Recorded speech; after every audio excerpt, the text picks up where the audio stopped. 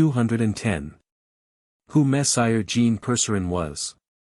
The king's tailor, Messire Jean Percerin, occupied a rather large house in the Rue Saint-Honoré, near the Rue de l'Arbre-Sec. He was a man of great taste in elegant stuffs, embroideries, and velvets, being hereditary tailor to the king. The preferment of his house reached as far back as the time of Charles IX. From whose reign dated, as we know, fancy and bravery difficult enough to gratify.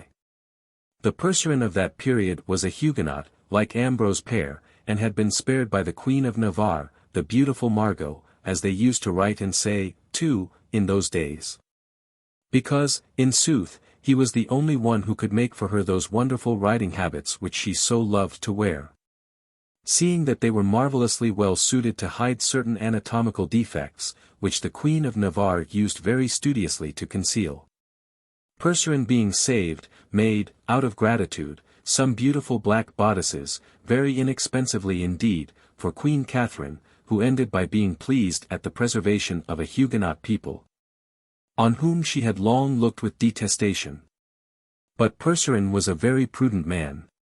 And having heard it said that there was no more dangerous sign for a Protestant than to be smiled upon by Catherine, and having observed that her smiles were more frequent than usual, he speedily turned Catholic with all his family. And having thus become irreproachable, attained the lofty position of Master Tailor to the crown of France. Under Henry III, gay king as he was, this position was as grand as the height of one of the loftiest peaks of the Cordilleras. Now Percerin had been a clever man all his life, and by way of keeping up his reputation beyond the grave, took very good care not to make a bad death of it, and so contrived to die very skilfully. And that at the very moment he felt his powers of invention declining. He left a son and a daughter, both worthy of the name they were called upon to bear. The son, a cutter as unerring and exact as the square rule, the daughter, apt at embroidery, and at designing ornaments. The marriage of Henry IV and Marie de Medici, and the exquisite court mourning for the aforementioned queen, together with a few words let fall by M. de Bassompierre, king of the beaux of the period, made the fortune of the second generation of Percerins. M. Concino Concini, and his wife Galigai, who subsequently shone at the French court, sought to Italianize the fashion, and introduced some Florentine tailors. But Percerin, touched to the quick in his patriotism and his self-esteem, entirely defeated these foreigners, and that so well that Concino was the first to give up his compatriots, and held the French tailor in such esteem that he would never employ any other, and thus wore a doublet of his on the very day that Vitry blew out his brains with a pistol at the Pont du Louvre.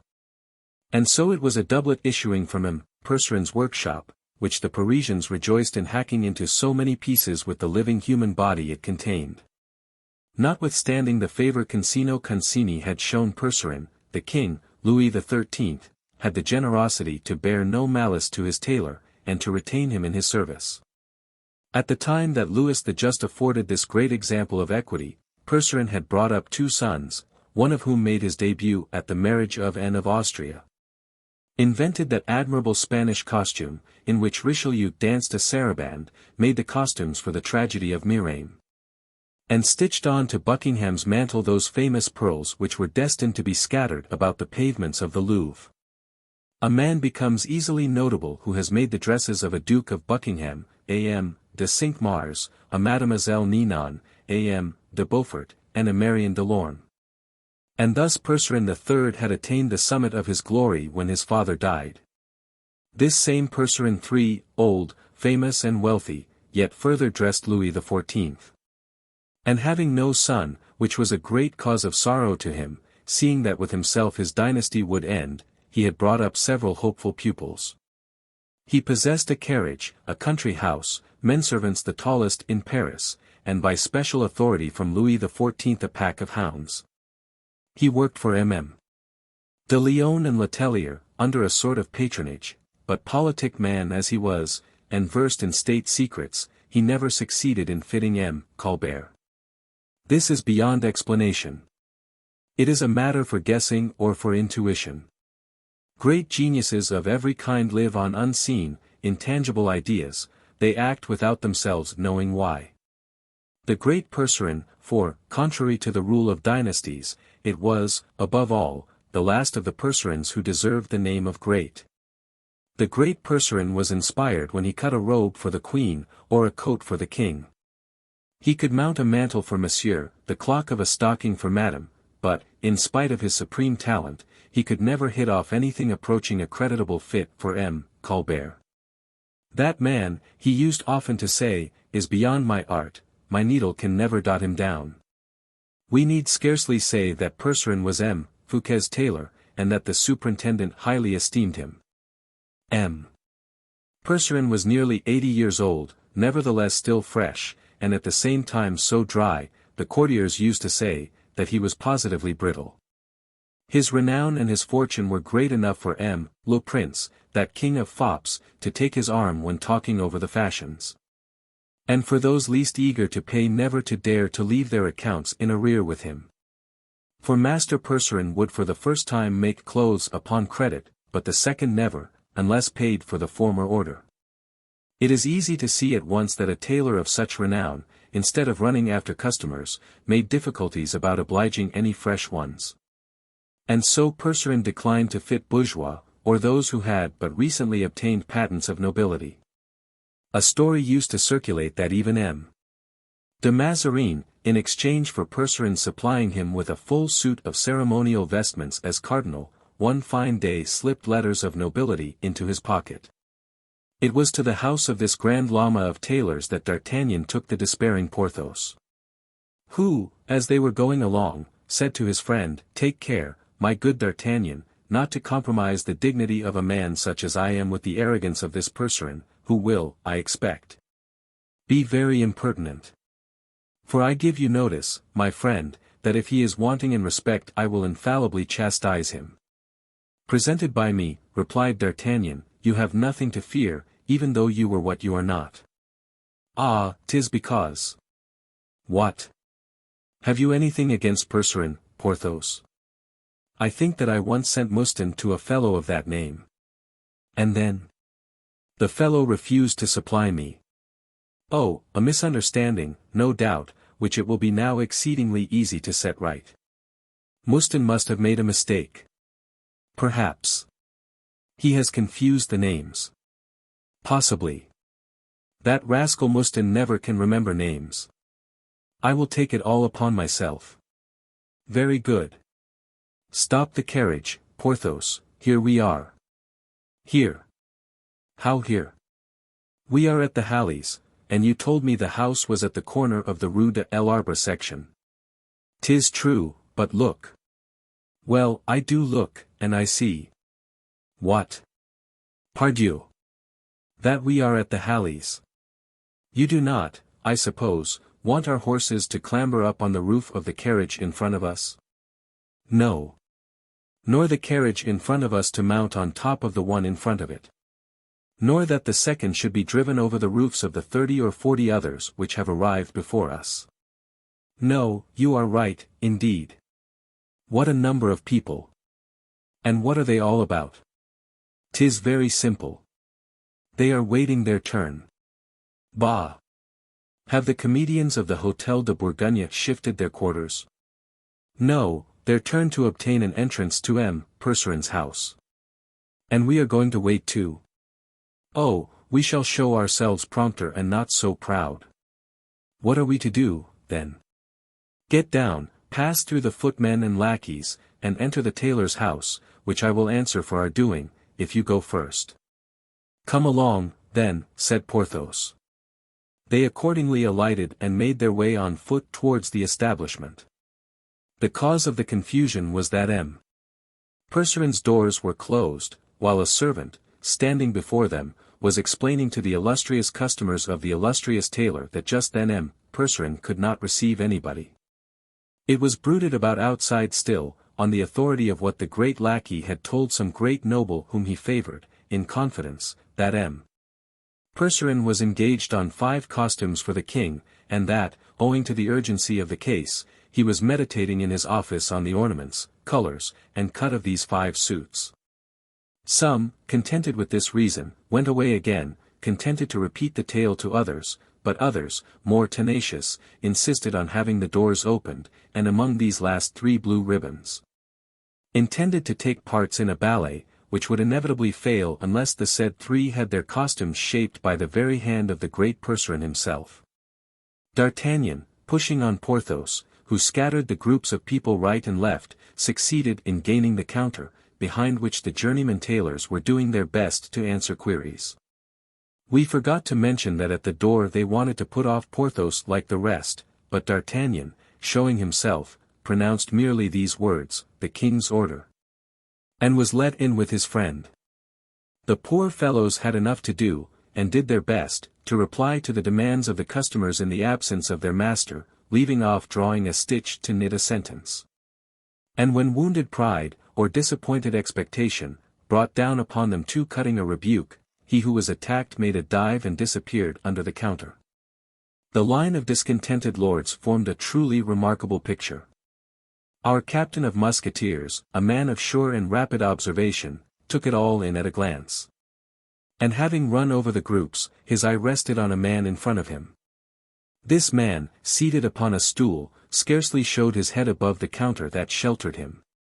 He was about 40 years of age, with a melancholy aspect, pale face, and soft luminous eyes. He was looking at D'Artagnan and the rest, with his chin resting upon his hand, like a calm and inquiring amateur. Only on perceiving, and doubtless recognizing, our captain, he pulled his hat down over his eyes. It was this action, perhaps, that attracted D'Artagnan's attention. If so, the gentleman who had pulled down his hat produced an effect entirely different from what he had desired. In other respects his costume was plain, and his hair evenly cut enough for customers, who were not close observers, to take him for a mere tailor's apprentice, perched behind the board, and carefully stitching cloth or velvet.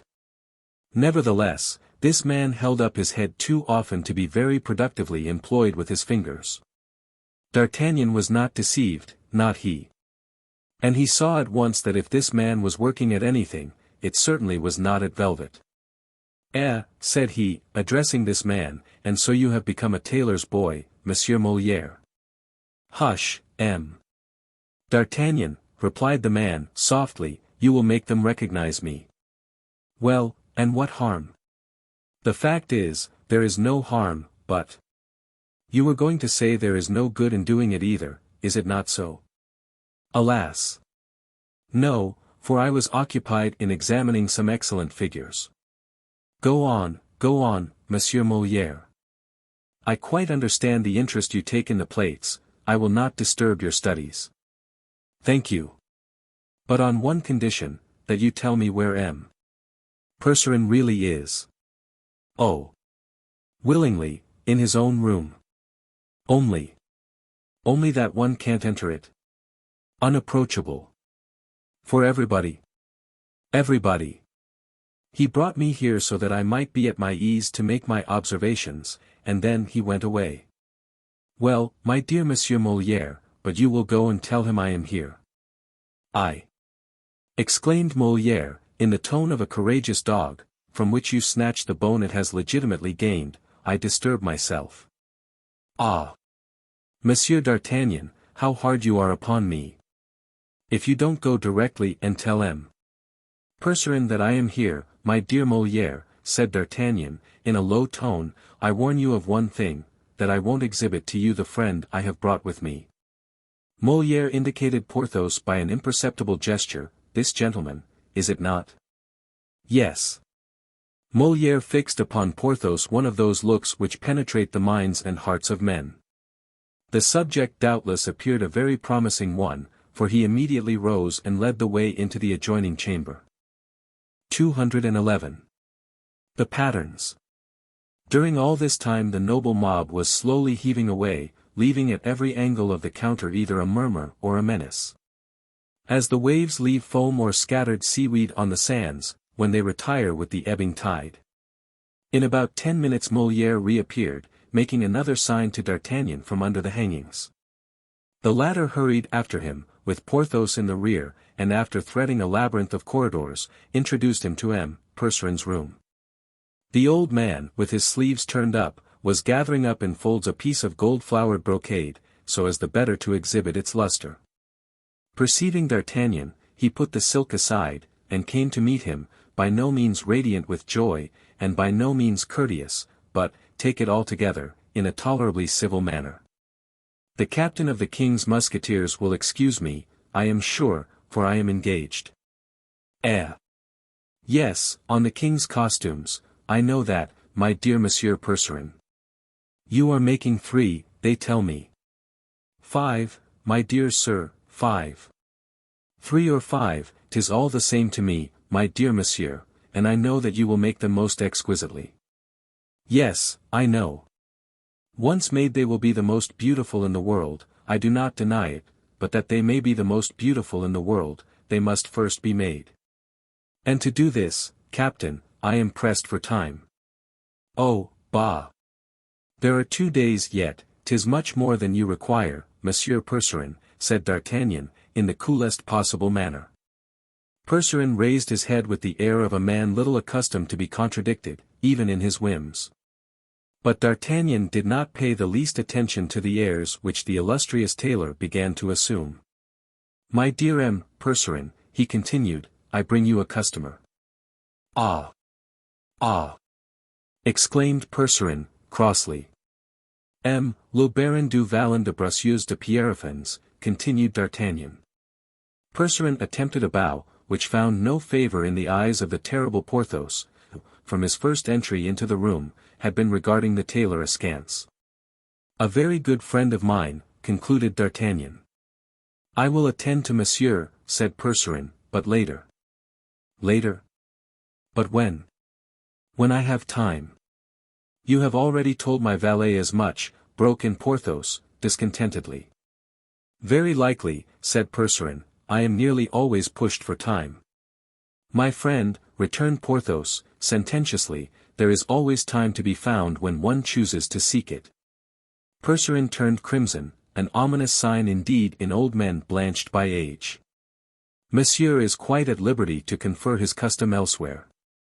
Come, Percerin, interposed D'Artagnan, you are not in a good temper today. Well, I will say one more word to you, which will bring you on your knees. Monsieur is not only a friend of mine, but more, a friend of M. Fouquet's. Ah! Ah! Exclaimed the tailor, that is another thing. Then turning to Porthos, Monsieur le Baron is attached to the superintendent, he inquired. I am attached to myself, shouted Porthos, at the very moment that the tapestry was raised to introduce a new speaker in the dialogue. Molière was all observation, D'Artagnan laughed, Porthos swore. My dear Percerin, said D'Artagnan, you will make a dress for the Baron. 'Tis I who ask you. To you I will not say nay, Captain. But that is not all, you will make it for him at once. 'Tis impossible within 8 days. That, then, is as much as to refuse, because the dress is wanted for the fete at Vaux. I repeat that it is impossible, returned the obstinate old man. By no means, dear Monsieur Percerin, above all if I ask you, said a mild voice at the door, a silvery voice which made D'Artagnan prick up his ears. It was the voice of Aramis. Monsieur d'Herblay, cried the tailor. Aramis, murmured D'Artagnan. Ah!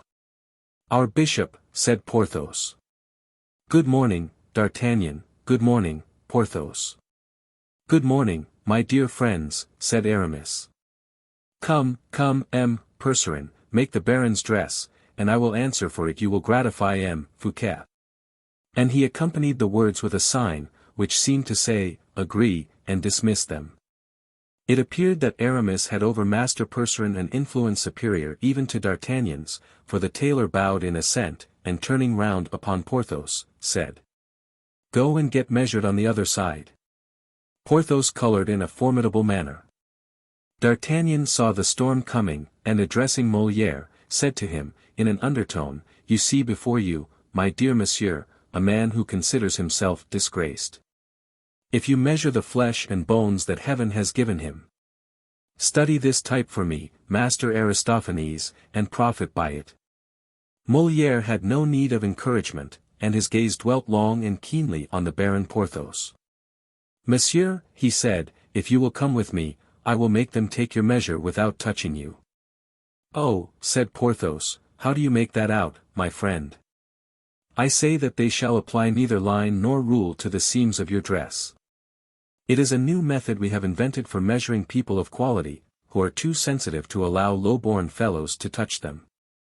We know some susceptible persons who will not put up with being measured, a process which, as I think, wounds the natural dignity of a man. And if perchance Monsieur should be one of these. Corboeuf. I believe I am too. Well, that is a capital and most consolatory coincidence, and you shall have the benefit of our invention. But how in the world can it be done? Asked Porthos, delighted.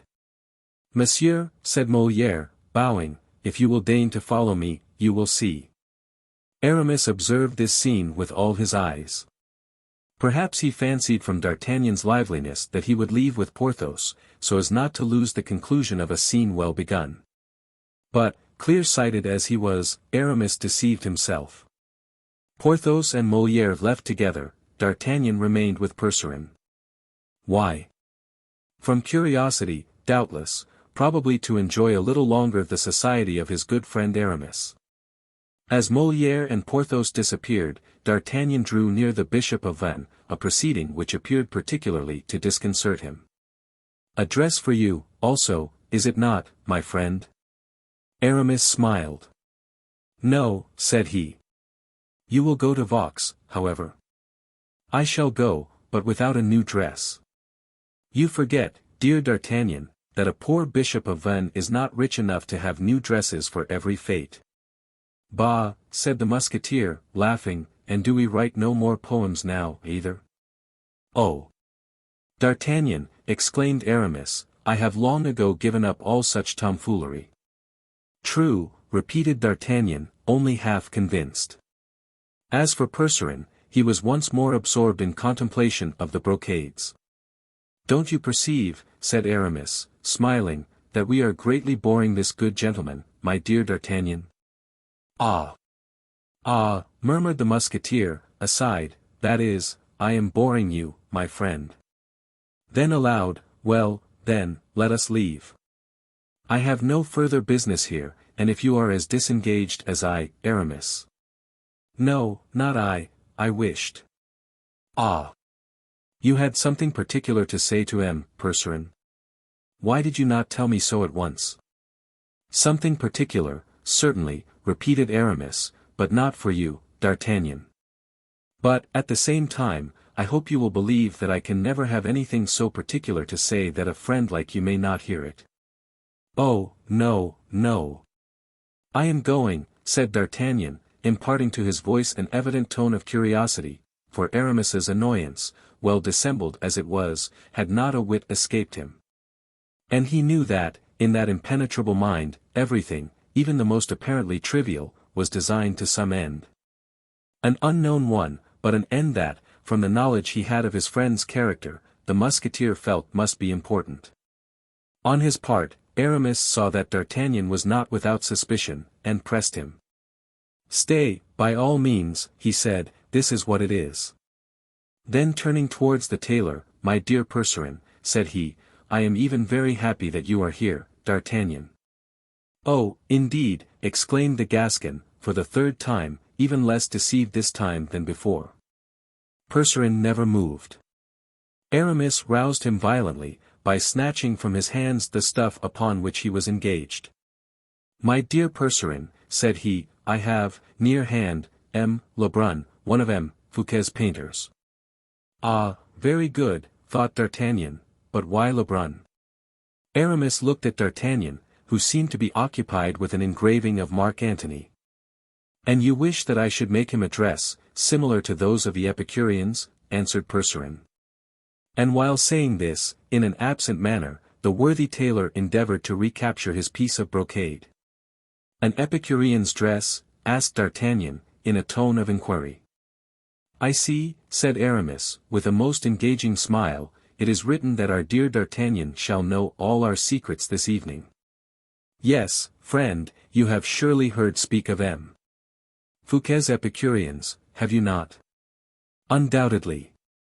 Is it not a kind of poetical society, of which La Fontaine, Lauret, Polisson, and Molière are members, and which holds its sittings at Saint-Mandé. Exactly so. Well, we are going to put our poets in uniform, and enroll them in a regiment for the king. Oh, very well, I understand, a surprise M. Fouquet is getting up for the king. Be at ease. If that is the secret about M. Lebrun, I will not mention it. Always agreeable, my friend.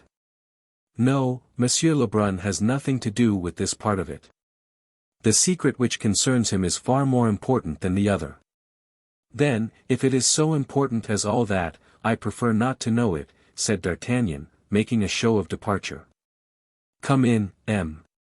Lebrun, come in, said Aramis, opening a side door with his right hand, and holding back D'Artagnan with his left. "I-faith, I too, am quite in the dark," quoth Percerin. Aramis took an opportunity, as is said in theatrical matters. "My dear M. de Percerin," Aramis continued, "you are making 5 dresses for the king, are you not? 1 in brocade, 1 in hunting cloth, 1 in velvet, 1 in satin, and 1 in Florentine stuffs." "Yes, but how, do you know all that, Monseigneur?" said Percerin, astounded. "It is all very simple, my dear monsieur, there will be a hunt, a banquet, concert, promenade and reception, these 5 kinds of dress are required by etiquette." "You know everything, Monseigneur." "And a thing or two in addition," muttered D'Artagnan. "But," cried the tailor, in triumph, "what you do not know, Monseigneur, Prince of the Church though you are, what nobody will know, what only the king, Mademoiselle de la Valliere, and myself do know, is the color of the materials and nature of the ornaments, and the cut, the ensemble, the finish of it all." "Well," said Aramis, "that is precisely what I have come to ask you, dear Percerin." "Ah, bah!" exclaimed the tailor, terrified, though Aramis had pronounced these words in his softest and most honeyed tones. The request appeared, on reflection, so exaggerated, so ridiculous, so monstrous to M. Percerin that first he laughed to himself, then aloud, and finished with a shout.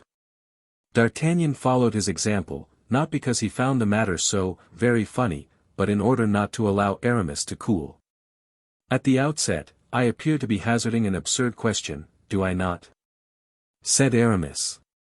"But D'Artagnan, who is incarnate wisdom itself, will tell you that I could not do otherwise than ask you this." "Let us see," said the attentive Musketeer, perceiving with his wonderful instinct that they had only been skirmishing till now, and that the hour of battle was approaching. "Let us see," said Percerin, incredulously. "Why, now," continued Aramis, "does M. Fouquet give the king a fete, is it not to please him?" "Assuredly," said Percerin. D'Artagnan nodded assent. "By delicate attentions? By some happy device? By a succession of surprises, like that of which we were talking, the enrollment of our Epicureans?" "Admirable. Well, then, this is the surprise we intend. M. Lebrun here is a man who draws most excellently." "Yes," said Percerin, "I have seen his pictures, and observed that his dresses were highly elaborated. That is why I at once agreed to make him a costume, whether to agree with those of the Epicureans, or an original one. My dear monsieur, we accept your offer, and shall presently avail ourselves of it, but just now, M. Lebrun is not in want of the dresses you will make for himself, but of those you are making for the king." Percerin made a bound backwards, which D'Artagnan, calmest and most appreciative of men, did not consider overdone. So many strange and startling aspects wore the proposal which Aramis had just hazarded. The king's dresses. Give the king's dresses to any mortal whatever. Oh! For once, Monseigneur, your grace is mad, cried the poor tailor in extremity. "Help me now, D'Artagnan," said Aramis, more and more calm and smiling. "Help me now to persuade monsieur, for you understand, do you not?" Not exactly, I declare." "What? You do not understand that M. Fouquet wishes to afford the king the surprise of finding his portrait on his arrival at Vaux. And that the portrait, which will be a striking resemblance, ought to be dressed exactly as the king will be on the day it is shown. Oh. Yes, yes, said the musketeer, nearly convinced, so plausible was this reasoning. Yes, my dear Aramis, you are right, it is a happy idea. I will wager it is one of your own, Aramis. Well, I don't know, replied the bishop, either mine or M. Fouquet's. Then scanning Percerin, after noticing D'Artagnan's hesitation, well, Monsieur Percerin, he asked, what do you say to this? I say, that you are, doubtless, free to refuse. I know well, and I by no means count upon compelling you, my dear monsieur. I will say more, I even understand all the delicacy you feel in taking up with M. Fouquet's idea. You dread appearing to flatter the king. A noble spirit, M. Percerin, a noble spirit. The tailor stammered. It would, indeed, be a very pretty compliment to pay the young prince, continued Aramis. But as the surintendant told me, if Percerin refuse, tell him that it will not at all lower him in my opinion, and I shall always esteem him, only. Only? Repeated Percerin, rather troubled. Only, continued Aramis, I shall be compelled to say to the king, you understand, my dear Monsieur Percerin, that these are M. Fouquet's words, I shall be constrained to say to the king, sire, I had intended to present your majesty with your portrait, but owing to a feeling of delicacy, slightly exaggerated perhaps. Although creditable, M. Percerin opposed the project. Opposed, cried the tailor, terrified at the responsibility which would weigh upon him, and to oppose the desire, the will of M. Fouquet when he is seeking to please the king. Oh, what a hateful word you have uttered, monseigneur. Oppose. Oh, 'tis not I who said it, heaven have mercy on me. I call the captain of the Musketeers to witness it. Is it not true, Monsieur d'Artagnan, that I have opposed nothing? D'Artagnan made a sign indicating that he wished to remain neutral. He felt that there was an intrigue at the bottom of it, whether comedy or tragedy, he was at his wit's end at not being able to fathom it, but in the meanwhile wished to keep clear. But already Percerin, goaded by the idea that the king was to be told he stood in the way of a pleasant surprise, had offered Lebrun a chair. And proceeded to bring from a wardrobe 4 magnificent dresses, the 5th being still in the workman's hands. And these masterpieces he successively fitted upon 4 lay figures, which, imported into France in the time of Concini, had been given to Percerin too by Marshal d'Honor. After the discomfiture of the Italian tailors ruined in their competition. The painter set to work to draw and then to paint the dresses. But Aramis, who was closely watching all the phases of his toil, suddenly stopped him. I think you have not quite got it, my dear Lebrun, he said, your colors will deceive you, and on canvas we shall lack that exact resemblance which is absolutely requisite. Time is necessary for attentively observing the finer shades. Quite true, said Percerin, but time is wanting, and on that head, you will agree with me, monseigneur, I can do nothing. Then the affair will fail, said Aramis, quietly, and that because of a want of precision in the colors. Nevertheless Lebrun went on copying the materials and ornaments with the closest fidelity, a process which Aramis watched with ill-concealed impatience. What in the world, now, is the meaning of this imbroglio? The musketeer kept saying to himself. That will never do, said Aramis. Lebrun, close your box, and roll up your canvas. But, monsieur, cried the vexed painter, the light is abominable here. An idea, Lebrun, an idea. If we had a pattern of the materials, for example, and with time, and a better light. Oh, then, cried Lebrun, I would answer for the effect. Good. Said D'Artagnan, this ought to be the knotty point of the whole thing, they want a pattern of each of the materials. Mordioux. Will this Percerin give in now? Percerin, beaten from his last retreat, and duped, moreover, by the feigned good nature of Aramis, cut out 5 patterns and handed them to the Bishop of Vannes. I like this better. That is your opinion, is it not? Said Aramis to D'Artagnan. My dear Aramis, said D'Artagnan, my opinion is that you are always the same. And, consequently, always your friend," said the bishop in a charming tone. "Yes, yes," said D'Artagnan, aloud. Then, in a low voice, "if I am your dupe, double Jesuit that you are, I will not be your accomplice, and to prevent it, 'tis time I left this place. Adieu, Aramis," he added aloud, "adieu. I am going to rejoin Porthos." "Then wait for me," said Aramis, pocketing the patterns, "for I have done, and shall be glad to say a parting word to our dear old friend." Lebrun packed up his paints and brushes, Percerin put back the dresses into the closet, Aramis put his hand on his pocket to assure himself the patterns were secure, and they all left the study. 212. Where, probably, Molière obtained his first idea of the bourgeois gentilhomme. D'Artagnan found Porthos in the adjoining chamber. But no longer an irritated Porthos, or a disappointed Porthos, but Porthos radiant, blooming, fascinating, and chattering with Molière, who was looking upon him with a species of idolatry. And as a man would who had not only never seen anything greater, but not even ever anything so great. Aramis went straight up to Porthos and offered him his white hand, which lost itself in the gigantic clasp of his old friend, an operation which Aramis never hazarded without a certain uneasiness. But the friendly pressure having been performed not too painfully for him, the Bishop of Vannes passed over to Molière. "Well, monsieur," said he, "will you come with me to Saint-Mandé?" "I will go anywhere you like, monseigneur," answered Molière. "To Saint-Mandé," cried Porthos, surprised at seeing the proud Bishop of Vannes fraternizing with a journeyman tailor. "What, Aramis, are you going to take this gentleman to Saint-Mandé?" "Yes," said Aramis, smiling, "our work is pressing." "And besides, my dear Porthos," continued D'Artagnan, Molière is not altogether what he seems." "In what way?" asked Porthos. "Why, this gentleman is one of Percerin's chief clerks, and is expected at Saint-Mandé to try on the dresses which Fouquet has ordered for the Epicureans."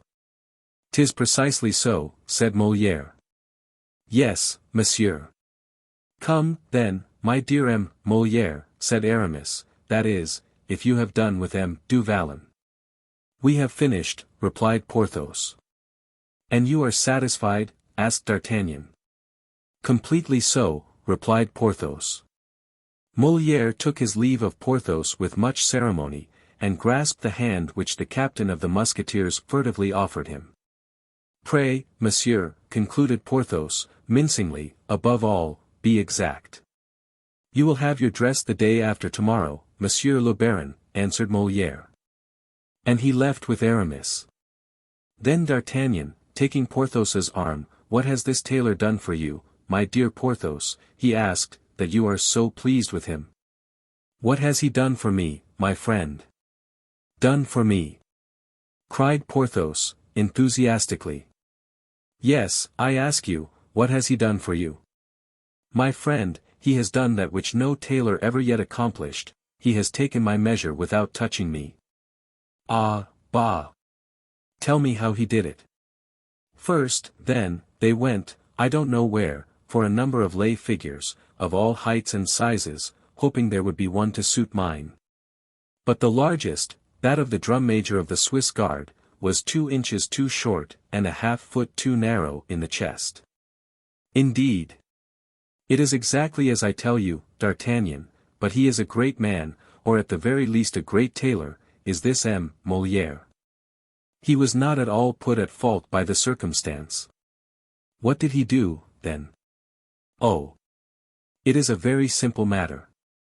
I'faith, 'tis an unheard of thing that people should have been so stupid as not to have discovered this method from the first. What annoyance and humiliation they would have spared me. Not to speak of the costumes, my dear Porthos." "Yes, 30 dresses." "Well, my dear Porthos, come, tell me Molière's plan." "Molière? You call him so, do you? I shall make a point of recollecting his name." "Yes, or Poquelin, if you prefer that." "No, I like Molière best. When I wish to recollect his name, I shall think of Valliere, an aviary, and as I have one at Pierrefonds." "Capital," returned D'Artagnan. And Moliere's plan?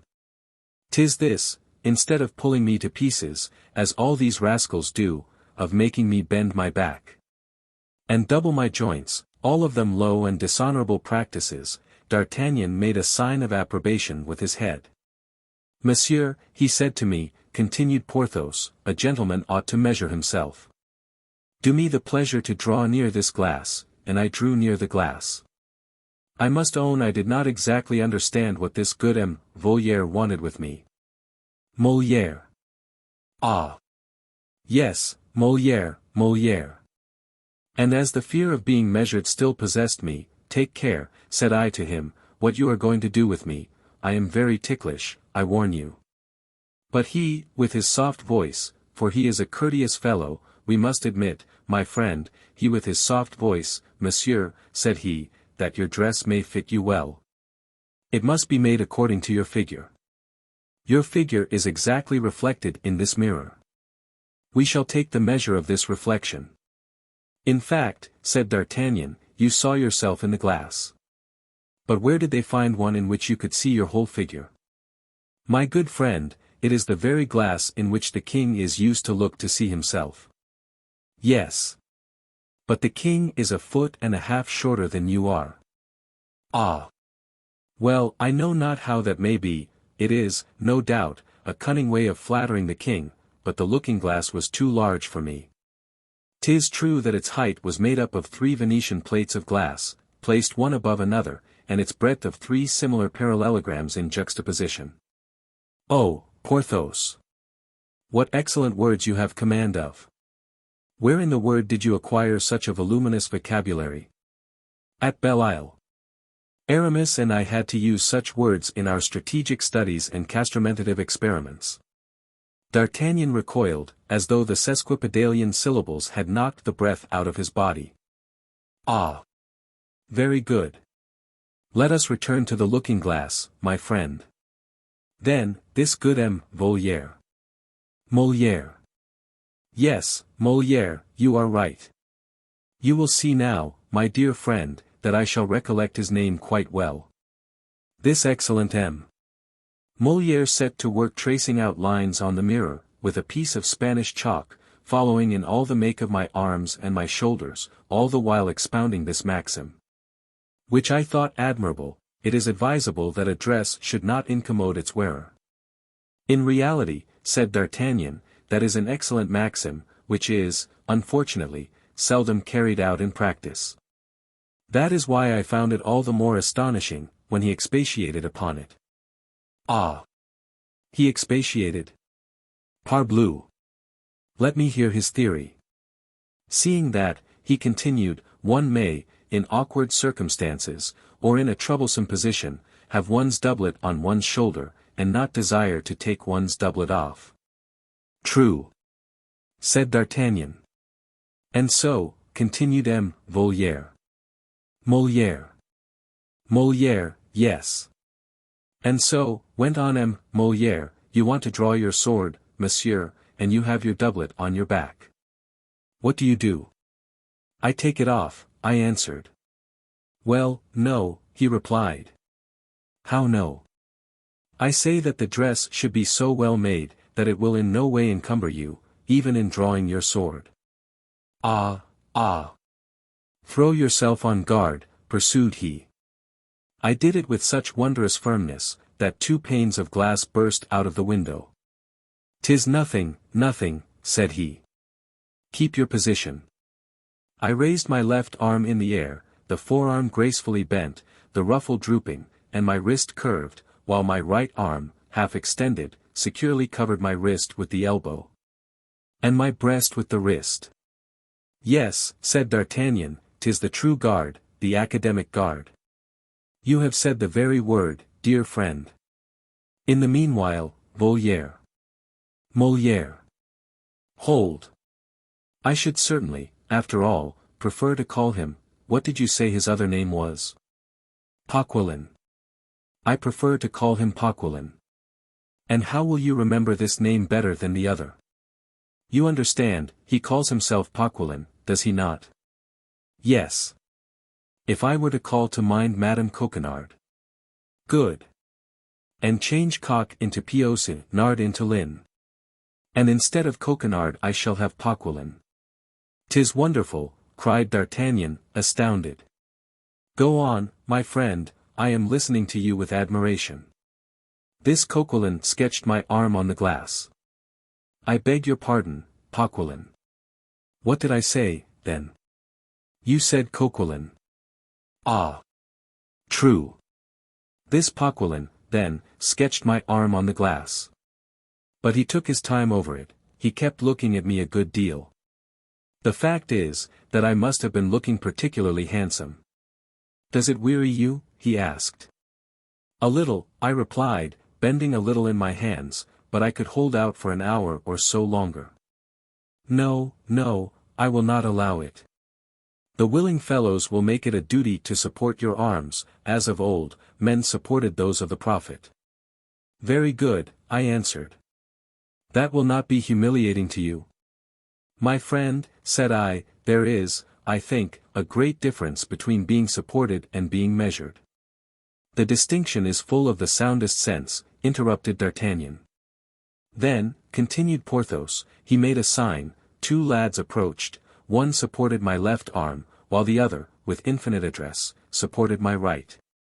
Another, my man, cried he. A third approached. Support Monsieur by the waist, said he. The garçon complied.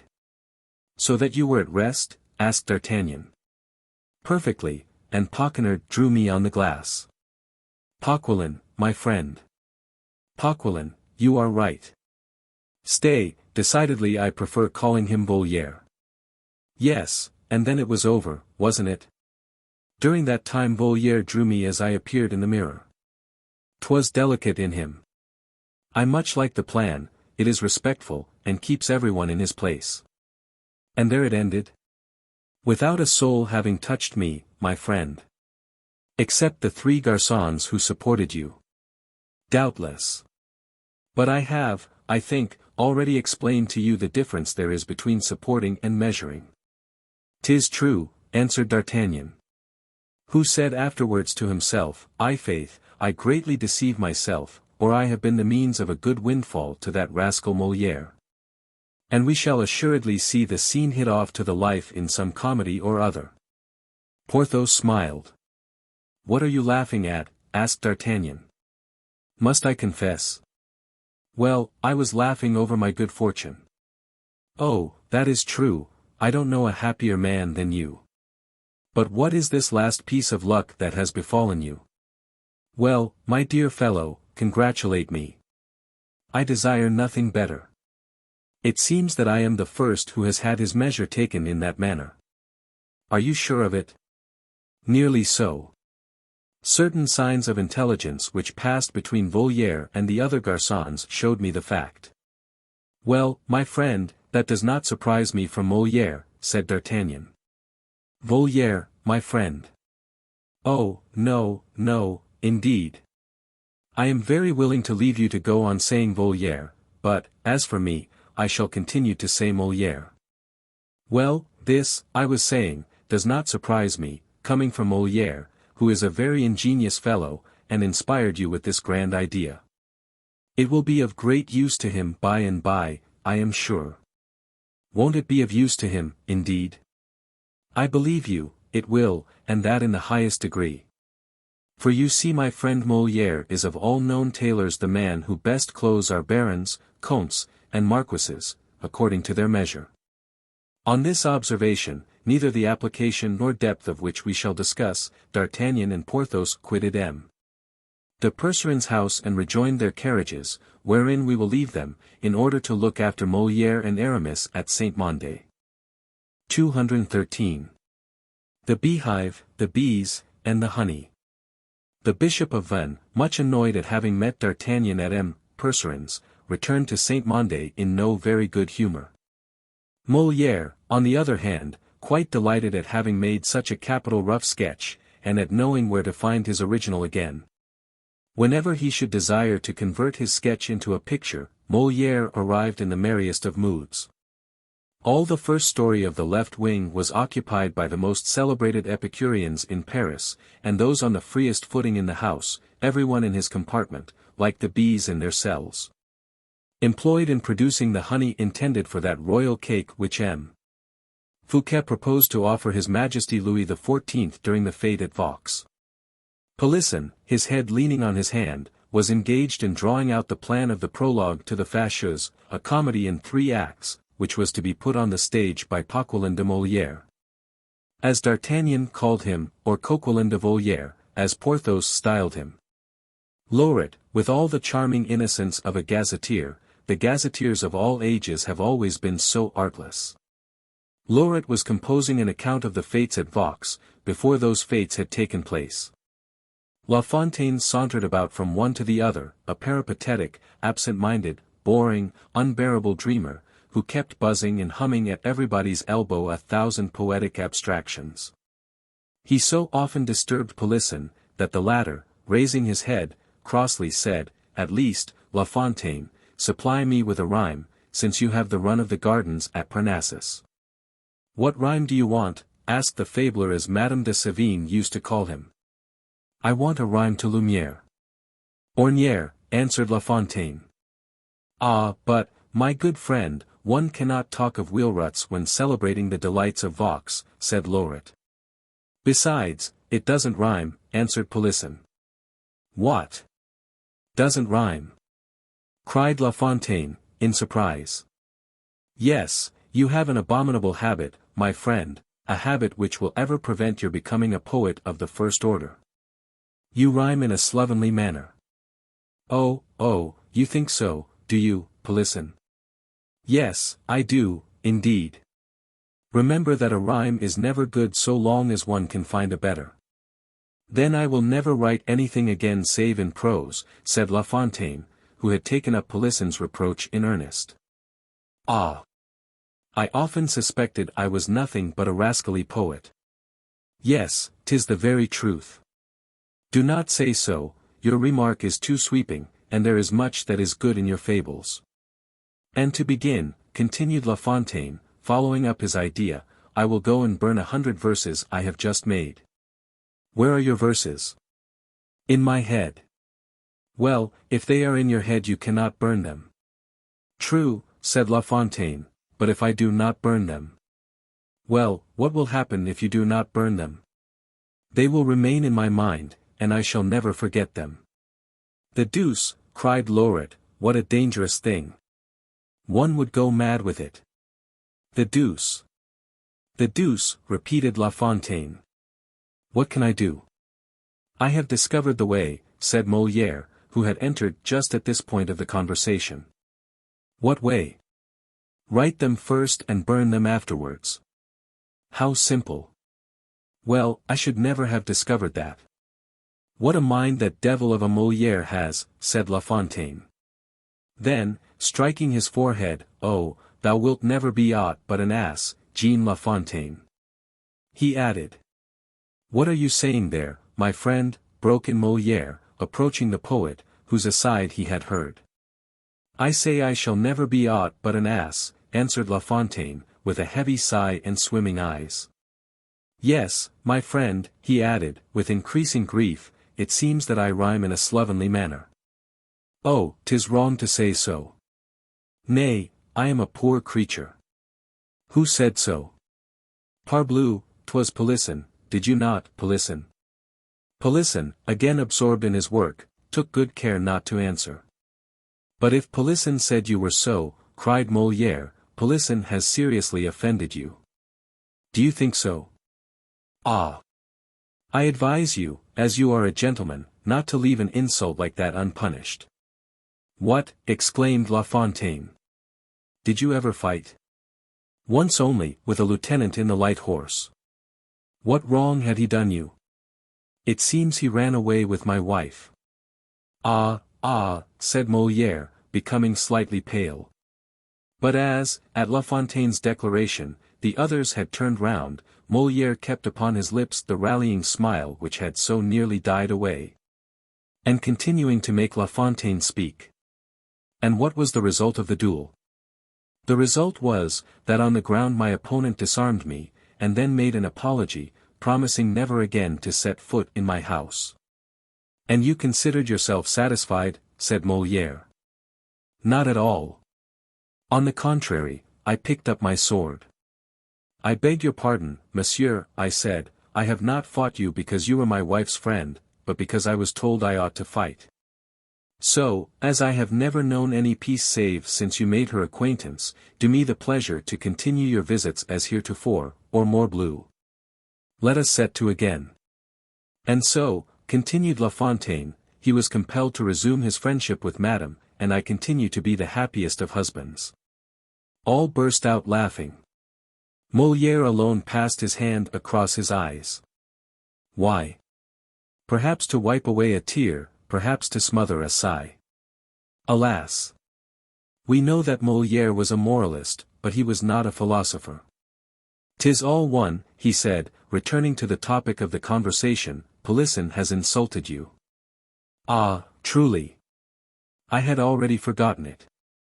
And I am going to challenge him on your behalf." "Well, you can do so, if you think it indispensable." "I do think it indispensable, and I am going to." "Stay," exclaimed La Fontaine, "I want your advice." "Upon what? This insult?" "No. Tell me really now whether Lumière does not rhyme with ornière." "I should make them rhyme." "Ah! I knew you would. And I have made 100,000 such rhymes in my time." 100,000, cried La Fontaine. "For times as many as La Pucelle, which Chapelain is meditating. Is it also on this subject, too, that you have composed 100,000 verses?" "Listen to me, you eternally absent-minded creature," said Molière. "It is certain," continued La Fontaine, "that legume, for instance, rhymes with posthume. In the plural, above all." "Yes, above all in the plural, seeing that then it rhymes not with 3 letters, but with 4, as ornière does with Lumière." "But give me ornières and Lumières in the plural, my dear Polisson," said La Fontaine, clapping his hand on the shoulder of his friend, whose insult he had quite forgotten, "and they will rhyme." "Hem," coughed Polisson. "Molière says so, and Molière is a judge of such things. He declares he has himself made 100,000 verses." "Come," said Molière, laughing, "he is off now. It is like rivage, which rhymes admirably with herbage. I would take my oath of it." "But," said Molière. "I tell you all this," continued La Fontaine, "because you are preparing a divertisement for Vaux, are you not?" "Yes, the fâcheuse." "Ah, yes, the fâcheuse, yes, I recollect. Well, I was thinking a prologue would admirably suit your divertisement." "Doubtless it would suit capitally." "Ah! You are of my opinion. So much so, that I have asked you to write this very prologue." "You asked me to write it?" "Yes, you, and on your refusal begged you to ask Polisson, who is engaged upon it at this moment." "Ah! That is what Polisson is doing, then." "I' faith, my dear Molière, you are indeed often right." "When?" "When you call me absent-minded. It is a monstrous defect. I will cure myself of it, and do your prologue for you. But inasmuch as Polisson is about it." "Ah, true, miserable rascal that I am. Lauret was indeed right in saying I was a poor creature." "It was not Lauret who said so, my friend." "Well, then, whoever said so, 'tis the same to me. And so your divertisement is called the fâcheuse? Well, can you make her rhyme with fâcheuse?" "If obliged, yes." "And even with capriceuse?" "Oh, no, no. It would be hazardous, and yet why so? There is too great a difference in the cadences." "I was fancying," said La Fontaine, leaving Molière for Lauret, "I was fancying." "What were you fancying?" said Lauret, in the middle of a sentence. "Make haste. You are writing the prologue to the fâcheuse, are you not?" "No. Mordieu. It is Polisson." "Ah, Polisson," cried La Fontaine, going over to him, "I was fancying," he continued, that the nymph of Vaux. Ah, beautiful, cried Lauret. The nymph of Vaux. Thank you, La Fontaine. You have just given me the 2 concluding verses of my paper. Well, if you can rhyme so well, La Fontaine, said Polisson, tell me now in what way you would begin my prologue. I should say, for instance, oh. Nymph, who, after who I should place a verb in the second person singular of the present indicative, and should go on thus, this grot profound. But the verb, asked Polisson. To admire the greatest king of all kings round, continued La Fontaine. But the verb, obstinately insisted Polisson. This second person singular of the present indicative? Well, then, quittest. Oh, nymph, who quittest now this grot profound? To admire the greatest king of all kings round. You would not put, who quittest, would you? Why not? Quittest, after, you who. Ah! My dear fellow, exclaimed La Fontaine, you are a shocking pedant. Without counting, said Molière, that the second verse, king of all kings round, is very weak, my dear La Fontaine. Then you see clearly I am nothing but a poor creature, a shuffler, as you said. I never said so. Then, as Lauret said. And it was not Lauret either, it was Polisson. Well, Polisson was right 100 times over. But what annoys me more than anything, my dear Molière, is, that I fear we shall not have our Epicurean dresses. You expected yours, then, for the fete. Yes, for the fete, and then for after the fete. My housekeeper told me that my own is rather faded. Diable. Your housekeeper is right. Rather more than faded. Ah, you see, resumed La Fontaine, the fact is, I left it on the floor in my room, and my cat. Well, your cat. She made her nest upon it, which has rather changed its color. Molière burst out laughing, Polisson and Lauret followed his example. At this juncture, the Bishop of Vannes appeared, with a roll of plans and parchments under his arm. As if the angel of death had chilled all gay and sprightly fancies, as if that one form had scared away the graces to whom Xenocrates sacrificed, silence immediately reigned through the study. And everyone resumed his self-possession and his pen. Aramis distributed the notes of invitation, and thanked them in the name of M. Fouquet. The superintendent, he said, being kept to his room by business, could not come and see them, but begged them to send him some of the fruits of their day's work, to enable him to forget the fatigue of his labor in the night. At these words, all settled down to work. La Fontaine placed himself at a table, and set his rapid pen an endless dance across the smooth white vellum. Polisson made a fair copy of his prologue. Molière contributed 50 fresh verses, with which his visit to Percerin had inspired him, Lauret, an article on the marvellous fates he predicted. And Aramis, laden with his booty like the king of the bees, that great black drone, decked with purple and gold, re-entered his apartment, silent and busy. But before departing, remember, gentlemen, said he, we leave tomorrow evening. In that case, I must give notice at home, said Molière. Yes, poor Molière, said Lauret, smiling. He loves his home.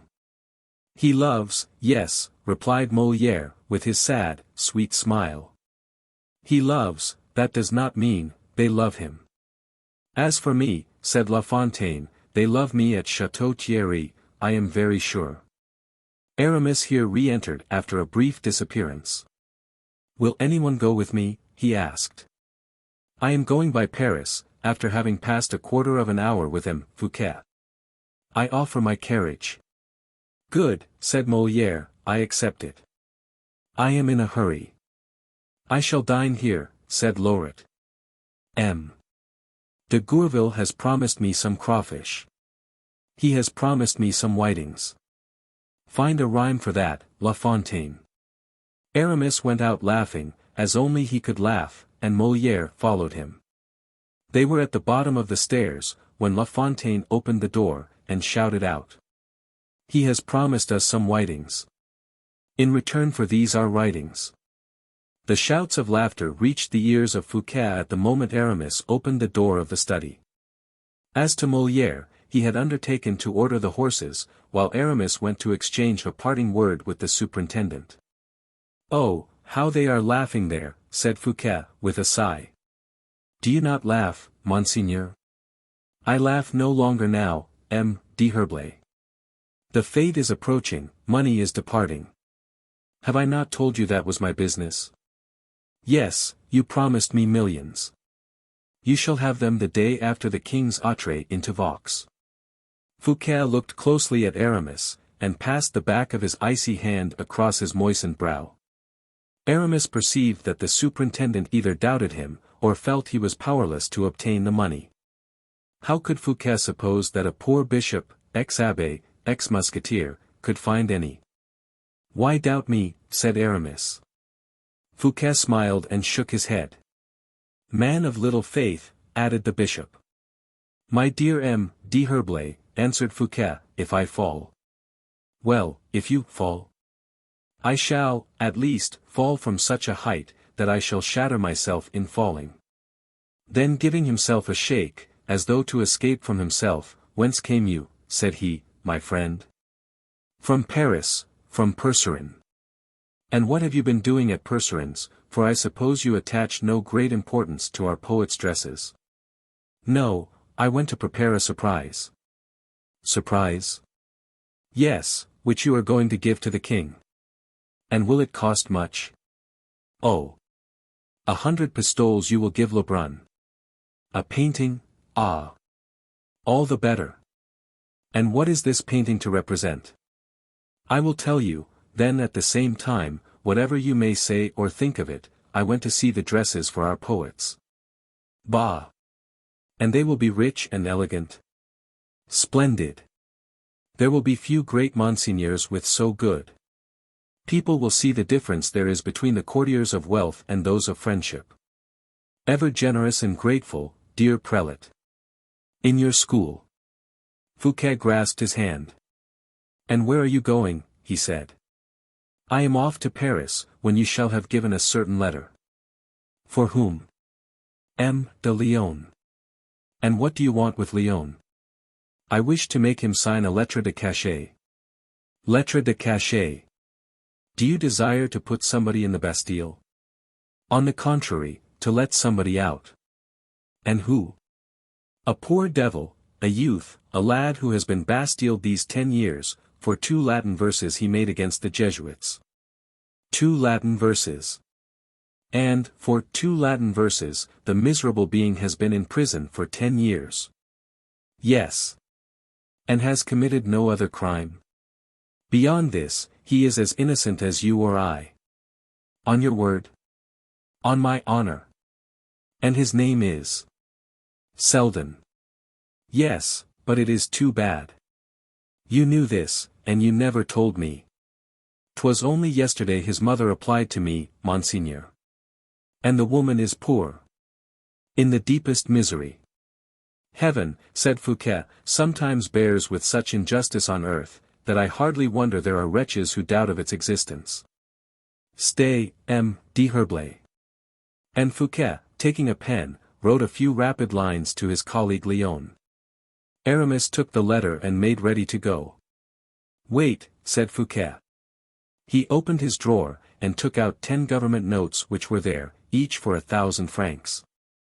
"Stay," he said, "set the son at liberty, and give this to the mother. But, above all, do not tell her." "What, monseigneur?" "That she is 10,000 livres richer than I. She would say I am but a poor superintendent. Go. And I pray that God will bless those who are mindful of his poor." "So also do I pray," replied Aramis, kissing Fouquet's hand. And he went out quickly, carrying off the letter for Lyonne and the notes for Selden's mother, and taking up Molière, who was beginning to lose patience. 214. Another supper at the Bastille. 7 o'clock sounded from the great clock of the Bastille, that famous clock, which, like all the accessories of the state prison, the very use of which is a torture, recalled to the prisoners' minds the destination of every hour of their punishment. The timepiece of the Bastille, adorned with figures, like most of the clocks of the period, represented St. Peter in bonds. It was the supper hour of the unfortunate captives. The doors, grating on their enormous hinges, opened for the passage of the baskets and trays of provisions, the abundance and the delicacy of which, as M. de Bazemos has himself taught us, was regulated by the condition in life of the prisoner. We understand on this head the theories of M. de Bazemos, sovereign dispenser of gastronomic delicacies, head cook of the royal fortress, whose trays, full laden, were ascending the steep staircases, carrying some consolation to the prisoners in the shape of honestly filled bottles of good vintages. This same hour was that of M. le Gouverneur's supper also. He had a guest today, and the spit turned more heavily than usual. Roast partridges flanked with quails and flanking a larded leveret. Boiled fowls, hams, fried and sprinkled with white wine, cardons of Guipuzcoa and la bisque d'écrevisses, these, together with soups and hors d'oeuvres, constituted the governor's bill of fare. Bazemos, seated at table, was rubbing his hands and looking at the Bishop of Vannes, who, booted like a cavalier, dressed in grey and sword at side, kept talking of his hunger and testifying the liveliest impatience. M. de Bazemos de Montelzin was not accustomed to the unbending movements of his greatness my lord of Vannes, and this evening Aramis, becoming sprightly, volunteered confidence on confidence. The prelate had again a little touch of the musketeer about him. The bishop just trenched on the borders only of license in his style of conversation. As for M. de Bazemos, with the facility of vulgar people, he gave himself up entirely upon this point of his guest's freedom. Monsieur, said he, for indeed tonight I dare not call you Monseigneur. By no means, said Aramis, call me Monsieur, I am booted. Do you know, Monsieur, of whom you remind me this evening? No. Faith, said Aramis, taking up his glass. But I hope I remind you of a capital guest. You remind me of two, Monsieur.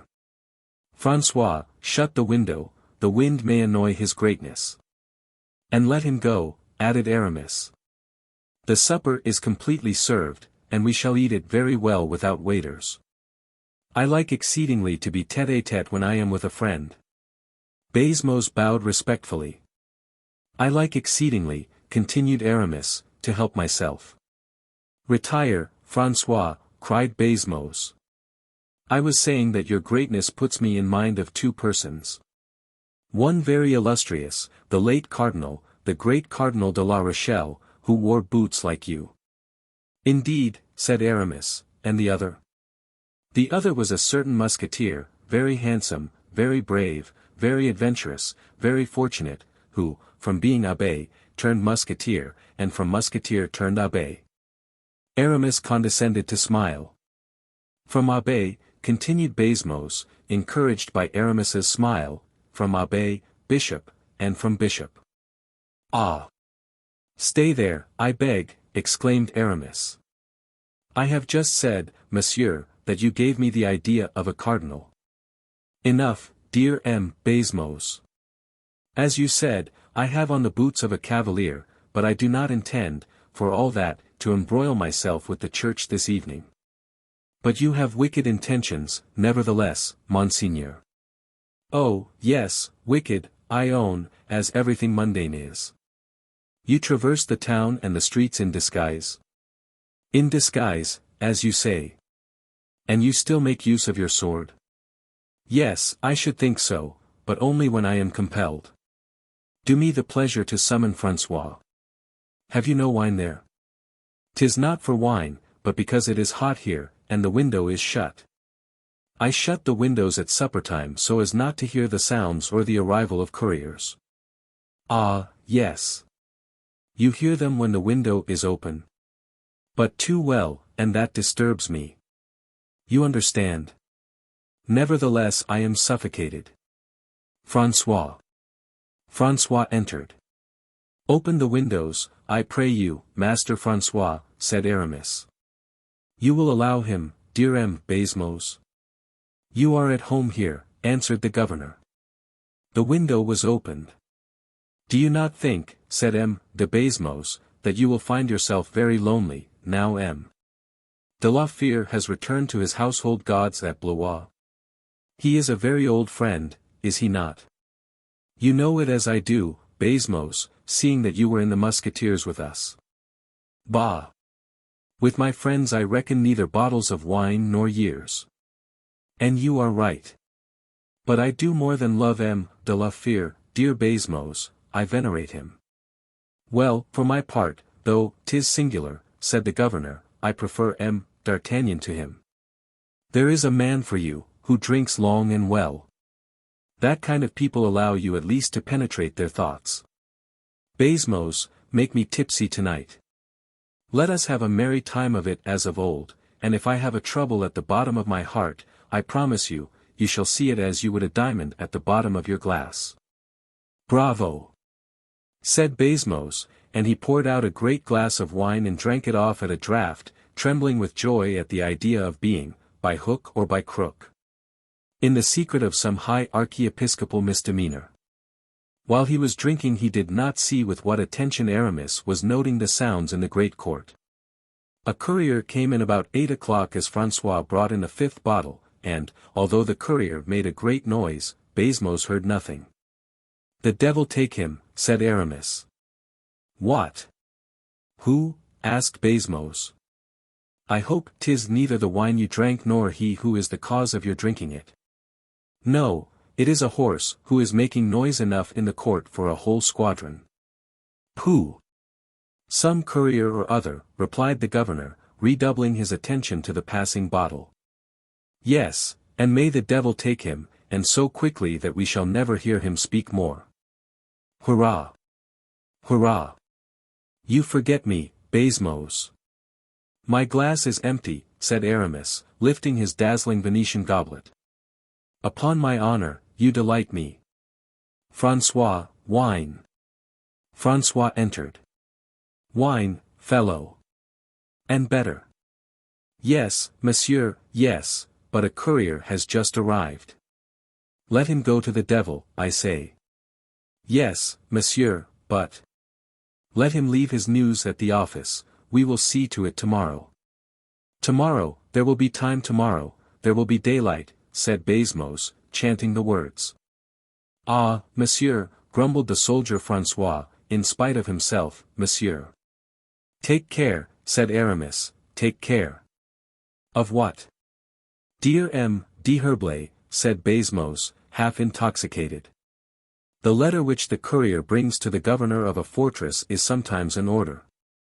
Nearly always. Do not orders issue from the ministers? Yes, undoubtedly, but. And what do these ministers do but countersign the signature of the king? Perhaps you are right. Nevertheless, 'tis very tiresome when you are sitting before a good table, tête-à-tête with a friend. Ah! I beg your pardon, monsieur. I forgot it is I who engage you at supper, and that I speak to a future cardinal. Let us pass over that, dear Basmos, and return to our soldier, to François. Well, and what has François done? He has demurred. He was wrong, then. However, he has demurred, you see, 'tis because there is something extraordinary in this matter. It is very possible that it was not François who was wrong in demurring, but you, who are in the wrong in not listening to him. Wrong? I to be wrong before François? That seems rather hard. Pardon me, merely an irregularity. But I thought it my duty to make an observation which I deem important. Oh! Perhaps you are right, stammered Basmos. The king's order is sacred. But as to orders that arrive when one is at supper, I repeat that the devil. If you had said as much to the great cardinal, hem. My dear Basmos, and if his order had any importance. I do it that I may not disturb a bishop. Mordiex. Am I not, then, excusable? Do not forget, Basmos, that I have worn the soldier's coat, and I am accustomed to obedience everywhere. You wish, then. I wish that you would do your duty, my friend, yes, at least before this soldier. 'Tis mathematically true, exclaimed Basmos. François still waited, Let them send this order of the king's up to me, he repeated, recovering himself. And he added in a low tone, do you know what it is? I will tell you something about as interesting as this. Beware of fire near the powder magazine, or, look close after such and such a one, who is clever at escaping. Ah! If you only knew, Monseigneur, how many times I have been suddenly awakened from the very sweetest, deepest slumber, by messengers arriving at full gallop to tell me, or rather, bring me a slip of paper containing these words, Monsieur de Beaufort, what news? 'Tis clear enough that those who waste their time writing such orders have never slept in the Bastille. They would know better. They have never considered the thickness of my walls, the vigilance of my officers, the number of rounds we go. But, indeed, what can you expect, Monseigneur? It is their business to write and torment me when I am at rest, and to trouble me when I am happy, added Beaufort, bowing to Aramis. Then let them do their business. And do you do yours, added the bishop, smiling. François re-entered. Beaufort took from his hands the minister's order. He slowly undid it, and as slowly read it. Aramis pretended to be drinking, so as to be able to watch his host through the glass. Then, Beaufort, having read it, what was I just saying, he exclaimed. What is it? Asked the bishop. An order of release. There, now, excellent news indeed to disturb us. Excellent news for him whom it concerns, you will at least agree, my dear governor. And at 8 o'clock in the evening. It is charitable. Oh! Charity is all very well, but it is for that fellow who says he is so weary and tired, but not for me who am amusing myself, said Beaufort, exasperated. Will you lose by him, then? And is the prisoner who is to be set at liberty a good payer? Oh, yes, indeed. A miserable, 5-franc rat. Let me see it, asked M. d'Herblay. It is no indiscretion. By no means, read it. There is urgent on the paper, you have seen that, I suppose. Oh, admirable. Urgent. A man who has been there 10 years.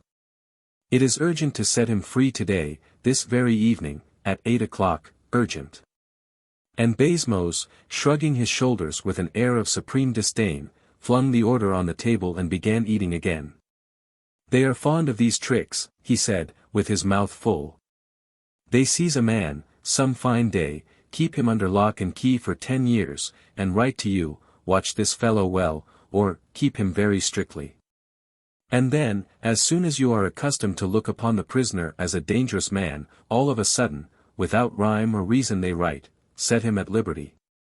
And actually add to their missive, urgent. You will own, my lord, 'tis enough to make a man at dinner shrug his shoulders. What do you expect? It is for them to write, said Aramis, for you to execute the order. Good. Good. Execute it. Oh, patience. You must not imagine that I am a slave. Gracious heaven. My very good M. Beaufort, whoever said so? Your independence is well known. Thank heaven. But your goodness of heart is also known. Ah! Don't speak of it. And your obedience to your superiors. Once a soldier, you see, Beaufort, always a soldier. And I shall directly obey. And tomorrow morning, at daybreak, the prisoner referred to shall be set free. Tomorrow? At dawn. Why not this evening, seeing that the lettre de cachet bears, both on the direction and inside, urgent? Because this evening we are at supper, and our affairs are urgent, too. Dear Beaufort, booted though I be, I feel myself a priest, and charity has higher claims upon me than hunger and thirst. This unfortunate man has suffered long enough, since you have just told me that he has been your prisoner these 10 years. Abridge his suffering. His good time has come, give him the benefit quickly.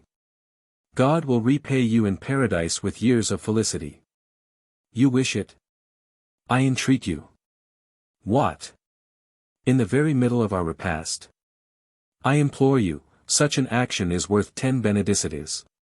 It shall be as you desire, only our supper will get cold. Oh!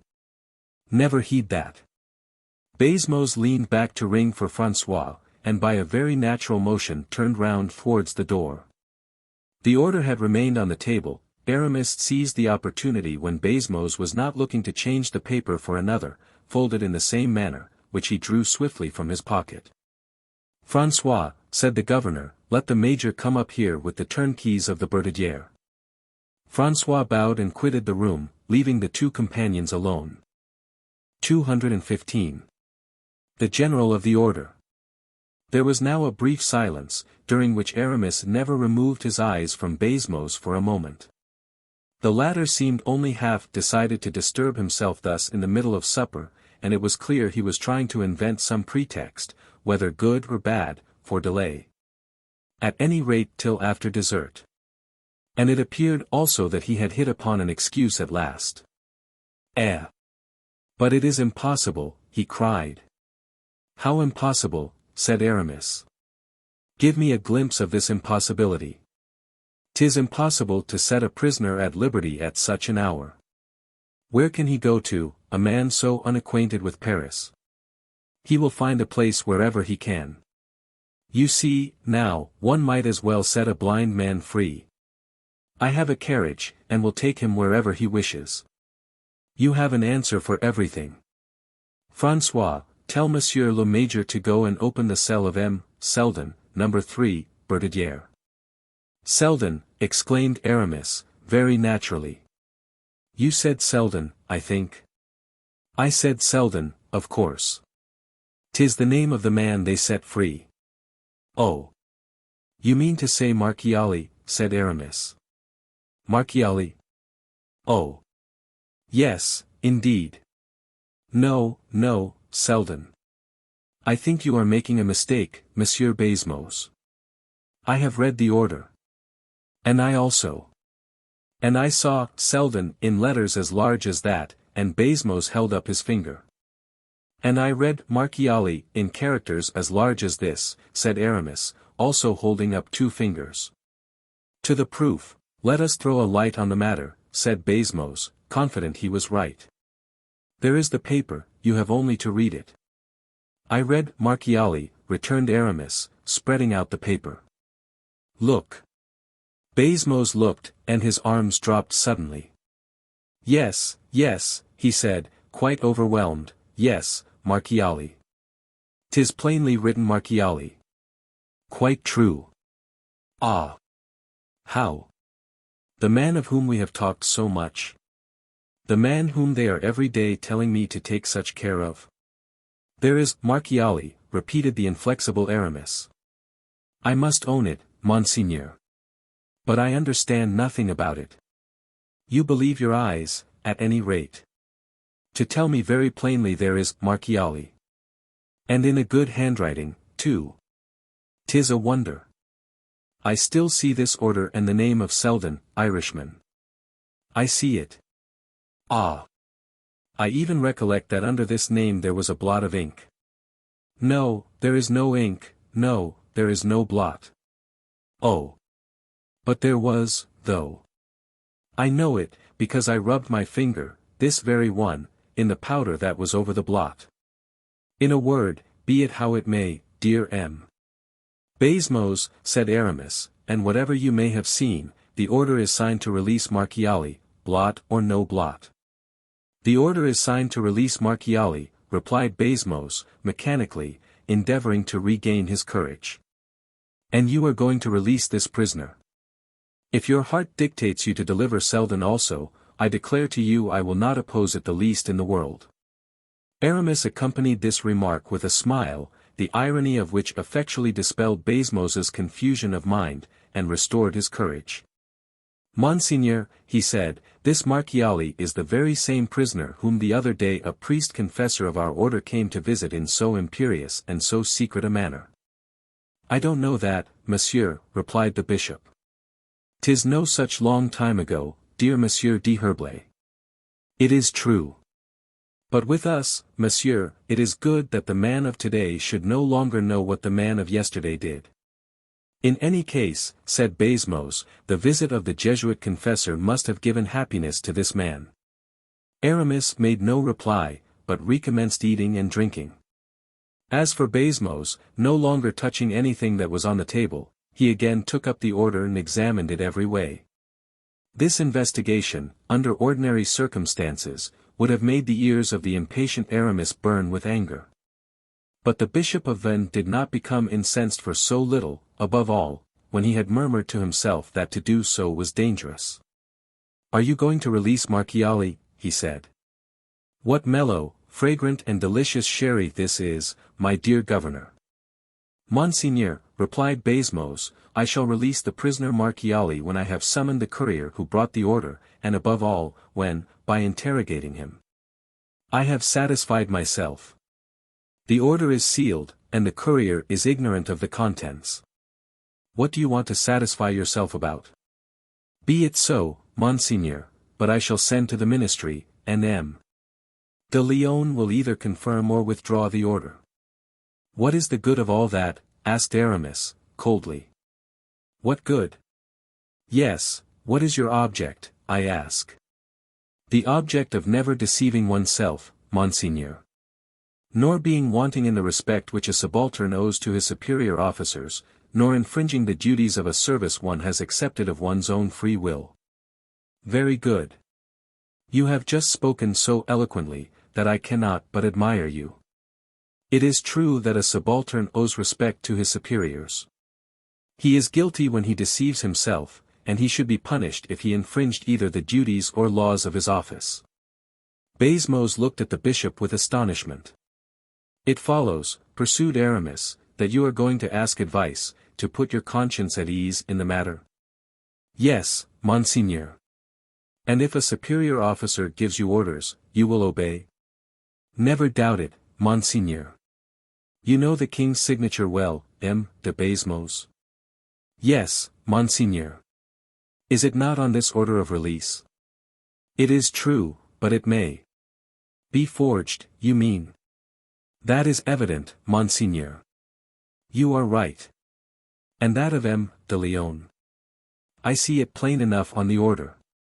But for the same reason that the king's signature may have been forged, so also, and with even greater probability, may M. de Lyonne's."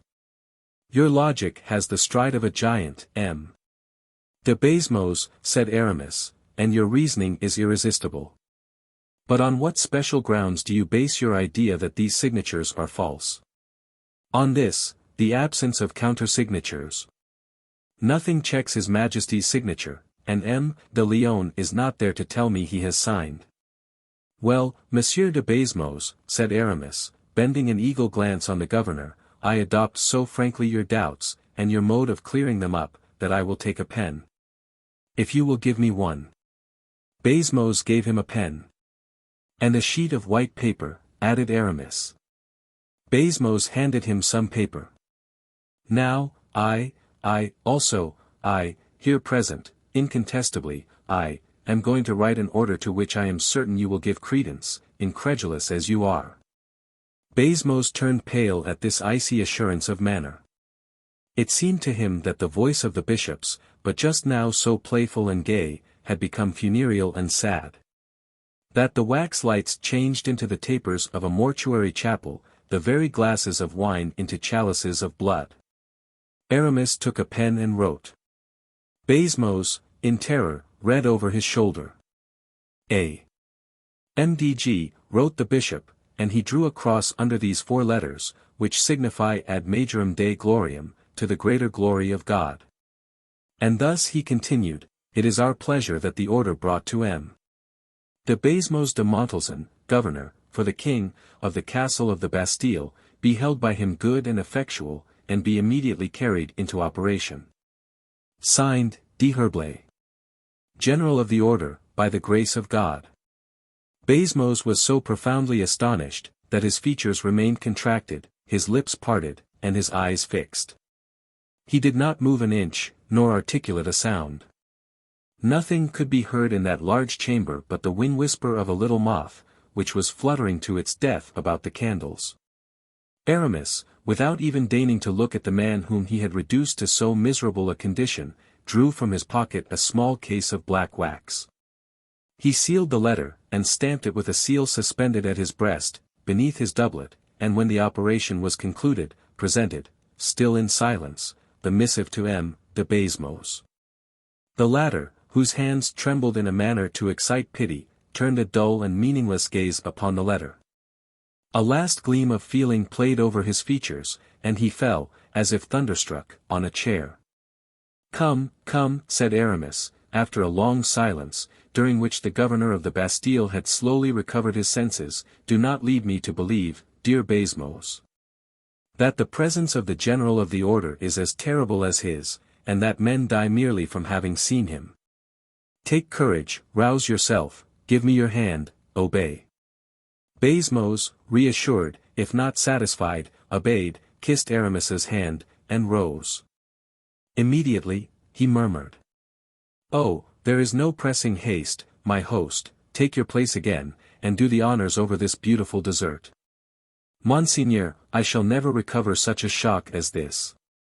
I who have laughed, who have jested with you. I who have dared to treat you on a footing of equality." "Say nothing about it, old comrade," replied the bishop, who perceived how strained the cord was and how dangerous it would have been to break it. "Say nothing about it.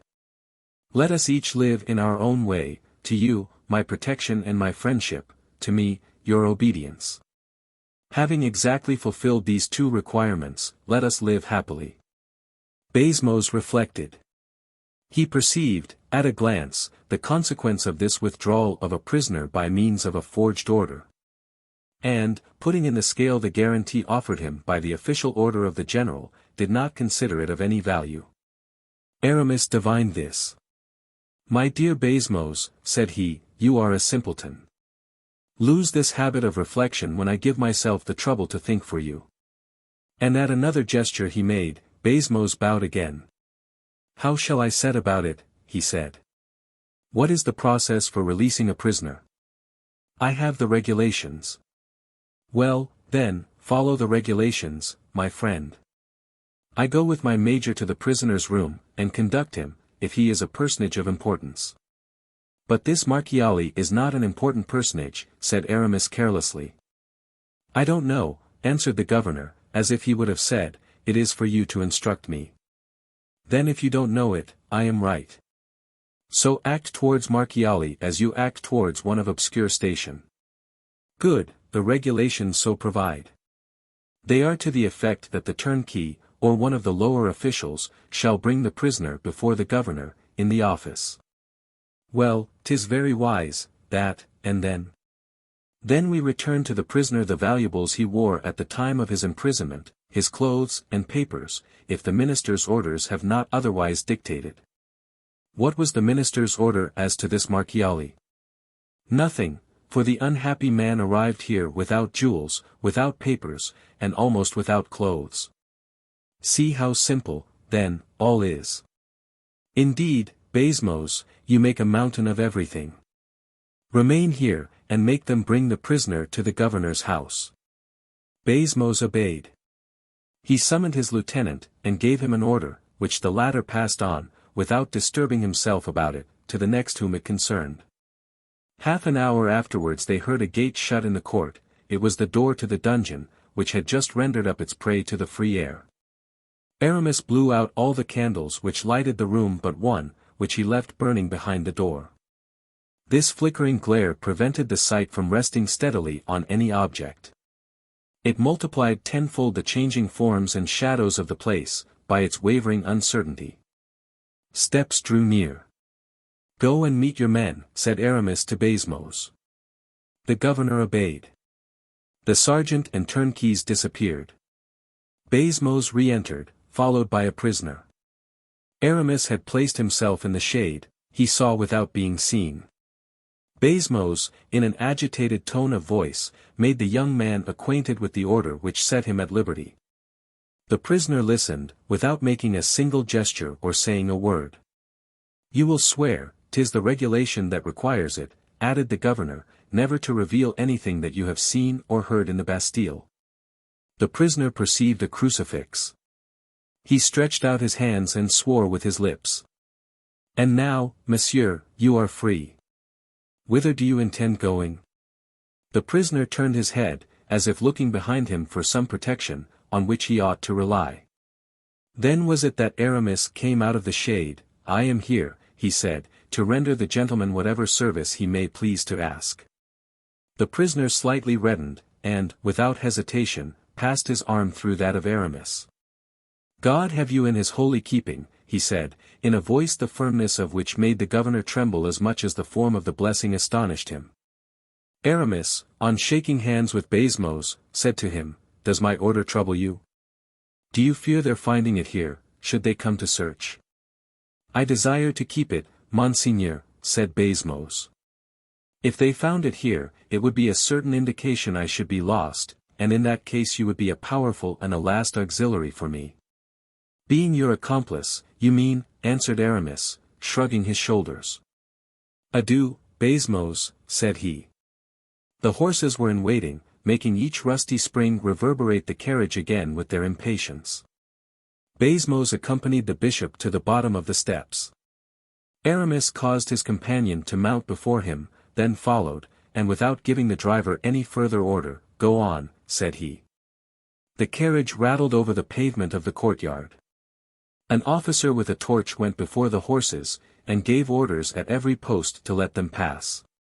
During the time taken in opening all the barriers, Aramis barely breathed, and you might have heard his sealed heart knock against his ribs.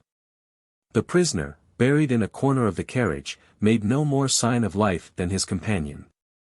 At length, a jolt more severe than the others announced to them that they had cleared the last watercourse. Behind the carriage closed the last gate, that in the Rue Saint-Antoine.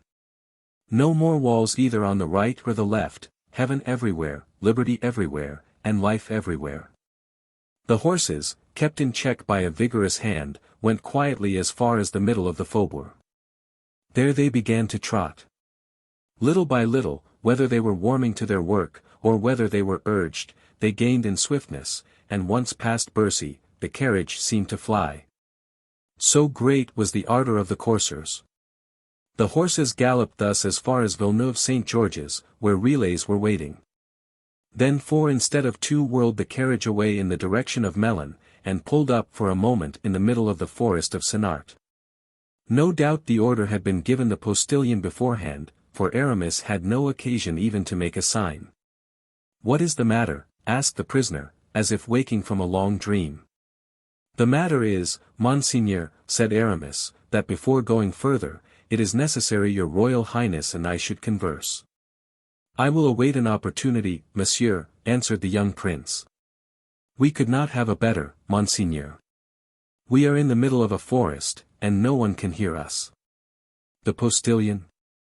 "The postilion of this relay is deaf and dumb, monseigneur." "I am at your service, M. d'Herblay. Is it your pleasure to remain in the carriage?"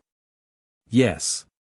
We are comfortably seated, and I like this carriage, for it has restored me to liberty." "Wait, monseigneur, there is yet a precaution to be taken." "What?" "We are here on the highway. Cavaliers or carriages traveling like ourselves might pass, and seeing us stopping, deem us in some difficulty. Let us avoid offers of assistance, which would embarrass us. Give the postilion orders to conceal the carriage in one of the side avenues." "'Tis exactly what I wish to do, monseigneur." Aramis made a sign to the deaf and dumb driver of the carriage, whom he touched on the arm.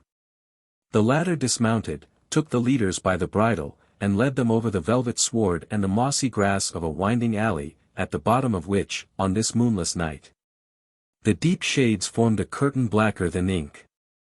This done, the man lay down on a slope near his horses, who, on either side, kept nibbling the young oak shoots.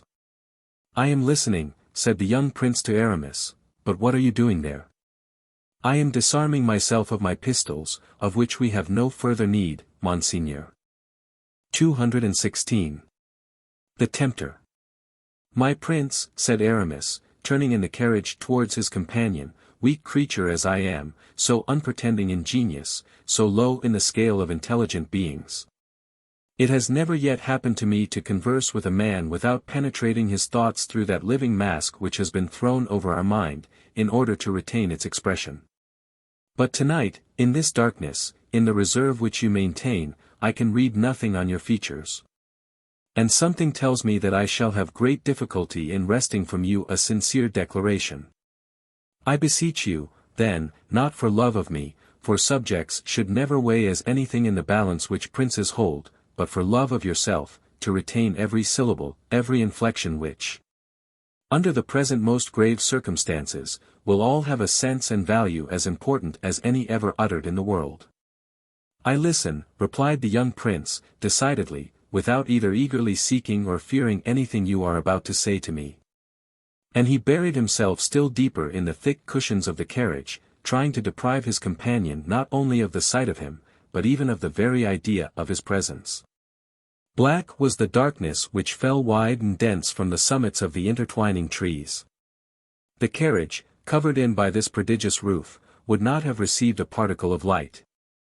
Not even if a ray could have struggled through the wreaths of mist that were already rising in the avenue. Monseigneur, resumed Aramis, you know the history of the government which today controls France. The king issued from an infancy imprisoned like yours, obscure as yours, and confined as yours. Only, instead of ending, like yourself, this slavery in a prison, this obscurity in solitude, these straitened circumstances in concealment, he was fain to bear all these miseries, humiliations, and distresses, in full daylight, under the pitiless sun of royalty. On an elevation flooded with light, where every stain appears a blemish, every glory a stain. The king has suffered, it rankles in his mind, and he will avenge himself. He will be a bad king. I say not that he will pour out his people's blood, like Louis XI, or Charles IX, for he has no mortal injuries to avenge, but he will devour the means and substance of his people. For he has himself undergone wrongs in his own interest and money. In the first place, then, I acquit my conscience, when I consider openly the merits and the faults of this great prince. And if I condemn him, my conscience absolves me. Aramis paused. It was not to listen if the silence of the forest remained undisturbed. But it was to gather up his thoughts from the very bottom of his soul, to leave the thoughts he had uttered sufficient time to eat deeply into the mind of his companion. All that heaven does well, continued the Bishop of Vannes. And I am so persuaded of it that I have long been thankful to have been chosen depositary of the secret which I have aided you to discover. To a just providence was necessary an instrument, at once penetrating, persevering, and convinced, to accomplish a great work. I am this instrument. I possess penetration, perseverance, conviction. I govern a mysterious people, who has taken for its motto, the motto of God, Patiens quia aeternis. 20. The prince moved. I divine, Monseigneur, why you are raising your head, and are surprised at the people I have under my command. You did not know you were dealing with a king, oh. Monseigneur, king of a people very humble, much disinherited, humble because they have no force save when creeping. Disinherited, because never, almost never in this world, do my people reap the harvest they sow, nor eat the fruit they cultivate. They labor for an abstract idea. They heap together all the atoms of their power, to form a single man. And round this man, with the sweat of their labor, they create a misty halo, which his genius shall, in turn, render a glory gilded with the rays of all the crowns in Christendom. Such is the man you have beside you, Monseigneur. It is to tell you that he has drawn you from the abyss for a great purpose, to raise you above the powers of the earth, above himself. The prince lightly touched Aramis's arm. You speak to me, he said, of that religious order whose chief you are. For me, the result of your words is, that the day you desire to hurl down the man you shall have raised, the event will be accomplished. And that you will keep under your hand your creation of yesterday. Undeceive yourself, Monseigneur, replied the bishop. I should not take the trouble to play this terrible game with your royal highness, if I had not a double interest in gaining it. The day you are elevated forever. You will overturn the footstool, as you rise, and will send it rolling so far, that not even the sight of it will ever again recall to you its right to simple gratitude. Oh, monsieur! Your movement, monseigneur, arises from an excellent disposition. I thank you. Be well assured, I aspire to more than gratitude. I am convinced that, when arrived at the summit, you will judge me still more worthy to be your friend. And then, monseigneur, we too will do such great deeds, that ages hereafter shall long speak of them. Tell me plainly, monsieur, tell me without disguise, what I am today, and what you aim at my being tomorrow. You are the son of King Louis XIII, brother of Louis XIV, natural and legitimate heir to the throne of France. In keeping you near him, as monsieur has been kept, monsieur, your younger brother, the king reserved to himself the right of being legitimate sovereign. The doctors only could dispute his legitimacy. But the doctors always prefer the king who is to the king who is not. Providence has willed that you should be persecuted. This persecution today consecrates you king of France. You had, then, a right to reign, seeing that it is disputed, you had a right to be proclaimed seeing that you have been concealed. And you possess royal blood, since no one has dared to shed yours, as that of your servants has been shed. Now see, then, what this providence, which you have so often accused of having in every way thwarted you, has done for you. It has given you the features, figure, age, and voice of your brother. And the very causes of your persecution are about to become those of your triumphant restoration. Tomorrow, after tomorrow, from the very first, regal phantom, living shade of Louis XIV, you will sit upon his throne, whence the will of heaven, confided in execution to the arm of man, will have hurled him, without hope of return. I understand, said the prince, my brother's blood will not be shed, then. You will be sole arbiter of his fate. The secret of which they made an evil use against me. You will employ it against him. What did he do to conceal it? He concealed you. Living image of himself, you will defeat the conspiracy of Mazarin and Anne of Austria. You, my prince, will have the same interest in concealing him, who will, as a prisoner, resemble you, as you will resemble him as a king. I fall back on what I was saying to you. Who will guard him? Who guarded you? You know this secret, you have made use of it with regard to myself. Who else knows it? The Queen Mother and Madame de Chevreuse. What will they do? Nothing, if you choose. How is that? How can they recognize you, if you act in such a manner that no one can recognize you? 'Tis true, but there are grave difficulties. State them, prince. My brother is married, I cannot take my brother's wife. I will cause Spain to consent to a divorce, it is in the interest of your new policy, it is human morality. All that is really noble and really useful in this world will find its account therein. The imprisoned king will speak. To whom do you think he will speak? To the walls. You mean, by walls, the men in whom you put confidence. If need be, yes. And besides, your Royal Highness. Besides? I was going to say, that the designs of Providence do not stop on such a fair road.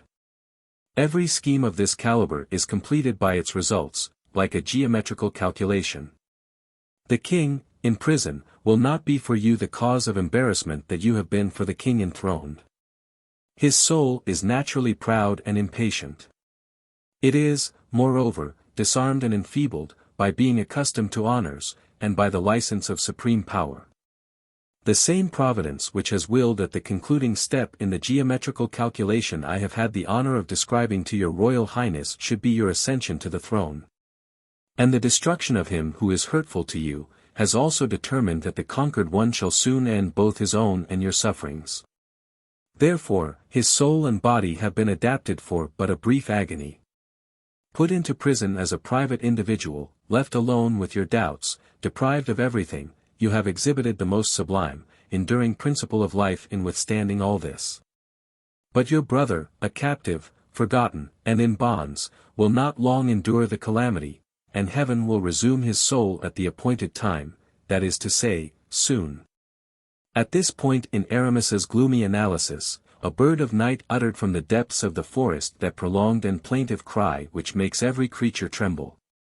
I will exile the deposed king, said Philippe, shuddering, 'twill be more human.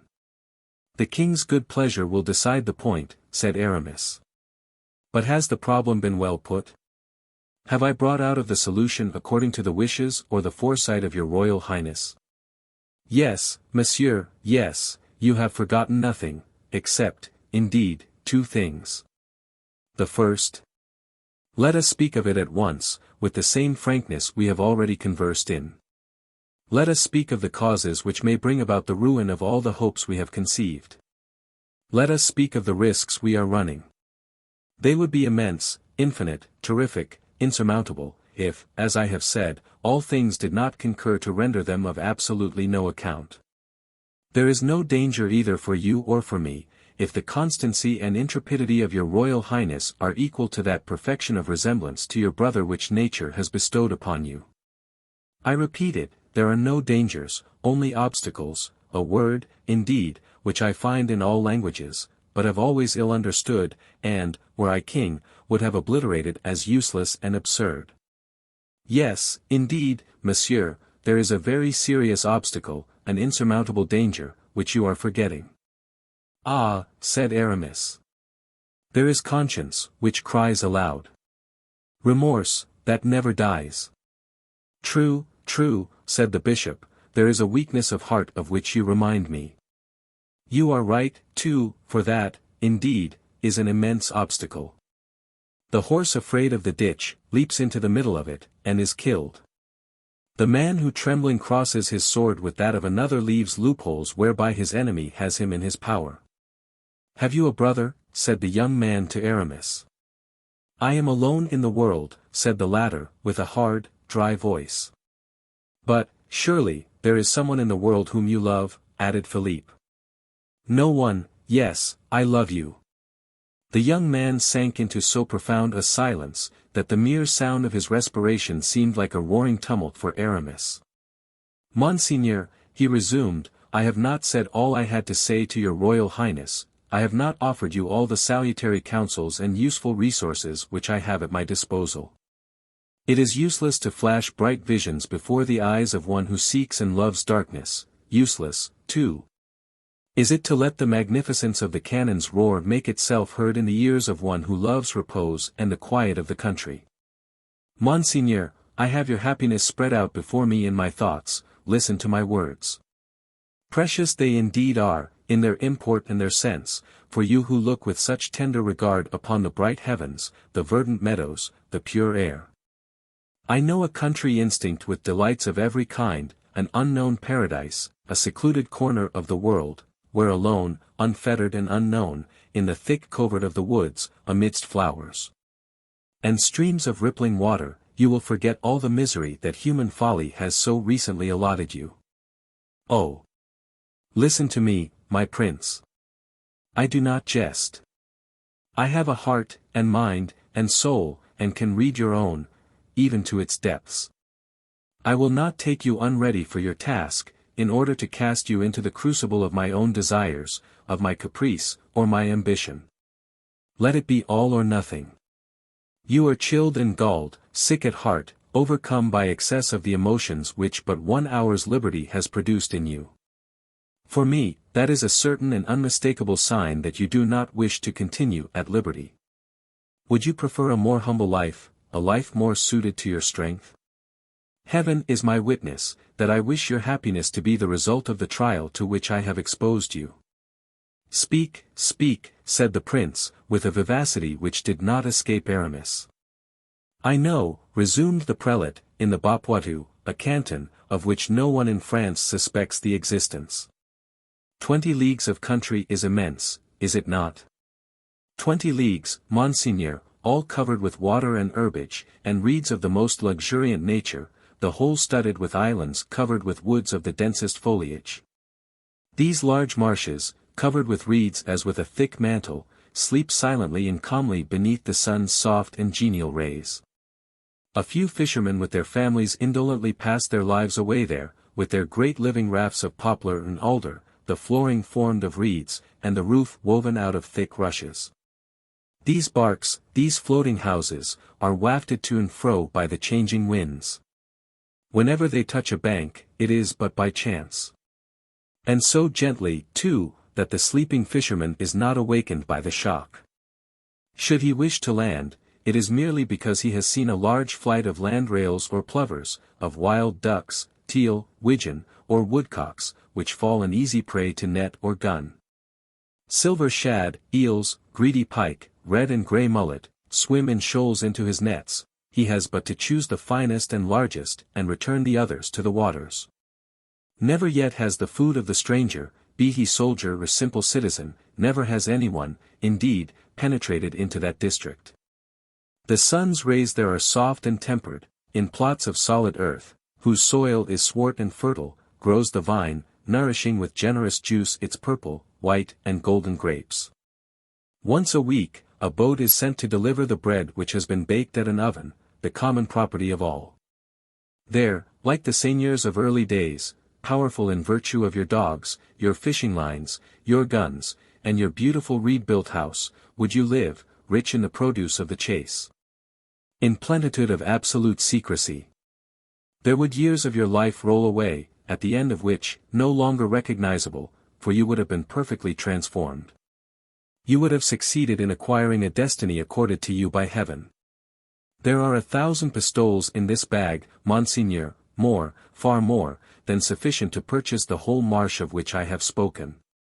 More than enough to live there as many years as you have days to live, more than enough to constitute you the richest, the freest, and the happiest man in the country. Accept it, as I offer it you, sincerely, cheerfully. Forthwith, without a moment's pause, I will unharness 2 of my horses, which are attached to the carriage yonder, and they, accompanied by my servant, my deaf and dumb attendant, shall conduct you, traveling throughout the night, sleeping during the day, to the locality I have described. And I shall, at least, have the satisfaction of knowing that I have rendered to my prince the major service he himself preferred. I shall have made one human being happy. And heaven for that will hold me in better account than if I had made one man powerful. The former task is far more difficult. And now, Monseigneur, your answer to this proposition. Here is the money. Nay, do not hesitate. At Poitou, you can risk nothing, except the chance of catching the fevers prevalent there. And even of them, the so-called wizards of the country will cure you, for the sake of your pistoles. If you play the other game, you run the chance of being assassinated on a throne, strangled in a prison cell. Upon my soul, I assure you, now I begin to compare them together, I myself should hesitate which lot I should accept. Monsieur, replied the young prince, before I determine, let me alight from this carriage, walk on the ground, and consult that still voice within me, which heaven bids us all to hearken to. 10 minutes is all I ask, and then you shall have your answer. As you please, Monseigneur, said Aramis, bending before him with respect, so solemn and august in tone and address had sounded these strange words. 217. Crown and tiara. Aramis was the first to descend from the carriage. He held the door open for the young man. He saw him place his foot on the mossy ground with a trembling of the whole body, and walk round the carriage with an unsteady and almost tottering step. It seemed as if the poor prisoner was unaccustomed to walk on God's earth. It was the 15th of August, about 11 o'clock at night. Thick clouds, portending a tempest, overspread the heavens, and shrouded every light and prospect underneath their heavy folds. The extremities of the avenues were imperceptibly detached from the copse, by a lighter shadow of opaque grey, which, upon closer examination, became visible in the midst of the obscurity. But the fragrance which ascended from the grass, fresher and more penetrating than that which exhaled from the trees around him. The warm and balmy air which enveloped him for the first time for many years past. The ineffable enjoyment of liberty in an open country, spoke to the prince in so seductive a language, that notwithstanding the preternatural caution, we would almost say dissimulation of his character, of which we have tried to give an idea, he could not restrain his emotion, and breathed a sigh of ecstasy. Then, by degrees, he raised his aching head and inhaled the softly scented air, as it was wafted in gentle gusts to his uplifted face.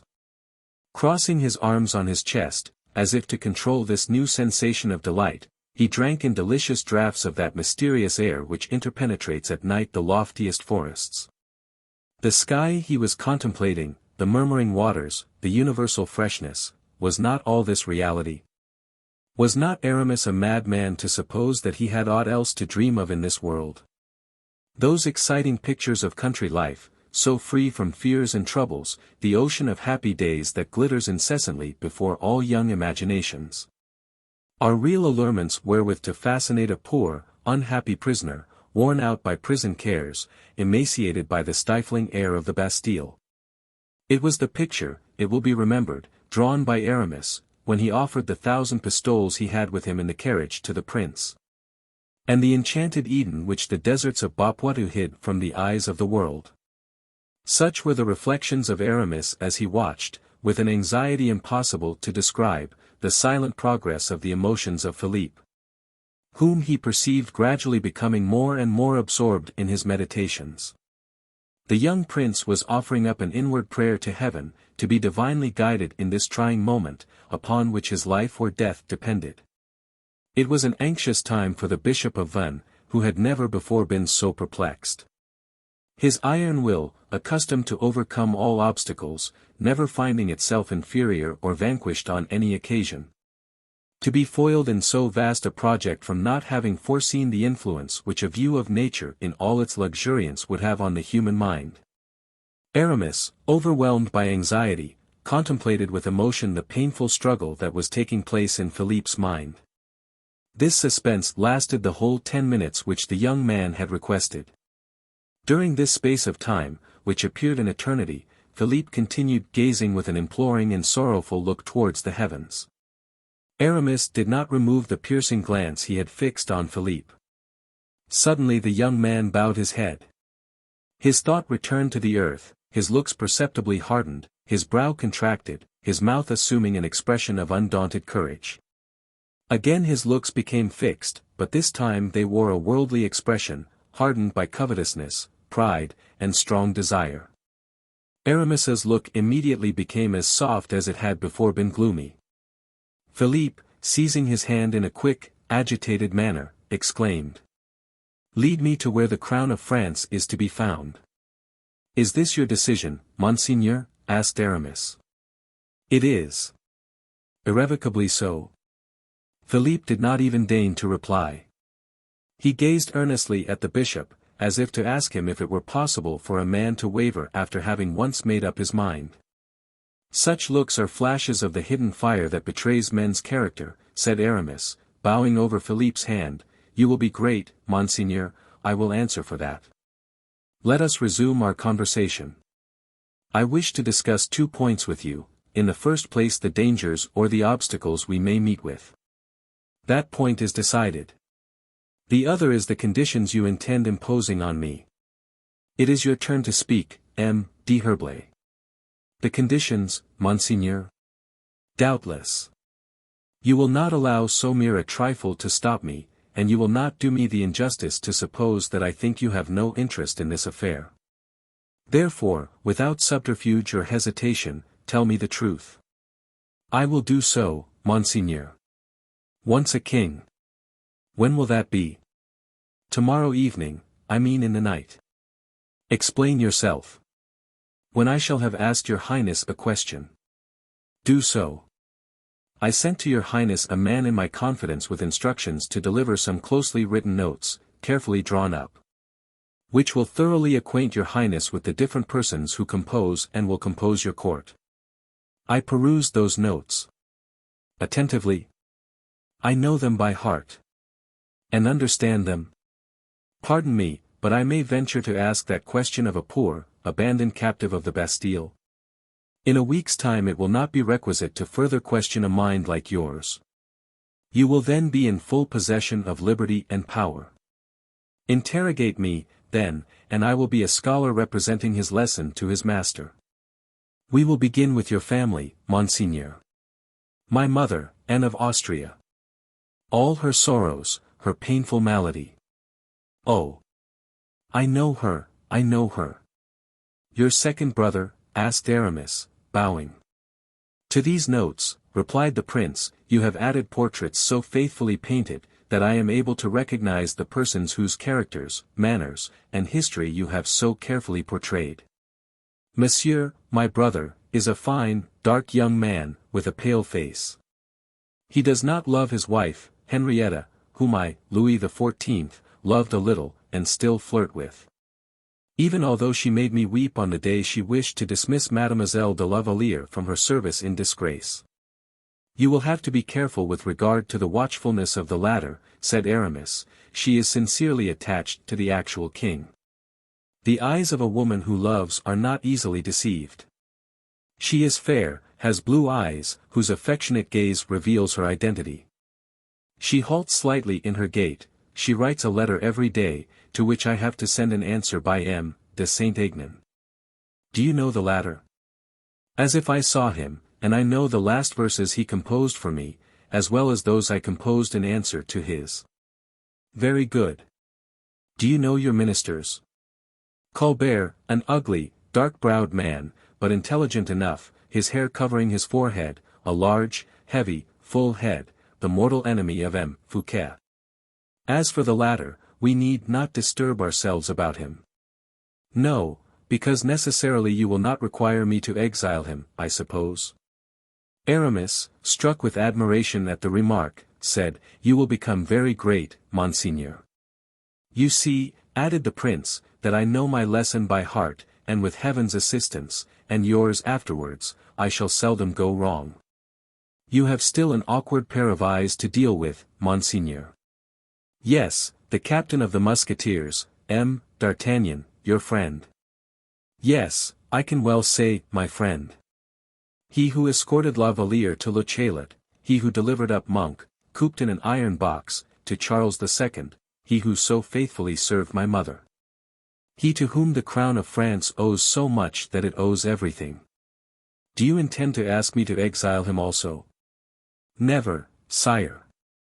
D'Artagnan is a man to whom, at a certain given time, I will undertake to reveal everything. But be on your guard with him, for if he discovers our plot before it is revealed to him, you or I will certainly be killed or taken.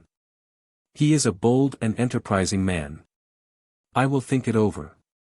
Now tell me about M. Fouquet, what do you wish to be done with regard to him? One moment more, I entreat you, Monseigneur, and forgive me, if I seem to fail in respect to questioning you further. It is your duty to do so, nay, more than that, your right. Before we pass to M. Fouquet, I should very much regret forgetting another friend of mine. M. du Vallon, the Hercules of France, you mean, oh. As far as he is concerned, his interests are more than safe. No, it is not he whom I intended to refer to. The Comte de la Fere, then. And his son, the son of all four of us. That poor boy who is dying of love for La Valliere, whom my brother so disloyally bereft him of. Be easy on that score. I shall know how to rehabilitate his happiness. Tell me only one thing, Monsieur d'Herblay, do men, when they love, forget the treachery that has been shown them? Can a man ever forgive the woman who has betrayed him? Is that a French custom, or is it one of the laws of the human heart? A man who loves deeply as Raoul loves Mademoiselle de la Valliere, finishes by forgetting the fault or crime of the woman he loves. But I do not yet know whether Raoul will be able to forget. I will see after that. Have you anything further to say about your friend? No, that is all. Well, then, now for M. Fouquet. What do you wish me to do for him? To keep him on as surintendant, in the capacity in which he has hitherto acted, I entreat you.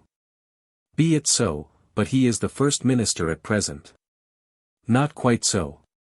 A king, ignorant and embarrassed as I shall be, will, as a matter of course, require a first minister of state. Your Majesty will require a friend. I have only one, and that is yourself. You will have many others by and by, but none so devoted, none so zealous for your glory. You shall be my first minister of state. Not immediately, Monseigneur, for that would give rise to too much suspicion and astonishment. M. De Richelieu, the first minister of my grandmother, Marie de Medici, was simply Bishop of Lucan, as you are Bishop of Vannes. I perceive that your Royal Highness has studied my notes to great advantage. Your amazing perspicacity overpowers me with delight. I am perfectly aware that M. de Richelieu, by means of the Queen's protection, soon became cardinal. It would be better, said Aramis, bowing, that I should not be appointed first minister until your Royal Highness has procured my nomination as cardinal. You shall be nominated before 2 months are past, Monsieur d'Herblay. But that is a matter of very trifling moment. You would not offend me if you were to ask more than that, and you would cause me serious regret if you were to limit yourself to that. In that case, I have something still further to hope for, Monseigneur. Speak. Speak. M. Fouquet will not keep long at the head of affairs, he will soon get old. He is fond of pleasure, consistently, I mean, with all his labors, thanks to the youthfulness he still retains. But this protracted youth will disappear at the approach of the first serious annoyance, or at the first illness he may experience. We will spare him the annoyance, because he is an agreeable and noble-hearted man, but we cannot save him from ill health. So it is determined. When you shall have paid all M. Fouquet's debts, and restored the finances to a sound condition, M. Fouquet will be able to remain the sovereign ruler in his little court of poets and painters, we shall have made him rich. When that has been done, and I have become your Royal Highness's Prime Minister, I shall be able to think of my own interests and yours. The young man looked at his interrogator. M. de Richelieu, of whom we were speaking just now, was very much to blame in the fixed idea he had of governing France alone, unaided. He allowed 2 kings, King Louis XIII and himself, to be seated on the selfsame throne, whilst he might have installed them more conveniently upon 2 separate and distinct thrones. Upon 2 thrones, said the young man, thoughtfully. In fact, pursued Aramis, quietly, a cardinal, Prime Minister of France, assisted by the favour and by the countenance of His Most Christian Majesty the King of France. A cardinal to whom the king his master lends the treasures of the state, his army, his council, such a man would be acting with twofold injustice in applying these mighty resources to France alone. Besides, added Aramis, you will not be a king such as your father was, delicate in health, slow in judgment, whom all things wearied, you will be a king governing by your brain and by your sword. You will have in the government of the state no more than you will be able to manage unaided, I should only interfere with you. Besides, our friendship ought never to be, I do not say impaired, but in any degree affected, by a secret thought. I shall have given you the throne of France, you will confer on me the throne of St. Peter. Whenever your loyal, firm, and mailed hand should have joined in ties of intimate association the hand of a pope such as I shall be, neither Charles V, who owned 2/3 of the habitable globe, nor Charlemagne, who possessed it entirely, will be able to reach to half your stature. I have no alliances, I have no predilections, I will not throw you into persecutions of heretics, nor will I cast you into the troubled waters of family dissension. I will simply say to you, the whole universe is our own, for me the minds of men, for you their bodies. And as I shall be the first to die, you will have my inheritance. What do you say of my plan, Monseigneur? I say that you render me happy and proud, for no other reason than that of having comprehended you thoroughly. Monsieur d'Herblay, you shall be cardinal, and when cardinal, my prime minister. And then you will point out to me the necessary steps to be taken to secure your election as pope, and I will take them. You can ask what guarantees from me you please. It is useless. Never shall I act except in such a manner that you will be the gainer. I shall never ascend the ladder of fortune, fame, or position, until I have first seen you placed upon the round of the ladder immediately above me. I shall always hold myself sufficiently aloof from you to escape incurring your jealousy, sufficiently near to sustain your personal advantage and to watch over your friendship. All the contracts in the world are easily violated because the interests included in them incline more to one side than to another. With us, however, this will never be the case. I have no need of any guarantees. And so, my dear brother, will disappear. Simply. We will remove him from his bed by means of a plank which yields to the pressure of the finger. Having retired to rest a crowned sovereign, he will awake a captive. Alone you will rule from that moment, and you will have no interest dearer and better than that of keeping me near you. I believe it. There is my hand on it, Monsieur d'Herblay. Allow me to kneel before you, sire, most respectfully. We will embrace each other on the day we shall have upon our temples, you the crown, I the tiara. Still embrace me this very day also, and be, for and toward me, more than great, more than skilful, more than sublime in genius, be kind and indulgent, be my father.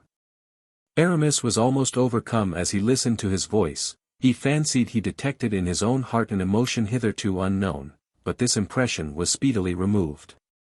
His father. He thought. Yes, his holy father. And they resumed their places in the carriage, which sped rapidly along the road leading to Vaux-le-Vicomte.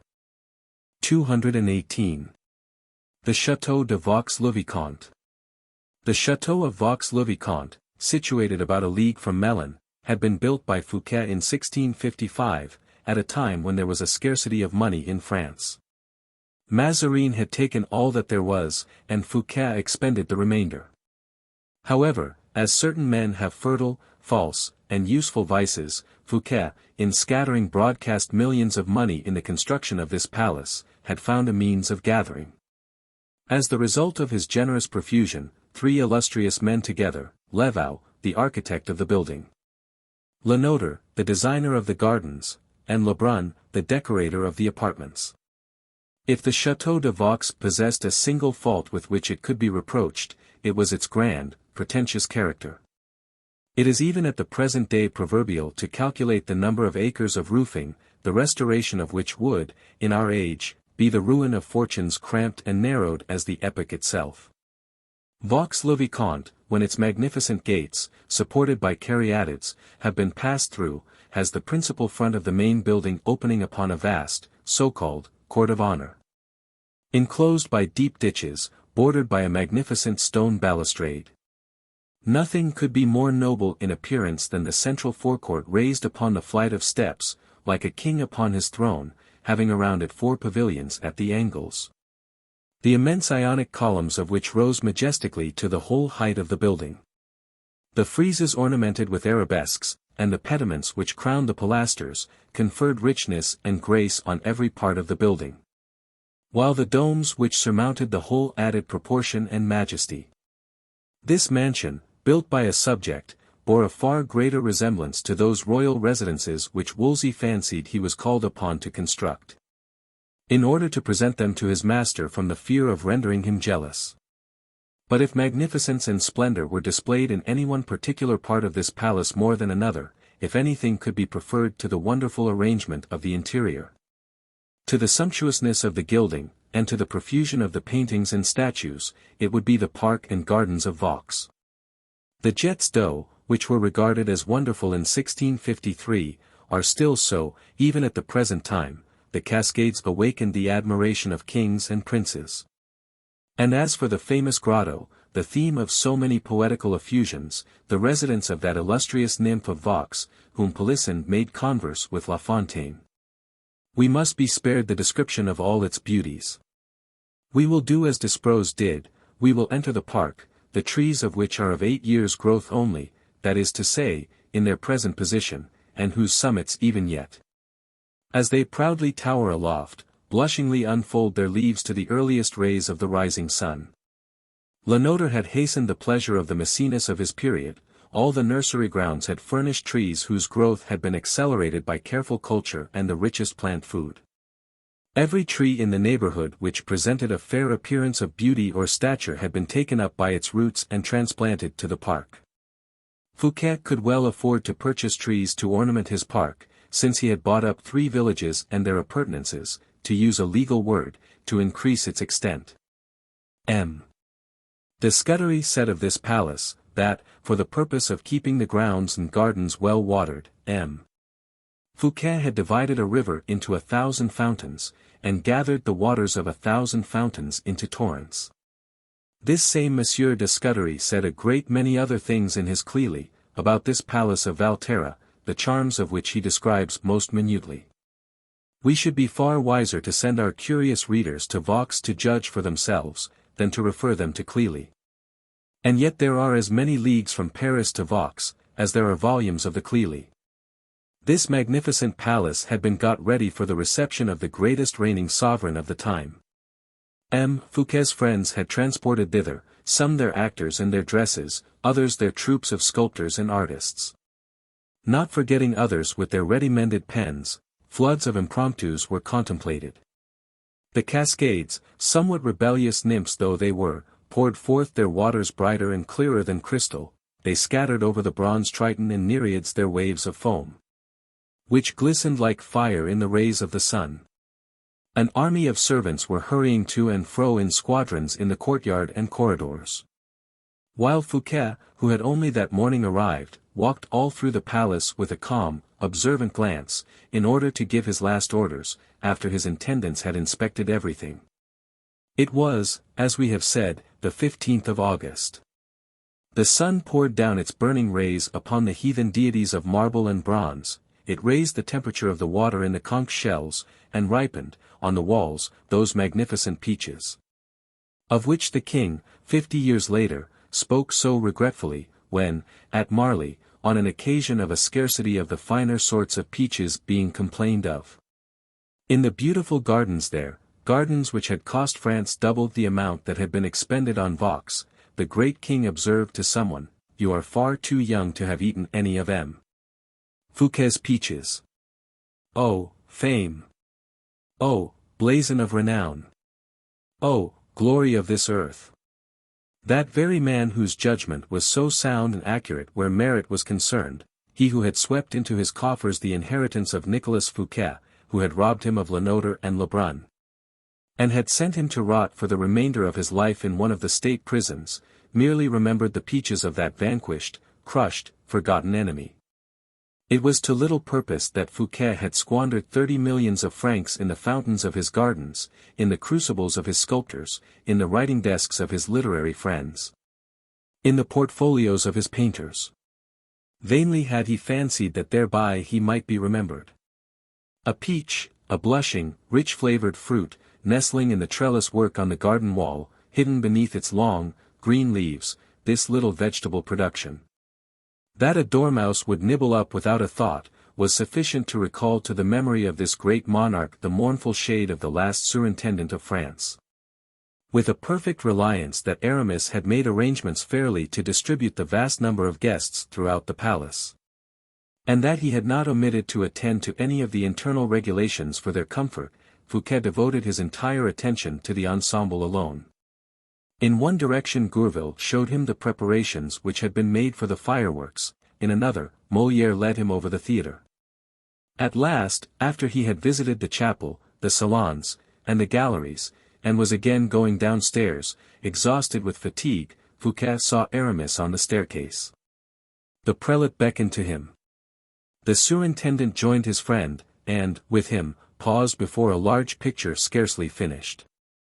Applying himself, heart and soul, to his work, the painter Lebrun, covered with perspiration, stained with paint, pale from fatigue and the inspiration of genius, was putting the last finishing touches with his rapid brush. It was the portrait of the king, whom they were expecting, dressed in the court suit which Percerin had condescended to show beforehand to the Bishop of Vannes. Fouquet placed himself before this portrait, which seemed to live, as one might say, in the cool freshness of its flesh, and in its warmth of color. He gazed upon it long and fixedly, estimated the prodigious labor that had been bestowed upon it, and, not being able to find any recompense sufficiently great for this Herculean effort, he passed his arm round the painter's neck and embraced him. The surintendant, by this action, had utterly ruined a suit of clothes worth 1,000 pistoles, but he had satisfied, more than satisfied, Lebrun. It was a happy moment for the artist. It was an unhappy moment for Percerin, who was walking behind Fouquet, and was engaged in admiring, in Lebrun's painting, the suit that he had made for his Majesty, a perfect objet d'art, as he called it, which was not to be matched except in the wardrobe of the surintendant. His distress and his exclamations were interrupted by a signal which had been given from the summit of the mansion. In the direction of Melun, in the still empty, open plain, the sentinels of Vaux had just perceived the advancing procession of the king and the queens. His Majesty was entering Melun with his long train of carriages and cavaliers. "In an hour," said Aramis to Fouquet. "In an hour," replied the latter, sighing. "And the people who ask one another what is the good of these royal fêtes," continued the Bishop of Vannes, laughing, with his false smile. "Alas! I, too, who am not the people, ask myself the same thing. I will answer you in 24 hours, Monseigneur. Assume a cheerful countenance, for it should be a day of true rejoicing."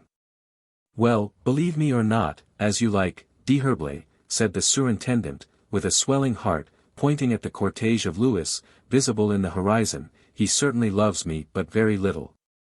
And I do not care much more for him. But I cannot tell you how it is, that since he is approaching my house—" "Well, what?" "Well, since I know he is on his way here, as my guest, he is more sacred than ever for me. He is my acknowledged sovereign, and as such is very dear to me." "Dear?" "Yes," said Aramis, playing upon the word, as the Abbé Terrail did, at a later period, with Louis XV. "Do not laugh, D'Herblay, I feel that, if he really seemed to wish it, I could love that young man." "You should not say that to me," returned Aramis, "but rather to M. Colbert." "To M. Colbert!"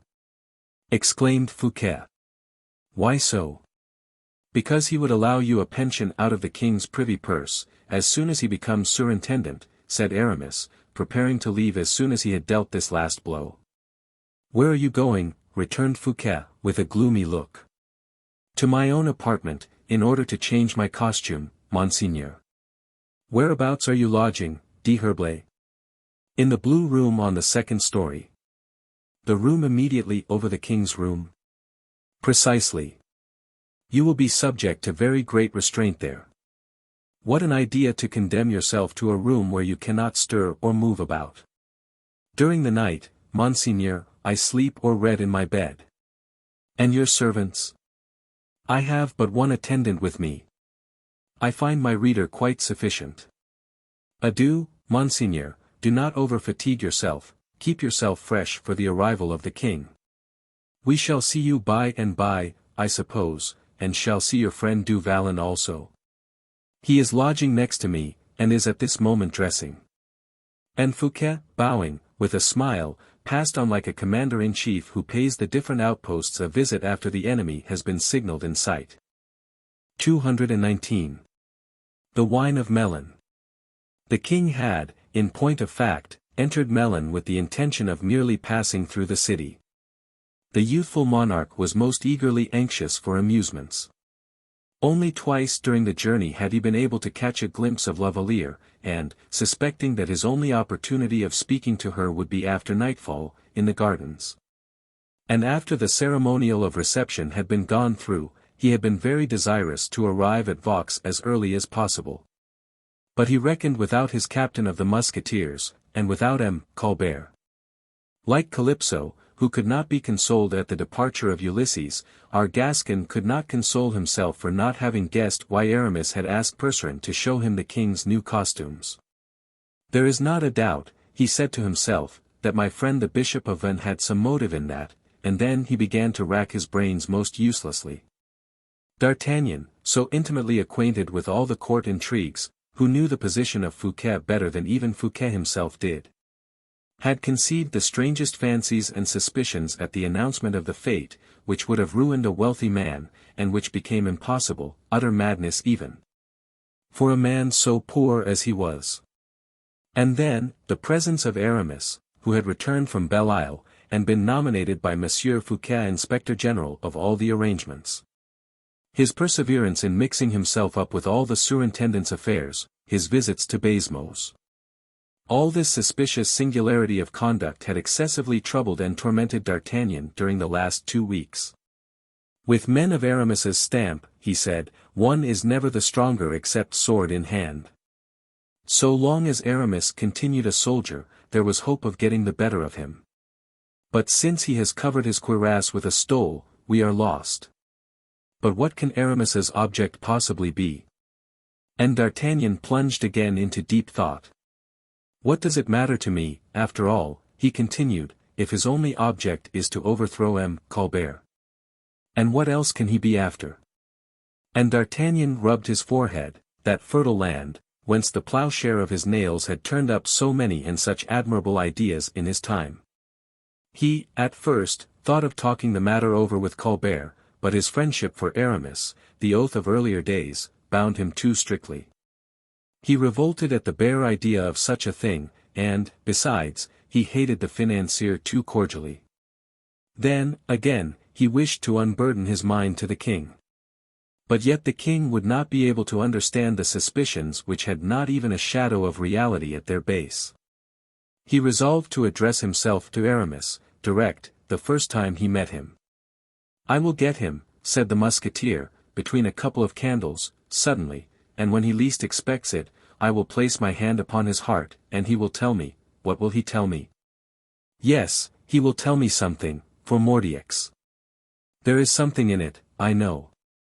Somewhat calmer, D'Artagnan made every preparation for the journey, and took the greatest care that the military household of the king, as yet very inconsiderable in numbers, should be well officered and well disciplined in its meagre and limited proportions. The result was that, through the captain's arrangements, the king, on arriving at Melun, saw himself at the head of both the musketeers and Swiss guards, as well as a picket of the French guards. It might almost have been called a small army. M. Colbert looked at the troops with great delight, he even wished they had been a third more in number. "But why?" said the king. "In order to show greater honor to M. Fouquet," replied Colbert. "In order to ruin him the sooner," thought D'Artagnan. When this little army appeared before Melun, the chief magistrates came out to meet the king, and to present him with the keys of the city, and invited him to enter the Hôtel de Ville, in order to partake of the wine of honor. The king, who expected to pass through the city and to proceed to Vaux without delay, became quite red in the face from vexation. "Who was fool enough to occasion this delay?" muttered the king, between his teeth, as the chief magistrate was in the middle of a long address. "Not I, certainly," replied D'Artagnan, "but I believe it was M. Colbert." Colbert, having heard his name pronounced, said, "What was M. D'Artagnan good enough to say?" "I was good enough to remark that it was you who stopped the king's progress, so that he might taste the vin de Brie. Was I right?" "Quite so, monsieur." "In that case, then, it was you whom the king called some name or other." "What name?" "I hardly know, but wait a moment, idiot, I think it was, no, it was fool or dolt." "Yes. His Majesty said that the man who had thought of the vin de Melun was something of the sort." D'Artagnan, after this broadside, quietly caressed his moustache. M. Colbert's large head seemed to become larger and larger than ever. D'Artagnan, seeing how ugly anger made him, did not stop halfway. The orator still went on with his speech, while the king's color was visibly increasing. "Mordiacs," said the musketeer, coolly, "the king is going to have an attack of determination of blood to the head." "Where the deuce did you get hold of that idea, Monsieur Colbert?" "You have no luck." "Monsieur," said the financier, drawing himself up, "my zeal for the king's service inspired me with the idea." "Bah! Monsieur, Melun is a city, an excellent city, which pays well, and which it would be imprudent to displease. There, now. I, who do not pretend to be a financier, saw only one idea in your idea." "What was that, monsieur?" "That of causing a little annoyance to M. Fouquet, who is making himself quite giddy on his donjons yonder, in waiting for us." This was a home stroke, hard enough in all conscience. Colbert was completely thrown out of the saddle by it, and retired, thoroughly discomfited. Fortunately, the speech was now at an end. The king drank the wine which was presented to him, and then everyone resumed the progress through the city. The king bit his lips in anger, for the evening was closing in, and all hope of a walk with La Valliere was at an end. In order that the whole of the king's household should enter Vaux, 4 hours at least were necessary, owing to the different arrangements. The king, therefore, who was boiling with impatience, hurried forward as much as possible, in order to reach it before nightfall. But, at the moment he was setting off again, other and fresh difficulties arose. "Is not the king going to sleep at Melun?" said Colbert, in a low tone of voice, to D'Artagnan. Colbert must have been badly inspired that day, to address himself in that manner to the chief of the Musketeers. For the latter guessed that the king's intention was very far from that of remaining where he was. D'Artagnan would not allow him to enter Vaux except he were well and strongly accompanied. And desired that his Majesty would not enter except with all the escort. On the other hand, he felt that these delays would irritate that impatient monarch beyond measure. In what way could he possibly reconcile these difficulties? D'Artagnan took up Colbert's remark, and determined to repeat it to the king. "Sire," he said, Colbert has been asking me if your Majesty does not intend to sleep at Melun." "Sleep at Melun? What for?" exclaimed Louis XIV. "Sleep at Melun? Who, in heaven's name, can have thought of such a thing, when Fouquet is expecting us this evening?" "It was simply," replied Colbert, quickly, "the fear of causing your Majesty the least delay. For, according to established etiquette, you cannot enter any place, with the exception of your own royal residences, until the soldiers' quarters have been marked out by the quartermaster. And the garrison properly distributed." D'Artagnan listened with the greatest attention, biting his moustache to conceal his vexation, and the queens were not less interested. They were fatigued, and would have preferred to go to rest without proceeding any farther, more especially, in order to prevent the king walking about in the evening with de Saint-Aignan and the ladies of the court, for, if etiquette required the princesses to remain within their own rooms, the ladies of honor, as soon as they had performed the services required of them, had no restrictions placed upon them, but were at liberty to walk about as they pleased. It will easily be conjectured that all these rival interests, gathering together in vapors, necessarily produced clouds, and that the clouds were likely to be followed by a tempest. The king had no moustache to gnaw, and therefore kept biting the handle of his whip instead, with ill-concealed impatience. How could he get out of it? D'Artagnan looked as agreeable as possible, and Colbert as sulky as he could. Who was there he could get in a passion with? "We will consult the queen," said Louis XIV, bowing to the royal ladies. And this kindness of consideration softened Marie Theresa's heart, who, being of a kind and generous disposition, when left to her own free will, replied, "I shall be delighted to do whatever your Majesty wishes." "How long will it take us to get to Vaux?" inquired Anne of Austria, in slow and measured accents, placing her hand upon her bosom, where the seat of her pain lay. "An hour for your Majesty's carriages," said D'Artagnan, "the roads are tolerably good." The king looked at him. "And a quarter of an hour for the king," he hastened to add. "We should arrive by daylight," said Louis XIV. "But the billeting of the king's military escort," objected Colbert, softly, "will make his Majesty lose all the advantage of his speed, however quick he may be." "Double ass that you are!" thought D'Artagnan. "If I had any interest or motive in demolishing your credit with the king, I could do it in 10 minutes. If I were in the king's place," he added aloud, "I should, in going to Fouquet, leave my escort behind me, I should go to him as a friend, I should enter accompanied only by my captain of the guards. I should consider that I was acting more nobly, and should be invested with a still more sacred character by doing so." Delight sparkled in the king's eyes. "That is indeed a very sensible suggestion. We will go to see a friend as friends, the gentlemen who are with the carriages can go slowly, but we who are mounted will ride on." And he rode off, accompanied by all those who were mounted. Colbert hid his ugly head behind his horse's neck. "I shall be quits," said D'Artagnan, as he galloped along, "by getting a little talk with Aramis this evening. And then, Fouquet is a man of honor. Mordioux! I have said so, and it must be so." And this was the way how, towards 7 o'clock in the evening, without announcing his arrival by the din of trumpets, and without even his advanced guard, without outriders or musketeers.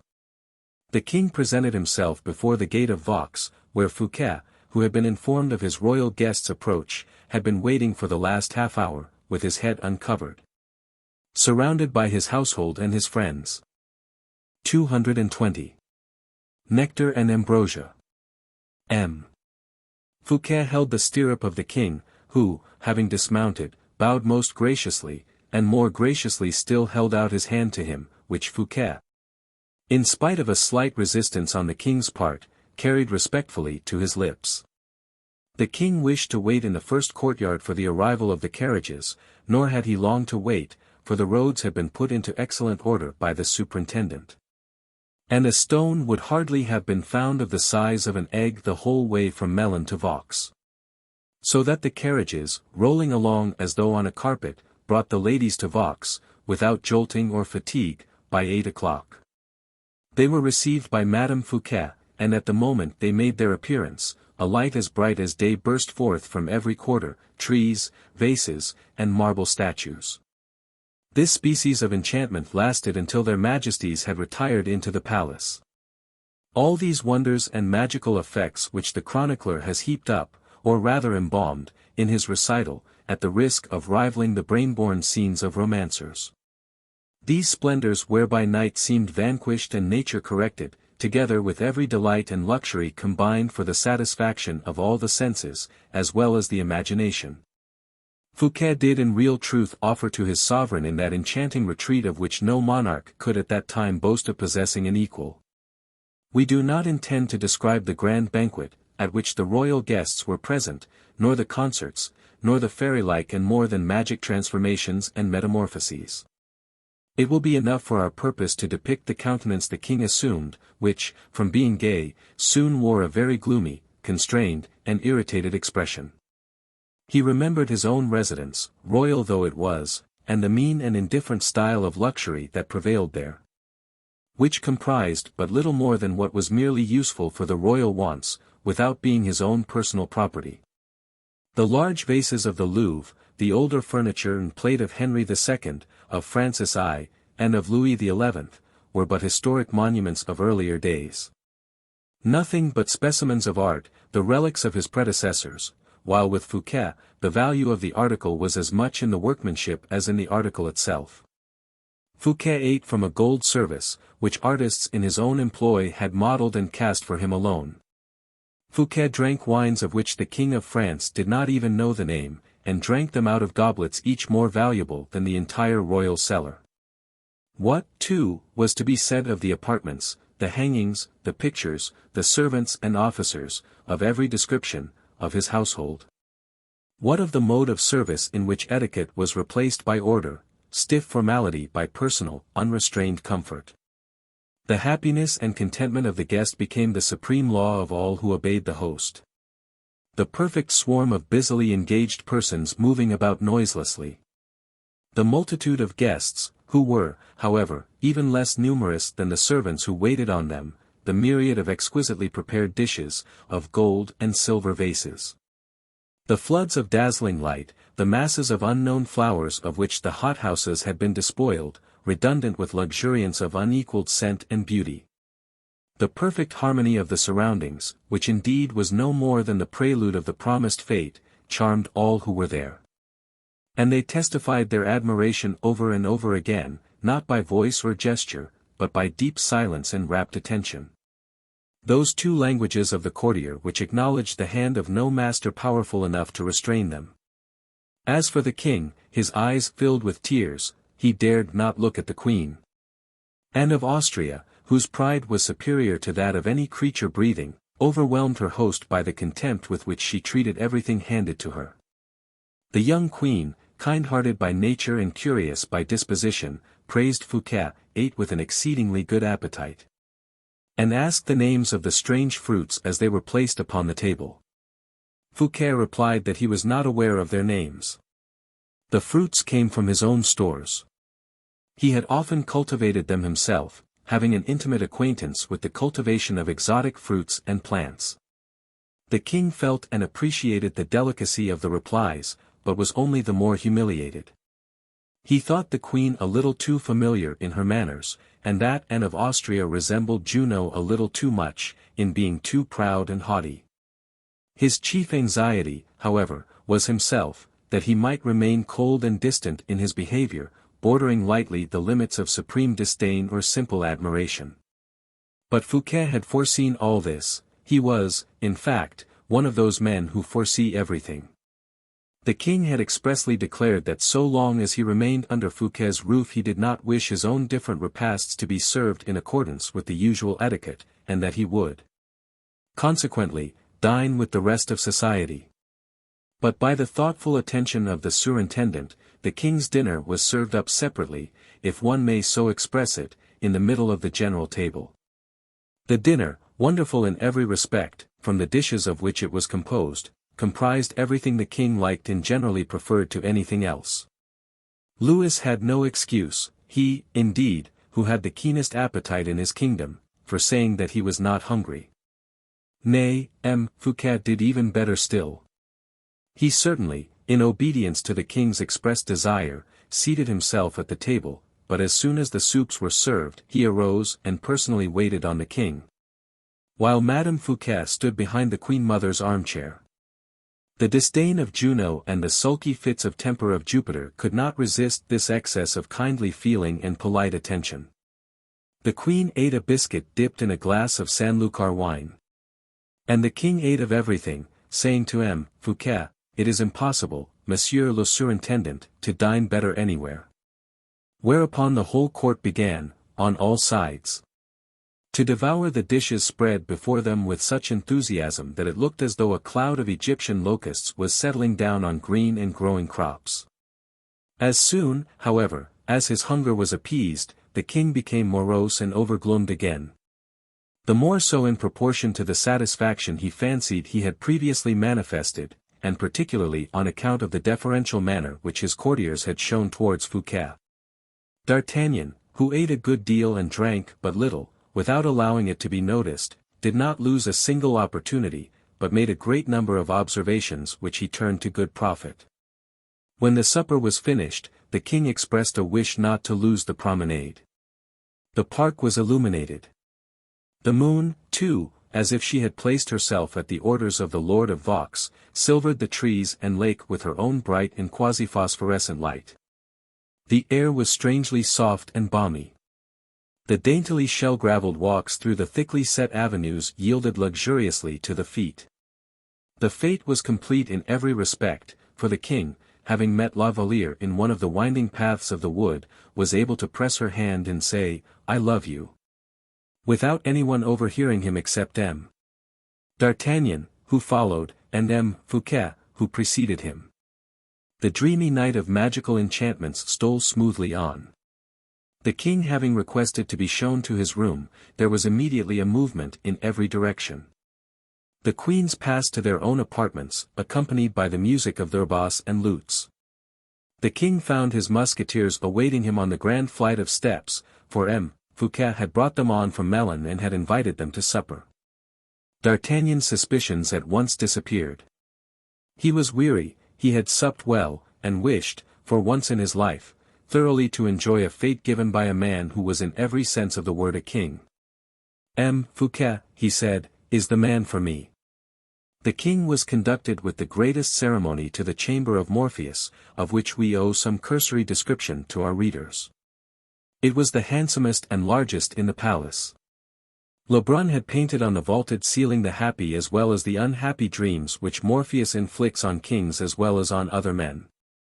Everything that sleep gives birth to that is lovely, its fairy scenes, its flowers and nectar, the wild voluptuousness or profound repose of the senses, had the painter elaborated on his frescoes.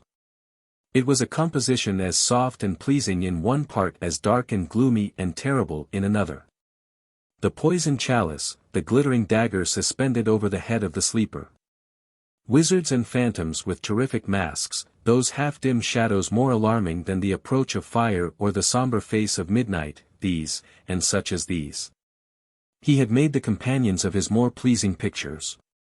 No sooner had the king entered his room than a cold shiver seemed to pass through him, and on Fouquet asking him the cause of it, the king replied, as pale as death. "I am sleepy, that is all. Does your majesty wish for your attendance at once?" "No, I have to talk with a few persons first," said the king. "Will you have the goodness to tell M. Colbert I wish to see him?" Fouquet bowed and left the room. 221. A Gascon and a half. D'Artagnan had determined to lose no time, and in fact he never was in the habit of doing so. After having inquired for Aramis, he had looked for him in every direction until he had succeeded in finding him. Besides, no sooner had the king entered Vaux, than Aramis had retired to his own room, meditating doubtless some new piece of gallant attention for his majesty's amusement. D'Artagnan desired the servants to announce him, and found on the second story, in a beautiful room called the Blue Chamber. On account of the color of its hangings, the Bishop of Vannes in company with Porthos and several of the modern Epicureans. Aramis came forward to embrace his friend, and offered him the best seat. As it was after a while generally remarked among those present that the Musketeer was reserved, and wished for an opportunity for conversing secretly with Aramis, the Epicureans took their leave. Porthos, however, did not stir, for true it is that, having dined exceedingly well, he was fast asleep in his armchair. And the freedom of conversation therefore was not interrupted by a third person. Porthos had a deep, harmonious snore, and people might talk in the midst of its loud bass without fear of disturbing him.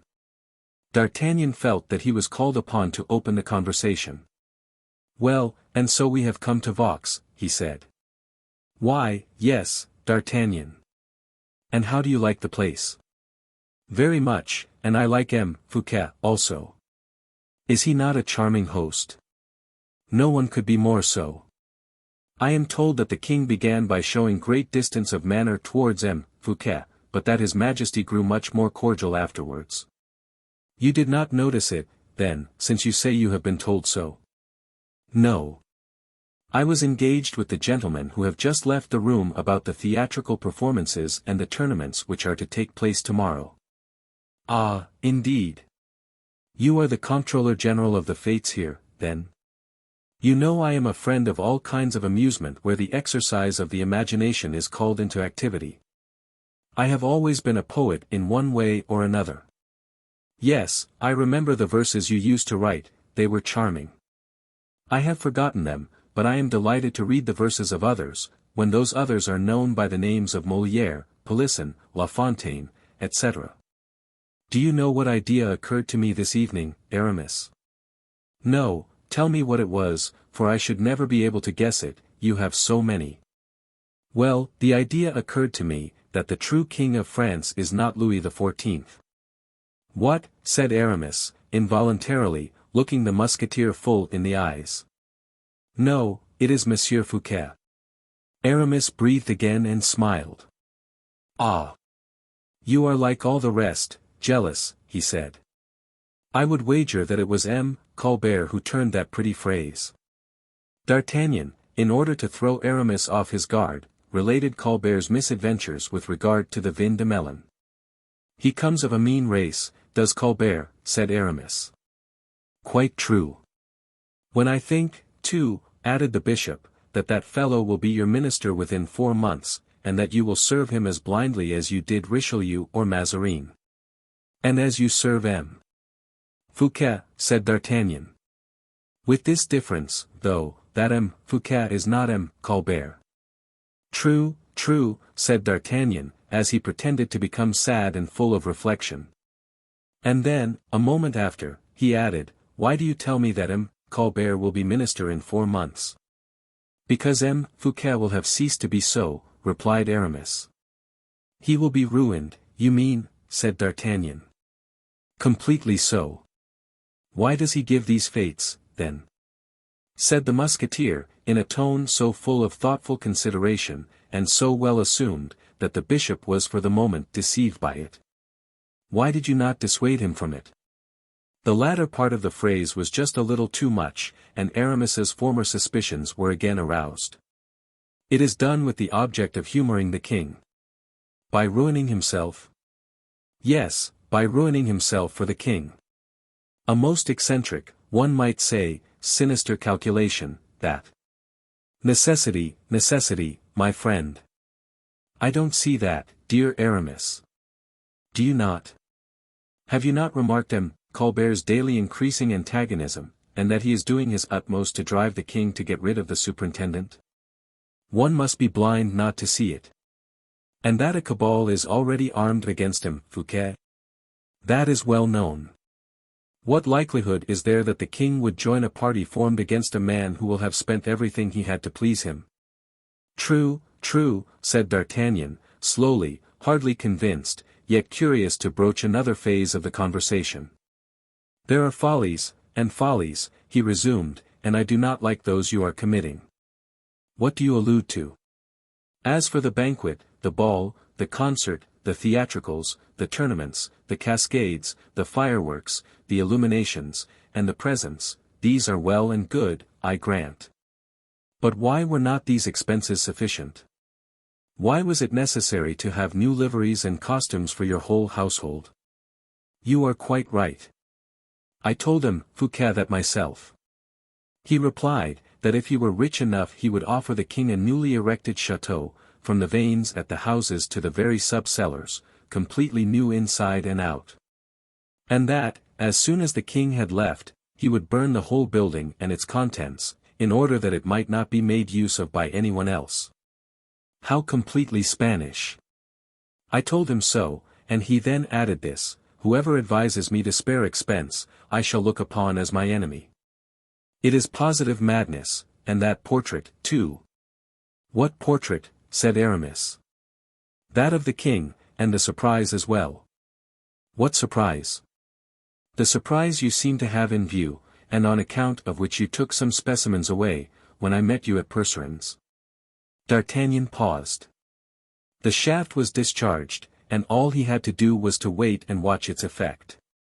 That is merely an act of graceful attention, replied Aramis. D'Artagnan went up to his friend, took hold of both his hands, and looking him full in the eyes, said, Aramis, do you still care for me a very little? What a question to ask.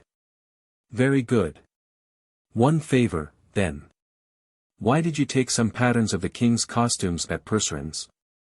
Come with me and ask poor Lebrun, who has been working upon them for the last 2 days and nights. Aramis, that may be truth for everybody else, but for me. Upon my word, D'Artagnan, you astonish me. Be a little considerate. Tell me the exact truth. You would not like anything disagreeable to happen to me, would you? My dear friend, you are becoming quite incomprehensible. What suspicion can you have possibly got hold of? Do you believe in my instinctive feelings? Formerly you used to have faith in them. Well, then, an instinct tells me that you have some concealed project on foot. A project? I am convinced of it. What nonsense! I am not only sure of it, but I would even swear it. Indeed, D'Artagnan, you cause me the greatest pain. Is it likely, if I have any project in hand that I ought to keep secret from you, I should tell you about it? If I had one that I could and ought to have revealed, should I not have long ago divulged it? No, Aramis, no. There are certain projects which are never revealed until the favorable opportunity arrives. In that case, my dear fellow, returned the bishop, laughing, the only thing now is, that the opportunity has not yet arrived. D'Artagnan shook his head with a sorrowful expression. Oh, friendship, he said, what an idle word you are. Here is a man who, if I were but to ask it, would suffer himself to be cut in pieces for my sake. You are right, said Aramis, nobly. And this man, who would shed every drop of blood in his veins for me, will not open up before me the least corner in his heart. Friendship, I repeat, is nothing but an unsubstantial shadow, a lure, like everything else in this bright, dazzling world. It is not thus you should speak of our friendship, replied the bishop, in a firm, assured voice, for ours is not of the same nature as those of which you have been speaking. Look at us, Aramis, 3 out of the old 4. You are deceiving me, I suspect you, and Porthos is fast asleep. An admirable trio of friends, don't you think so? What an affecting relic of the former dear old times. I can only tell you one thing, D'Artagnan, and I swear it on the Bible, I love you just as I used to do. If I ever suspect you, it is on account of others, and not on account of either of us. In everything I may do, and should happen to succeed in, you will find your fourth. Will you promise me the same favor? If I am not mistaken, Aramis, your words, at the moment you pronounce them, are full of generous feeling. Such a thing is very possible. You are conspiring against M. Colbert. If that be all, Mordieux, tell me so at once. I have the instrument in my own hand, and will pull out the tooth easily enough. Aramis could not conceal a smile of disdain that flitted over his haughty features. And supposing that I were conspiring against Colbert, what harm would there be in that? No, no. That would be too trifling a matter for you to take in hand, and it was not on that account you asked Percerin for those patterns of the king's costumes. Oh! Aramis, we are not enemies, remember, we are brothers. Tell me what you wish to undertake, and, upon the word of a D'Artagnan, if I cannot help you, I will swear to remain neuter. I am undertaking nothing, said Aramis. Aramis, a voice within me speaks and seems to trickle forth a rill of light within my darkness, it is a voice that has never yet deceived me. It is the king you are conspiring against. The king? Exclaimed the bishop, pretending to be annoyed. Your face will not convince me, the king, I repeat. Will you help me? Said Aramis, smiling ironically. Aramis, I will do more than help you, I will do more than remain neuter, I will save you. You are mad, D'Artagnan. I am the wiser of the two, in this matter. You to suspect me of wishing to assassinate the king. Who spoke of such a thing? Smiled the musketeer. Well, let us understand one another. I do not see what anyone can do to a legitimate king as ours is, if he does not assassinate him. D'Artagnan did not say a word. Besides, you have your guards and your musketeers here, said the bishop. True. You are not in M. Fouquet's house, but in your own. True. But in spite of that, Aramis, grant me, for pity's sake, one single word of a true friend. A true friend's word is ever truth itself. If I think of touching, even with my finger, the son of Anne of Austria, the true king of this realm of France, if I have not the firm intention of prostrating myself before his throne, if in every idea I may entertain tomorrow, here at Vaux, will not be the most glorious day my king ever enjoyed, may heaven's lightning blast me where I stand. Aramis had pronounced these words with his face turned towards the alcove of his own bedroom, where D'Artagnan, seated with his back towards the alcove, could not suspect that anyone was lying concealed. The earnestness of his words, the studied slowness with which he pronounced them, the solemnity of his oath, gave the musketeer the most complete satisfaction. He took hold of both Aramis's hands, and shook them cordially. Aramis had endured reproaches without turning pale, and had blushed as he listened to words of praise. D'Artagnan, deceived, did him honor, but D'Artagnan, trustful and reliant, made him feel ashamed. Are you going away? He said, as he embraced him, in order to conceal the flush on his face. Yes.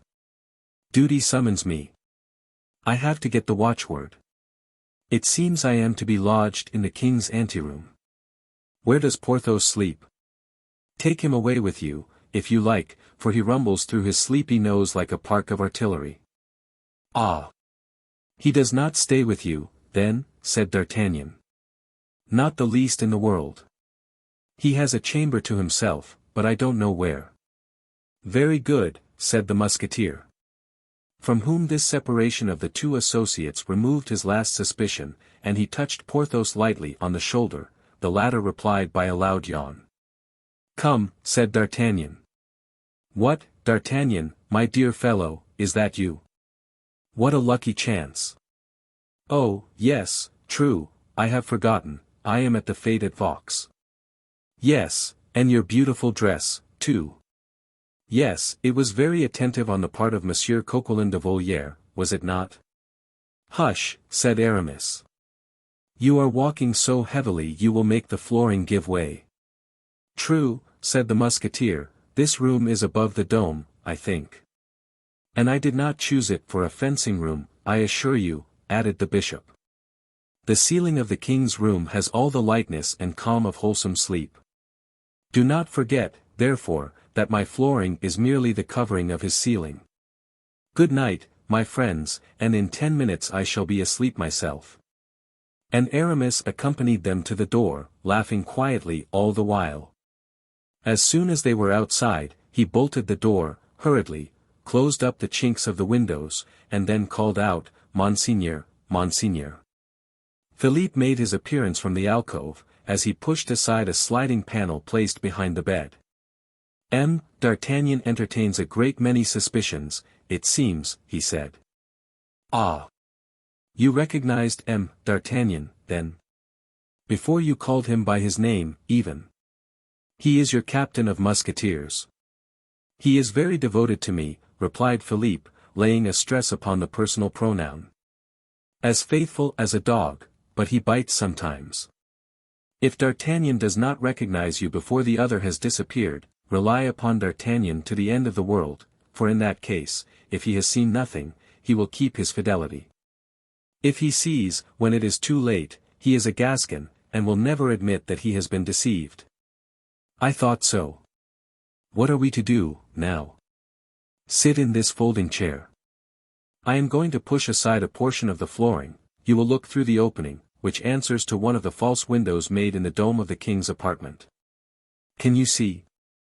Yes, said Philippe, starting as at the sight of an enemy, I see the king. What is he doing? He seems to wish some man to sit down close to him. Fouquet. No, no. Wait a moment. Look at the notes and the portraits, my prince.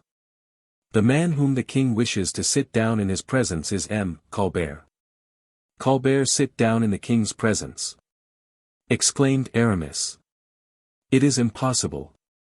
Look. Aramis looked through the opening in the flooring. Yes, he said. Colbert himself. Oh, Monseigneur. What can we be going to hear, and what can result from this intimacy? Nothing good for Fouquet, at all events. The prince did not deceive himself. We have seen that Louis XIV had sent for Colbert, and Colbert had arrived. The conversation began between them by the king according to him one of the highest favors that he had ever done. It was true the king was alone with his subject. Colbert, said he, sit down. The intendant, overcome with delight, for he feared he was about to be dismissed, refused this unprecedented honor. Does he accept? Said Aramis. No, he remains standing. Let us listen, then. And the future king and the future pope listened eagerly to the simple mortals they held under their feet, ready to crush them when they liked. Colbert, said the king, you have annoyed me exceedingly today. I know it, sire. Very good, I like that answer. Yes, you knew it, and there was courage in the doing of it. I ran the risk of displeasing your majesty, but I risked, also, the concealment of your best interests. What?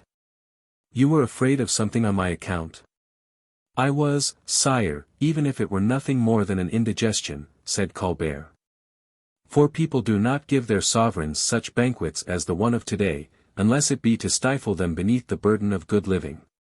Colbert awaited the effect this coarse jest would produce upon the king, and Louis XIV, who was the vainest and the most fastidiously delicate man in his kingdom, forgave Colbert the joke. The truth is, he said, that Fouquet has given me too good a meal. Tell me, Colbert, where does he get all the money required for this enormous expenditure, can you tell? Yes, I do know, sire. Will you be able to prove it with tolerable certainty? Easily, and to the utmost farthing. I know you are very exact.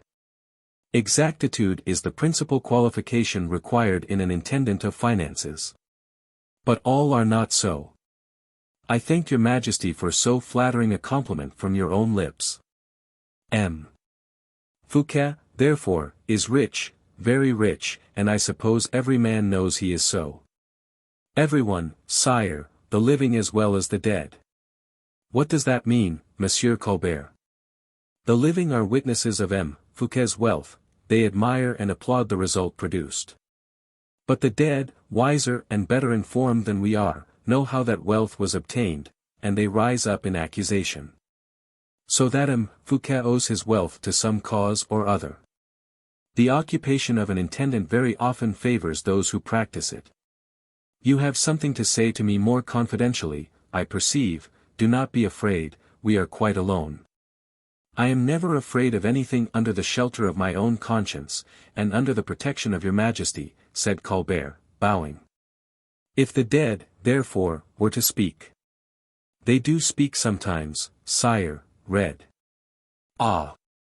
Murmured Aramis, in the prince's ear, who, close beside him, listened without losing a syllable, since you are placed here, monseigneur, in order to learn your vocation of a king. Listen to a piece of infamy, of a nature truly royal. You are about to be a witness of one of those scenes which the foul fiend alone conceives and executes. Listen attentively, you will find your advantage in it. The prince redoubled his attention, and saw Louis XIV take from Colbert's hands a letter the latter held out to him. The late cardinal's handwriting, said the king. Your Majesty has an excellent memory, replied Colbert, bowing. It is an immense advantage for a king who is destined for hard work to recognize handwritings at the first glance. The king read Mazarin's letter, and, as its contents are already known to the reader, in consequence of the misunderstanding between Madame de Chevreuse and Aramis. Nothing further would be learned if we stated them here again. I do not quite understand, said the king, greatly interested. Your Majesty has not acquired the utilitarian habit of checking the public accounts.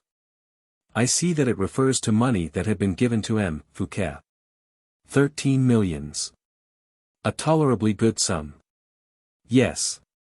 Well, these 13 millions are wanting to balance the total of the account. That is what I do not very well understand. How was this deficit possible? Possible I do not say, but there is no doubt about fact that it is really so. You say that these 13 millions are found to be wanting in the accounts. I do not say so, but the registry does. And this letter of M. Mazarin indicates the employment of that sum and the name of the person with whom it was deposited? As your Majesty can judge for yourself. Yes, and the result is, then, that M. Fouquet has not yet restored the 13 millions. That results from the accounts, certainly, sire. Well, and, consequently. Well, sire, in that case, inasmuch as M. Fouquet has not yet given back the 13 millions, he must have appropriated them to his own purpose. And with those 13 millions one could incur 4 times and a little more as much expense, and make 4 times as great a display, as your Majesty was able to do at Fontainebleau. Where we only spent 3 millions altogether, if you remember. For a blunderer, the souvenir he had evoked was a rather skillfully contrived piece of baseness. For by the remembrance of his own fate he, for the first time, perceived its inferiority compared with that of Fouquet. Colbert received back again at Vaux what Fouquet had given him at Fontainebleau, and, as a good financier, returned it with the best possible interest. Having once disposed the king's mind in this artful way, Colbert had nothing of much importance to detain him. He felt that such was the case, for the king, too, had again sunk into a dull and gloomy state. Colbert awaited the first words from the king's lips with as much impatience as Philippe and Aramis did from their place of observation. Are you aware what is the usual and natural consequence of all this, Monsieur Colbert? Said the king, after a few moments' reflection. No, sire, I do not know. Well, then, the fact of the appropriation of the 13 millions, if it can be proved.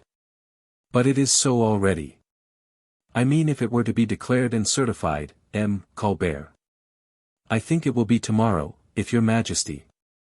Were we not under M. Fouquet's roof, you were going to say, perhaps, replied the king, with something of nobility in his demeanor. The king is in his own palace wherever he may be, especially in houses which the royal money has constructed.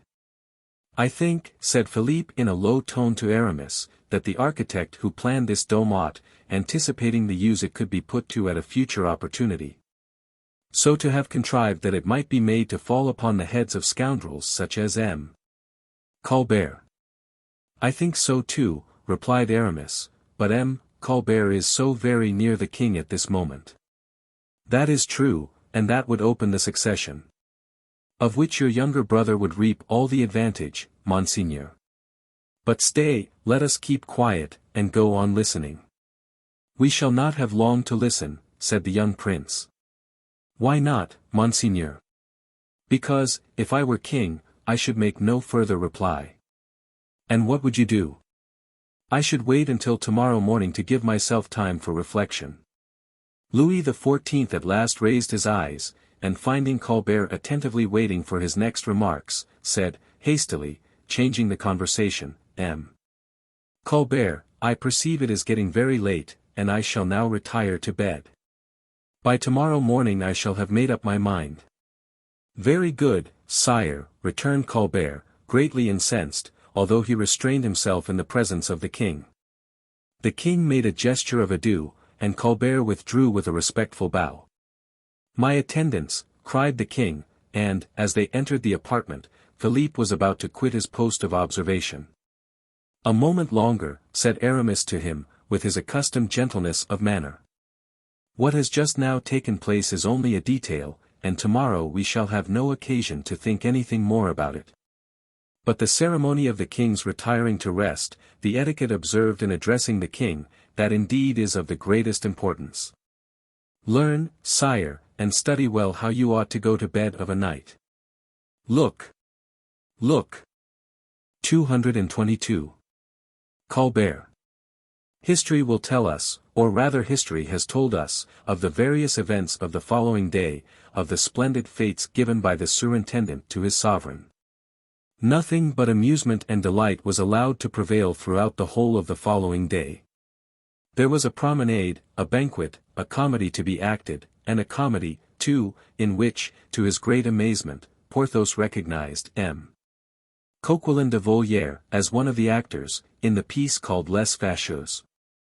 Full of preoccupation, however, from the scene of the previous evening, and hardly recovered from the effects of the poison which Colbert had then administered to him, the king, during the whole of the day, so brilliant in its effects, so full of unexpected and startling novelties, in which all the wonders of the Arabian Nights' entertainments seemed to be reproduced for his especial amusement, the king, we say, showed himself cold, reserved, and taciturn. Nothing could smooth the frowns upon his face. Everyone who observed him noticed that a deep feeling of resentment, of remote origin, increased by slow degrees, as the source becomes a river. Thanks to the thousand threads of water that increase its body, was keenly alive in the depths of the king's heart. Towards the middle of the day only did he begin to resume a little serenity of manner, and by that time he had, in all probability, made up his mind. Aramis, who followed him step by step in his thoughts, as in his walk, concluded that the event he was expecting would not be long before it was announced. This time Colbert seemed to walk in concert with the Bishop of Vannes, and had he received for every annoyance which he inflicted on the king a word of direction from Aramis, he could not have done better. During the whole of the day the king, who, in all probability, wished to free himself from some of the thoughts which disturbed his mind, seemed to seek La Valliere's society as actively as he seemed to show his anxiety to flee that of M. Colbert or M. Fouquet. The evening came. The king had expressed a wish not to walk in the park until after cards in the evening. In the interval between supper and the promenade, cards and dice were introduced. The king won 1,000 pistoles, and, having won them, put them in his pocket, and then rose, saying, "And now, gentlemen, to the park." He found the ladies of the court were already there. The king, we have before observed, had won 1,000 pistoles, and had put them in his pocket, but M. Fouquet had somehow contrived to lose 10,000, so that among the courtiers there was still left 190,000 francs profit to divide. A circumstance which made the countenances of the courtiers and the officers of the king's household the most joyous countenances in the world. It was not the same, however, with the king's face, for, notwithstanding his success at play, to which he was by no means insensible, there still remained a slight shade of dissatisfaction. Colbert was waiting for or upon him at the corner of one of the avenues. He was most probably waiting there in consequence of a rendezvous which had been given him by the king, as Louis XIV, who had avoided him, or who had seemed to avoid him, suddenly made him a sign. And they then struck into the depths of the park together. But La Valliere, too, had observed the king's gloomy aspect and kindling glances. She had remarked this, and as nothing which lay hidden or smouldering in his heart was hidden from the gaze of her affection, she understood that this repressed wrath menaced someone. She prepared to withstand the current of his vengeance, and intercede like an angel of mercy. Overcome by sadness, nervously agitated, deeply distressed at having been so long separated from her lover, disturbed at the sight of the emotion she had divined, she accordingly presented herself to the king with an embarrassed aspect, which in his then disposition of mind the king interpreted unfavorably. Then, as they were alone, nearly alone, inasmuch as Colbert, as soon as he perceived the young girl approaching, had stopped and drawn back a dozen paces, the king advanced towards La Valliere and took her by the hand. "Mademoiselle," he said to her, "should I be guilty of an indiscretion if I were to inquire if you were indisposed? For you seem to breathe as if you were oppressed by some secret cause of uneasiness, and your eyes are filled with tears." "Oh, sire, if I be indeed so, and if my eyes are indeed full of tears, I am sorrowful only at the sadness which seems to oppress your majesty." "My sadness? You are mistaken, mademoiselle. No, it is not sadness I experience." "What is it, then, sire?" "Humiliation." "Humiliation?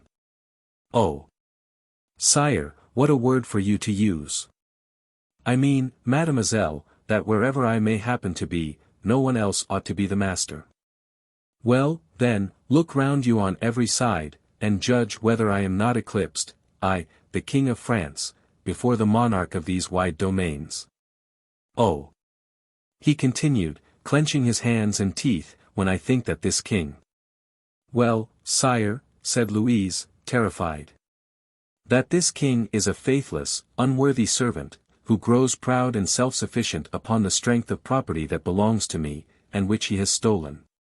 And therefore I am about to change this impudent minister's fate into sorrow and mourning, of which the nymph of Vaux, as the poets say, shall not soon lose the remembrance." "Oh, your majesty!" "Well, mademoiselle, are you about to take M. Fouquet's part?" said Louis, impatiently. "No, sire, I will only ask whether you are well informed. Your majesty has more than once learned the value of accusations made at court." Louis XIV made a sign for Colbert to approach. "Speak, Monsieur Colbert," said the young prince, "for I almost believe that Mademoiselle de la Valliere has need of your assistance before she can put any faith in the king's word.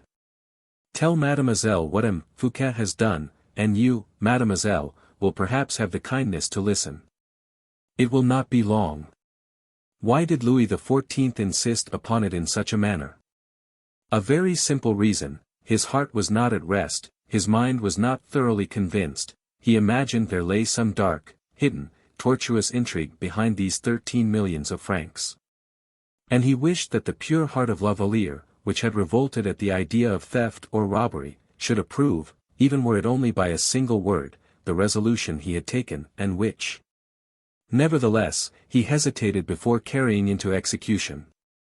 "Speak, monsieur," said La Valliere to Colbert, who had advanced, "speak, since the king wishes me to listen to you. Tell me, what is the crime with which M. Fouquet is charged?" "Oh, not very heinous, mademoiselle," he returned, "a mere abuse of confidence." "Speak, speak, Colbert, and when you have related it, leave us, and go and inform M. D'Artagnan that I have certain orders to give him." "M. D'Artagnan, sire," exclaimed La Valliere, "but why send for M. D'Artagnan? I entreat you to tell me." "Pardieu! In order to arrest this haughty, arrogant titan who, true to his menace, threatens to scale my heaven. Arrest him, Fouquet, do you say? Ah! Does that surprise you? In his own house. Why not? If he be guilty, he is as guilty in his own house as anywhere else. Fouquet, who at this moment is ruining himself for his sovereign. In plain truth, mademoiselle, it seems as if you were defending this traitor. Colbert began to chuckle silently. The king turned round at the sound of this suppressed mirth. Sire, said La Valliere, it is not Fouquet I am defending, it is yourself. Me? You are defending me? Sire, you would dishonor yourself if you were to give such an order. Dishonor myself, murmured the king, turning pale with anger. In plain truth, mademoiselle, you show a strange persistence in what you say. If I do, sire, my only motive is that of serving your majesty, replied the noble-hearted girl, for that I would sacrifice my very life, without the least reserve. Colbert seemed inclined to grumble and complain. La Valliere, that timid, gentle lamb, turned round upon him, and with a glance like lightning imposed silence upon him. Monsieur, she said, when the king acts well, whether, in doing so, he does either myself or those who belong to me an injury, I have nothing to say. But were the king to confer a benefit either upon me or mine, and if he acted badly, I should tell him so. But it appears to me, mademoiselle, Colbert ventured to say, that I too love the king. Yes, monseigneur, we both love him, but each in a different manner, replied La Valliere, with such an accent that the heart of the young king was powerfully affected by it. I love him so deeply, that the whole world is aware of it, so purely, that the king himself does not doubt my affection. He is my king and my master, I am the least of all his servants. But whoso touches his honor assails my life. Therefore, I repeat, that they dishonor the king who advise him to arrest Fouquet under his own roof. Colbert hung down his head, for he felt that the king had abandoned him. However, as he bent his head, he murmured, Mademoiselle, I have only one word to say. Do not say it, then, monsieur. For I would not listen to it. Besides, what could you have to tell me? That Fouquet has been guilty of certain crimes? I believe he has, because the king has said so. And, from the moment the king said, I think so, I have no occasion for other lips to say, I affirm it. But, were Fouquet the vilest of men, I should say aloud, Fouquet's person is sacred to the king because he is the guest of Fouquet. Were his house a den of thieves, were Vaux a cave of coiners or robbers, his home is sacred, his palace is inviolable, since his wife is living in it. And that is an asylum which even executioners would not dare to violate. La Valliere paused, and was silent. In spite of himself the king could not but admire her. He was overpowered by the passionate energy of her voice, by the nobleness of the cause she advocated. Colbert yielded, overcome by the inequality of the struggle. At last the king breathed again more freely, shook his head, and held out his hand to La Valliere. Mademoiselle, he said, gently, why do you decide against me? Do you know what this wretched fellow will do, if I give him time to breathe again? Is he not a prey which will always be within your grasp? Should he escape, and take to flight? Exclaimed Colbert. Well, monsieur, it will always remain on record, to the king's eternal honor, that he allowed Fouquet to flee. And the more guilty he may have been, the greater will the king's honor and glory appear, compared with such unnecessary misery and shame. Louis kissed La Valliere's hand, as he knelt before her. I am lost, thought Colbert, then suddenly his face brightened up again. Oh! No, no, aha, old fox, not yet, he said to himself. And while the king, protected from observation by the thick covert of an enormous lime, pressed La Valliere to his breast, with all the ardor of ineffable affection, Colbert tranquilly fumbled among the papers in his pocketbook and drew out of it a paper folded in the form of a letter, somewhat yellow, perhaps, but one that must have been most precious. Since the intendant smiled as he looked at it. He then bent a look, full of hatred, upon the charming group which the young girl and the king formed together, a group revealed but for a moment. As the light of the approaching torches shone upon it, Louis noticed the light reflected upon La Valliere's white dress. "Leave me, Louise," he said, "for someone is coming." "Mademoiselle, mademoiselle, someone is coming," cried Colbert, to expedite the young girl's departure. Louise disappeared rapidly among the trees. And then, as the king, who had been on his knees before the young girl, was rising from his humble posture, Colbert exclaimed, "Ah! Mademoiselle de la Valliere has let something fall." "What is it?" inquired the king. "A paper, a letter, something white, look there, sire." The king stooped down immediately and picked up the letter, crumpling it in his hand, as he did so. And at the same moment the torches arrived, inundating the blackness of the scene with a flood of light as bright as day. 223. Jealousy. The torches we have just referred to, the eager attention everyone displayed, and the new ovation paid to the king by Fouquet, arrived in time to suspend the effect of a resolution which La Valliere had already considerably shaken in Louis XIV's heart. He looked at Fouquet with a feeling almost of gratitude for having given La Valliere an opportunity of showing herself so generously disposed. So powerful in the influence she exercised over his heart. The moment of the last and greatest display had arrived. Hardly had Fouquet conducted the king towards the chateau, when a mass of fire burst from the dome of Vaux, with a prodigious uproar, pouring a flood of dazzling cataracts of rays on every side, and illumining the remotest corners of the gardens. The fireworks began. Colbert, at 20 paces from the king, who was surrounded and fêted by the owner of Vaux, seemed, by the obstinate persistence of his gloomy thoughts, to do his utmost to recall Louis's attention, which the magnificence of the spectacle was already, in his opinion, too easily diverting. Suddenly, just as Louis was on the point of holding it out to Fouquet, he perceived in his hand the paper which, as he believed, La Valliere had dropped at his feet as she hurried away. The still stronger magnet of love drew the young prince's attention towards the souvenir of his idol. And, by the brilliant light, which increased momentarily in beauty, and drew from the neighboring villages loud cheers of admiration, the king read the letter, which he supposed was a loving and tender epistle La Valliere had destined for him.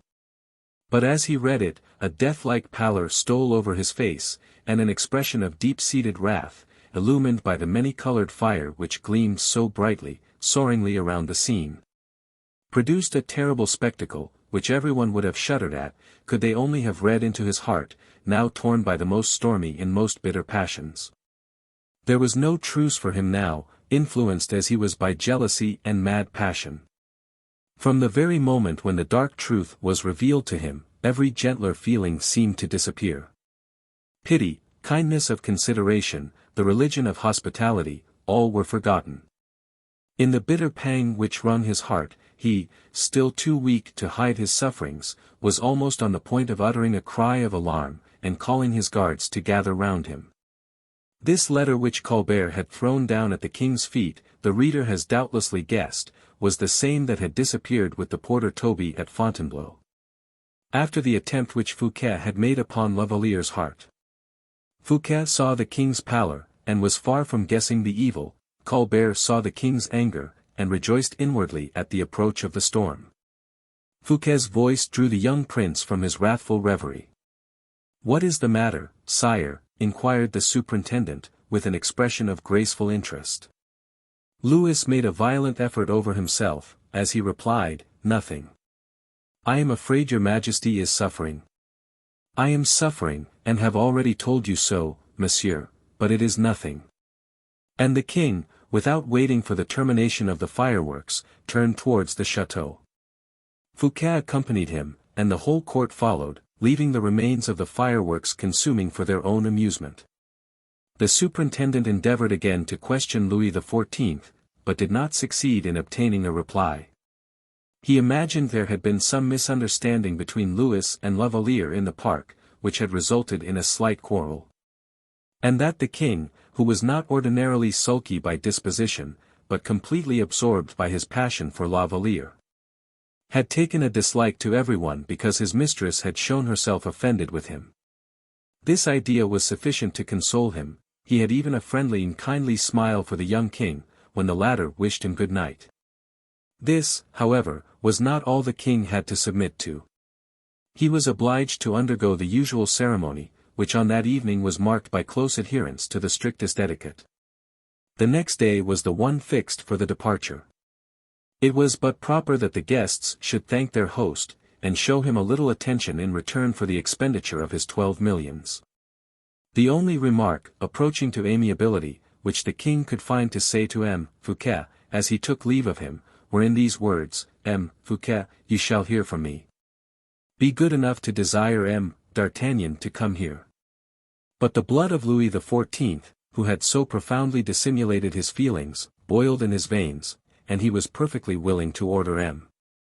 Fouquet to be put an end to with the same readiness, indeed, as his predecessor had caused the assassination of le Maréchal d'Ancre. And so he disguised the terrible resolution he had formed beneath one of those royal smiles which, like lightning flashes, indicated coups d'état. Fouquet took the king's hand and kissed it. Louis shuddered throughout his whole frame, but allowed M. Fouquet to touch his hand with his lips. 5 minutes afterwards, D'Artagnan, to whom the royal order had been communicated, entered Louis XIV's apartment. Aramis and Philippe were in theirs, still eagerly attentive, and still listening with all their ears.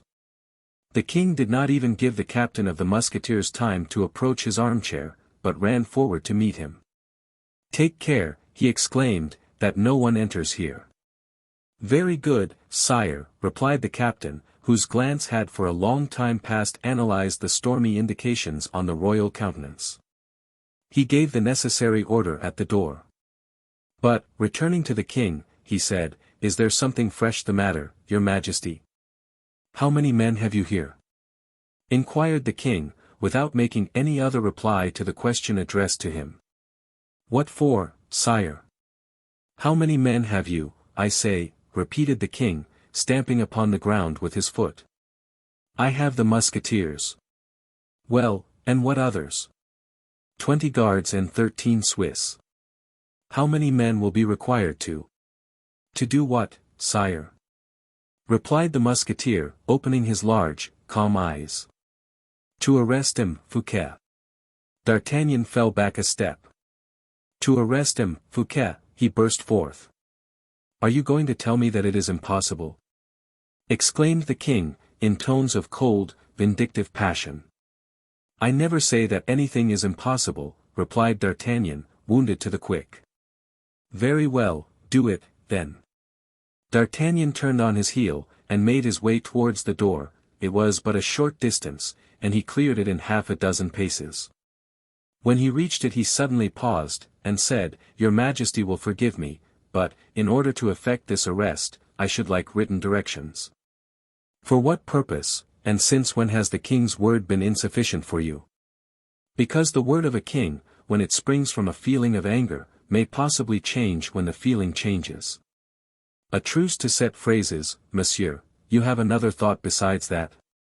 "Oh, I, at least, have certain thoughts and ideas, which, unfortunately, others have not," D'Artagnan replied, impertinently. The king, in the tempest of his wrath, hesitated, and drew back in the face of D'Artagnan's frank courage. Just as a horse crouches on his haunches under the strong hand of a bold and experienced rider. "What is your thought?" he exclaimed. "This, sire," replied D'Artagnan, "you cause a man to be arrested when you are still under his roof, and passion is alone the cause of that. When your anger shall have passed you will regret what you have done, and then I wish to be in a position to show you your signature. If that, however, should fail to be a reparation, it will at least show us that the king was wrong to lose his temper." "Wrong to lose his temper," cried the king, in a loud, passionate voice. "Did not my father, my grandfathers, too, before me, lose their temper at times, in heaven's name? The king your father and the king your grandfather never lost their temper except when under the protection of their own palace. The king is master wherever he may be. That is a flattering, complimentary phrase which cannot proceed from anyone but M. Colbert, but it happens not to be the truth. The king is at home in every man's house when he has driven its owner out of it. The king bit his lips, but said nothing. Can it be possible? Said D'Artagnan. Here is a man who is positively ruining himself in order to please you, and you wish to have him arrested. Mordioux. Sire, if my name was Fouquet, and people treated me in that manner, I would swallow at a single gulp all sorts of fireworks and other things, and I would set fire to them. And send myself and everybody else in blown-up atoms to the sky. But it is all the same, it is your wish, and it shall be done. Go, said the king, but have you men enough? Do you suppose I am going to take a whole host to help me? Arrest him, Fouquet.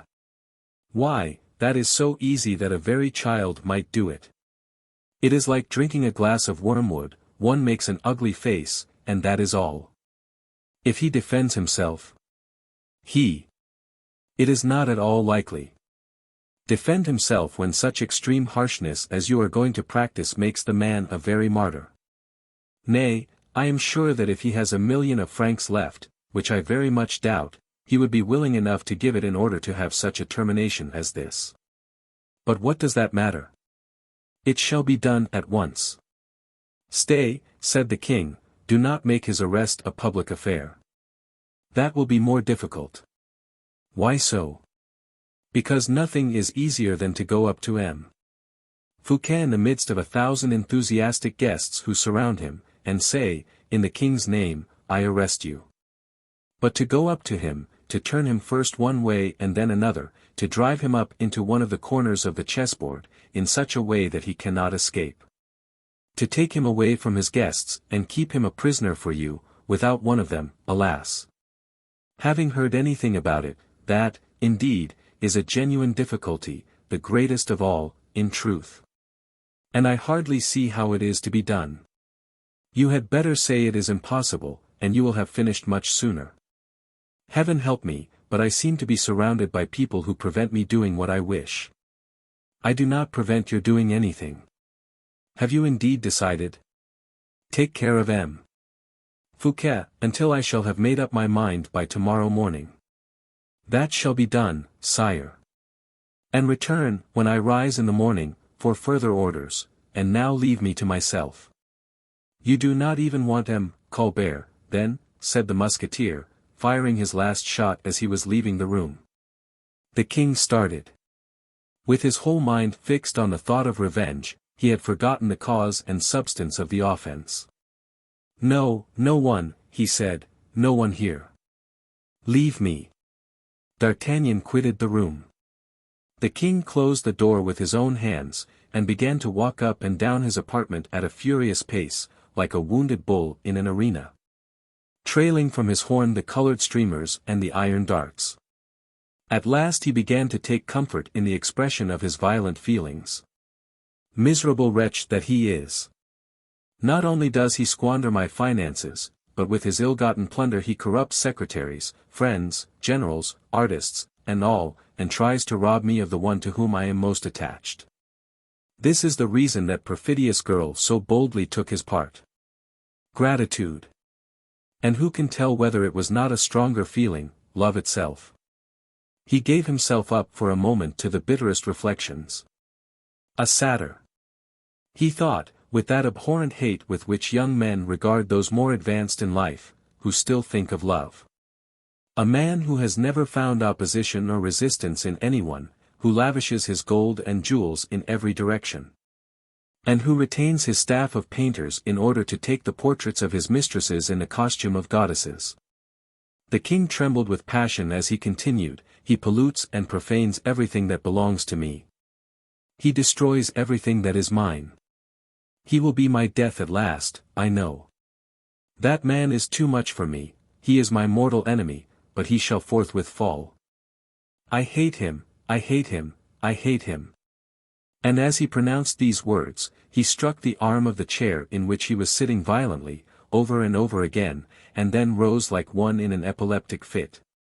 Tomorrow. Tomorrow. Oh, happy day, he murmured, when the sun rises, no other rival shall that brilliant king of space possess but me. That man shall fall so low that when people look at the abject ruin my anger shall have wrought, they will be forced to confess at last and at least that I am indeed greater than he." The king, who was incapable of mastering his emotions any longer, knocked over with a blow of his fist a small table placed close to his bedside, and in the very bitterness of anger, almost weeping. And half suffocated, he threw himself on his bed, dressed as he was, and bit the sheets in his extremity of passion, trying to find repose of body at least there. The bed creaked beneath his weight, and with the exception of a few broken sounds, emerging, or, one might say, exploding, from his overburdened chest. Absolute silence soon reigned in the chamber of Morpheus. 224. High treason. The ungovernable fury which took possession of the king at the sight and at the perusal of Fouquet's letter to La Valliere by degrees subsided into a feeling of pain and extreme weariness. Youth, invigorated by health and lightness of spirits, requiring soon that what it loses should be immediately restored, youth knows not those endless sleepless nights which enable us to realize the fable of the vulture unceasingly feeding on Prometheus. In cases where the man of middle life, in his acquired strength of will and purpose, and the old, in their state of natural exhaustion, find incessant augmentation of their bitter sorrow. A young man, surprised by the sudden appearance of misfortune, weakens himself in sighs, and groans, and tears, directly struggling with his grief, and is thereby far sooner overthrown by the inflexible enemy with whom he is engaged. Once overthrown, his struggles cease. Louis could not hold out more than a few minutes, at the end of which he had ceased to clench his hands, and scorch in fancy with his looks the invisible objects of his hatred. He soon ceased to attack with his violent imprecations not M. Fouquet alone, but even La Valliere herself. From fury he subsided into despair, and from despair to prostration. After he had thrown himself for a few minutes to and fro convulsively on his bed, his nerveless arms fell quietly down, his head lay languidly on his pillow. His limbs, exhausted with excessive emotion, still trembled occasionally, agitated by muscular contractions, while from his breast faint and infrequent sighs still issued. Morpheus, the tutelary deity of the apartment, towards whom Louis raised his eyes, wearied by his anger and reconciled by his tears, showered down upon him the sleep-inducing poppies with which his hands are ever filled. So presently the monarch closed his eyes and fell asleep. Then it seemed to him, as it often happens in that first sleep, so light and gentle, which raises the body above the couch, and the soul above the earth, it seemed to him, we say, as if the god Morpheus, painted on the ceiling, looked at him with eyes resembling human eyes. That something shone brightly, and moved to and fro in the dome above the sleeper. That the crowd of terrible dreams which thronged together in his brain, and which were interrupted for a moment, half revealed a human face, with a hand resting against the mouth, and in an attitude of deep and absorbed meditation. And strange enough, too, this man bore so wonderful a resemblance to the king himself, that Louis fancied he was looking at his own face reflected in a mirror. With the exception, however, that the face was saddened by a feeling of the profoundest pity. Then it seemed to him as if the dome gradually retired, escaping from his gaze, and that the figures and attributes painted by Lebrun became darker and darker as the distance became more and more remote. A gentle, easy movement, as regular as that by which a vessel plunges beneath the waves, had succeeded to the immovableness of the bed. Doubtless the king was dreaming, and in this dream the crown of gold, which fastened the curtains together, seemed to recede from his vision, just as the dome, to which it remained suspended, had done, so that the winged genius which, with both its hand, supported the crown, seemed, though vainly so, to call upon the king, who was fast disappearing from it. The bed still sunk. Louis, with his eyes open, could not resist the deception of this cruel hallucination. At last, as the light of the royal chamber faded away into darkness and gloom, something cold, gloomy, and inexplicable in its nature seemed to infect the air. No paintings, nor gold, nor velvet hangings, were visible any longer, nothing but walls of a dull grey color, which the increasing gloom made darker every moment. And yet the bed still continued to descend, and after a minute, which seemed in its duration almost an age to the king, it reached a stratum of air, black and chill as death, and then it stopped. The king could no longer see the light in his room, except as from the bottom of a well we can see the light of day. I am under the influence of some atrocious dream, he thought. It is time to awaken from it. Come. Let me wake. Everyone has experienced the sensation the above remark conveys. There is hardly a person who, in the midst of a nightmare whose influence is suffocating, has not said to himself, by the help of that light which still burns in the brain when every human light is extinguished, it is nothing but a dream, after all. This was precisely what Louis XIV said to himself, but when he said, "Come, come. Wake up," he perceived that not only was he already awake, but still more, that he had his eyes open also. And then he looked all round him. On his right hand and on his left 2 armed men stood in stolid silence, each wrapped in a huge cloak, and the face covered with a mask. One of them held a small lamp in his hand, whose glimmering light revealed the saddest picture a king could look upon. Louis could not help saying to himself that his dream still lasted, and that all he had to do to cause it to disappear was to move his arms or to say something aloud. He darted from his bed, and found himself upon the damp, moist ground. Then, addressing himself to the man who held the lamp in his hand, he said, "What is this, monsieur, and what is the meaning of this jest?" "It is no jest," replied in a deep voice the masked figure that held the lantern. "Do you belong to M. Fouquet?" inquired the king, greatly astonished at his situation. "It matters very little to whom we belong," said the phantom, "we are your masters now, that is sufficient." The king, more impatient than intimidated, turned to the other masked figure.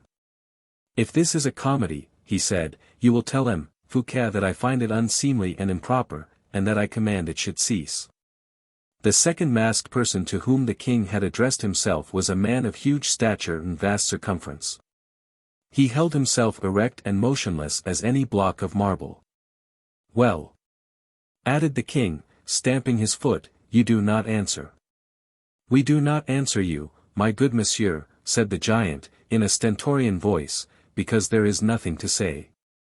"At least, tell me what you want," exclaimed Louis, folding his arms with a passionate gesture. "You will know by and by," replied the man who held the lamp. "In the meantime tell me where I am."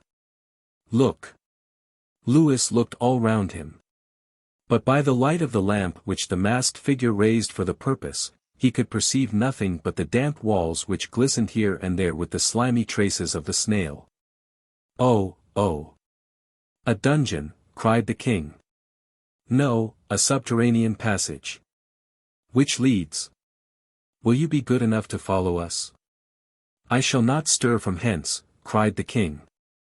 "If you are obstinate, my dear young friend," replied the taller of the two, "I will lift you up in my arms, and roll you up in your own cloak, and if you should happen to be stifled, why, so much the worse for you." As he said this, he disengaged from beneath his cloak a hand of which Milo of Crotona would have envied him the possession, on the day when he had that unhappy idea of rending his last oak.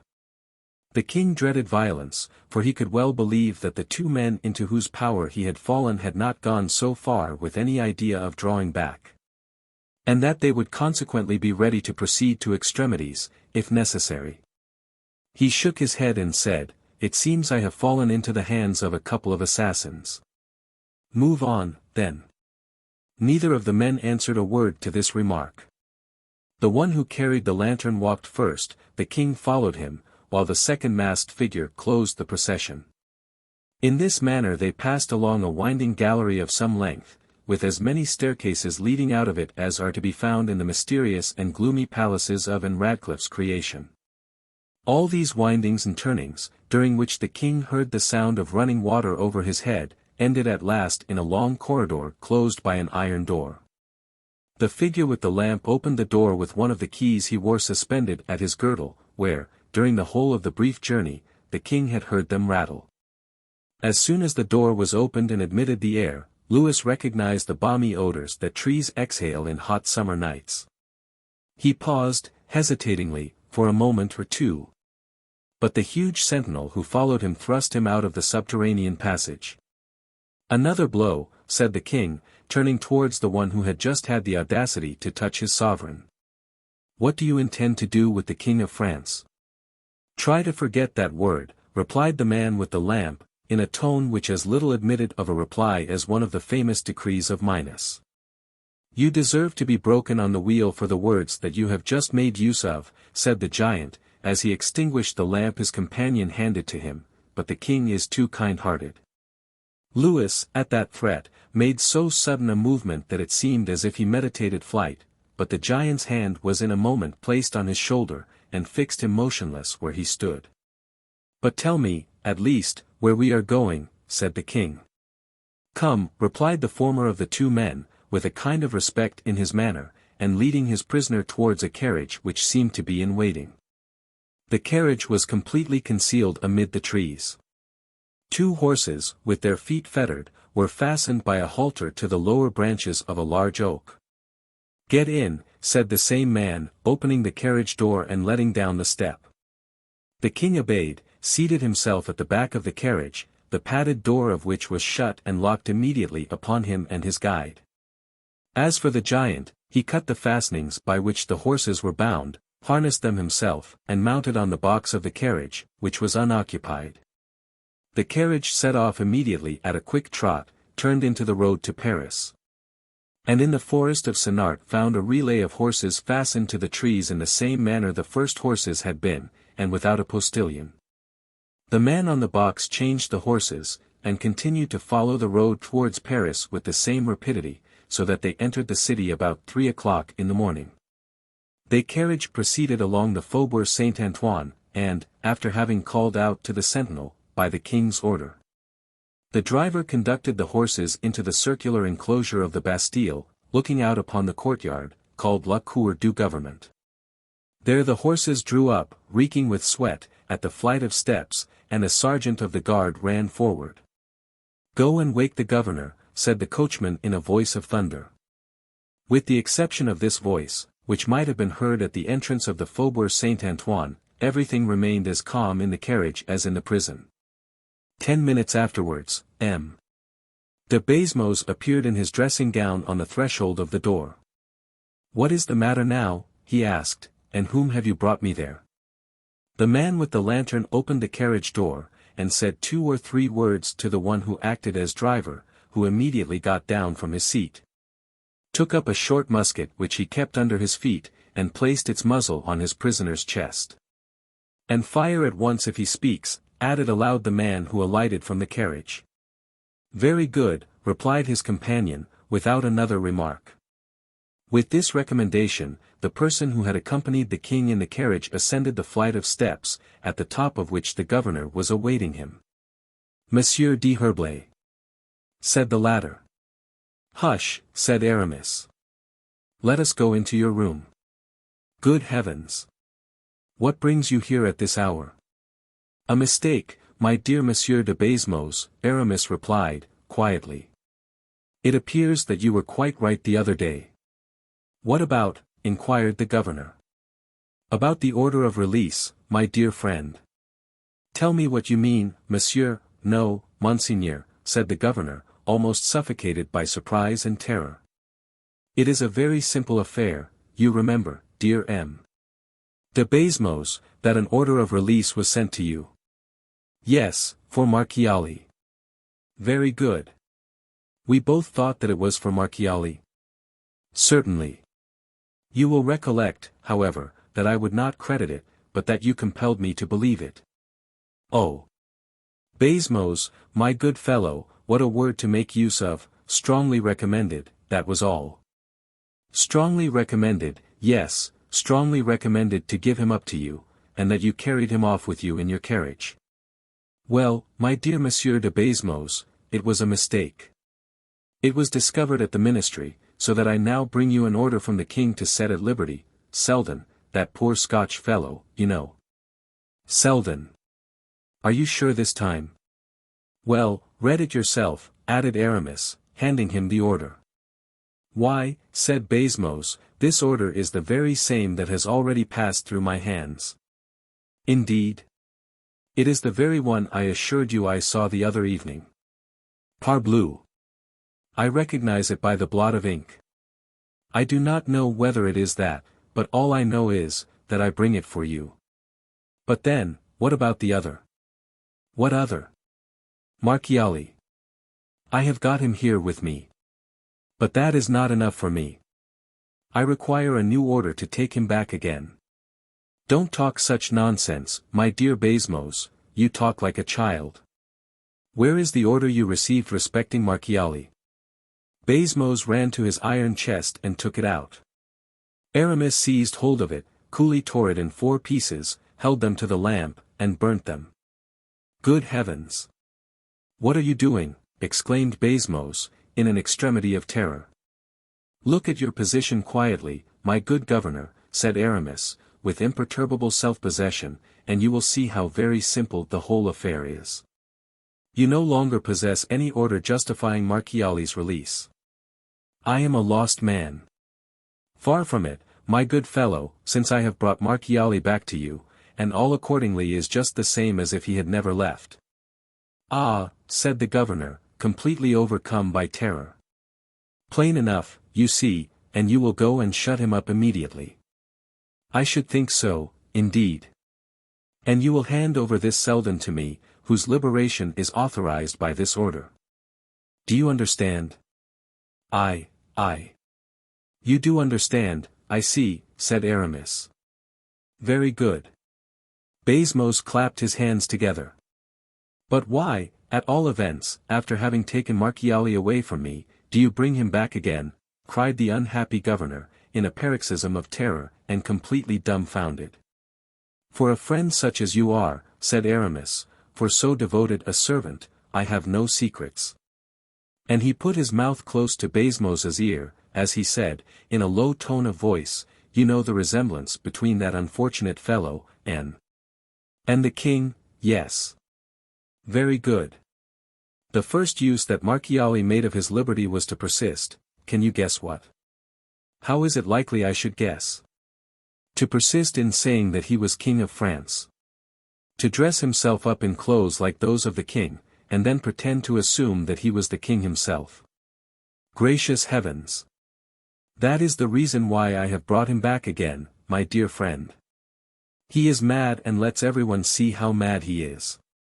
What is to be done, then? That is very simple. Let no one hold any communication with him. You understand that when his peculiar style of madness came to the king's ears, the king, who had pitied his terrible affliction, and saw that all his kindness had been repaid by black ingratitude, became perfectly furious. So that, now, and remember this very distinctly, dear Monsieur de Baisemeaux, for it concerns you most closely, so that there is now, I repeat, sentence of death pronounced against all those who may allow him to communicate with anyone else but me or the king himself. You understand, Baisemeaux, sentence of death. You need not ask me whether I understand.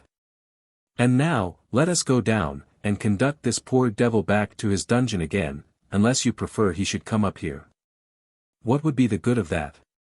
It would be better, perhaps, to enter his name in the prison book at once. Of course, certainly, not a doubt of it. In that case, have him up. Baisemeaux ordered the drums to be beaten and the bell to be rung, as a warning to everyone to retire, in order to avoid meeting a prisoner, about whom it was desired to observe a certain mystery. Then, when the passages were free, he went to take the prisoner from the carriage, at whose breast Porthos, faithful to the directions which had been given him, still kept his musket levelled. "Ah! Is that you, miserable wretch?" cried the governor, as soon as he perceived the king. "Very good, very good."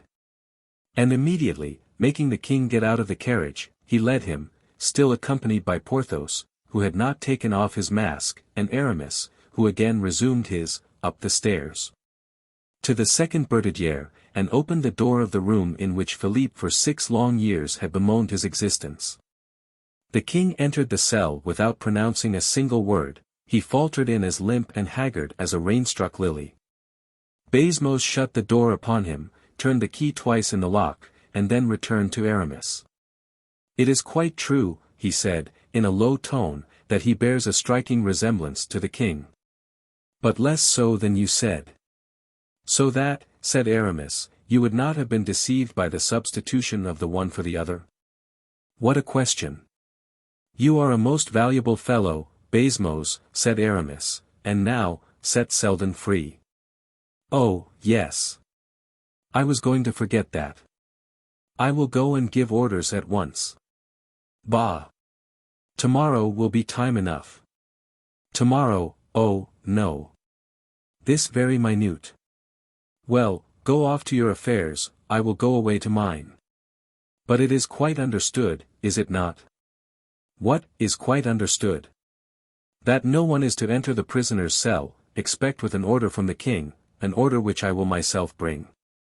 "Quite so. Adieu, monseigneur." Aramis returned to his companion. "Now, Porthos, my good fellow, back again to Vaux, and as fast as possible. A man is light and easy enough, when he has faithfully served his king." "And, in serving him, saved his country," said Porthos. "The horses will be as light as if our tissues were constructed of the wind of heaven. So let us be off." And the carriage, lightened of a prisoner, who might well be, as he in fact was, very heavy in the sight of Aramis, passed across the drawbridge of the Bastille, which was raised again immediately behind it. 225. A night at the Bastille. Pain, anguish, and suffering in human life are always in proportion to the strength with which a man is endowed. We will not pretend to say that heaven always apportions to a man's capability of endurance the anguish with which he afflicts him. For that, indeed, would not be true, since heaven permits the existence of death, which is, sometimes, the only refuge open to those who are too closely pressed, too bitterly afflicted. As far as the body is concerned, suffering is in proportion to the strength which has been accorded, in other words, the weak suffer more, where the trial is the same, than the strong. And what are the elementary principles, we may ask, that compose human strength? Is it not, more than anything else, exercise, habit, experience? We shall not even take the trouble to demonstrate this, for it is an axiom in morals, as in physics. When the young king, stupefied and crushed in every sense and feeling, found himself led to a cell in the Bastille, he fancied death itself is but a sleep, that it, too, has its dreams as well. That the bed had broken through the flooring of his room at Vaux, that death had resulted from the occurrence. And that, still carrying out his dream, the king, Louis XIV, now no longer living, was dreaming one of those horrors, impossible to realize in life, which is termed dethronement, imprisonment. An insult towards a sovereign who formerly wielded unlimited power. To be present at, an actual witness, too, of this bitterness of death, to float, indecisively, in an incomprehensible mystery, between resemblance and reality. To hear everything, to see everything, without interfering in a single detail of agonizing suffering, was, so the king thought within himself, a torture far more terrible, since it might last forever.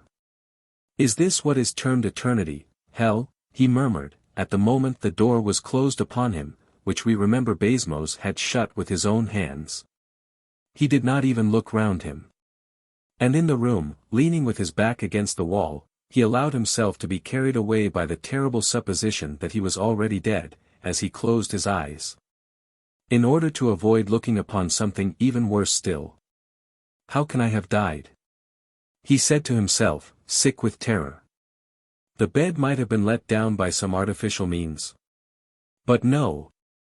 I do not remember to have felt a bruise, nor any shock either. Would they not rather have poisoned me at my meals, or with the fumes of wax, as they did my ancestress, Jeanne d'Albret? Suddenly, the chill of the dungeon seemed to fall like a wet cloak upon Louis's shoulders. "I have seen," he said, "my father lying dead upon his funeral couch, in his regal robes. That pale face, so calm and worn, those hands, once so skillful, lying nerveless by his side, those limbs stiffened by the icy grasp of death. Nothing there betokened a sleep that was disturbed by dreams. And yet how numerous were the dreams which heaven might have sent that royal corpse, him whom so many others had preceded, hurried away by him into eternal death. No, that king was still the king, he was enthroned still upon that funeral couch, as upon a velvet armchair, he had not abdicated one title of his majesty. God, who had not punished him, cannot, will not punish me, who have done nothing. A strange sound attracted the young man's attention. He looked round him, and saw on the mantel shelf, just below an enormous crucifix, coarsely painted in fresco on the wall, a rat of enormous size engaged in nibbling a piece of dry bread. But fixing all the time, an intelligent and inquiring look upon the new occupant of the cell.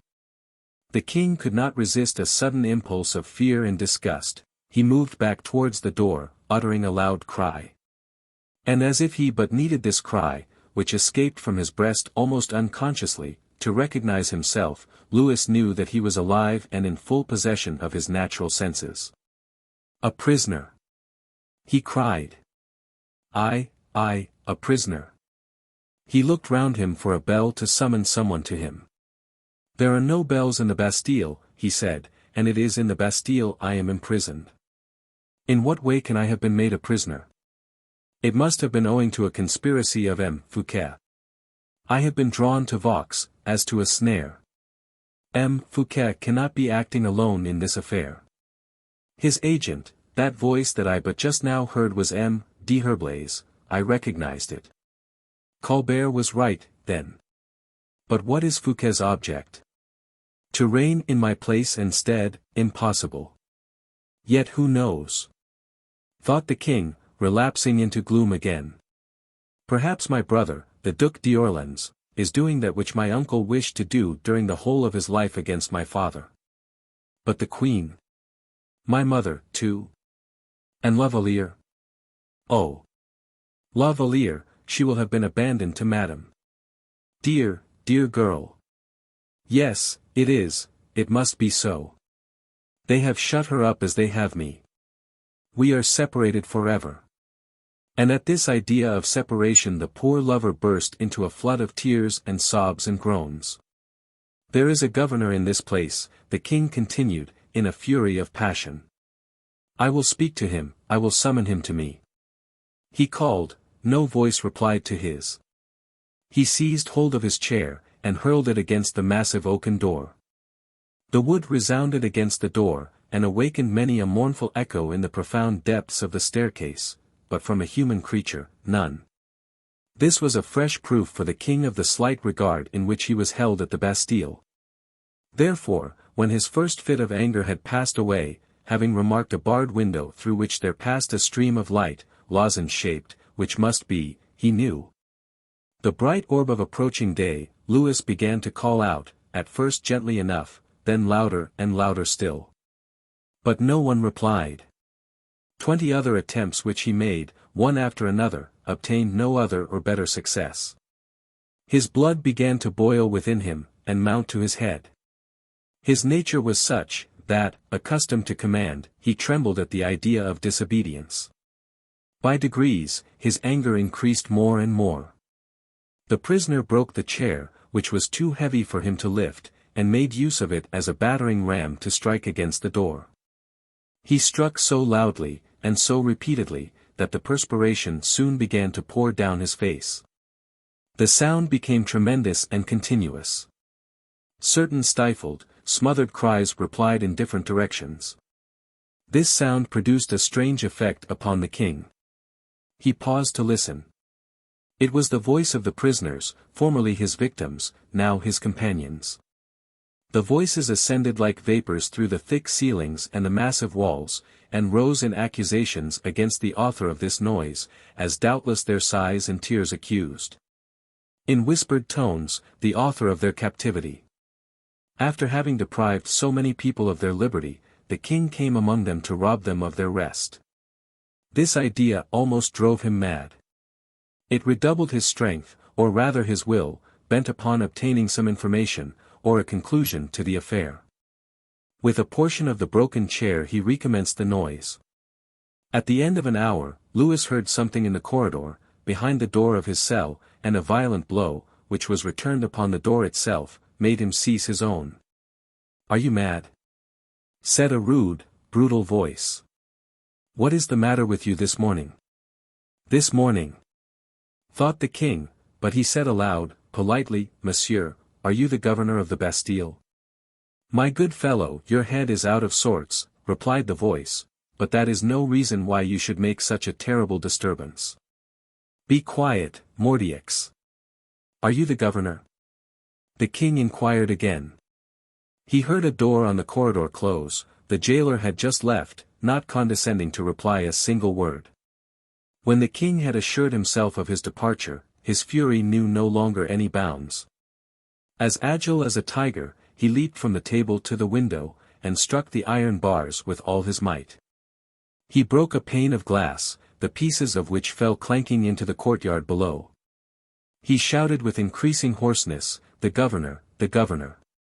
This excess lasted fully an hour, during which time he was in a burning fever. With his hair in disorder and matted on his forehead, his dress torn and covered with dust and plaster, his linen in shreds, the king never rested until his strength was utterly exhausted. And it was not until then that he clearly understood the pitiless thickness of the walls, the impenetrable nature of the cement, invincible to every influence but that of time. And that he possessed no other weapon but despair. He leaned his forehead against the door, and let the feverish throbbings of his heart calm by degrees. It had seemed as if one single additional pulsation would have made it burst. "A moment will come when the food which is given to the prisoners will be brought to me. I shall then see someone, I shall speak to him, and get an answer." And the king tried to remember at what hour the first repast of the prisoners was served at the Bastille. He was ignorant even of this detail. The feeling of remorse at this remembrance smote him like the thrust of a dagger, that he should have lived for 25 years a king, and in the enjoyment of every happiness, without having bestowed a moment's thought on the misery of those who had been unjustly deprived of their liberty. The king blushed for very shame. He felt that heaven, in permitting this fearful humiliation, did no more than render to the man the same torture as had been inflicted by that man upon so many others. Nothing could be more efficacious for reawakening his mind to religious influences than the prostration of his heart and mind and soul beneath the feeling of such acute wretchedness. But Louis dared not even kneel in prayer to God to entreat him to terminate his bitter trial. "Heaven is right," he said, "Heaven acts wisely. It would be cowardly to pray to heaven for that which I have so often refused my own fellow creatures." He had reached this stage of his reflections, that is, of his agony of mind, when a similar noise was again heard behind his door, followed this time by the sound of the key in the lock, and of the bolts being withdrawn from their staples. The king bounded forward to be nearer to the person who was about to enter, but, suddenly reflecting that it was a movement unworthy of a sovereign, he paused, assumed a noble and calm expression, which for him was easy enough, and waited with his back turned towards the window, in order, to some extent, to conceal his agitation from the eyes of the person who was about to enter. It was only a jailer with a basket of provisions. The king looked at the man with restless anxiety, and waited until he spoke. "Ah," said the latter, "you have broken your chair." "I said you had done so." "Why, you have gone quite mad." "Monsieur," said the king, "be careful what you say, it will be a very serious affair for you." The jailer placed the basket on the table, and looked at his prisoner steadily. "What do you say?" he said. "Desire the governor to come to me," added the king, in accents full of calm and dignity. "Come, my boy," said the turnkey, "you have always been very quiet and reasonable, but you are getting vicious, it seems, and I wish you to know it in time. You have broken your chair, and made a great disturbance. That is an offense punishable by imprisonment in one of the lower dungeons. Promise me not to begin over again, and I will not say a word about it to the governor." "I wish to see the governor," replied the king, still governing his passions. "He will send you off to one of the dungeons, I tell you, so take care. I insist upon it, do you hear? Ah! Ah! Your eyes are becoming wild again. Very good. I shall take away your knife." And the jailer did what he said, quitted the prisoner, and closed the door, leaving the king more astounded, more wretched, more isolated than ever. It was useless, though he tried it, to make the same noise again on his door, and equally useless that he threw the plates and dishes out of the window. Not a single sound was heard in recognition. 2 hours afterwards he could not be recognized as a king, a gentleman, a man, a human being. He might rather be called a madman, tearing the door with his nails, trying to tear up the flooring of his cell, and uttering such wild and fearful cries that the old Bastille seemed to tremble to its very foundations for having revolted against its master. As for the governor, the jailer did not even think of disturbing him. The turnkeys and the sentinels had reported the occurrence to him, but what was the good of it? Were not these madmen common enough in such a prison? And were not the walls still stronger? M. de Baisemeaux, thoroughly impressed with what Aramis had told him, and in perfect conformity with the king's order, hoped only that one thing might happen. Namely, that the madman Marchiali might be mad enough to hang himself to the canopy of his bed, or to one of the bars of the window. In fact, the prisoner was anything but a profitable investment for M. Baisemeaux, and became more annoying than agreeable to him. These complications of Selden and Marchiali, the complications first of setting at liberty and then imprisoning again, the complications arising from the strong likeness in question, had at last found a very proper denouement. Baisemeaux even thought he had remarked that D'Herblay himself was not altogether dissatisfied with the result. And then, really, said Baisemeaux to his next in command, an ordinary prisoner is already unhappy enough in being a prisoner. He suffers quite enough, indeed, to induce one to hope, charitably enough, that his death may not be far distant. With still greater reason, accordingly, when the prisoner has gone mad, and might bite and make a terrible disturbance in the Bastille. Why, in such a case, it is not simply an act of mere charity to wish him dead, it would be almost a good and even commendable action, quietly to have him put out of his misery. And the good-natured governor thereupon sat down to his late breakfast. 226. The Shadow of M. Fouquet. D'Artagnan, still confused and oppressed by the conversation he had just had with the king, could not resist asking himself if he were really in possession of his senses. If he were really and truly at Vaux. If he, D'Artagnan, were really the captain of the Musketeers, and M. Fouquet the owner of the chateau in which Louis XIV was at that moment partaking of his hospitality. These reflections were not those of a drunken man, although everything was in prodigal profusion at Vaux, and the surintendant's wines had met with a distinguished reception at the fete. The Gascon, however, was a man of calm self-possession, and no sooner did he touch his bright steel blade, than he knew how to adopt morally the cold, keen weapon as his guide of action. "Well," he said, as he quitted the royal apartment, "I seem now to be mixed up historically with the destinies of the king and of the minister. It will be written, that M.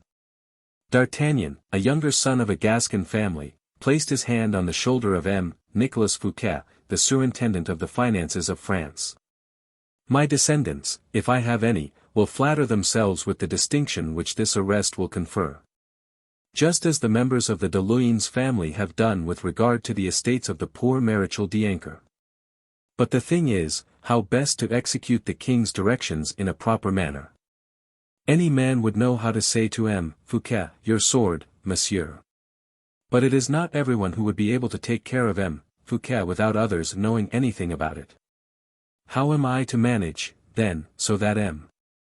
le surintendant pass from the height of favor to the direst disgrace, that Vaux be turned into a dungeon for him? That after having been steeped to his lips, as it were, in all the perfumes and incense of Ahasuerus, he is transferred to the gallows of Haman, in other words, of Enguerrand de Marigny? And at this reflection, D'Artagnan's brow became clouded with perplexity. The musketeer had certain scruples on the matter, it must be admitted. To deliver up to death, for not a doubt existed that Louis hated Fouquet mortally, the man who had just shown himself so delightful and charming a host in every way, was a real insult to one's conscience. It almost seems, said D'Artagnan to himself, that if I am not a poor, mean, miserable fellow, I should let M. Fouquet know the opinion the king has about him. Yet, if I betray my master's secret, I shall be a false-hearted, treacherous knave, a traitor, too, a crime provided for and punishable by military laws, so much so, indeed, that 20 times. In former days when wars were rife, I have seen many a miserable fellow strung up to a tree for doing, in but a small degree, what my scruples counsel me to undertake upon a great scale now. No, I think that a man of true readiness of wit ought to get out of this difficulty with more skill than that. And now, let us admit that I do possess a little readiness of invention. It is not at all certain, though, for, after having for 40 years absorbed so large a quantity, I shall be lucky if there were to be a pistole's worth left. D'Artagnan buried his head in his hands, tore at his moustache in sheer vexation, and added, "What can be the reason of M. Fouquet's disgrace? There seem to be 3 good ones, the first, because M. Colbert doesn't like him, the second, because he wished to fall in love with Mademoiselle de la Valliere, and lastly, because the king likes M. Colbert and loves Mademoiselle de la Valliere. Oh! He is lost. But shall I put my foot on his neck, of all men, when he is falling a prey to the intrigues of a pack of women and clerks? For shame! If he be dangerous, I will lay him low enough. If, however, he be only persecuted, I will look on. I have come to such a decisive determination, that neither king nor living man shall change my mind. If Athos were here, he would do as I have done. Therefore, instead of going, in cold blood, up to M. Fouquet, and arresting him off-hand and shutting him up altogether, I will try and conduct myself like a man who understands what good manners are. People will talk about it, of course. But they shall talk well of it, I am determined." And D'Artagnan, drawing by a gesture peculiar to himself his shoulder-belt over his shoulder, went straight off to M. Fouquet, who, after he had taken leave of his guests, was preparing to retire for the night and to sleep tranquilly after the triumphs of the day. The air was still perfumed, or infected, whichever way it may be considered, with the odors of the torches and the fireworks. The wax lights were dying away in their sockets, the flowers fell unfastened from the garlands, the groups of dancers and courtiers were separating in the salons. Surrounded by his friends, who complimented him and received his flattering remarks in return, the surintendant half closed his wearied eyes. He longed for rest and quiet. He sank upon the bed of laurels which had been heaped up for him for so many days past. It might almost have been said that he seemed bowed beneath the weight of the new debts which he had incurred for the purpose of giving the greatest possible honor to this fate. Fouquet had just retired to his room, still smiling, but more than half asleep. He could listen to nothing more, he could hardly keep his eyes open. His bed seemed to possess a fascinating and irresistible attraction for him. The god Morpheus, the presiding deity of the dome painted by Lebrun, had extended his influence over the adjoining rooms, and showered down his most sleep-inducing poppies upon the master of the house. Fouquet, almost entirely alone, was being assisted by his valet de chambre to undress, when M. D'Artagnan appeared at the entrance of the room. D'Artagnan had never been able to succeed in making himself common at the court. And notwithstanding he was seen everywhere and on all occasions, he never failed to produce an effect wherever and whenever he made his appearance. Such is the happy privilege of certain natures, which in that respect resemble either thunder or lightning, everyone recognizes them. But their appearance never fails to arouse surprise and astonishment, and whenever they occur, the impression is always left that the last was the most conspicuous or most important. "What? M. D'Artagnan," said Fouquet, who had already taken his right arm out of the sleeve of his doublet. "At your service," replied the musketeer. "Come in, my dear M. D'Artagnan." "Thank you. Have you come to criticize the fate? You are ingenious enough in your criticisms, I know." "By no means. Are not your men looked after properly?" "In every way." "You are not comfortably lodged, perhaps?" "Nothing could be better." "In that case, I have to thank you for being so amiably disposed, and I must not fail to express my obligations to you for all your flattering kindness. These words were as much as to say, my dear D'Artagnan, pray go to bed, since you have a bed to lie down on, and let me do the same. D'Artagnan did not seem to understand it. Are you going to bed already? He said to the superintendent. Yes, have you anything to say to me? Nothing, monsieur, nothing at all. You sleep in this room, then? Yes, as you see. You have given a most charming fate to the king. Do you think so? Oh. Beautiful. Is the king pleased? Enchanted. Did he desire you to say as much to me? He would not choose so unworthy a messenger, monseigneur. You do not do yourself justice, Monsieur d'Artagnan. Is that your bed, there? Yes, but why do you ask? Are you not satisfied with your own? May I speak frankly to you? Most assuredly. Well, then, I am not. Fouquet started, and then replied, will you take my room, Monsieur d'Artagnan? What? Deprive you of it, monseigneur? Never. What am I to do, then? Allow me to share yours with you. Fouquet looked at the musketeer fixedly. Ah! Ah! He said, you have just left the king. I have, monseigneur. And the king wishes you to pass the night in my room? Monseigneur. Very well, Monsieur d'Artagnan, very well. You are the master here. I assure you, monseigneur, that I do not wish to abuse. Fouquet turned to his valet, and said, leave us. When the man had left, he said to D'Artagnan, you have something to say to me? I. A man of your superior intelligence cannot have come to talk with a man like myself, at such an hour as the present, without grave motives.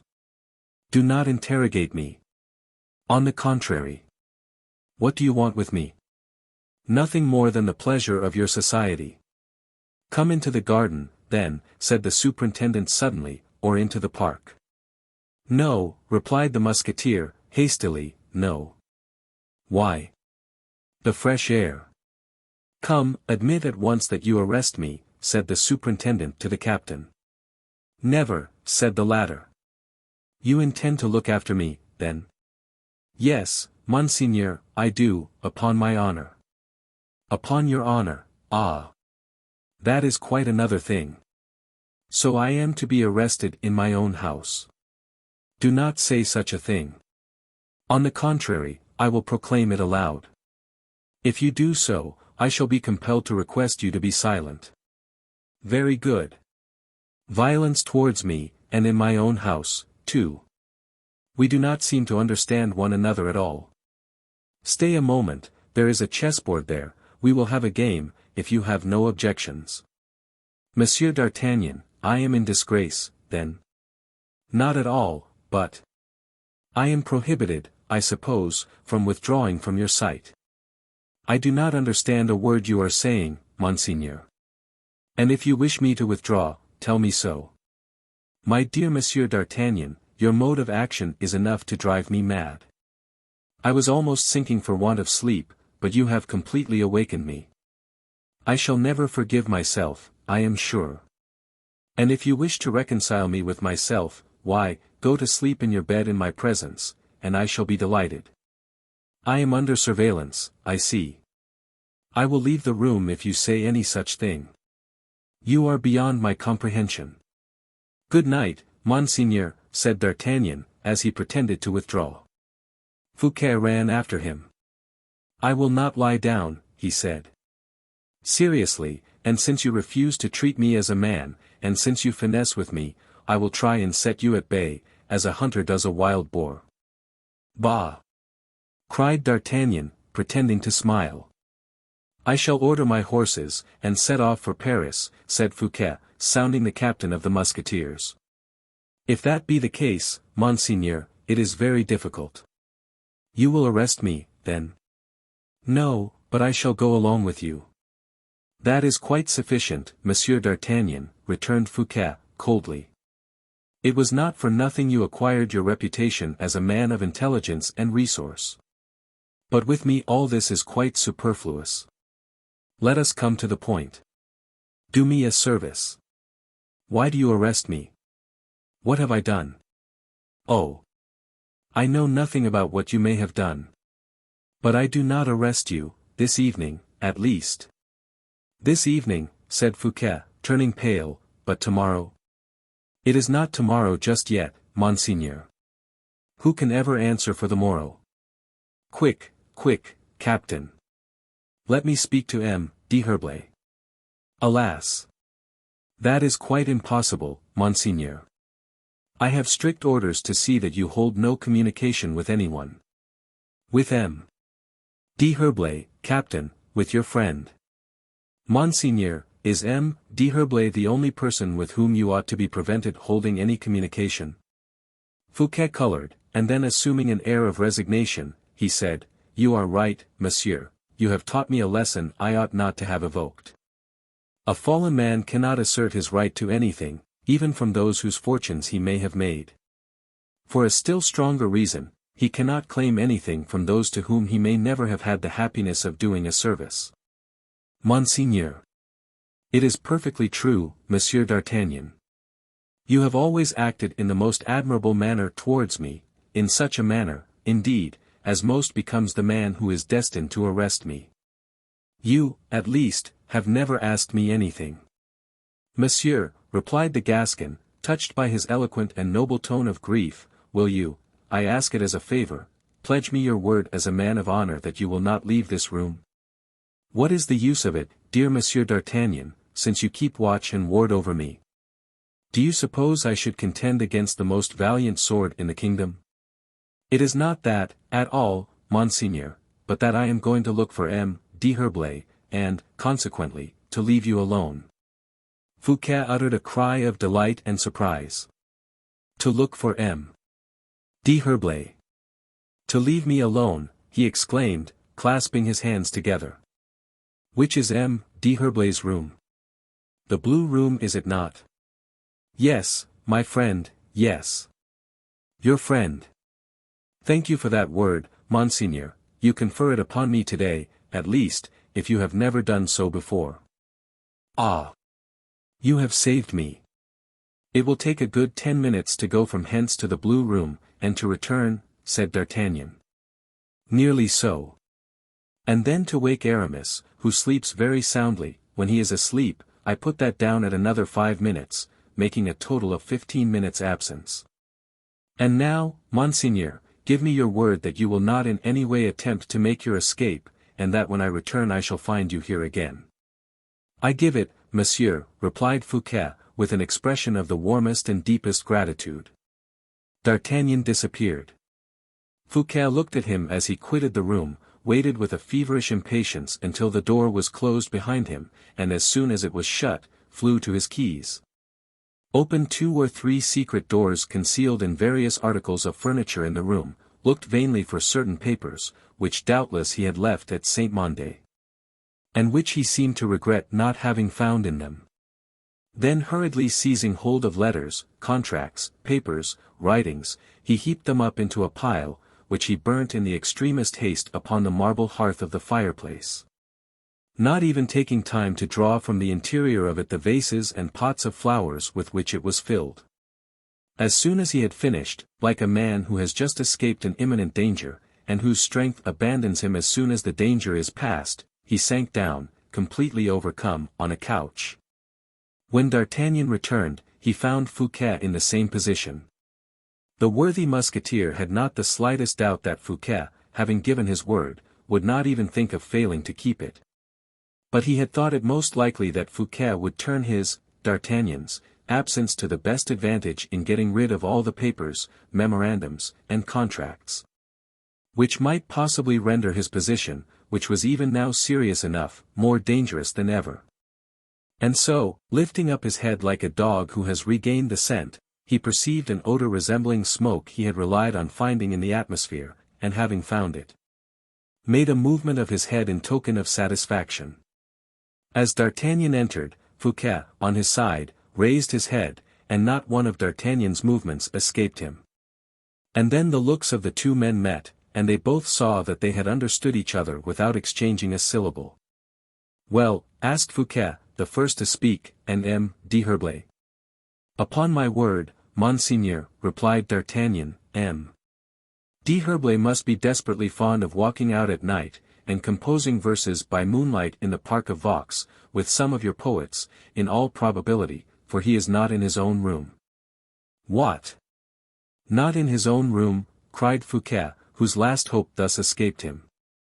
For unless he could ascertain in what way the Bishop of Vannes could assist him, he perfectly well knew that he could expect assistance from no other quarter. "Or, indeed," continued D'Artagnan, "if he is in his own room, he has very good reasons for not answering. But surely you did not call him in such a manner that he could have heard you? You can hardly suppose, Monseigneur, that having already exceeded my orders, which forbade me leaving you a single moment, you can hardly suppose, I say, that I should have been mad enough to rouse the whole house and allow myself to be seen in the corridor of the Bishop of Vannes, in order that M. Colbert might state with positive certainty that I gave you time to burn your papers." "My papers? Of course, at least that is what I should have done in your place. When anyone opens a door for me I always avail myself of it."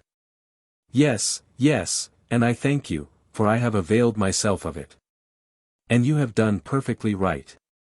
Every man has his own peculiar secrets with which others have nothing to do. But let us return to Aramis, Monseigneur. Well, then, I tell you, you could not have called loud enough, or Aramis would have heard you. However softly anyone may call Aramis, Monseigneur, Aramis always hears when he has an interest in hearing.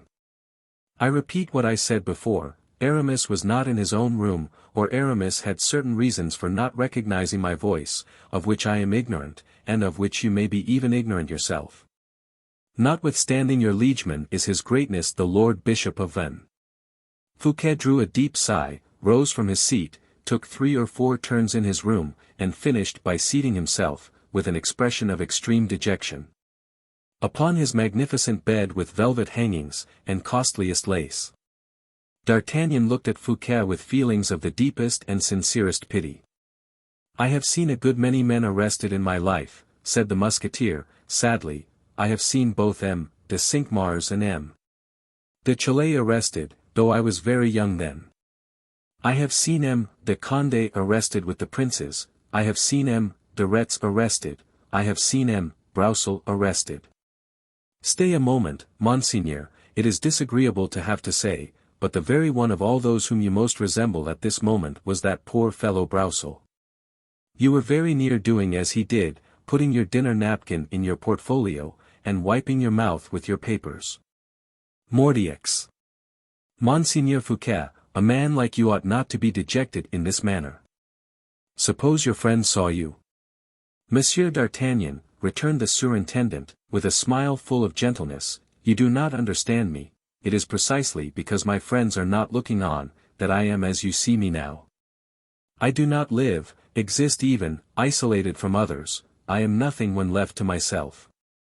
Understand that throughout my whole life I have passed every moment of my time in making friends, whom I hope to render my stay and support. In times of prosperity, all these cheerful, happy voices, rendered so through and by my means, formed in my honor a concert of praise and kindly action. In the least disfavor, these humbler voices accompanied in harmonious accents the murmur of my own heart. Isolation I have never yet known. Poverty, a phantom I have sometimes beheld, clad in rags. Awaiting me at the end of my journey through life, poverty has been the spectre with which many of my own friends have trifled for years past, which they poetize and caress, and which has attracted me towards them. Poverty. I accept it, acknowledge it, receive it, as a disinherited sister, for poverty is neither solitude, nor exile, nor imprisonment. Is it likely I shall ever be poor, with such friends as Polisson, as La Fontaine, as Molière?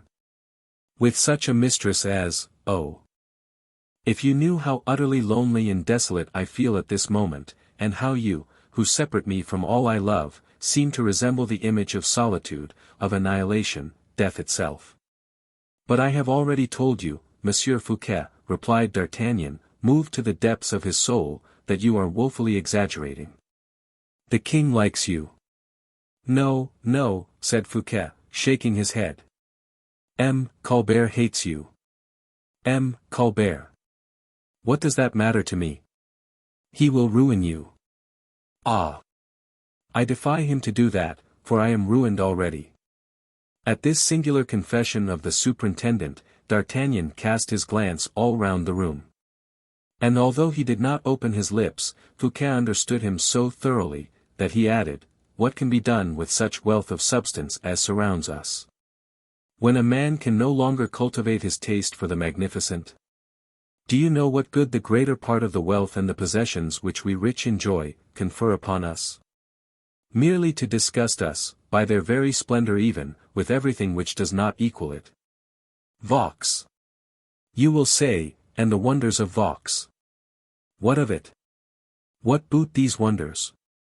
If I am ruined, how shall I fill with water the urns which my naiads bear in their arms, or force the air into the lungs of my tritons? To be rich enough, Monsieur d'Artagnan, a man must be too rich." D'Artagnan shook his head. "Oh! I know very well what you think," replied Fouquet, quickly. "If Vaux were yours, you would sell it, and would purchase an estate in the country.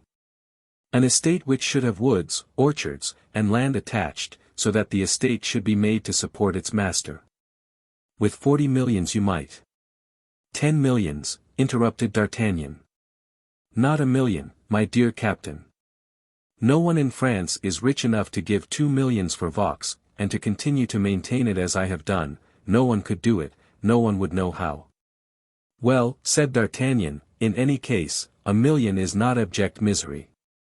"It is not far from it, my dear monsieur. But you do not understand me. No, I will not sell my residence at Vaux. I will give it to you, if you like," and Fouquet accompanied these words with a movement of the shoulders to which it would be impossible to do justice. "Give it to the king. You will make a better bargain." "The king does not require me to give it to him," said Fouquet. "He will take it away from me with the most absolute ease and grace, if it pleases him to do so. And that is the very reason I should prefer to see it perish. Do you know, Monsieur d'Artagnan, that if the king did not happen to be under my roof, I would take this candle, go straight to the dome, and set fire to a couple of huge chests of fusees and fireworks which are in reserve there, and would reduce my palace to ashes." "Bah," said the Musketeer, negligently. "At all events, you would not be able to burn the gardens, and that is the finest feature of the place." "And yet," resumed Fouquet, thoughtfully, "what was I saying? Great heavens! Burn Vaux! Destroy my palace! But Vaux is not mine. These wonderful creations are, it is true, the property, as far as sense of enjoyment goes, of the man who has paid for them. But as far as duration is concerned, they belong to those who created them. Vaux belongs to Lebrun, to Lenotre, to Polisson, to Leval, to La Fontaine, to Molière. Vaux belongs to posterity, in fact. You see, Monsieur d'Artagnan, that my very house has ceased to be my own." "That is all well and good," said D'Artagnan, "the idea is agreeable enough, and I recognize Fouquet himself in it. That idea, indeed, makes me forget that poor fellow Broussel altogether, and I now fail to recognize in you the whining complaints of that old Frondeur. If you are ruined, monsieur, look at the affair manfully, for you too, Mordieux, belong to posterity, and have no right to lessen yourself in any way. Stay a moment. Look at me, I who seem to exercise in some degree a kind of superiority over you, because I am arresting you. Fate, which distributes their different parts to the comedians of this world, accorded me a less agreeable and less advantageous part to fill than yours has been. I am one of those who think that the parts which kings and powerful nobles are called upon to act are infinitely of more worth than the parts of beggars or lackeys. It is far better on the stage, I mean, of another theatre than the theatre of this world, it is far better to wear a fine coat and to talk a fine language, than to walk the boards shod with a pair of old shoes, or to get one's backbone gently polished by a hearty dressing with a stick. In one word, You have been a prodigal with money, you have ordered and been obeyed, have been steeped to the lips in enjoyment. While I have dragged my tether after me, have been commanded and have obeyed, and have drudged my life away. Well, although I may seem of such trifling importance beside you, Monseigneur, I do declare to you, that the recollection of what I have done serves me as a spur, and prevents me from bowing my old head too soon. I shall remain unto the very end a trooper, and when my turn comes, I shall fall perfectly straight, all in a heap, still alive, after having selected my place beforehand. Do as I do, Monsieur Fouquet, you will not find yourself the worse for it. A fall happens only once in a lifetime to men like yourself, and the chief thing is, to take it gracefully when the chance presents itself. There is a Latin proverb, the words have escaped me, but I remember the sense of it very well, for I have thought over it more than once, which says, the end crowns the work. Fouquet rose from his seat, passed his arm round D'Artagnan's neck, and clasped him in a close embrace, whilst with the other hand he pressed his hand. An excellent homily, he said, after a moment's pause. A soldier's, Monseigneur. You have a regard for me, in telling me all that. Perhaps. Fouquet resumed his pensive attitude once more, and then, a moment after, he said, Where can M. d'Herblay be? I dare not ask you to send for him. You would not ask me, because I would not do it, Monsieur Fouquet. People would learn it, and Aramis, who is not mixed up with the affair, might possibly be compromised and included in your disgrace. I will wait here till daylight, said Fouquet. Yes. That is best. What shall we do when daylight comes? I know nothing at all about it, Monseigneur. Monsieur d'Artagnan, will you do me a favor? Most willingly. You guard me, I remain. You are acting in the full discharge of your duty, I suppose. Certainly. Very good, then, remain as close to me as my shadow if you like, and I infinitely prefer such a shadow to anyone else. D'Artagnan bowed to the compliment. But, forget that you are Monsieur d'Artagnan, captain of the Musketeers, forget that I am Monsieur Fouquet, surintendant of the finances. And let us talk about my affairs. That is rather a delicate subject. Indeed? Yes, but, for your sake, Monsieur Fouquet, I will do what may almost be regarded as an impossibility. Thank you. What did the king say to you? Nothing. Ah. Is that the way you talk? The deuce. What do you think of my situation? I do not know. However, unless you have some ill feeling against me. Your position is a difficult one. In what respect? Because you are under your own roof.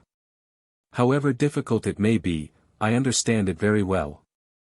Do you suppose that, with anyone else but yourself, I should have shown so much frankness? What? So much frankness, do you say? You, who refuse to tell me the slightest thing. At all events, then, so much ceremony and consideration. Ah! I have nothing to say in that respect. One moment, Monseigneur, let me tell you how I should have behaved towards anyone but yourself.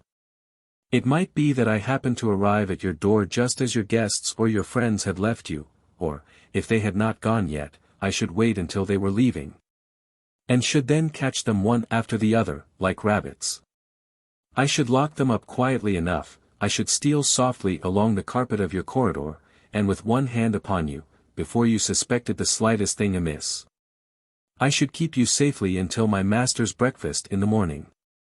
In this way, I should just the same have avoided all publicity, all disturbance, all opposition, but there would also have been no warning for M. Fouquet, no consideration for his feelings, none of those delicate concessions which are shown by persons who are essentially courteous in their natures, whenever the decisive moment may arrive. Are you satisfied with the plan? It makes me shudder. I thought you would not like it. It would have been very disagreeable to have made my appearance tomorrow, without any preparation, and to have asked you to deliver up your sword. Oh! Monsieur, I should have died of shame and anger. Your gratitude is too eloquently expressed. I have not done enough to deserve it, I assure you. Most certainly, monsieur, you will never get me to believe that. Well, then, monseigneur, if you are satisfied with what I have done, and have somewhat recovered from the shock which I prepared you for as much as I possibly could, let us allow the few hours that remain to pass away undisturbed. You are harassed, and should arrange your thoughts. I beg you, therefore, go to sleep, or pretend to go to sleep, either on your bed, or in your bed. I will sleep in this armchair. And when I fall asleep, my rest is so sound that a cannon would not wake me. Fouquet smiled. I expect, however, continued the Musketeer, the case of a door being opened, whether a secret door, or any other. Or the case of anyone going out of, or coming into, the room, for anything like that my ear is as quick and sensitive as the ear of a mouse. Creaking noises make me start. It arises, I suppose, from a natural antipathy to anything of the kind. Move about as much as you like. Walk up and down in any part of the room, write, efface, destroy, burn, nothing like that will prevent me from going to sleep or even prevent me from snoring. But do not touch either the key or the handle of the door, for I should start up in a moment, and that would shake my nerves and make me ill. Monsieur d'Artagnan, said Fouquet, you are certainly the most witty and the most courteous man I ever met with. And you will leave me only one regret, that of having made your acquaintance so late. D'Artagnan drew a deep sigh, which seemed to say, alas! You have perhaps made it too soon. He then settled himself in his armchair, while Fouquet, half lying on his bed and leaning on his arm, was meditating on his misadventures. In this way, both of them, leaving the candles burning, awaited the first dawn of day, and when Fouquet happened to sigh too loudly, D'Artagnan only snored the louder. Not a single visit, not even from Aramis, disturbed their quietude, not a sound even was heard throughout the whole vast palace. Outside, however, the guards of honor on duty, and the patrol of musketeers, paced up and down, and the sound of their feet could be heard on the gravel walks. It seemed to act as an additional soporific for the sleepers, while the murmuring of the wind through the trees, and the unceasing music of the fountains whose waters tumbled in the basin, still went on uninterruptedly, without being disturbed at the slight noises and items of little moment that constitute the life and death of human nature. 227. The morning. In vivid contrast to the sad and terrible destiny of the king imprisoned in the Bastille, and tearing, in sheer despair, the bolts and bars of his dungeon, the rhetoric of the chroniclers of old would not fail to present, as a complete antithesis, the picture of Philippe lying asleep beneath the royal canopy. We do not pretend to say that such rhetoric is always bad, and always scatters, in places where they have no right to grow, the flowers with which it embellishes and enlivens history. But we shall, on the present occasion, carefully avoid polishing the antithesis in question, but shall proceed to draw another picture as minutely as possible, to serve as foil and counterfoil to the one in the preceding chapter. The young prince alighted from Aramis's room, in the same way the king had descended from the apartment dedicated to Morpheus. The dome gradually and slowly sank down under Aramis's pressure, and Philippe stood beside the royal bed, which had ascended again after having deposited its prisoner in the secret depths of the subterranean passage. Alone, in the presence of all the luxury which surrounded him, alone, in the presence of his power. Alone, with the part he was about to be forced to act, Philippe for the first time felt his heart, and mind, and soul expand beneath the influence of 1,000 mutable emotions, which are the vital throbs of a king's heart. He could not help changing color when he looked upon the empty bed, still tumbled by his brother's body. This mute accomplice had returned, after having completed the work it had been destined to perform, it returned with the traces of the crime. It spoke to the guilty author of that crime, with the frank and unreserved language which an accomplice never fears to use in the company of his companion in guilt, for it spoke the truth. Philippe bent over the bed, and perceived a pocket handkerchief lying on it, which was still damp from the cold sweat which had poured from Louis XIV's face. This sweat-bestained handkerchief terrified Philippe, as the gore of Abel frightened Cain. I am face to face with my destiny, said Philippe, his eyes on fire, and his face a livid white. Is it likely to be more terrifying than my captivity has been sad and gloomy? Though I am compelled to follow out, at every moment, the sovereign power and authority I have usurped, shall I cease to listen to the scruples of my heart? Yes. The king has lain on this bed. It is indeed his head that has left its impression on this pillow. His bitter tears that have stained this handkerchief, and yet, I hesitate to throw myself on the bed, or to press in my hand the handkerchief which is embroidered with my brother's arms. Away with such weakness, let me imitate M. D'Herblay, who asserts that a man's action should be always 1 degree above his thoughts. Let me imitate M. D'Herblay, whose thoughts are of and for himself alone, who regards himself as a man of honor, so long as he injures or betrays his enemies only. I alone, should have occupied this bed, if Louis XIV had not, owing to my mother's criminal abandonment, stood in my way. And this handkerchief, embroidered with the arms of France, would in right and justice belong to me alone, if, as M. D'Herblay observes, I had been left my royal cradle. Philippe, son of France, take your place on that bed. Philippe, sole king of France, resume the blazonry that is yours. Philippe, sole heir presumptive to Louis XIII, your father, show yourself without pity or mercy for the usurper who, at this moment, has not even to suffer the agony of the remorse of all that you have had to submit to. With these words, Philippe, notwithstanding an instinctive repugnance of feeling, and in spite of the shudder of terror which mastered his will, threw himself on the royal bed, and forced his muscles to press the still warm place where Louis XIV had lain, while he buried his burning face in the handkerchief still moistened by his brother's tears. With his head thrown back and buried in the soft down of his pillow, Philippe perceived above him the crown of France, suspended, as we have stated, by angels with outspread golden wings. A man may be ambitious of lying in a lion's den, but can hardly hope to sleep there quietly. Philippe listened attentively to every sound. His heart panted and throbbed at the very suspicion of approaching terror and misfortune. But confident in his own strength, which was confirmed by the force of an overpoweringly resolute determination, he waited until some decisive circumstance should permit him to judge for himself. He hoped that imminent danger might be revealed to him, like those phosphoric lights of the tempest which show the sailors the altitude of the waves against which they have to struggle. But nothing approached. Silence, that mortal enemy of restless hearts, and of ambitious minds, shrouded in the thickness of its gloom during the remainder of the night the future King of France, who lay there sheltered beneath his stolen crown. Towards the morning a shadow, rather than a body, glided into the royal chamber. Philippe expected his approach and neither expressed nor exhibited any surprise. "Well, M. D'Herblay?" "Well, sire, all is accomplished." "How?"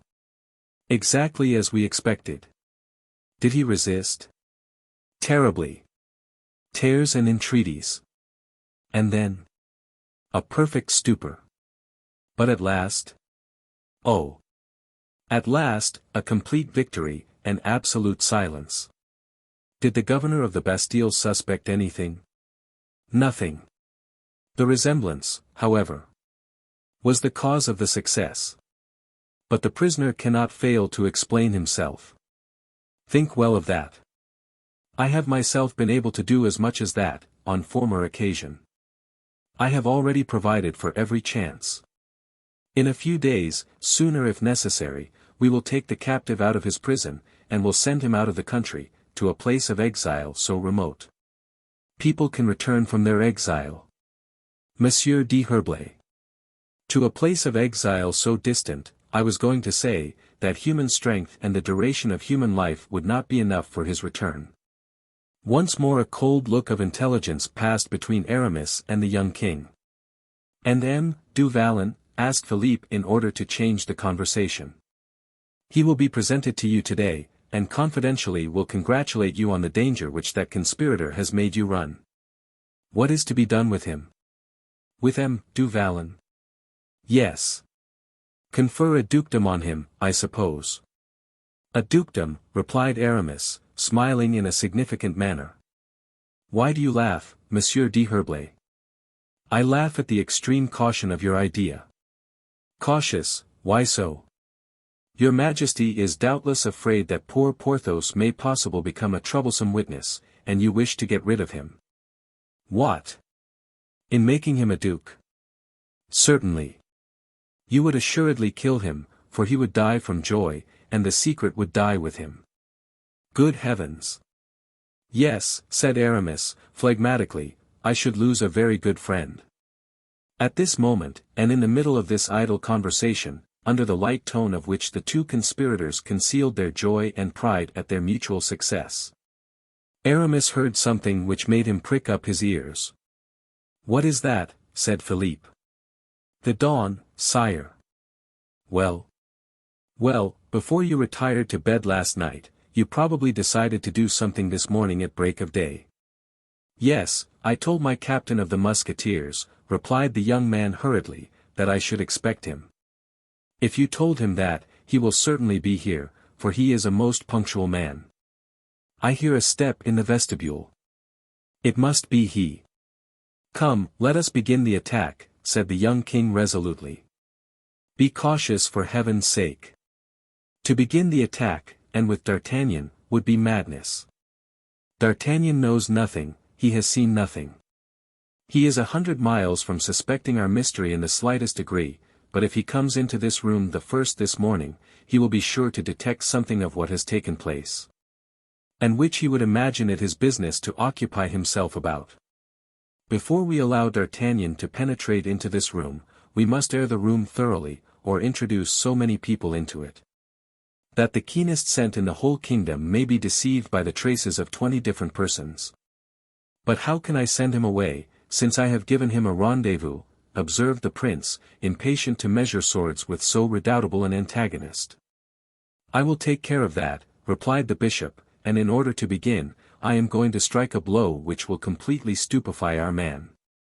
He too is striking a blow, for I hear him at the door, added the prince, hurriedly. And, in fact, a knock at the door was heard at that moment. Aramis was not mistaken. For it was indeed D'Artagnan who adopted that mode of announcing himself. We have seen how he passed the night in philosophizing with M. Fouquet, but the musketeer was very weary even of feigning to fall asleep, and as soon as earliest dawn illumined with its gloomy gleams of light the sumptuous cornices of the superintendent's room, D'Artagnan rose from his armchair, arranged his sword, brushed his coat and hat with his sleeve, like a private soldier getting ready for inspection. Are you going out? Said Fouquet. Yes, monseigneur. And you? I shall remain. You pledge your word? Certainly. Very good. Besides, my only reason for going out is to try and get that reply, you know what I mean. That sentence, you mean. Stay, I have something of the old Roman in me. This morning, when I got up, I remarked that my sword had got caught in one of the aiguillettes, and that my shoulder belt had slipped quite off. That is an infallible sign. Of prosperity? Yes, be sure of it, for every time that confounded belt of mine stuck fast to my back, it always signified a punishment from M. de Treville, or a refusal of money by M. de Mazarin. Every time my sword hung fast to my shoulder belt, it always predicted some disagreeable commission or another for me to execute, and I have had showers of them all my life through. Every time, too, my sword danced about in its sheath, a duel, fortunate in its result, was sure to follow. Whenever it dangled about the calves of my legs, it signified a slight wound. Every time it fell completely out of the scabbard, I was booked, and made up my mind that I should have to remain on the field of battle, with 2 or 3 months under surgical bandages into the bargain. I did not know your sword kept you so well informed, said Fouquet, with a faint smile, which showed how he was struggling against his own weakness. Is your sword bewitched, or under the influence of some imperial charm? Why, you must know that my sword may almost be regarded as part of my own body. I have heard that certain men seem to have warnings given them by feeling something the matter with their legs, or a throbbing of their temples. With me, it is my sword that warns me. Well, it told me of nothing this morning. But, stay a moment, look here, it has just fallen of its own accord into the last hole of the belt. Do you know what that is a warning of? No. Well, that tells me of an arrest that will have to be made this very day. Well, said the superintendent, more astonished than annoyed by this frankness, if there is nothing disagreeable predicted to you by your sword. I am to conclude that it is not disagreeable for you to arrest me. You. Arrest you. Of course. The warning does not concern you, since you have been arrested ever since yesterday. It is not you I shall have to arrest, be assured of that.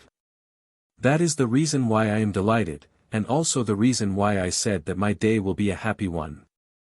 And with these words, pronounced with the most affectionate graciousness of manner, the captain took leave of Fouquet in order to wait upon the king. He was on the point of leaving the room, when Fouquet said to him, one last mark of kindness. What is it, monseigneur? D'Herblay, let me see Monsieur D'Herblay. I am going to try and get him to come to you. D'Artagnan did not think himself so good a prophet. It was written that the day would pass away and realize all the predictions that had been made in the morning. He had accordingly knocked, as we have seen, at the king's door. The door opened. The captain thought that it was the king who had just opened it himself. And this supposition was not altogether inadmissible, considering the state of agitation in which he had left Louis XIV the previous evening. But instead of his royal master, whom he was on the point of saluting with the greatest respect, he perceived the long, calm features of Aramis. So extreme was his surprise that he could hardly refrain from uttering a loud exclamation. Aramis, he said. Good morning, dear D'Artagnan, replied the prelate, coldly. You here? Stammered out the musketeer. His Majesty desires you to report that he is still sleeping, after having been greatly fatigued during the whole night. Ah! Said D'Artagnan, who could not understand how the Bishop of Vannes, who had been so indifferent a favorite the previous evening, had become in half a dozen hours the most magnificent mushroom of fortune that had ever sprung up in a sovereign's bedroom. In fact, to transmit the orders of the king even to the mere threshold of that monarch's room. To serve as an intermediary of Louis XIV so as to be able to give a single order in his name at a couple paces from him, he must have become more than Richelieu had ever been to Louis XIII. D'Artagnan's expressive eye, half-opened lips, his curling moustache, said as much indeed in the plainest language to the chief favorite, who remained calm and perfectly unmoved. Moreover, continued the bishop, you will be good enough, Monsieur le Capitaine de Musketeers, to allow those only to pass into the king's room this morning who have special permission. His Majesty does not wish to be disturbed just yet. But, objected D'Artagnan, almost on the point of refusing to obey this order, and particularly of giving unrestrained passage to the suspicions which the king's silence had aroused, but, Monsieur l'Évêque, His Majesty gave me a rendezvous for this morning. Later, said the king's voice, from the bottom of the alcove, a voice which made a cold shudder pass through the musketeer's veins. He bowed, amazed, confused, and stupefied by the smile with which Aramis seemed to overwhelm him, as soon as these words had been pronounced. And then, continued the bishop, as an answer to what you were coming to ask the king, my dear D'Artagnan, here is an order of his Majesty, which you will be good enough to attend to forthwith. For it concerns M. Fouquet. D'Artagnan took the order which was held out to him. To be set at liberty, he murmured. Ah, and he uttered a second, ah, still more full of intelligence than the former. For this order explained Aramis's presence with the king, and that Aramis, in order to have obtained Fouquet's pardon, must have made considerable progress in the royal favor. And that this favor explained, in its tenor, the hardly conceivable assurance with which M. D'Herblay issued the order in the king's name. For D'Artagnan it was quite sufficient to have understood something of the matter in hand to order to understand the rest. He bowed and withdrew a couple of paces, as though he were about to leave. I am going with you, said the bishop. Where to? To M. Fouquet, I wish to be a witness of his delight. Ah! Aramis, how you puzzled me just now, said D'Artagnan again. But you understand now, I suppose? Of course I understand, he said aloud. But added in a low tone to himself, almost hissing the words between his teeth, no, I do not understand yet.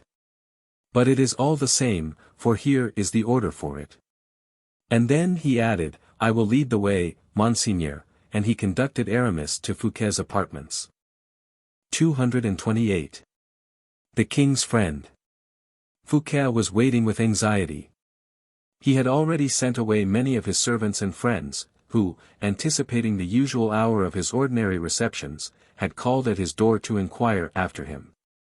Preserving the utmost silence respecting the danger which hung suspended by a hair above his head, he only asked them, as he did everyone, indeed, who came to the door, where Aramis was. When he saw D'Artagnan return, and when he perceived the Bishop of Vannes behind him, he could hardly restrain his delight, it was fully equal to his previous uneasiness. The mere sight of Aramis was a complete compensation to the surintendant for the unhappiness he had undergone in his arrest. The prelate was silent and grave. D'Artagnan completely bewildered by such an accumulation of events. Well, Captain, so you have brought M. d'Herblay to me.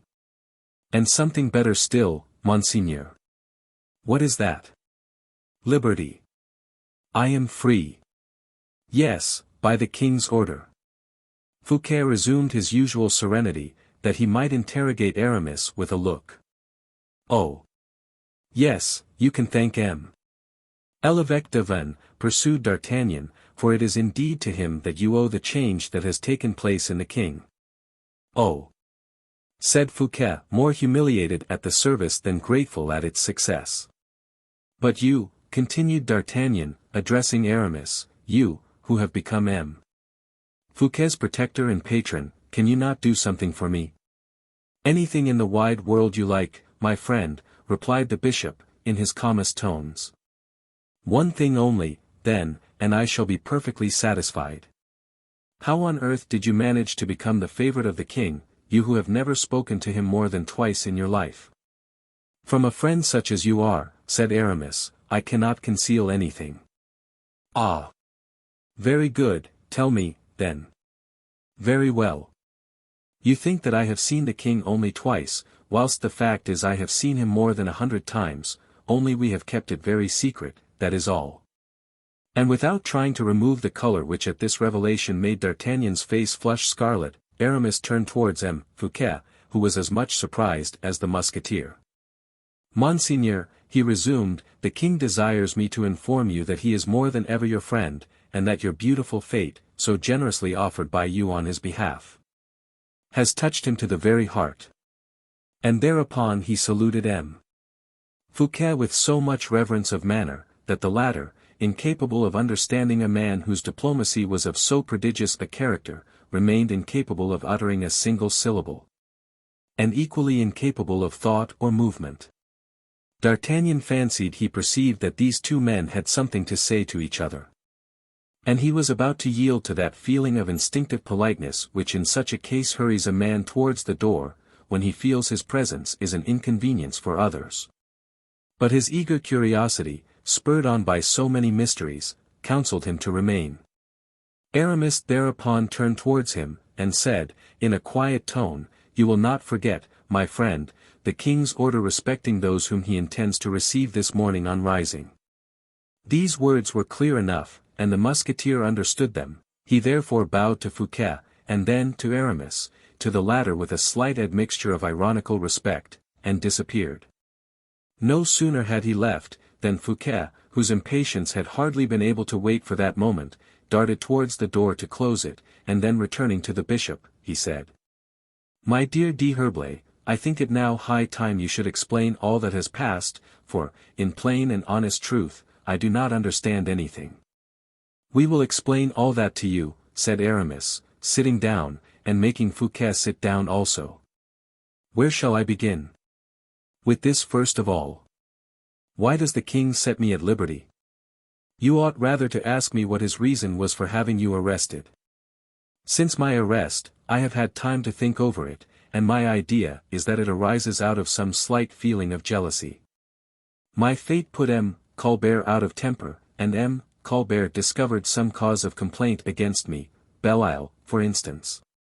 No, there is no question at all just now of Belle-Île. What is it, then? Do you remember those receipts for 13 millions which M. de Mazarin contrived to steal from you? Yes, of course. Well, you are pronounced a public robber. Good heavens! Oh! That is not all. Do you also remember that letter you wrote to La Valliere? Alas! Yes. And that proclaims you a traitor and a suborner. Why should he have pardoned me, then? We have not yet arrived at that part of our argument. I wish you to be quite convinced of the fact itself. Observe this well, the king knows you to be guilty of an appropriation of public funds. Oh! Of course I know that you have done nothing of the kind. But, at all events, the king has seen the receipts, and he can do no other than believe you are incriminated. I beg your pardon, I do not see. You will see presently, though. The king, moreover, having read your love letter to La Valliere, and the offers you there made her, cannot retain any doubt of your intentions with regard to that young lady. You will admit that, I suppose? Certainly. Pray conclude. In the fewest words. The king, we may henceforth assume, is your powerful, implacable, and eternal enemy. Agreed. But am I, then, so powerful, that he has not dared to sacrifice me, notwithstanding his hatred, with all the means which my weakness, or my misfortunes, may have given him as a hold upon me? It is clear, beyond all doubt, pursued Aramis, coldly, that the king has quarrelled with you, irreconcilably. But, since he has absolved me, do you believe it likely? Asked the bishop, with a searching look. Without believing in his sincerity, I believe it in the accomplished fact. Aramis slightly shrugged his shoulders. But why, then, should Louis XIV have commissioned you to tell me what you have just stated? The king charged me with no message for you.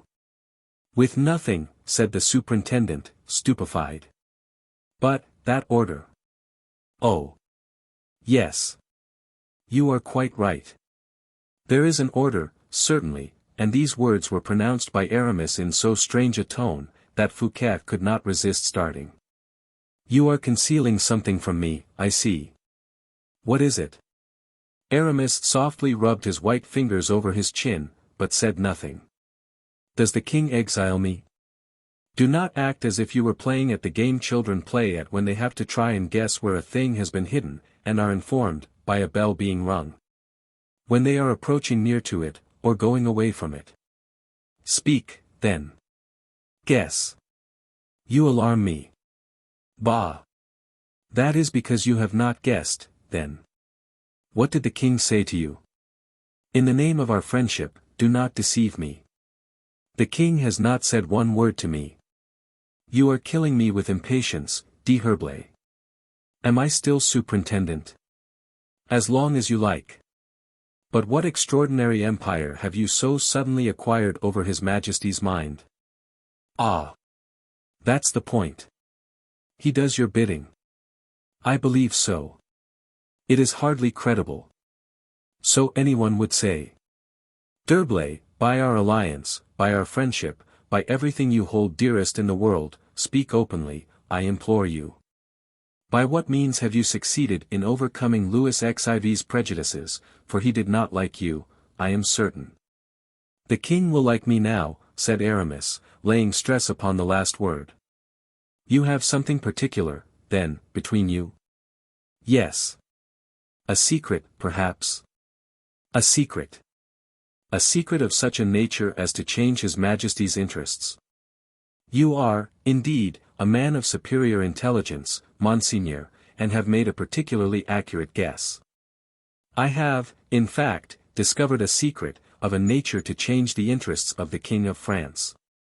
Ah, said Fouquet, with the reserve of a man who does not wish to ask any more questions. And you shall judge of it yourself, pursued Aramis, and you shall tell me if I am mistaken with regard to the importance of this secret. I am listening, since you are good enough to unbosom yourself to me, only do not forget that I have asked you about nothing which it may be indiscreet in you to communicate. Aramis seemed, for a moment, as if he were collecting himself. Do not speak, said Fouquet, there is still time enough. Do you remember, said the bishop, casting down his eyes, the birth of Louis XIV? As if it were yesterday. Have you ever heard anything particular respecting his birth? Nothing. Except that the king was not really the son of Louis XIII. That does not matter to us, or the kingdom either, he is the son of his father, says the French law, whose father is recognized by law. True, but it is a grave matter, when the quality of races is called into question. A merely secondary question, after all. So that, in fact, you have never learned or heard anything in particular? Nothing. That is where my secret begins. The queen, you must know, instead of being delivered of a son, was delivered of twins. Fouquet looked up suddenly as he replied. And the second is dead? You will see. These twins seemed likely to be regarded as the pride of their mother, and the hope of France. But the weak nature of the king, his superstitious feelings, made him apprehend a series of conflicts between two children whose rights were equal. So he put out of the way, he suppressed, one of the twins. Suppressed, do you say? Have patience. Both the children grew up. The one on the throne, whose minister you are, the other, who is my friend, in gloom and isolation. Good heavens! What are you saying, Monsieur d'Herblay? And what is this poor prince doing? Ask me, rather, what has he done? Yes, yes. He was brought up in the country, and then thrown into a fortress which goes by the name of the Bastille. Is it possible? Cried the surintendant, clasping his hands. The one was the most fortunate of men, the other the most unhappy and miserable of all living beings. Does his mother not know this?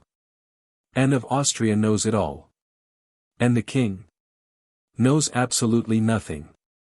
So much the better, said Fouquet. This remark seemed to make a great impression on Aramis. He looked at Fouquet with the most anxious expression of countenance. I beg your pardon, I interrupted you, said Fouquet. I was saying, resumed Aramis, that this poor prince was the unhappiest of human beings, when heaven, whose thoughts are over all his creatures, undertook to come to his assistance. Oh! In what way? Tell me. You will see. The reigning king, I say the reigning king, you can guess very well why.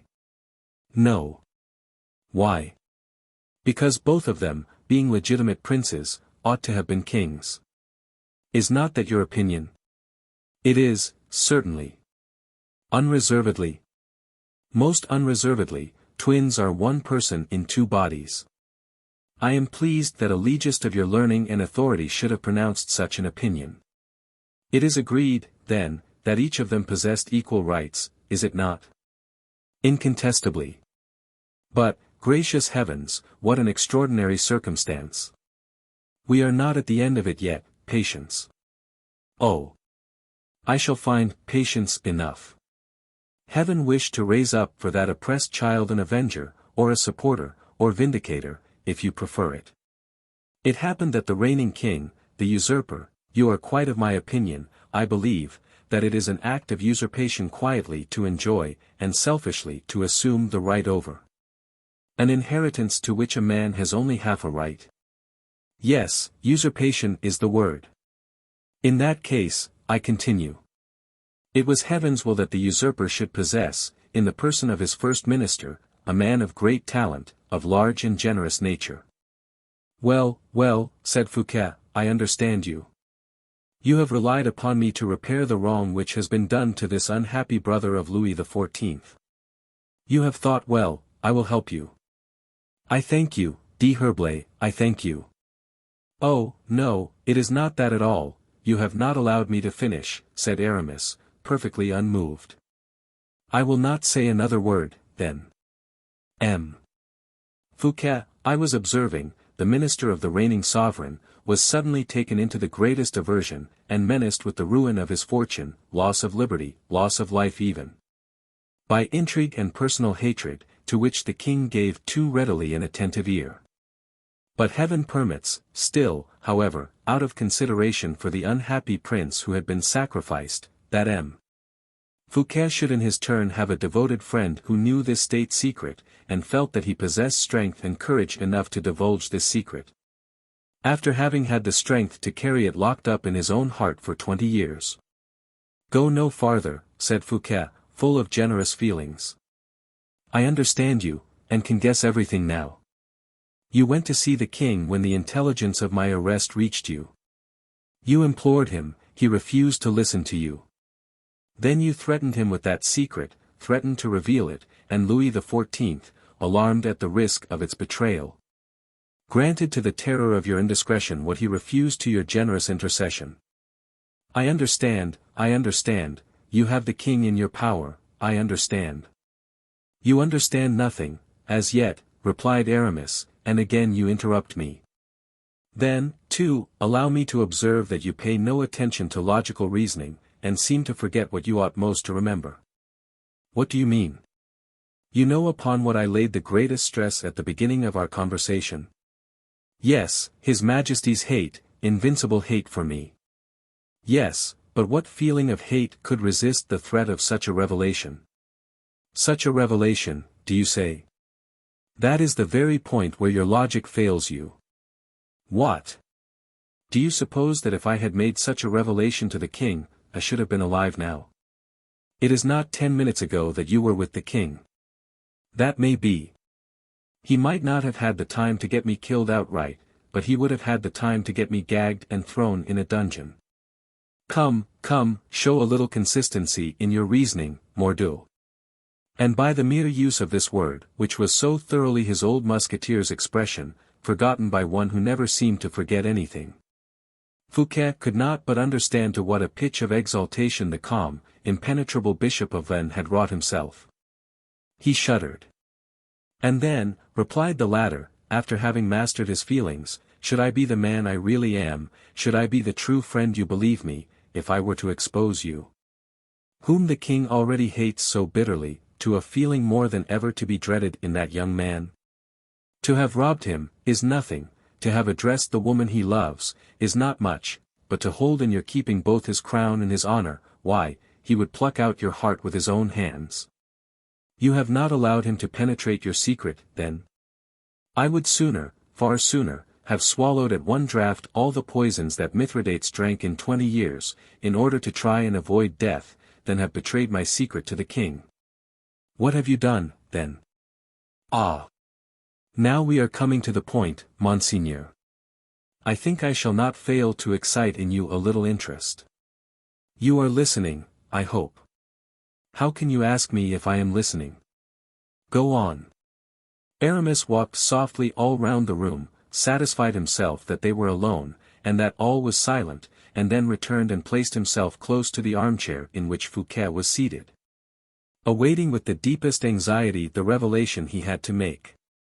I forgot to tell you, resumed Aramis, addressing himself to Fouquet, who listened to him with the most absorbed attention, I forgot to mention a most remarkable circumstance respecting these twins, namely, that God had formed them so startlingly, so miraculously like each other, that it would be utterly impossible to distinguish the one from the other. Their own mother would not be able to distinguish them. Is it possible? Exclaimed Fouquet. The same noble character in their features, the same carriage, the same stature, the same voice. But their thoughts? Degree of intelligence? Their knowledge of human life? There is inequality there, I admit, Monseigneur. Yes. For the prisoner of the Bastille is, most incontestably, superior in every way to his brother. And if, from his prison, this unhappy victim were to pass to the throne, France would not, from the earliest period of its history, perhaps, have had a master more powerful in genius and nobility of character. Fouquet buried his face in his hands, as if he were overwhelmed by the weight of this immense secret. Aramis approached him. There is a further inequality, he said, continuing his work of temptation, an inequality which concerns yourself, Monseigneur, between the twins, both sons of Louis XIII, namely. The last Comer does not know M. Colbert. Fouquet raised his head immediately, his features were pale and distorted. The bolt had hit its mark, not his heart, but his mind and comprehension. "I understand you," he said to Aramis. "You are proposing a conspiracy to me?" "Something like it. One of those attempts which, as you said at the beginning of this conversation, alters the fate of empires. And of superintendents, too, yes, Monseigneur. In a word, you propose that I should agree to the substitution of the son of Louis XIII, who is now a prisoner in the Bastille, for the son of Louis XIII, who is at this moment asleep in the chamber of Morpheus." Aramis smiled with the sinister expression of the sinister thought which was passing through his brain. "Exactly," he said. "Have you thought," continued Fouquet, becoming animated with that strength of talent which in a few seconds originates, and matures the conception of a plan. And with that largeness of view which foresees all consequences, and embraces every result at a glance, have you thought that we must assemble the nobility, the clergy, and the third estate of the realm? That we shall have to depose the reigning sovereign, to disturb by so frightful a scandal the tomb of their dead father, to sacrifice the life, the honor of a woman, and of Austria. The life and peace of mind and heart of another woman, Marie Theresa. And suppose that it were all done, if we were to succeed in doing it." "I do not understand you," continued Aramis, coldly. "There is not a single syllable of sense in all you have just said." "What?" said the superintendent, surprised. "A man like you refuse to view the practical bearing of the case. Do you confine yourself to the childish delight of a political illusion, and neglect the chances of its being carried into execution? In other words, the reality itself, is it possible?" "My friend," said Aramis, emphasizing the word with a kind of disdainful familiarity, "what does heaven do in order to substitute one king for another?" "Heaven!" exclaimed Fouquet, "heaven gives directions to its agent, who seizes upon the doomed victim, hurries him away, and seats the triumphant rival on the empty throne. But you forget that this agent is called death." "Oh! Monsieur d'Herblay, in heaven's name, tell me if you have had the idea." "There is no question of that, Monseigneur. You are going beyond the object in view. Who spoke of Louis XIV's death? Who spoke of adopting the example which heaven sets in following out the strict execution of its decrees? No, I wish you to understand that heaven effects its purposes without confusion or disturbance, without exciting comment or remark, without difficulty or exertion. And that men, inspired by heaven, succeed like heaven itself, in all their undertakings, in all they attempt, in all they do." "What do you mean?" "I mean, my friend," returned Aramis, with the same intonation on the word friend that he had applied to it the first time, "I mean that if there has been any confusion, scandal, and even effort in the substitution of the prisoner for the king, I defy you to prove it." "What?" cried Fouquet, whiter than the handkerchief with which he wiped his temples, "what do you say?" "Go to the king's apartment," continued Aramis, tranquilly, "and you who know the mystery, I defy even you to perceive that the prisoner of the Bastille is lying in his brother's bed." "But the king," stammered Fouquet, seized with horror at the intelligence. "What king?" said Aramis, in his gentlest tone, "the one who hates you, or the one who likes you?" "The king of yesterday. The king of yesterday. Be quite easy on that score, he has gone to take the place in the Bastille which his victim occupied for so many years." "Great God! And who took him there?" "I." "You?" "Yes, and in the simplest way. I carried him away last night. While he was descending into midnight, the other was ascending into day. I do not think there has been any disturbance whatever. A flash of lightning without thunder awakens nobody." Fouquet uttered a thick, smothered cry, as if he had been struck by some invisible blow, and clasping his head between his clenched hands, he murmured, "You did that? Cleverly enough, too. What do you think of it? You dethroned the king. Imprisoned him, too. Yes, that has been done. And such an action was committed here, at Vaux. Yes, here, at Vaux, in the chamber of Morpheus. It would almost seem that it had been built in anticipation of such an act. And at what time did it occur?" "Last night, between 12 and 1 o'clock. Fouquet made a movement as if he were on the point of springing upon Aramis. He restrained himself. "At Vaux, under my roof," he said, in a half-strangled voice. "I believe so. For it is still your house, and it is likely to continue so, since M. Colbert cannot rob you of it now. It was under my roof, then, monsieur, that you committed this crime." "This crime?" said Aramis, stupefied. "This abominable crime," pursued Fouquet, becoming more and more excited. "This crime more execrable than an assassination.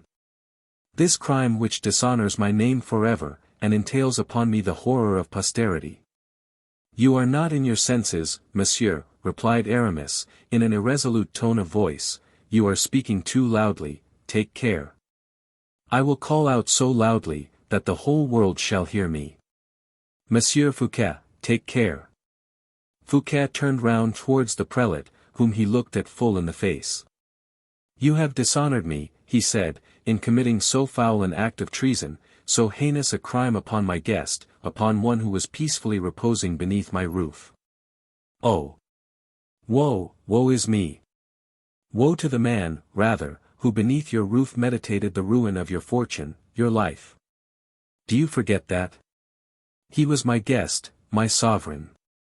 Aramis rose, his eyes literally bloodshot, his mouth trembling convulsively.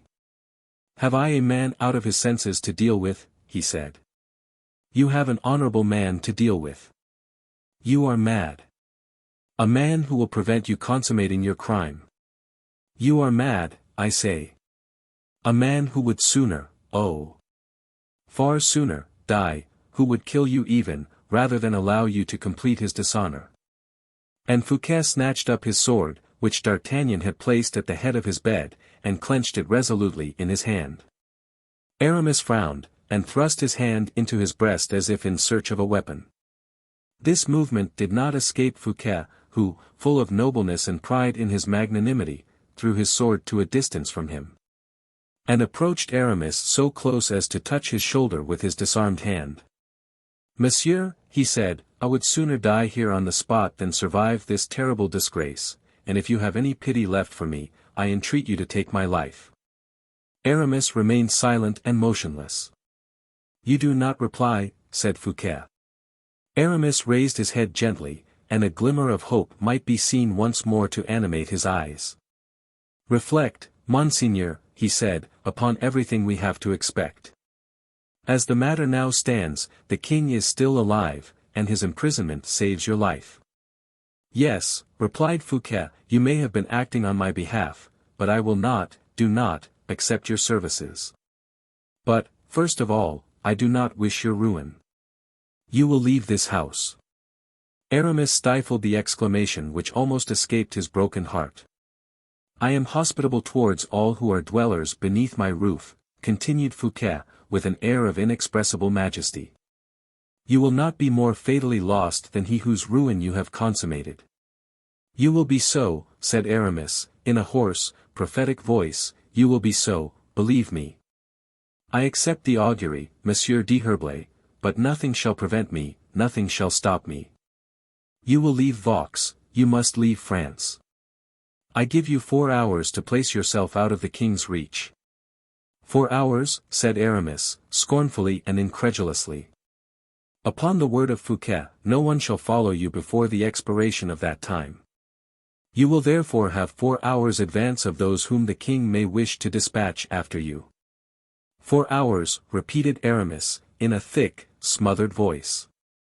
"It is more than you will need to get on board a vessel and flee to Belle-Isle, which I give you as a place of refuge." "Ah!" murmured Aramis. "Belle-Isle is as much mine for you, as Vaux is mine for the king.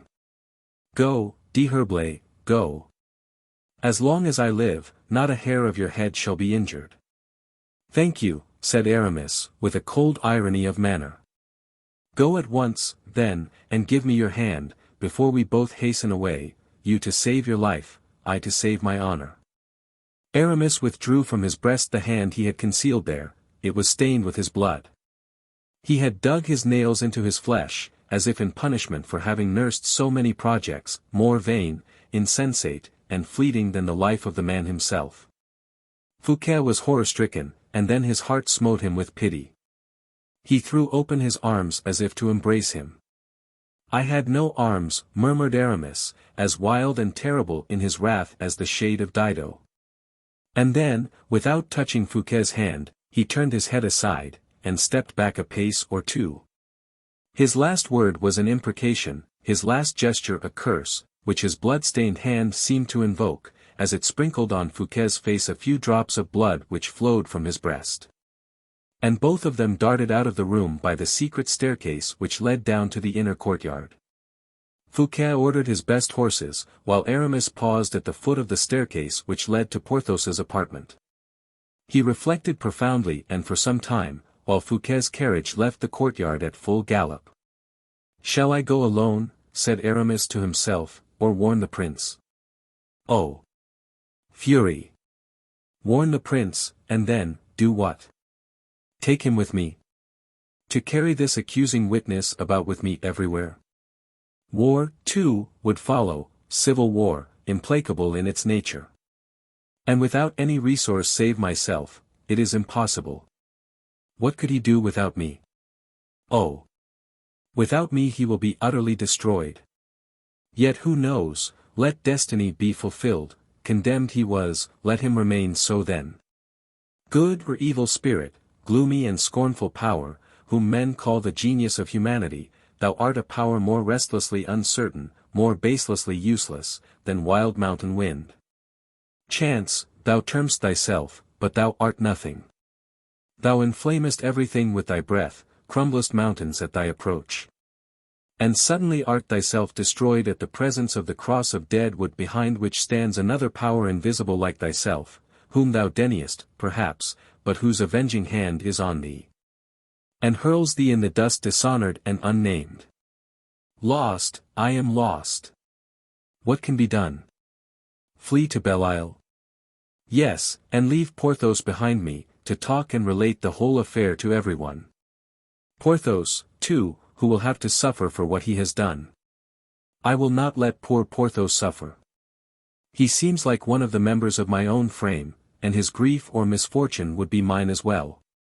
Porthos shall leave with me, and shall follow my destiny. It must be so. And Aramis, apprehensive of meeting anyone to whom his hurried movements might appear suspicious, ascended the staircase without being perceived. Porthos, so recently returned from Paris, was already in a profound sleep, his huge body forgot its fatigue, as his mind forgot its thoughts. Aramis entered, light as a shadow, and placed his nervous grasp on the giant's shoulder. "Come, Porthos," he cried, "come." Porthos obeyed, rose from his bed, opened his eyes, even before his intelligence seemed to be aroused. "We leave immediately," said Aramis. "Ah," returned Porthos. "We shall go mounted, and faster than we have ever gone in our lives." "Ah," repeated Porthos. "Dress yourself, my friend." And he helped the giant to dress himself, and thrust his gold and diamonds into his pocket. Whilst he was thus engaged, a slight noise attracted his attention, and on looking up, he saw D'Artagnan watching them through the half-open door. Aramis started. "What the devil are you doing there in such an agitated manner?" said the Musketeer. "Hush," said Porthos. "We are going off on a mission of great importance," added the bishop. "You are very fortunate," said the Musketeer. "Oh, dear me," said Porthos, "I feel so wearied, I would far sooner have been fast asleep. But the service of the king. Have you seen M. Fouquet?" said Aramis to D'Artagnan. "Yes, this very minute, in a carriage." "What did he say to you?" "Adieu, nothing more." "Was that all? What else do you think he could say? Am I worth anything now, since you have got into such high favor?" "Listen," said Aramis, embracing the Musketeer, "your good times are returning again. You will have no occasion to be jealous of anyone." "Ah! Bah! I predict that something will happen to you today which will increase your importance more than ever." "Really? You know that I know all the news." "Oh, yes. Come, Porthos, are you ready? Let us go. I am quite ready, Aramis. Let us embrace D'Artagnan first. Most certainly. But the horses? Oh. There is no want of them here. Will you have mine? No, Porthos has his own stud. So adieu. Adieu. The fugitives mounted their horses beneath the very eyes of the captain of the Musketeers, who held Porthos's stirrup for him, and gazed after them until they were out of sight. On any other occasion, thought the Gascon, I should say that those gentlemen were making their escape, but in these days politics seems so changed that such an exit is termed going on a mission. I have no objection, let me attend to my own affairs, that is more than enough for me, and he philosophically entered his apartments. 229. Showing how the countersign was respected at the Bastille. Fouquet tore along as fast as his horses could drag him. On his way he trembled with horror at the idea of what had just been revealed to him. What must have been, he thought, the youth of those extraordinary men, who, even as age is stealing fast upon them, are still able to conceive such gigantic plans, and carry them through without a tremor? At one moment he could not resist the idea that all Aramis had just been recounting to him was nothing more than a dream, and whether the fable itself was not the snare. So that when Fouquet arrived at the Bastille, he might possibly find an order of arrest, which would send him to join the dethroned king. Strongly impressed with this idea, he gave certain sealed orders on his route, while fresh horses were being harnessed to his carriage. These orders were addressed to M. D'Artagnan and to certain others whose fidelity to the king was far above suspicion. In this way, said Fouquet to himself, prisoner or not, I shall have performed the duty that I owe my honor. The orders will not reach them until after my return, if I should return free, and consequently they will not have been unsealed. I shall take them back again. If I am delayed, it will be because some misfortune will have befallen me, and in that case assistance will be sent for me as well as for the king. Prepared in this manner, the superintendent arrived at the Bastille. He had travelled at the rate of 5 leagues and a half the hour. Every circumstance of delay which Aramis had escaped in his visit to the Bastille befell Fouquet. It was useless giving his name, equally useless his being recognized. He could not succeed in obtaining an entrance. By dint of entreaties, threats, commands, he succeeded in inducing a sentinel to speak to one of the subalterns, who went and told the major. As for the governor, they did not even dare disturb him. Fouquet sat in his carriage, at the outer gate of the fortress, chafing with rage and impatience, awaiting the return of the officers, who at last reappeared with a sufficiently sulky air. Well, said Fouquet, impatiently, what did the major say? Well, monsieur, replied the soldier, the major laughed in my face. He told me that M. Fouquet was at Vaux, and that even were he at Paris, M. Fouquet would not get up at so early an hour as the present. Mordieu! You are an absolute set of fools, cried the minister, darting out of the carriage. And before the subaltern had time to shut the gate, Fouquet sprang through it, and ran forward in spite of the soldier, who cried out for assistance. Fouquet gained ground, regardless of the cries of the man, who, however, having at last come up with Fouquet, called out to the sentinel of the second gate, look out, sentinel. The man crossed his pike before the minister. But the latter, robust and active, and hurried away, too, by his passion, wrested the pike from the soldier and struck him a violent blow on the shoulder with it. The subaltern, who approached too closely, received a share of the blows as well. Both of them uttered loud and furious cries, at the sound of which the whole of the first body of the advanced guard poured out of the guardhouse. Among them there was one, however, who recognized the superintendent, and who called, Monseigneur, ah! Monseigneur! Stop, you fellows! And he effectually checked the soldiers, who were on the point of revenging their companions. Fouquet desired them to open the gate, but they refused to do so without the countersign. He desired them to inform the governor of his presence, but the latter had already heard the disturbance at the gate. He ran forward, followed by his major, and accompanied by a picket of 20 men, persuaded that an attack was being made on the Bastille. Baisemeaux also recognized Fouquet immediately, and dropped the sword he bravely had been brandishing. "Ah! Monseigneur," he stammered, "how can I excuse?" "Monsieur," said the superintendent, flushed with anger, and heated by his exertions, "I congratulate you. Your watch and ward are admirably kept." Baisemeaux turned pale, thinking that this remark was made ironically, and portended a furious burst of anger. But Fouquet had recovered his breath, and, beckoning the sentinel and the subaltern, who were rubbing their shoulders, towards him, he said, "There are 20 pistoles for the sentinel. And 50 for the officer. Pray receive my compliments, gentlemen. I will not fail to speak to his Majesty about you. And now, Baisemeaux, a word with you." And he followed the governor to his official residence, accompanied by a murmur of general satisfaction. Baisemeaux was already trembling with shame and uneasiness.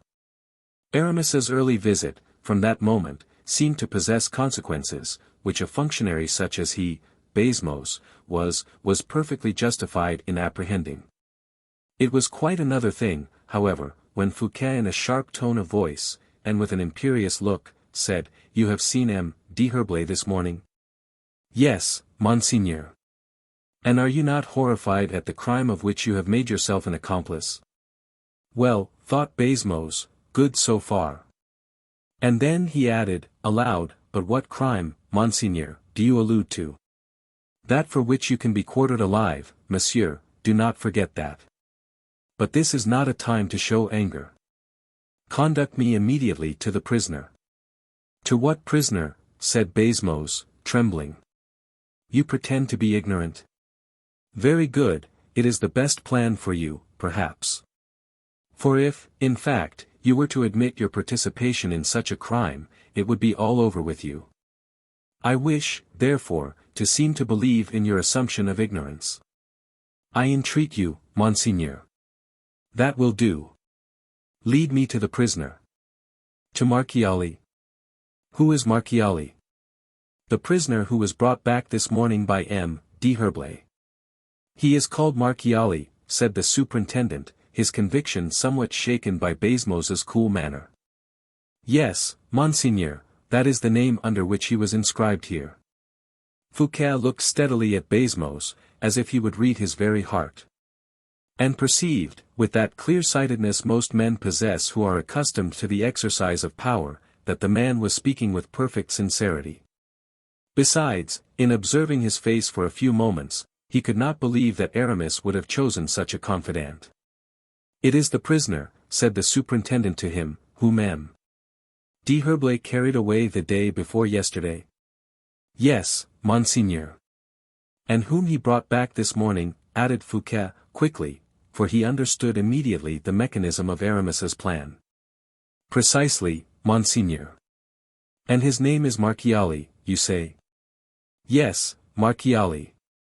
"If Monseigneur has come here to remove him, so much the better, for I was going to write about him." "What has he done, then?" "Ever since this morning he has annoyed me extremely.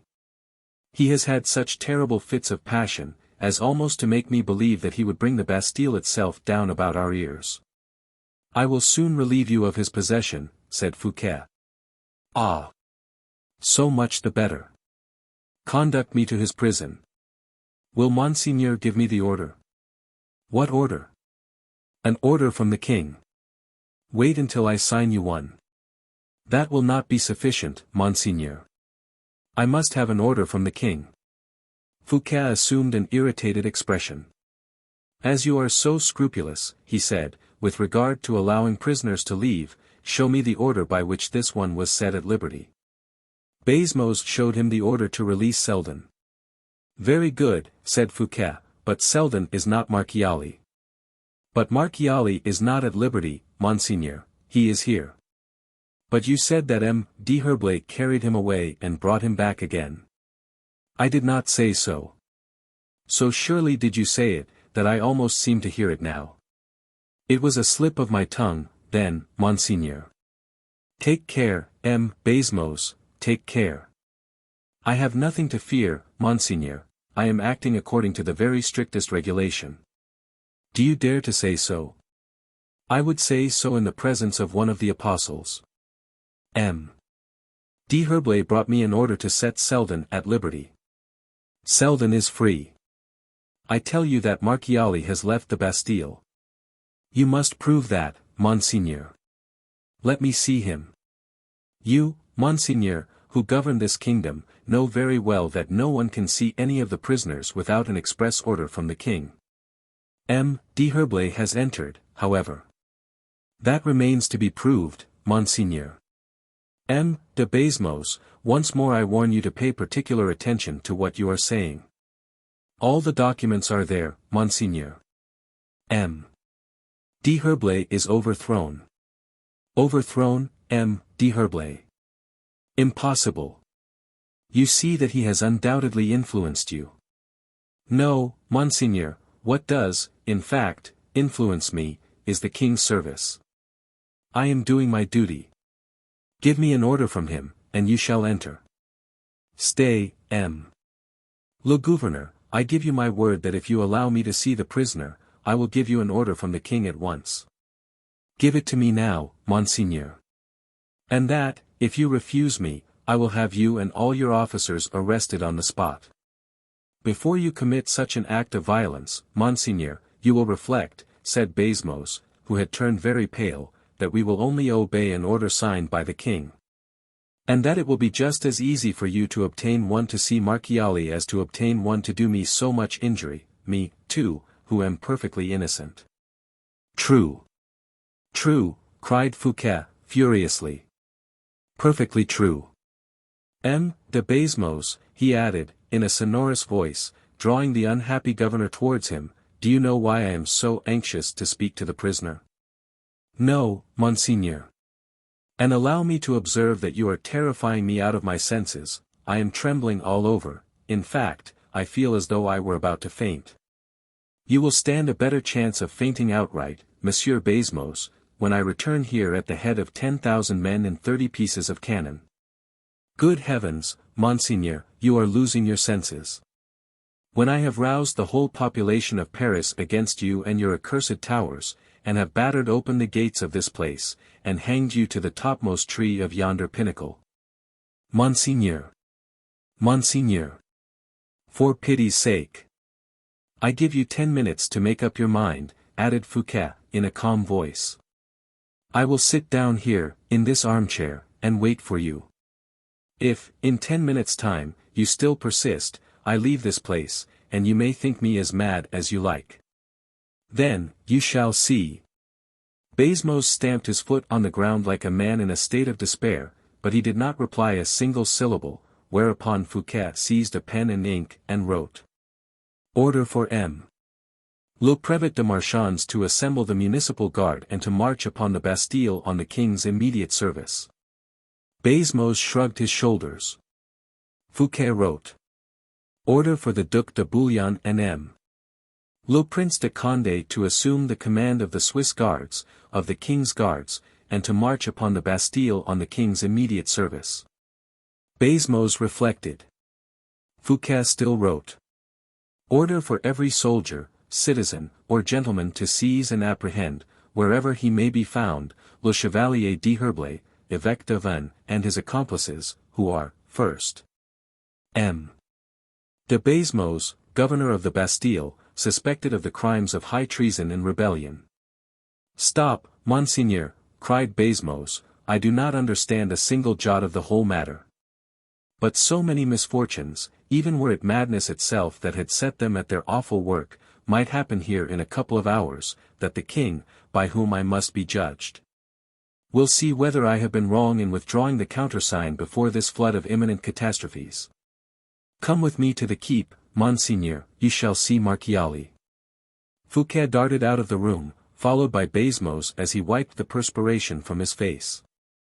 What a terrible morning! He said, what a disgrace for me! Walk faster, replied Fouquet. Basmos made a sign to the jailer to precede them. He was afraid of his companion, which the latter could not fail to perceive. A truce to this child's play, he said, roughly. Let the man remain here, take the keys yourself, and show me the way. Not a single person, do you understand, must hear what is going to take place here. Ah, said Baisemeaux, undecided. Again, cried M. Fouquet. Ah. Say no at once, and I will leave the Bastille and will myself carry my own dispatches. Baisemeaux bowed his head, took the keys, and unaccompanied, except by the minister, ascended the staircase. The higher they advanced up the spiral staircase, the more clearly did certain muffled murmurs become distinct appeals and fearful imprecations. What is that? Asked Fouquet. That is your Marchiali, said the governor, this is the way these madmen scream. And he accompanied that reply with a glance more pregnant with injurious allusion, as far as Fouquet was concerned, than politeness. The latter trembled. He had just recognized in one cry more terrible than any that had preceded it, the king's voice. He paused on the staircase, snatching the bunch of keys from Baisemeaux, who thought this new madman was going to dash out his brains with one of them. Ah, he cried, M. D'Herblay did not say a word about that. Give me the keys at once, cried Fouquet, tearing them from his hand. Which is the key of the door I am to open? That one. A fearful cry, followed by a violent blow against the door, made the whole staircase resound with the echo. Leave this place, said Fouquet to Baisemeaux, in a threatening tone. I ask nothing better, murmured the latter, to himself. There will be a couple of madmen face to face, and the one will kill the other, I am sure. Go, repeated Fouquet. If you place your foot on this staircase before I call you, remember that you shall take the place of the meanest prisoner in the Bastille. This job will kill me, I am sure it will, muttered Baisemeaux, as he withdrew with tottering steps. The prisoner's cries became more and more terrible. When Fouquet had satisfied himself that Baisemeaux had reached the bottom of the staircase, he inserted the key in the first lock. It was then that he heard the hoarse, choking voice of the king, crying out, in a frenzy of rage, "Help, help! I am the king." The key of the second door was not the same as the first, and Fouquet was obliged to look for it on the bunch. The king, however, furious and almost mad with rage and passion, shouted at the top of his voice, "It was M. Fouquet who brought me here. Help me against him, Fouquet. I am the king. Help the king against him, Fouquet." These cries filled the minister's heart with terrible emotions. They were followed by a shower of blows leveled against the door with a part of the broken chair with which the king had armed himself. Fouquet at last succeeded in finding the key. The king was almost exhausted, he could hardly articulate distinctly as he shouted, "Death to Fouquet! Death to the traitor Fouquet!" The door flew open. 230. The king's gratitude. The two men were on the point of darting towards each other when they suddenly and abruptly stopped, as a mutual recognition took place, and each uttered a cry of horror. "Have you come to assassinate me, monsieur?" said the king, when he recognized Fouquet. "The king in this state," murmured the minister. Nothing could be more terrible indeed than the appearance of the young prince at the moment Fouquet had surprised him. His clothes were in tatters. His shirt, open and torn to rags, was stained with sweat and with the blood which streamed from his lacerated breast and arms. Haggard, ghastly pale, his hair in disheveled masses, Louis XIV presented the most perfect picture of despair, distress, anger and fear combined that could possibly be united in one figure. Fouquet was so touched, so affected and disturbed by it, that he ran towards him with his arms stretched out and his eyes filled with tears. Louis held up the massive piece of wood of which he had made such a furious use. "Sire," said Fouquet, in a voice trembling with emotion, "do you not recognize the most faithful of your friends?" "A friend, you," repeated Louis, gnashing his teeth in a manner which betrayed his hate and desire for speedy vengeance. "The most respectful of your servants," added Fouquet, throwing himself on his knees. The king let the rude weapon fall from his grasp. Fouquet approached him, kissed his knees, and took him in his arms with inconceivable tenderness. "My king, my child," he said, "how you must have suffered. Louis, recalled to himself by the change of situation, looked at himself, and ashamed of the disordered state of his apparel, ashamed of his conduct, and ashamed of the air of pity and protection that was shown towards him, drew back. Fouquet did not understand this movement. He did not perceive that the king's feeling of pride would never forgive him for having been a witness of such an exhibition of weakness. "Come, sire," he said, "you are free." "Free," repeated the king. "Oh! You set me at liberty, then, after having dared to lift up your hand against me." "You do not believe that," exclaimed Fouquet, indignantly. "You cannot believe me to be guilty of such an act." And rapidly, warmly even, he related the whole particulars of the intrigue, the details of which are already known to the reader. While the recital continued, Louis suffered the most horrible anguish of mind. And when it was finished, the magnitude of the danger he had run struck him far more than the importance of the secret relative to his twin brother. "Monsieur," he said, suddenly to Fouquet, "this double birth is a falsehood, it is impossible, you cannot have been the dupe of it." "Sire, it is impossible, I tell you, that the honor, the virtue of my mother can be suspected, and my first minister has not yet done justice on the criminals." "Reflect, sire, before you are hurried away by anger," replied Fouquet. "The birth of your brother." "I have only one brother, and that is Monsieur. You know it as well as myself. There is a plot, I tell you, beginning with the governor of the Bastille. Be careful, sire, for this man has been deceived as everyone else has by the prince's likeness to yourself." "Likeness? Absurd! This Marchiali must be singularly like your majesty, to be able to deceive everyone's eye," Fouquet persisted. "Ridiculous! Do not say so, sire. Those who had prepared everything in order to face and deceive your ministers, your mother, your officers of state, the members of your family, must be quite confident of the resemblance between you." "But where are these persons, then?" murmured the king. "At Vaux." "At Vaux. And you suffer them to remain there?" "My most instant duty appeared to me to be your majesty's release. I have accomplished that duty, and now, whatever your majesty may command, shall be done. I await your orders." Louis reflected for a few moments. "Muster all the troops in Paris," he said. "All the necessary orders are given for that purpose," replied Fouquet. "You have given orders," exclaimed the king. "For that purpose, yes, sire. Your majesty will be at the head of 10,000 men in less than an hour." The only reply the king made was to take hold of Fouquet's hand with such an expression of feeling, that it was very easy to perceive how strongly he had, until that remark, maintained his suspicions of the minister, notwithstanding the latter's intervention. "And with these troops," he said, "we shall go at once and besiege in your house the rebels who by this time will have established and entrenched themselves therein." "I should be surprised if that were the case," replied Fouquet. "Why?" "Because their chief, the very soul of the enterprise, having been unmasked by me, the whole plan seems to me to have miscarried." "You have unmasked this false prince also?" "No, I have not seen him." "Whom have you seen, then?" "The leader of the enterprise, not that unhappy young man. The latter is merely an instrument, destined through his whole life to wretchedness, I plainly perceive." "Most certainly.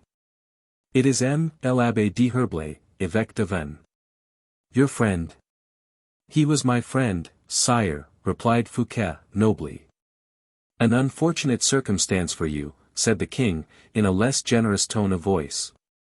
"Such friendships, sire, had nothing dishonorable in them so long as I was ignorant of the crime. You should have foreseen it. If I am guilty, I place myself in your majesty's hands." "Ah! Monsieur Fouquet, it was not that I meant," returned the king, sorry to have shown the bitterness of his thought in such a manner. "Well, I assure you that, notwithstanding the mask with which the villain covered his face, I had something like a vague suspicion that he was the very man.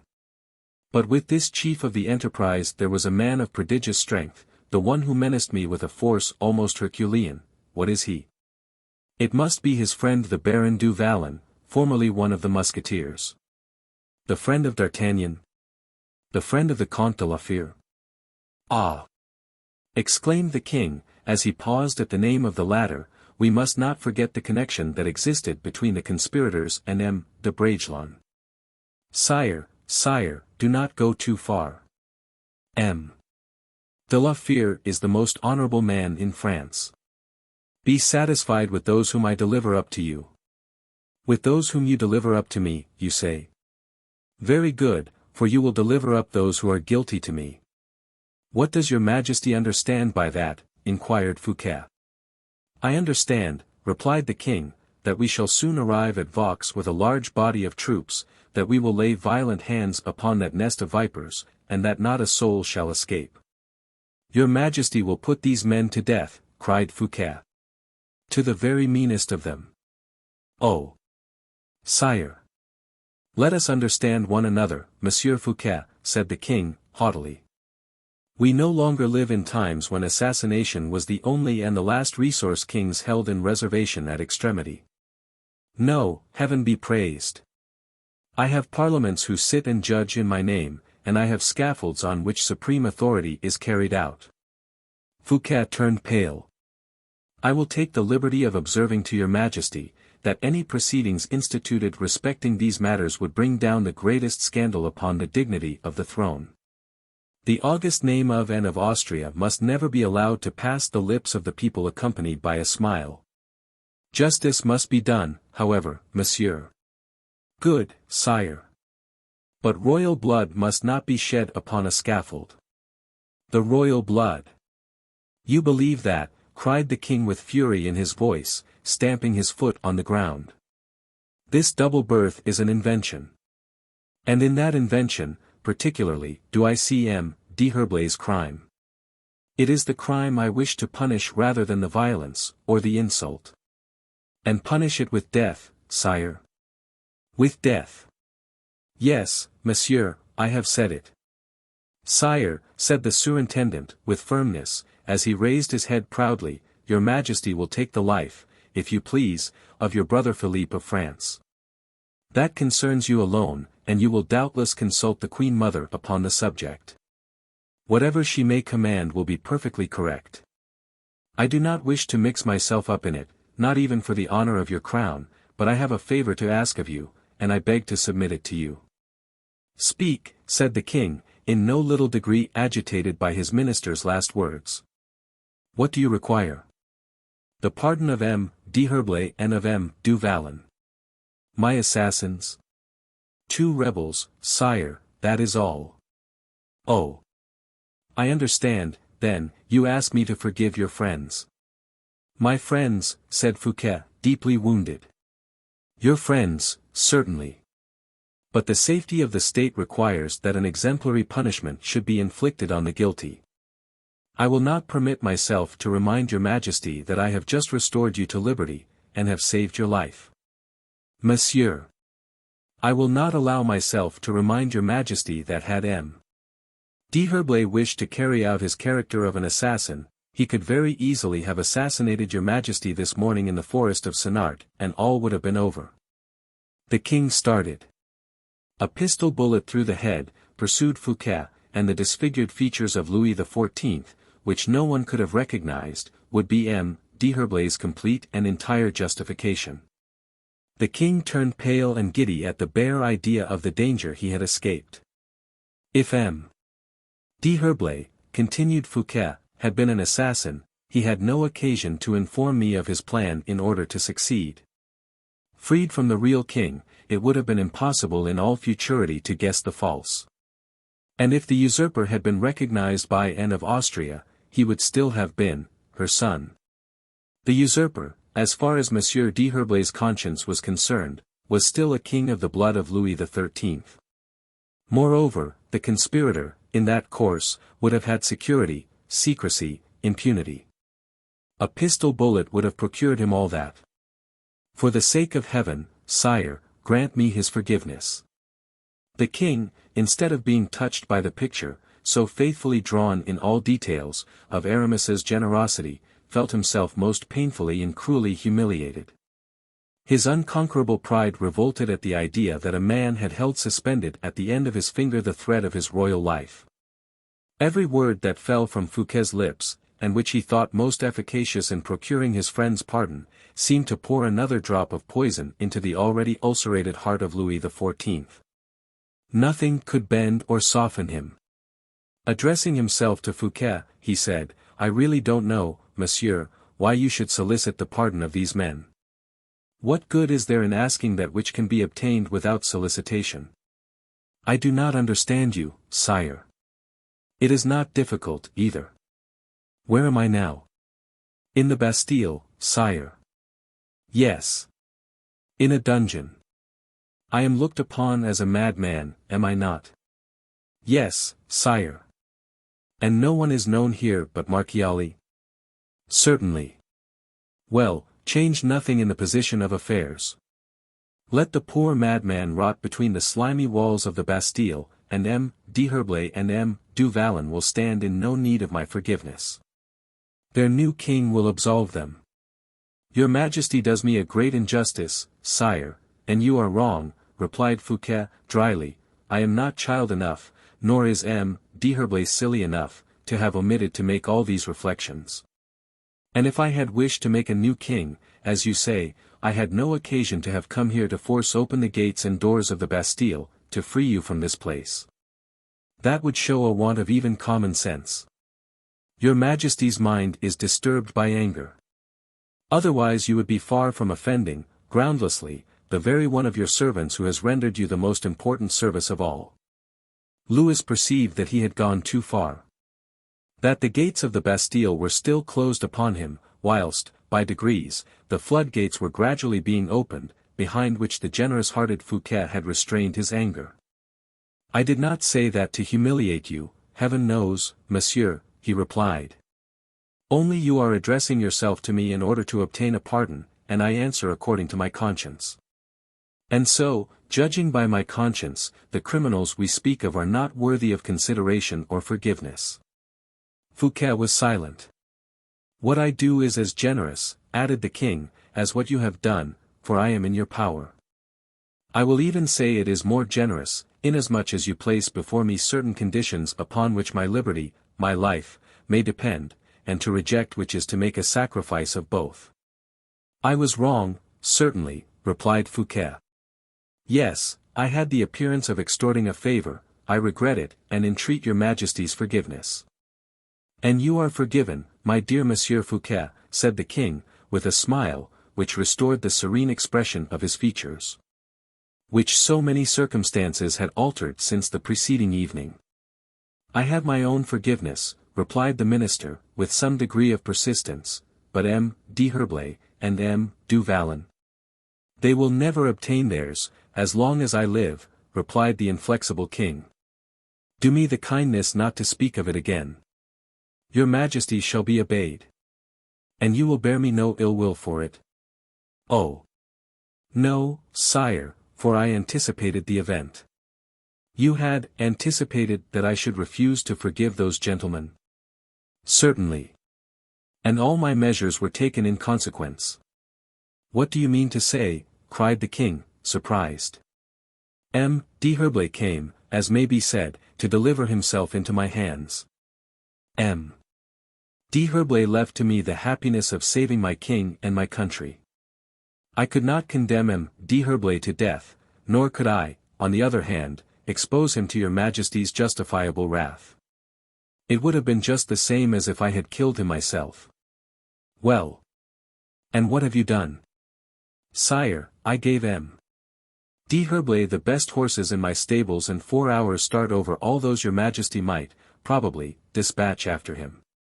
Be it so, murmured the king. But still, the world is wide enough and large enough for those whom I may send to overtake your horses, notwithstanding the 4 hours start, which you have given to M. d'Herblay. In giving him these 4 hours, sire, I knew I was giving him his life, and he will save his life. In what way? After having galloped as hard as possible, with the 4 hours start, before your musketeers, he will reach my chateau of Belle-Île, where I have given him a safe asylum. That may be. But you forget that you have made me a present of Belle-Isle. But not for you to arrest my friends. You take it back again, then? As far as that goes, yes, sire. My musketeers shall capture it, and the affair will be at an end. Neither your musketeers, nor your whole army could take Belle-Isle, said Fouquet, coldly. Belle-Isle is impregnable. The king became perfectly livid, a lightning flash seemed to dart from his eyes. Fouquet felt that he was lost, but he was not one to shrink when the voice of honor spoke loudly within him. He bore the king's wrathful gaze, the latter swallowed his rage, and after a few moments' silence, said, "Are we going to return to Vaux?" "I am at your majesty's orders," replied Fouquet, with a low bow, "but I think that your majesty can hardly dispense with changing your clothes previous to appearing before your court." "We shall pass by the Louvre," said the king. "Come."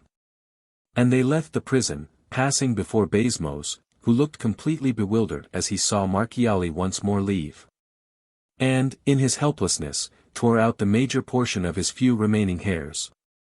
It was perfectly true, however, that Fouquet wrote and gave him an authority for the prisoner's release, and that the king wrote beneath it, "Seen and approved, Louis."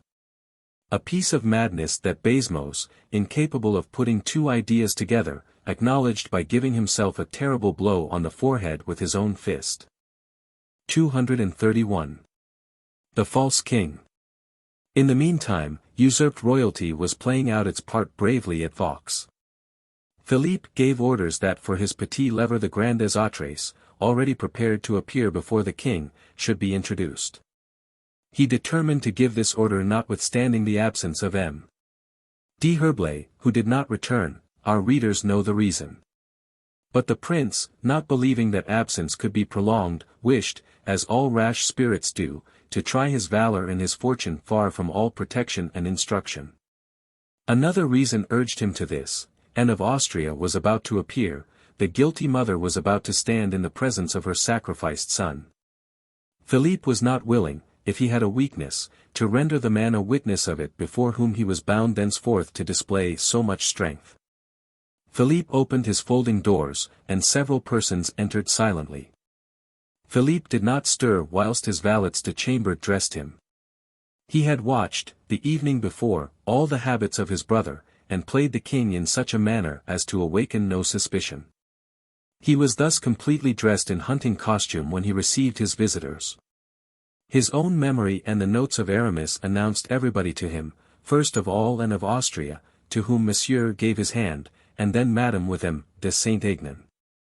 He smiled at seeing these countenances, but trembled on recognizing his mother. That still so noble and imposing figure, ravaged by pain, pleaded in his heart the cause of the famous queen who had immolated a child to reasons of state. He found his mother still handsome. He knew that Louis XIV loved her, and he promised himself to love her likewise, and not to prove a scourge to her old age. He contemplated his brother with a tenderness easily to be understood. The latter had usurped nothing, had cast no shades athwart his life. A separate tree, he allowed the stem to rise without heeding its elevation or majestic life. Philippe promised himself to be a kind brother to this prince, who required nothing but gold to minister to his pleasures. He bowed with a friendly air to Saint-Aignan, who was all reverences and smiles, and tremblingly held out his hand to Henrietta, his sister-in-law, whose beauty struck him. But he saw in the eyes of that princess an expression of coldness which would facilitate, as he thought, their future relations. How much more easy, thought he, it will be to be the brother of that woman than her gallant, if she evinces towards me a coldness that my brother could not have for her. But which is imposed upon me as a duty. The only visit he dreaded at this moment was that of the queen. His heart, his mind, had just been shaken by so violent a trial, that, in spite of their firm temperament, they would not, perhaps, support another shock. Happily the queen did not come. Then commenced, on the part of Anne of Austria, a political dissertation upon the welcome M. Fouquet had given to the House of France. She mixed up hostilities with compliments addressed to the king, and questions as to his health, with little maternal flatteries and diplomatic artifices. "Well, my son," said she, are you convinced with regard to M. Fouquet? Saint Aignan, said Philippe, have the goodness to go and inquire after the queen. At these words, the first Philippe had pronounced aloud, the slight difference that there was between his voice and that of the king was sensible to maternal ears. Anne of Austria looked earnestly at her son. Saint Aignan left the room, and Philippe continued. Madam, I do not like to hear M. Fouquet ill spoken of, you know I do not, and you have even spoken well of him yourself. That is true. Therefore I only question you on the state of your sentiments with respect to him. Sire, said Henrietta, I, on my part, have always liked M. Fouquet. He is a man of good taste, a superior man. A superintendent who is never sordid or niggardly, added Monsieur, and who pays in gold all the orders I have on him. Everyone in this thinks too much of himself, and nobody for the state, said the old queen. M. Fouquet, it is a fact, M. Fouquet is ruining the state. Well, mother, replied Philippe, in rather a lower key, do you likewise constitute yourself the buckler of M. Colbert? How is that? Replied the old queen, rather surprised. Why, in truth, replied Philippe, you speak that just as your old friend Madame de Chevreuse would speak. Why do you mention Madame de Chevreuse to me? Said she, and what sort of humor are you in today towards me? Philippe continued, is not Madame de Chevreuse always in league against somebody? Has not Madame de Chevreuse been to pay you a visit, mother? Monsieur, you speak to me now in such a manner that I can almost fancy I am listening to your father. My father did not like Madame de Chevreuse, and had good reason for not liking her, said the prince. For my part, I like her no better than he did, and if she thinks proper to come here as she formerly did, to sow divisions and hatreds under the pretext of begging money, why? Well. What? Said Anne of Austria, proudly, herself provoking the storm. Well. Replied the young man firmly, I will drive Madame de Chevreuse out of my kingdom, and with her all who meddle with its secrets and mysteries. He had not calculated the effect of this terrible speech, or perhaps he wished to judge the effect of it, like those who, suffering from a chronic pain, and seeking to break the monotony of that suffering, touch their wound to procure a sharper pang. Anne of Austria was nearly fainting, her eyes, open but meaningless, ceased to see for several seconds. She stretched out her arms towards her other son, who supported and embraced her without fear of irritating the king. Sire, murmured she, you are treating your mother very cruelly. In what respect, madam, replied he. I am only speaking of Madame de Chevreuse. Does my mother prefer Madame de Chevreuse to the security of the state and of my person? Well, then, madam, I tell you Madame de Chevreuse has returned to France to borrow money, and that she addressed herself to M. Fouquet to sell him a certain secret. A certain secret! Cried Anne of Austria. Concerning pretended robberies that Monsieur le Surintendant had committed, which is false, added Philippe. M. Fouquet rejected her offers with indignation, preferring the esteem of the king to complicity with such intriguers. Then Madame de Chevreuse sold the secret to M. Colbert, and as she is insatiable, and was not satisfied with having extorted 100,000 crowns from a servant of the state, she has taken a still bolder flight, in search of surer sources of supply. Is that true, madam? You know all, sire, said the queen, more uneasy than irritated. Now, continued Philippe, I have good reason to dislike this fury, who comes to my court to plan the shame of some and the ruin of others. If heaven has suffered certain crimes to be committed, and has concealed them in the shadow of its clemency, I will not permit Madame de Chevreuse to counteract the just designs of fate. The latter part of this speech had so agitated the queen mother, that her son had pity on her. He took her hand and kissed it tenderly. She did not feel that in that kiss, given in spite of repulsion and bitterness of the heart, there was a pardon for 8 years of suffering. Philippe allowed the silence of a moment to swallow the emotions that had just developed themselves. Then, with a cheerful smile, "We will not go today," said he, "I have a plan." And, turning towards the door, he hoped to see Aramis, whose absence began to alarm him. The queen mother wished to leave the room. Remain where you are, mother, said he, I wish you to make your peace with M. Fouquet. I bear M. Fouquet no ill will, I only dreaded his prodigalities. We will put that to rights, and will take nothing of the superintendent but his good qualities. What is your majesty looking for? Said Henrietta, seeing the king's eyes constantly turned towards the door, and wishing to let fly a little poisoned arrow at his heart. Supposing he was so anxiously expecting either La Valliere or a letter from her. My sister, said the young man, who had divined her thought, thanks to that marvellous perspicuity of which fortune was from that time about to allow him the exercise, my sister. I am expecting a most distinguished man, a most able counsellor, whom I wish to present to you all, recommending him to your good graces. Ah! Come in, then, D'Artagnan. What does your majesty wish? Said D'Artagnan, appearing. Where is Monsieur the Bishop of Vannes, your friend? Why, sire. I am waiting for him, and he does not come. Let him be sought for. D'Artagnan remained for an instant stupefied. But soon, reflecting that Aramis had left Vaux privately on a mission from the king, he concluded that the king wished to preserve the secret. Sire, replied he, does your majesty absolutely require M. d'Herblay to be brought to you? Absolutely is not the word, said Philippe, I do not want him so particularly as that. But if he can be found. I thought so, said D'Artagnan to himself. Is this M. d'Herblay the Bishop of Vannes? Yes, madam. A friend of M. Fouquet? Yes, madam, an old musketeer. Anne of Austria blushed. One of the 4 braves who formerly performed such prodigies. The old queen repented of having wished to bite. She broke off the conversation, in order to preserve the rest of her teeth. Whatever may be your choice, sire, said she, I have no doubt it will be excellent. All bowed in support of that sentiment. You will find in him, continued Philippe, the depth and penetration of M. de Richelieu, without the avarice of M. de Mazarin. A prime minister, sire? Said Monsieur, in a fright. I will tell you all about that, brother, but it is strange that M. d'Herblay is not here. He called out. Let M. Fouquet be informed that I wish to speak to him, oh. Before you, do not retire. M.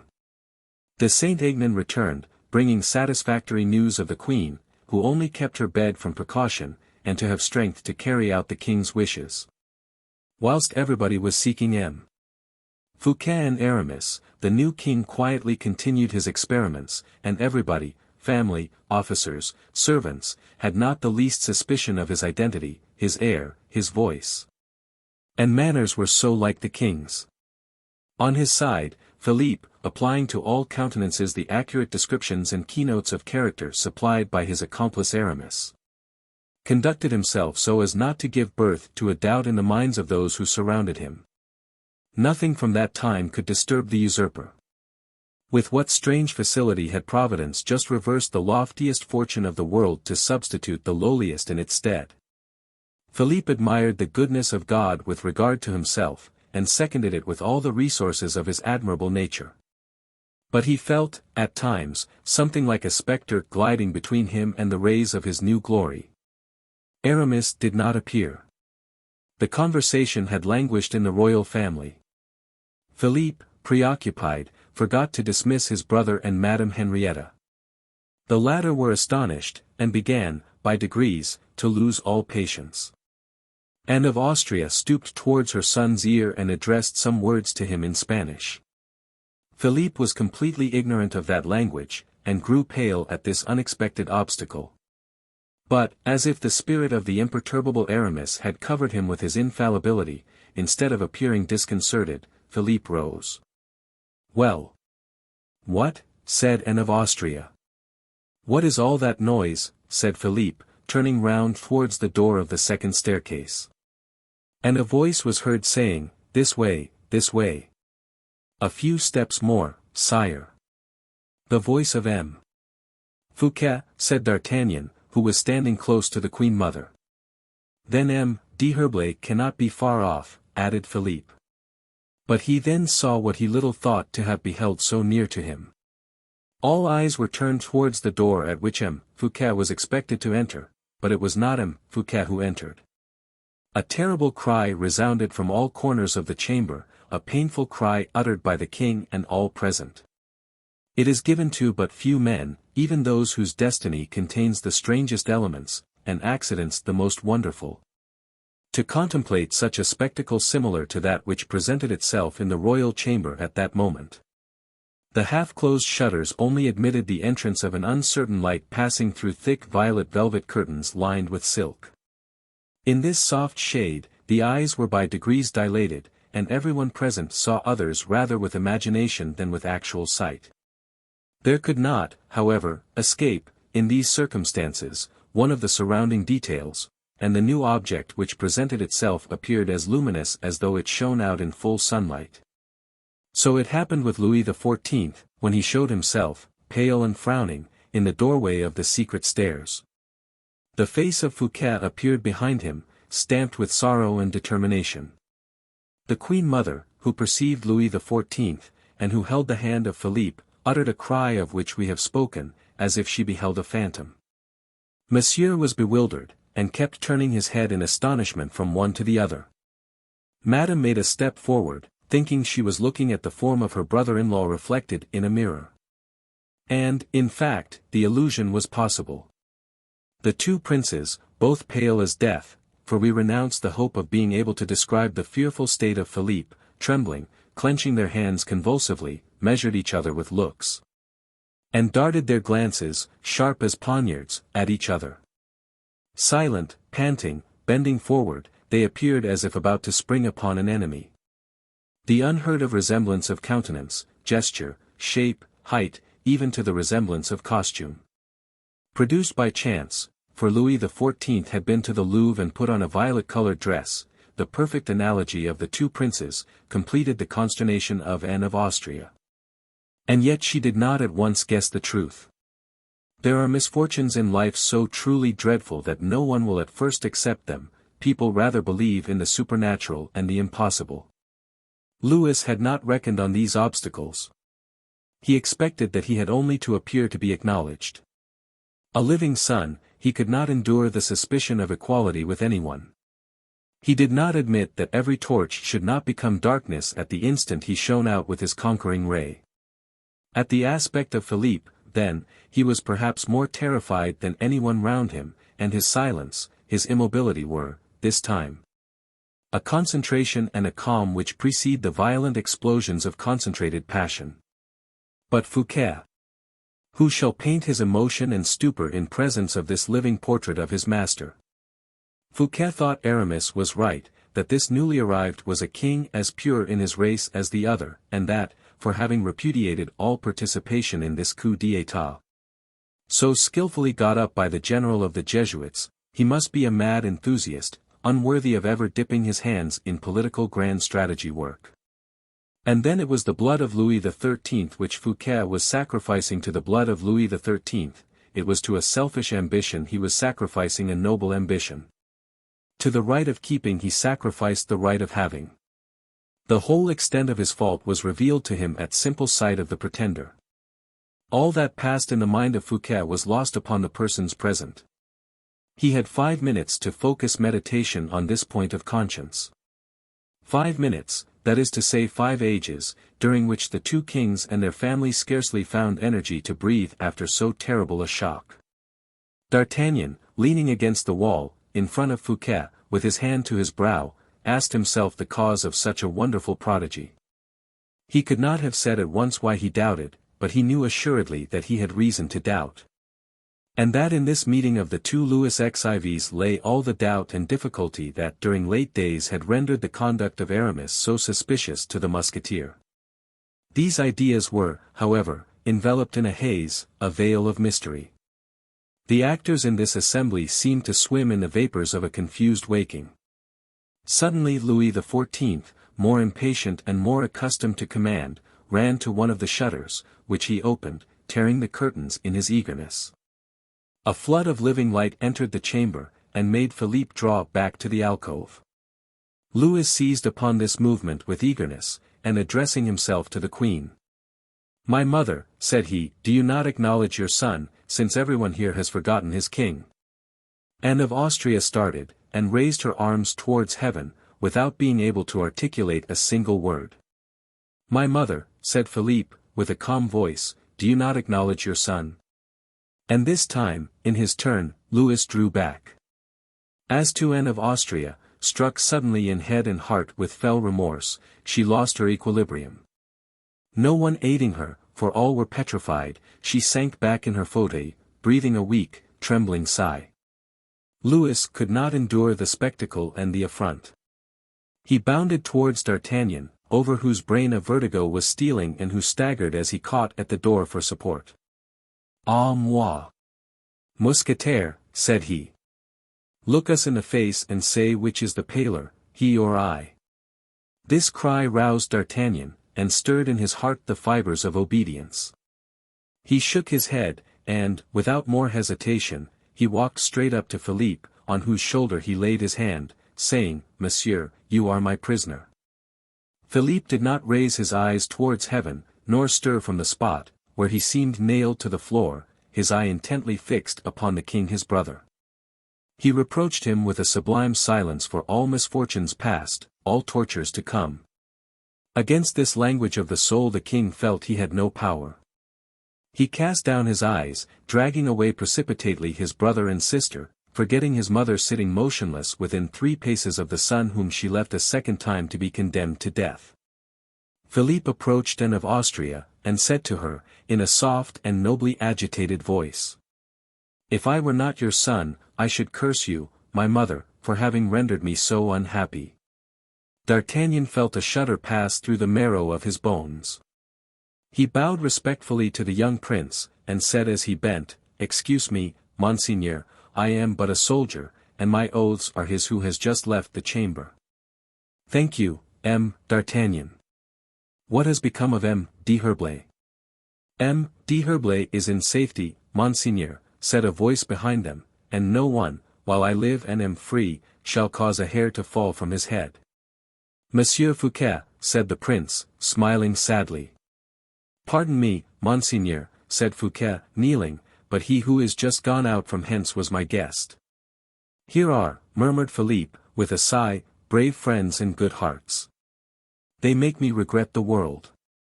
On, M. d'Artagnan, I follow you."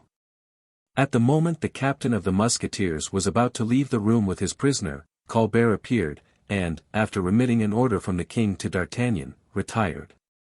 D'Artagnan read the paper, and then crushed it in his hand with rage. "What is it?" asked the prince. "Read, Monseigneur," replied the musketeer. Philippe read the following words, hastily traced by the hand of the king. M. d'Artagnan will conduct the prisoner to the Isle Sainte-Marguerite. He will cover his face with an iron visor, which the prisoner shall never raise except at peril of his life. "That is just," said Philippe, with resignation, "I am ready." "Aramis was right," said Fouquet, in a low voice, to the musketeer, "this one is every whit as much a king as the other." "More so," replied D'Artagnan. "He wanted only you and me." 232. In which Porthos thinks he is pursuing a duchy. Aramis and Porthos, having profited by the time granted them by Fouquet, did honor to the French cavalry by their speed. Porthos did not clearly understand on what kind of mission he was forced to display so much velocity, but as he saw Aramis spurring on furiously, he, Porthos, spurred on in the same way. They had soon, in this manner, placed 12 leagues between them and Vaux. They were then obliged to change horses, and organize a sort of post arrangement. It was during a relay that Porthos ventured to interrogate Aramis discreetly. "Hush," replied the latter, "know only that our fortune depends on our speed." As if Porthos had still been the musketeer, without a sou or a mail of 1626, he pushed forward. That magic word, fortune, always means something in the human ear. It means enough for those who have nothing, it means too much for those who have enough. "I shall be made a duke," said Porthos, aloud. He was speaking to himself. "That is possible," replied Aramis, smiling after his own fashion, as Porthos's horse passed him. Aramis felt, notwithstanding, as though his brain were on fire. The activity of the body had not yet succeeded in subduing that of the mind. All there is of raging passion, mental toothache or mortal threat, raged, gnawed and grumbled in the thoughts of the unhappy prelate. His countenance exhibited visible traces of this rude combat. Free on the highway to abandon himself to every impression of the moment, Aramis did not fail to swear at every start of his horse, at every inequality in the road.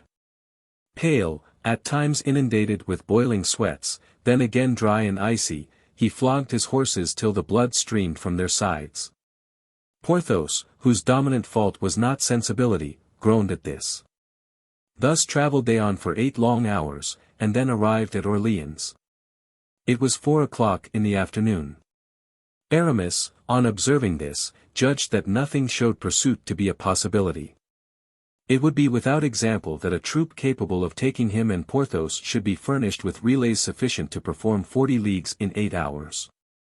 Thus, admitting pursuit, which was not at all manifest, the fugitives were 5 hours in advance of their pursuers. Aramis thought that there might be no imprudence in taking a little rest, but that to continue would make the matter more certain. 20 leagues more, performed with the same rapidity, 20 more leagues devoured, and no one, not even D'Artagnan, could overtake the enemies of the king. Aramis felt obliged, therefore, to inflict upon Porthos the pain of mounting on horseback again. They rode on till 7 o'clock in the evening, and had only 1 post more between them and Blois. But here a diabolical accident alarmed Aramis greatly. There were no horses at the post. The prelate asked himself by what infernal machination his enemies had succeeded in depriving him of the means of going further, he who never recognized chance as a deity. Who found a cause for every accident, preferred believing that the refusal of the postmaster, at such an hour, in such a country, was the consequence of an order emanating from above, an order given with a view of stopping short the kingmaker in the midst of his flight. But at the moment he was about to fly into a passion, so as to procure either a horse or an explanation, he was struck with the recollection that the Comte de la Fere lived in the neighborhood. "I am not travelling," said he, "I do not want horses for a whole stage. Find me 2 horses to go and pay a visit to a nobleman of my acquaintance who resides near this place." "What nobleman?" asked the postmaster. Le Comte de la Fere." "Oh," replied the postmaster, uncovering with respect, "a very worthy nobleman. But, whatever may be my desire to make myself agreeable to him, I cannot furnish you with horses, for all mine are engaged by le Duc de Beaufort." "Indeed," said Aramis, much disappointed. "Only," continued the postmaster, "if you will put up with a little carriage I will harness an old blind horse who has still his legs left, and peradventure will draw you to the house of le Comte de la Fere." "It is worth a louis," said Aramis. "No, monsieur, such a ride is worth no more than a crown, that is what Grimaud, the Comte's intendant, always pays me when he makes use of that carriage, and I should not wish the Comte de la Fere to have to reproach me with having imposed on one of his friends." "As you please," said Aramis, "particularly as regards disobliging the Comte de la Fere, only I think I have a right to give you a louis for your idea." "Oh! Doubtless," replied the postmaster with delight. And he himself harnessed the ancient horse to the creaking carriage. In the meantime Porthos was curious to behold. He imagined he had discovered a clue to the secret, and he felt pleased, because a visit to Athos, in the first place, promised him much satisfaction, and, in the next, gave him the hope of finding at the same time a good bed and good supper. The master, having got the carriage ready, ordered one of his men to drive the strangers to La Fere. Porthos took his seat by the side of Aramis, whispering in his ear, "I understand." "Aha!" said Aramis, "and what do you understand, my friend?" "We are going, on the part of the king, to make some great proposal to Athos." "Pooh!" said Aramis.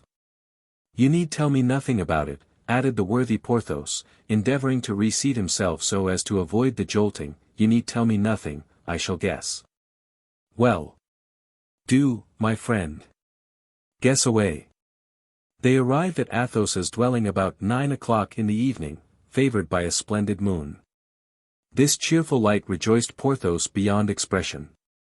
But Aramis appeared annoyed by it in an equal degree. He could not help showing something of this to Porthos, who replied, I guess how it is. The mission is a secret one. These were his last words in the carriage. The driver interrupted him by saying, Gentlemen, we have arrived. Porthos and his companion alighted before the gate of the little chateau, where we are about to meet again our old acquaintances Athos and Bragelonne. The latter of whom had disappeared since the discovery of the infidelity of La Valliere. If there be one saying truer than another, it is this: great griefs contain within themselves the germ of consolation. This painful wound, inflicted upon Raoul, had drawn him nearer to his father again, and God knows how sweet were the consolations which flowed from the eloquent mouth and generous heart of Athos. The wound was not cicatrized, but Athos, by dint of conversing with his son and mixing a little more of his life with that of the young man, had brought him to understand that this pang of a first infidelity is necessary to every human existence. And that no one has loved without encountering it. Raoul listened, again and again, but never understood. Nothing replaces in the deeply afflicted heart the remembrance and thought of the beloved object. Raoul then replied to the reasoning of his father. Monsieur, all that you tell me is true. I believe that no one has suffered in the affections of the heart so much as you have. But you are a man too great by reason of intelligence, and too severely tried by adverse fortune not to allow for the weakness of the soldier who suffers for the first time. I am paying a tribute that will not be paid a second time. Permit me to plunge myself so deeply in my grief that I may forget myself in it, that I may drown even my reason in it. Raoul. Raoul. Listen, monsieur. Never shall I accustom myself to the idea that Louise, the chastest and most innocent of women, has been able to so basely deceive a man so honest and so true a lover as myself. Never can I persuade myself that I see that sweet and noble mask change into a hypocritical lascivious face. Louise lost. Louise infamous. Ah! Monseigneur, that idea is much more cruel to me than Raoul abandoned, Raoul unhappy. Athos then employed the heroic remedy. He defended Louise against Raoul, and justified her perfidy by her love. A woman who would have yielded to a king because he is a king, said he, would deserve to be styled infamous, but Louise loves Louis. Young, both, they have forgotten, he his rank, she her vows. Love absolves everything, Raoul. The two young people love each other with sincerity. And when he had dealt this severe poniard thrust, Athos, with a sigh, saw Raoul bound away beneath the rankling wound, and fly to the thickest recesses of the wood, or the solitude of his chamber. Whence, an hour after, he would return, pale, trembling, but subdued. Then, coming up to Athos with a smile, he would kiss his hand, like the dog who, having been beaten, caresses a respected master, to redeem his fault. Raoul redeemed nothing but his weakness, and only confessed his grief. Thus passed away the days that followed that scene in which Athos had so violently shaken the indomitable pride of the king. Never, when conversing with his son, did he make any allusion to that scene. Never did he give him the details of that vigorous lecture, which might, perhaps, have consoled the young man, by showing him his rival humbled. Athos did not wish that the offended lover should forget the respect due to his king. And when Bragelonne, ardent, angry, and melancholy, spoke with contempt of royal words, of the equivocal faith which certain madmen draw from promises that emanate from thrones, when, passing over 2 centuries, with that rapidity of a bird that traverses a narrow strait to go from one continent to the other, Raoul ventured to predict the time in which kings would be esteemed as less than other men, Athos said to him, in his serene, persuasive voice, "You are right, Raoul. All that you say will happen. Kings will lose their privileges, as stars which have survived their eons lose their splendor. But when that moment comes, Raoul, we shall be dead. And remember well what I say to you. In this world, all, men, women, and kings, must live for the present. We can only live for the future for God. This was the manner in which Athos and Raoul were, as usual, conversing, and walking backwards and forwards in the long alley of limes in the park. When the bell which served to announce to the Comte either the hour of dinner or the arrival of a visitor, was rung. And, without attaching any importance to it, he turned towards the house with his son, and at the end of the alley they found themselves in the presence of Aramis and Porthos. 233. The Last Adieus. Raoul uttered a cry, and affectionately embraced Porthos. Aramis and Athos embraced like old men. And this embrace itself being a question for Aramis, he immediately said, "My friend, we have not long to remain with you." "Ah," said the Comte. "Only time to tell you of my good fortune," interrupted Porthos. "Ah," said Raoul. Athos looked silently at Aramis, whose sombre air had already appeared to him very little in harmony with the good news Porthos hinted. "What is the good fortune that has happened to you?" "Let us hear it," said Raoul, with a smile. "The king has made me a duke," said the worthy Porthos, with an air of mystery, in the ear of the young man, a duke by brevet. But the asides of Porthos were always loud enough to be heard by everybody. His murmurs were in the diapason of ordinary roaring. Athos heard him, and uttered an exclamation which made Aramis start. The latter took Athos by the arm, and, after having asked Porthos's permission to say a word to his friend in private, "My dear Athos," he began, "you see me overwhelmed with grief and trouble." "With grief and trouble, my dear friend," cried the Comte. "Oh, what?" "In 2 words. I have conspired against the king, that conspiracy has failed, and, at this moment, I am doubtless pursued." "You are pursued, a conspiracy." "Eh? My friend, what do you tell me?" "The saddest truth. I am entirely ruined." "Well, but Porthos, this title of duke, what does all that mean?" "That is the subject of my severest pain, that is the deepest of my wounds. I have, believing in infallible success, drawn Porthos into my conspiracy. He threw himself into it, as you know he would do, with all his strength, without knowing what he was about, and now he is as much compromised as myself, as completely ruined as I am. Good God!" And Athos turned towards Porthos, who was smiling complacently. "I must make you acquainted with the whole." "Listen to me," continued Aramis, and he related the history as we know it. Athos, during the recital, several times felt the sweat break from his forehead. "It was a great idea," said he, "but a great error. For which I am punished, Athos. Therefore, I will not tell you my entire thought." "Tell it, nevertheless." "It is a crime. A capital crime, I know it is. Lèse majesté. Porthos. Poor Porthos. What would you advise me to do?" Success, as I have told you, was certain. Fouquet is an honest man. "And I a fool for having so ill-judged him," said Aramis. "Oh, the wisdom of man! Oh, millstone that grinds the world! And which is one day stopped by a grain of sand which has fallen, no one knows how, between its wheels. Say by a diamond, Aramis. But the thing is done. How do you think of acting?" "I am taking away Porthos. The king will never believe that that worthy man has acted innocently. He never can believe that Porthos has thought he was serving the king, whilst acting as he has done. His head would pay my fault.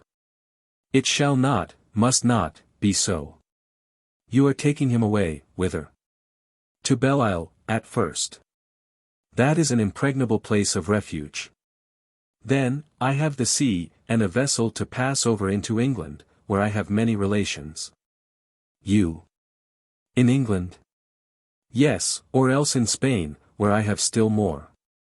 But, our excellent Porthos. You ruin him, for the king will confiscate all his property. All is provided for. I know how, when once in Spain, to reconcile myself with Louis XIV, and restore Porthos to favor. You have credit, seemingly, Aramis, said Athos, with a discreet air. Much. And at the service of my friends. These words were accompanied by a warm pressure of the hand. Thank you, replied the Comte. And while we are on this head, said Aramis, you also are a malcontent, you also, Raoul, have griefs to lay to the king. Follow our example, pass over into Belle-Isle. Then we shall see, I guarantee upon my honor, that in a month there will be war between France and Spain on the subject of this son of Louis XIII, who is an Infante likewise. And whom France detains inhumanly. Now, as Louis XIV would have no inclination for a war on that subject, I will answer for an arrangement, the result of which must bring greatness to Porthos and to me, and a duchy in France to you, who are already a grandee of Spain. Will you join us? No, for my part one prefer having something to reproach the king with, it is a pride natural to my race to pretend to a superiority over royal races. Doing what you propose, I should become the obliged of the king, I should certainly be the gainer on that ground, but I should be a loser in my conscience. No, thank you. Then give me two things, Athos, your absolution. Oh. I give it you if you really wish to avenge the weak and oppressed against the oppressor. That is sufficient for me, said Aramis, with a blush which was lost in the obscurity of the night. And now, give me your two best horses to gain the second post, as I have been refused any under the pretext of the Duc de Beaufort being travelling in this country. You shall have the two best horses, Aramis, and again I recommend poor Porthos strongly to your care. Oh! I have no fear on that score. One word more, do you think I am manoeuvring for him as I ought? The evil being committed, yes, for the king would not pardon him, and you have, whatever may be said, always a supporter in M. Fouquet, who will not abandon you, he being himself compromised, notwithstanding his heroic action. You are right. And that is why, instead of gaining the sea at once, which would proclaim my fear and guilt, that is why I remain upon French ground. But Belle-Isle will be for me whatever ground I wish it to be, English, Spanish, or Roman, all will depend, with me, on the standard I shall think proper to unfurl. How so? It was I who fortified Belle-Isle, and, so long as I defend it, nobody can take Belle-Isle from me. And then, as you have said just now, M. Fouquet is there. Belle-Isle will not be attacked without the signature of M. Fouquet. That is true. Nevertheless, be prudent. The king is both cunning and strong. Aramis smiled. I again recommend Porthos to you, repeated the Count, with a sort of cold persistence. Whatever becomes of me, Count, replied Aramis, in the same tone, our brother Porthos will fare as I do, or better. Athos bowed whilst pressing the hand of Aramis, and turned to embrace Porthos with emotion. I was born lucky, was I not? Murmured the latter, transported with happiness, as he folded his cloak round him. Come, my dear friend, said Aramis.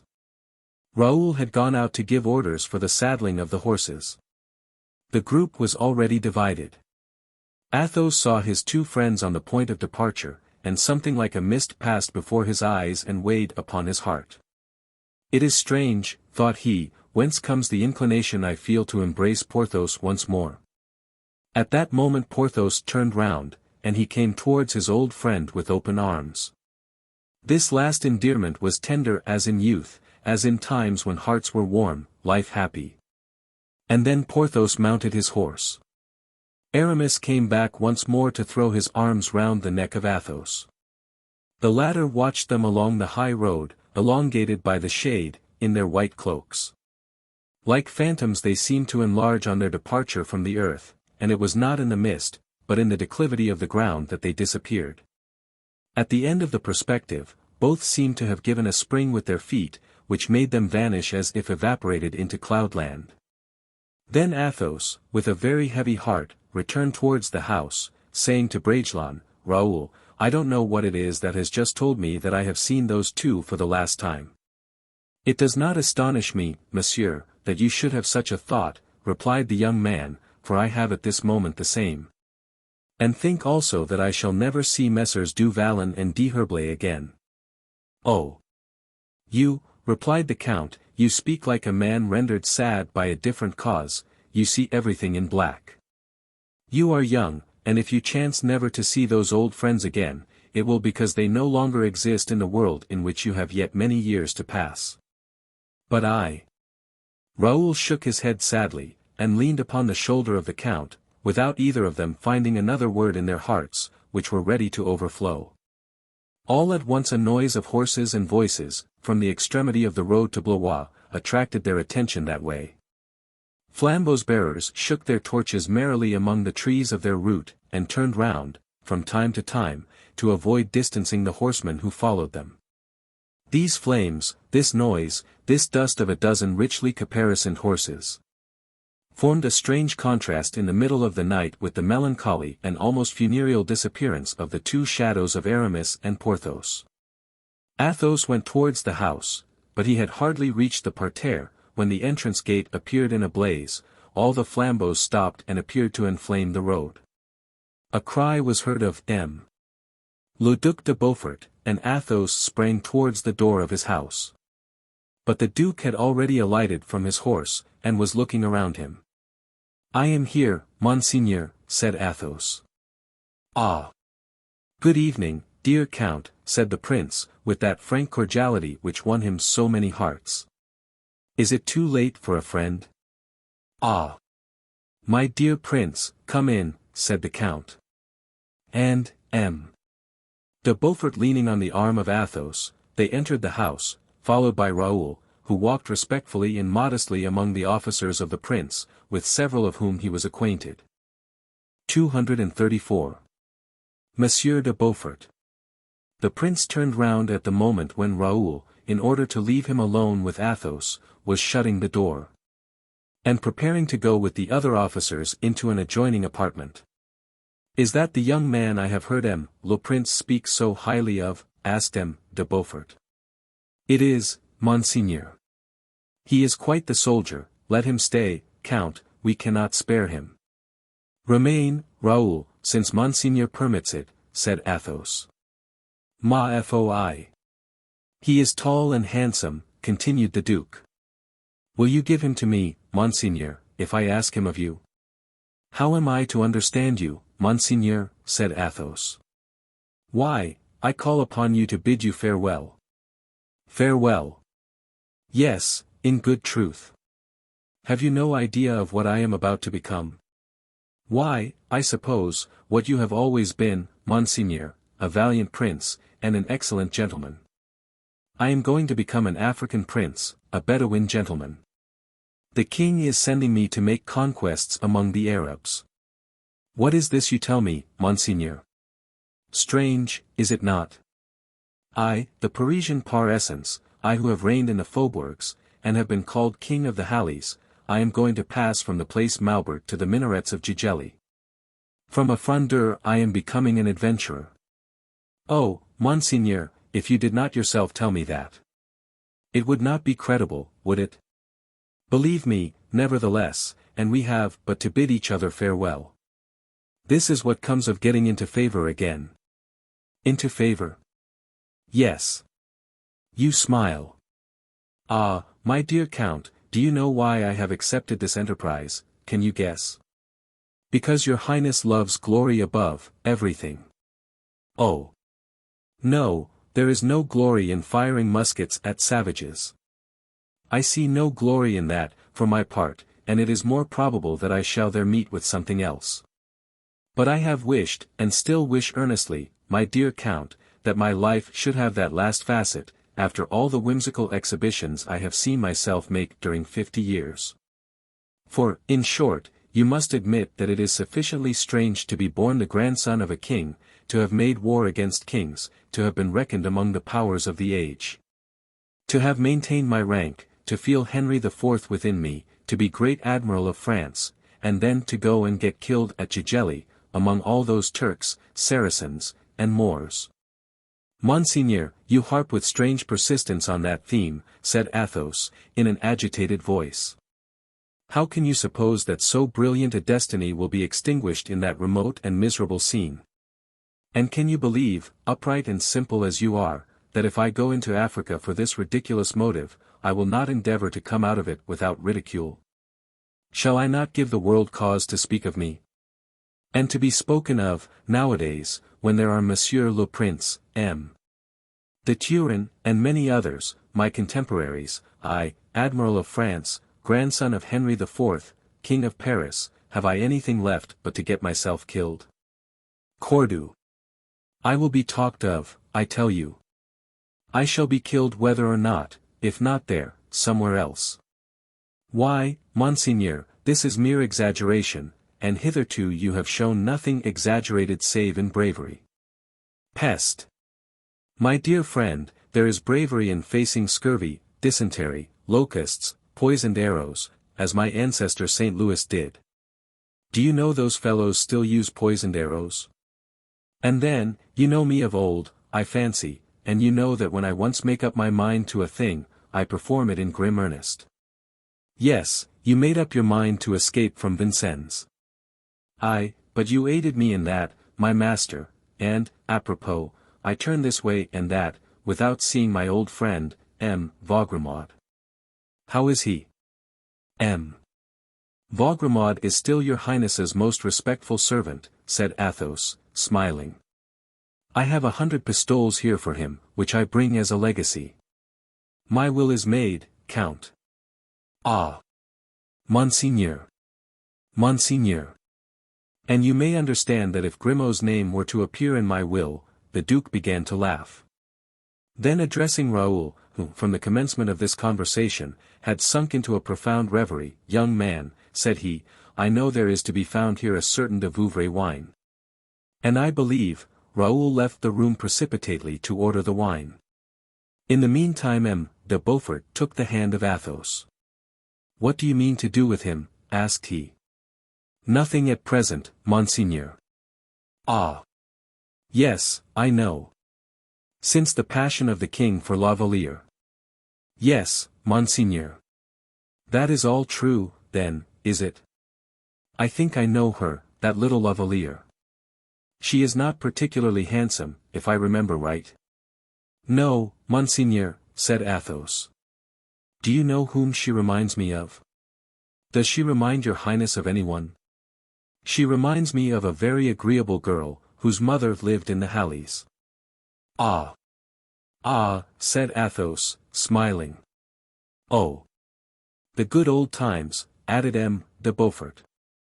Yes, La Valliere reminds me of that girl. Who had a son, had she not? 21.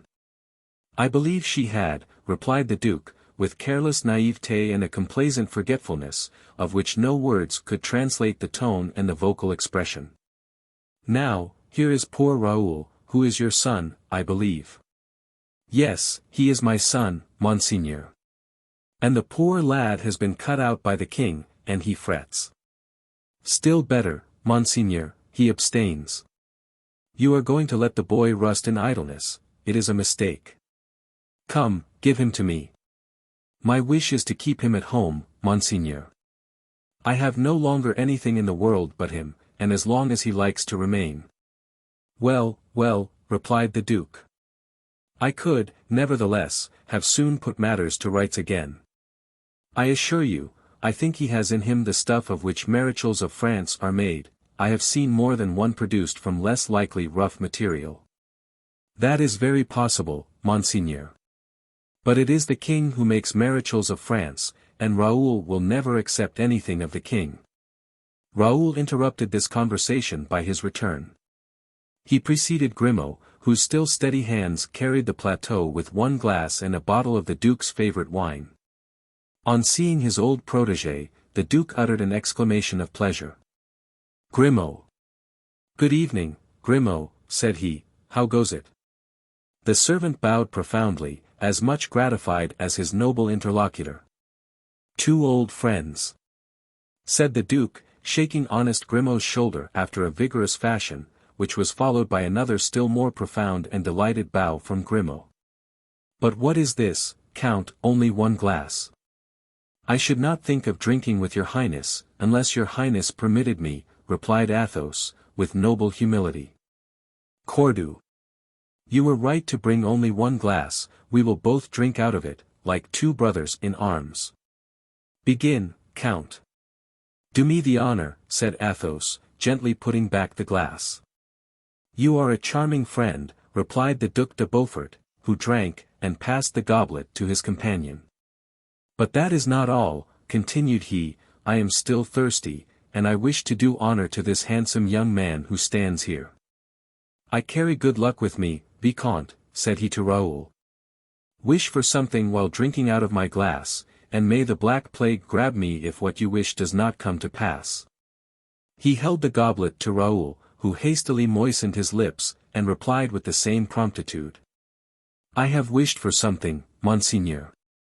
His eyes sparkled with a gloomy fire, and the blood mounted to his cheeks. He terrified Athos, if only with his smile. "And what have you wished for?" replied the duke, sinking back into his fauteuil, whilst with one hand he returned the bottle to Grimaud, and with the other gave him a purse. "Will you promise me, Monseigneur, to grant me what I wish for?" "Pardieu! That is agreed upon. I wished, Monsieur le Duc, to go with you to Gigelli."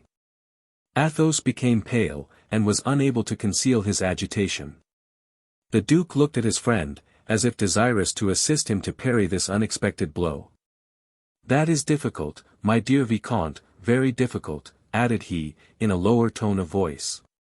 "Pardon me, Monseigneur, I have been indiscreet," replied Raoul, in a firm voice.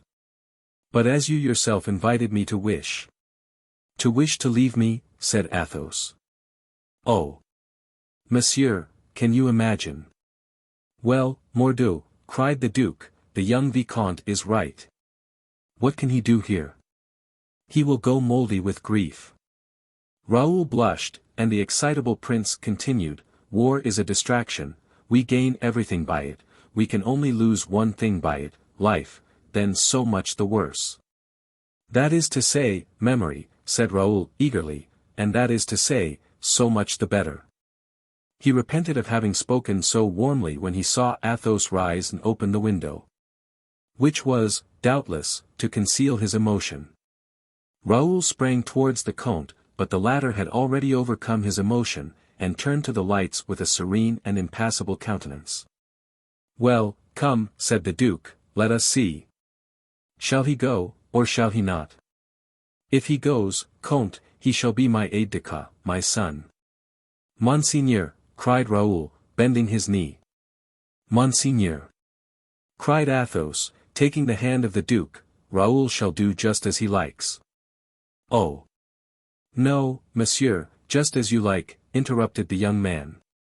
"Par la corbleu," said the prince in his turn, "it is neither the Comte nor the Vicomte that shall have his way, it is I. I will take him away. The marine offers a superb fortune, my friend." Raoul smiled again so sadly, that this time Athos felt his heart penetrated by it, and replied to him by a severe look. Raoul comprehended it all. He recovered his calmness, and was so guarded, that not another word escaped him. The duke at length rose, on observing the advanced hour, and said, with animation, "I am in great haste, but if I am told I have lost time in talking with a friend, I will reply I have gained, on the balance, a most excellent recruit." "Pardon me, Monsieur le Duc," interrupted Raoul, "do not tell the king so, for it is not the king I wish to serve." "Eh? My friend, whom then will you serve? The times are past when you might have said, I belong to M. de Beaufort. No, nowadays, we all belong to the king, great or small. Therefore, if you serve on board my vessels, there can be nothing equivocal about it, my dear Vicomte, it will be the king you will serve." Athos waited with a kind of impatient joy for the reply about to be made to this embarrassing question by Raoul, the intractable enemy of the king, his rival. The father hoped that the obstacle would overcome the desire. He was thankful to M. de Beaufort, whose lightness or generous reflection had thrown an impediment in the way of the departure of a son, now his only joy. But Raoul, still firm and tranquil, replied, Monsieur le Duc, the objection you make I have already considered in my mind. I will serve on board your vessels, because you do me the honor to take me with you, but I shall there serve a more powerful master than the king, I shall serve God. God! How so? Said the Duke and Athos together. My intention is to make profession, and become a Knight of Malta, added Bragelonne, letting fall, one by one, words more icy than the drops which fall from the bare trees after the tempests of winter. 22. Under this blow Athos staggered and the prince himself was moved. Grimaud uttered a heavy groan, and let fall the bottle, which was broken without anybody paying attention. M. de Beaufort looked the young man in the face, and read plainly, though his eyes were cast down, the fire of resolution before which everything must give way. As to Athos, he was too well acquainted with that tender, but inflexible soul, he could not hope to make it deviate from the fatal road it had just chosen. He could only press the hand the Duke held out to him. Comte, I shall set off in 2 days for Toulon, said M. de Beaufort. Will you meet me at Paris, in order that I may know your determination? I will have the honor of thanking you there, mon prince, for all your kindness, replied the Comte. And be sure to bring the Vicomte with you, whether he follows me or does not follow me, added the Duke, he has my word, and I only ask yours. Having thrown a little balm upon the wound of the paternal heart, he pulled the ear of Grimaud, whose eyes sparkled more than usual, and regained his escort in the parterre. The horses, rested and refreshed, set off with spirit through the lovely night, and soon placed a considerable distance between their master and the chateau. Athos and Bragelonne were again face to face. 11 o'clock was striking. The father and son preserved a profound silence towards each other, where an intelligent observer would have expected cries and tears. But these two men were of such a nature that all emotion following their final resolutions plunged itself so deep into their hearts that it was lost forever. They passed, then, silently and almost breathlessly, the hour that preceded midnight. The clock, by striking, alone pointed out to them how many minutes had lasted the painful journey made by their souls in the immensity of their remembrances of the past and fear of the future. Athos rose first, saying, "It is late, then. Till tomorrow." Raoul rose, and in his turn embraced his father. The latter held him clasped to his breast, and said, in a tremulous voice, "In 2 days, you will have left me, my son, left me forever, Raoul." "Monsieur," replied the young man, "I had formed a determination, that of piercing my heart with my sword, but you would have thought that cowardly. I have renounced that determination, and therefore we must part. You leave me desolate by going, Raoul. Listen to me again, monsieur, I implore you. If I do not go, I shall die here of grief and love.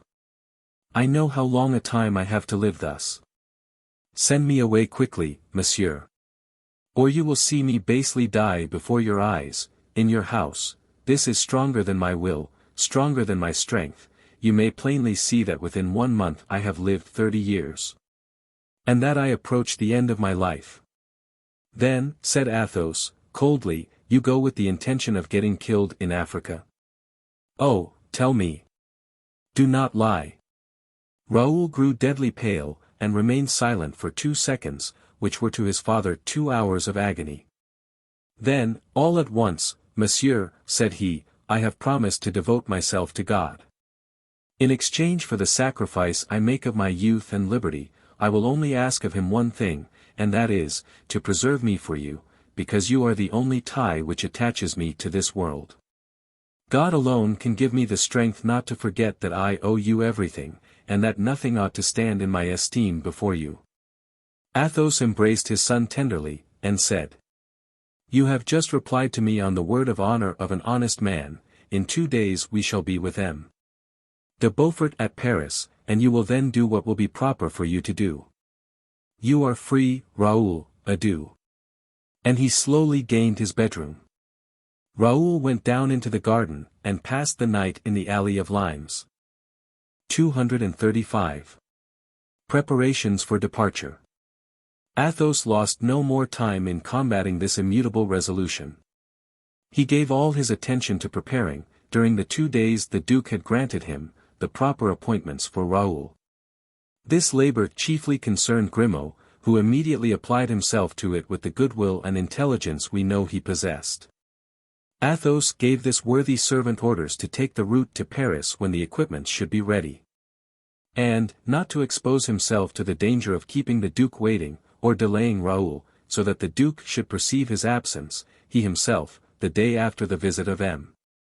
de Beaufort, set off for Paris with his son.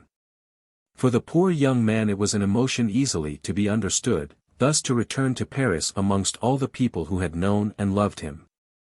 Every face recalled a pang to him who had suffered so much, to him who had loved so much, some circumstance of his unhappy love. Raoul, on approaching Paris, felt as if he were dying. Once in Paris, he really existed no longer. When he reached Guiche's residence, he was informed that Guiche was with Monsieur. Raoul took the road to the Luxembourg, and when arrived, without suspecting that he was going to the place where La Valliere had lived, he heard so much music and respired so many perfumes. He heard so much joyous laughter, and saw so many dancing shadows, that if it had not been for a charitable woman, who perceived him so dejected and pale beneath a doorway, he would have remained there a few minutes, and then would have gone away never to return. But, as we have said, in the first antechamber he had stopped, solely for the sake of not mixing himself with all those happy beings he felt were moving around him in the adjacent salons. And as one of Monsieur's servants, recognizing him, had asked him if he wished to see Monsieur or Madame, Raoul had scarcely answered him, but had sunk down upon a bench near the velvet doorway, looking at a clock which had stopped for nearly an hour. The servant had passed on, and another, better acquainted with him, had come up, and interrogated Raoul whether he should inform M. de Guiche of his being there. This name did not even arouse the recollections of Raoul. The persistent servant went on to relate that de Guiche had just invented a new game of lottery, and was teaching it to the ladies. Raoul, opening his large eyes, like the absent man in Theophrastus, made no answer, but his sadness increased 2 shades. With his head hanging down, his limbs relaxed, his mouth half open for the escape of his sighs, Raoul remained, thus forgotten, in the antechamber, when all at once a lady's robe passed, rubbing against the doors of a side salon, which opened on the gallery. A lady, young, pretty, and gay, scolding an officer of the household, entered by that way, and expressed herself with much vivacity. The officer replied in calm but firm sentences. It was rather a little love pet than a quarrel of courtiers, and was terminated by a kiss on the fingers of the lady. Suddenly, on perceiving Raoul, the lady became silent, and pushing away the officer. "Make your escape, Malicorne," said she, "I did not think there was anyone here. I shall curse you, if they have either heard or seen us." Malicorne hastened away. The young lady advanced behind Raoul, and stretching her joyous face over him as he lay. "Monsieur is a gallant man," said she, "and no doubt." She here interrupted herself by uttering a cry. "Raoul," said she, blushing. "Mademoiselle de Montalais," said Raoul, paler than death. He rose unsteadily, and tried to make his way across the slippery mosaic of the floor. But she had comprehended that savage and cruel grief. She felt that in the flight of Raoul there was an accusation of herself. A woman, ever vigilant, she did not think she ought to let the opportunity slip of making good her justification. But Raoul, though stopped by her in the middle of the gallery, did not seem disposed to surrender without a combat. He took it up in a tone so cold and embarrassed, that if they had been thus surprised, the whole court would have had no doubt about the proceedings of Mademoiselle de Montalais. "Ah! Monsieur," said she with disdain, "what you are doing is very unworthy of a gentleman. My heart inclines me to speak to you, you compromise me by a reception almost uncivil, you are wrong, monsieur. And you confound your friends with enemies. Farewell." Raoul had sworn never to speak of Louise, never even to look at those who might have seen Louise. He was going into another world, that he might never meet with anything Louise had seen, or even touched. But after the first shock of his pride, after having had a glimpse of Montalice, the companion of Louise, Montalice, who reminded him of the turret of Blois and the joys of youth, all his reason faded away. Pardon me, mademoiselle, it enters not, it cannot enter into my thoughts to be uncivil. Do you wish to speak to me? Said she, with the smile of former days. Well, come somewhere else. For we may be surprised. Oh, said he. She looked at the clock, doubtingly, then, having reflected. In my apartment, said she, we shall have an hour to ourselves. And taking her course, lighter than a fairy, she ran up to her chamber, followed by Raoul. Shutting the door, and placing in the hands of her camerist the mantle she had held upon her arm.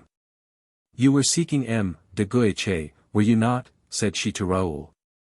Yes, mademoiselle. I will go and ask him to come up here, presently, after I have spoken to you.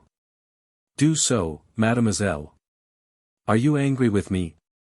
Raoul looked at her for a moment, then, casting down his eyes, yes, said he.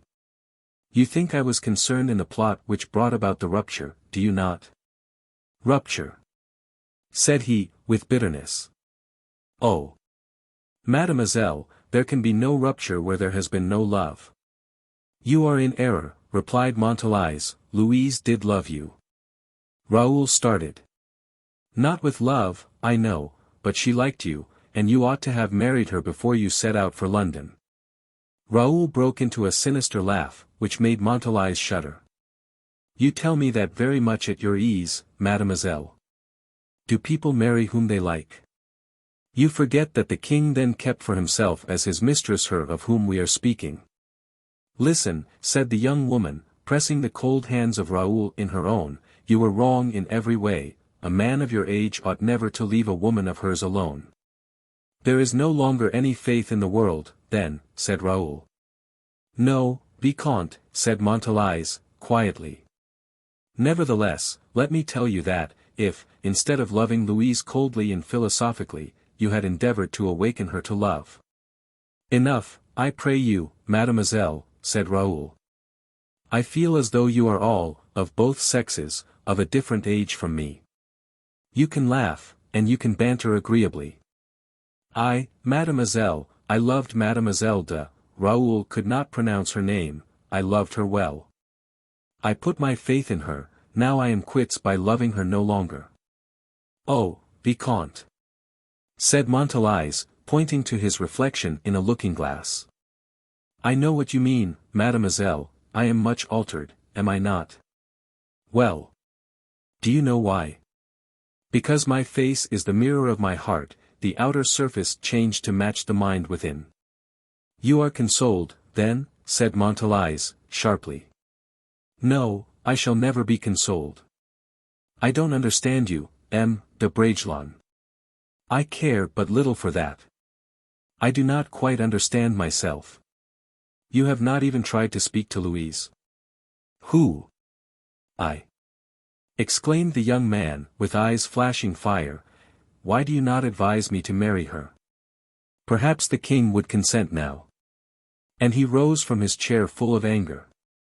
I see, said Montalice, that you are not cured, and that Louise has one enemy the more. One enemy the more. Yes, favorites are but little beloved at the court of France. Oh. While she has her lover to protect her, is not that enough? She has chosen him of such a quality that her enemies cannot prevail against her. But, stopping all at once, and then she has you for a friend, mademoiselle, added he, with a shade of irony which did not glide off the cuirass. Who? I? Oh, no. I am no longer one of those whom Mademoiselle de la Valliere condescends to look upon, but. This but, so big with menace and with storm. This but, which made the heart of Raoul beat, such griefs did it presage for her whom lately he loved so dearly. This terrible but, so significant in a woman like Montalice, was interrupted by a moderately loud noise heard by the speakers proceeding from the alcove behind the wainscoting. Montalice turned to listen, and Raoul was already rising, when a lady entered the room quietly by the secret door, which she closed after her. Madam, exclaimed Raoul, on recognizing the sister-in-law of the king.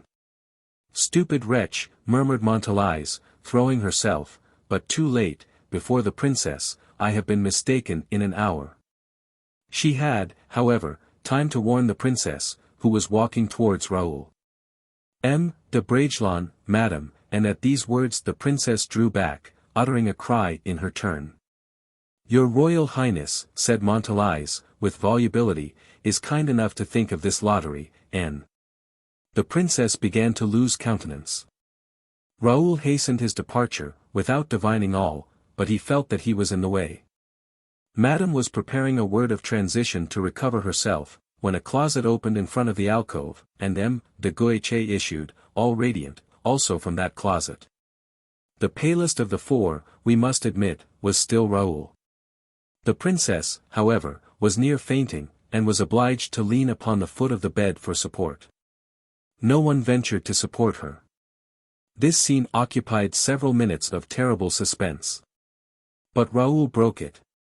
He went up to the count, whose inexpressible emotion made his knees tremble, and taking his hand, "Dear count," said he, "tell madame I am too unhappy not to merit pardon. Tell her also that I have loved in the course of my life. And that the horror of the treachery that has been practiced on me renders me inexorable towards all other treachery that may be committed around me. This is why, mademoiselle," said he, smiling to Montalais, "I never would divulge the secret of the visits of my friend to your apartment. Obtain from madame, who is so clement and so generous, obtain her pardon for you whom she has just surprised also. You are both free, love each other, be happy." The princess felt for a moment a despair that cannot be described. It was repugnant to her, notwithstanding the exquisite delicacy which Raoul had exhibited, to feel herself at the mercy of one who had discovered such an indiscretion. It was equally repugnant to her to accept the evasion offered by this delicate deception. Agitated, nervous, she struggled against the double stings of these two troubles. Raoul comprehended her position, and came once more to her aid. Bending his knee before her, "Madame," said he, in a low voice, "in 2 days I shall be far from Paris. In a fortnight I shall be far from France, where I shall never be seen again." "Are you going away, then?" said she, with great delight. "With de Beaufort." "Into Africa?" cried de Guiche, in his turn. "You, Raoul, oh! My friend, into Africa, where everybody dies. And forgetting everything, forgetting that forgetfulness itself compromised the princess more eloquently than his presence, ingrate," said he, "and you have not even consulted me." And he embraced him, during which time Montalais had led away madame, and disappeared herself. Raoul passed his hand over his brow, and said, with a smile, "I have been dreaming." Then warmly to Guiche, who by degrees absorbed him, "My friend," said he, "I conceal nothing from you, who are the elected of my heart. I am going to seek death in yonder country. Your secret will not remain in my breast more than a year. Oh, Raoul! A man! Do you know what is my thought, Count? This is it, I shall live more vividly, being buried beneath the earth, than I have lived for this month past. We are Christians, my friend, and if such sufferings were to continue, I would not be answerable for the safety of my soul." De Guiche was anxious to raise objections. "Not one word more on my account," said Raoul, "but advice to you, dear friend, what I am going to say to you is of much greater importance." "What is that?"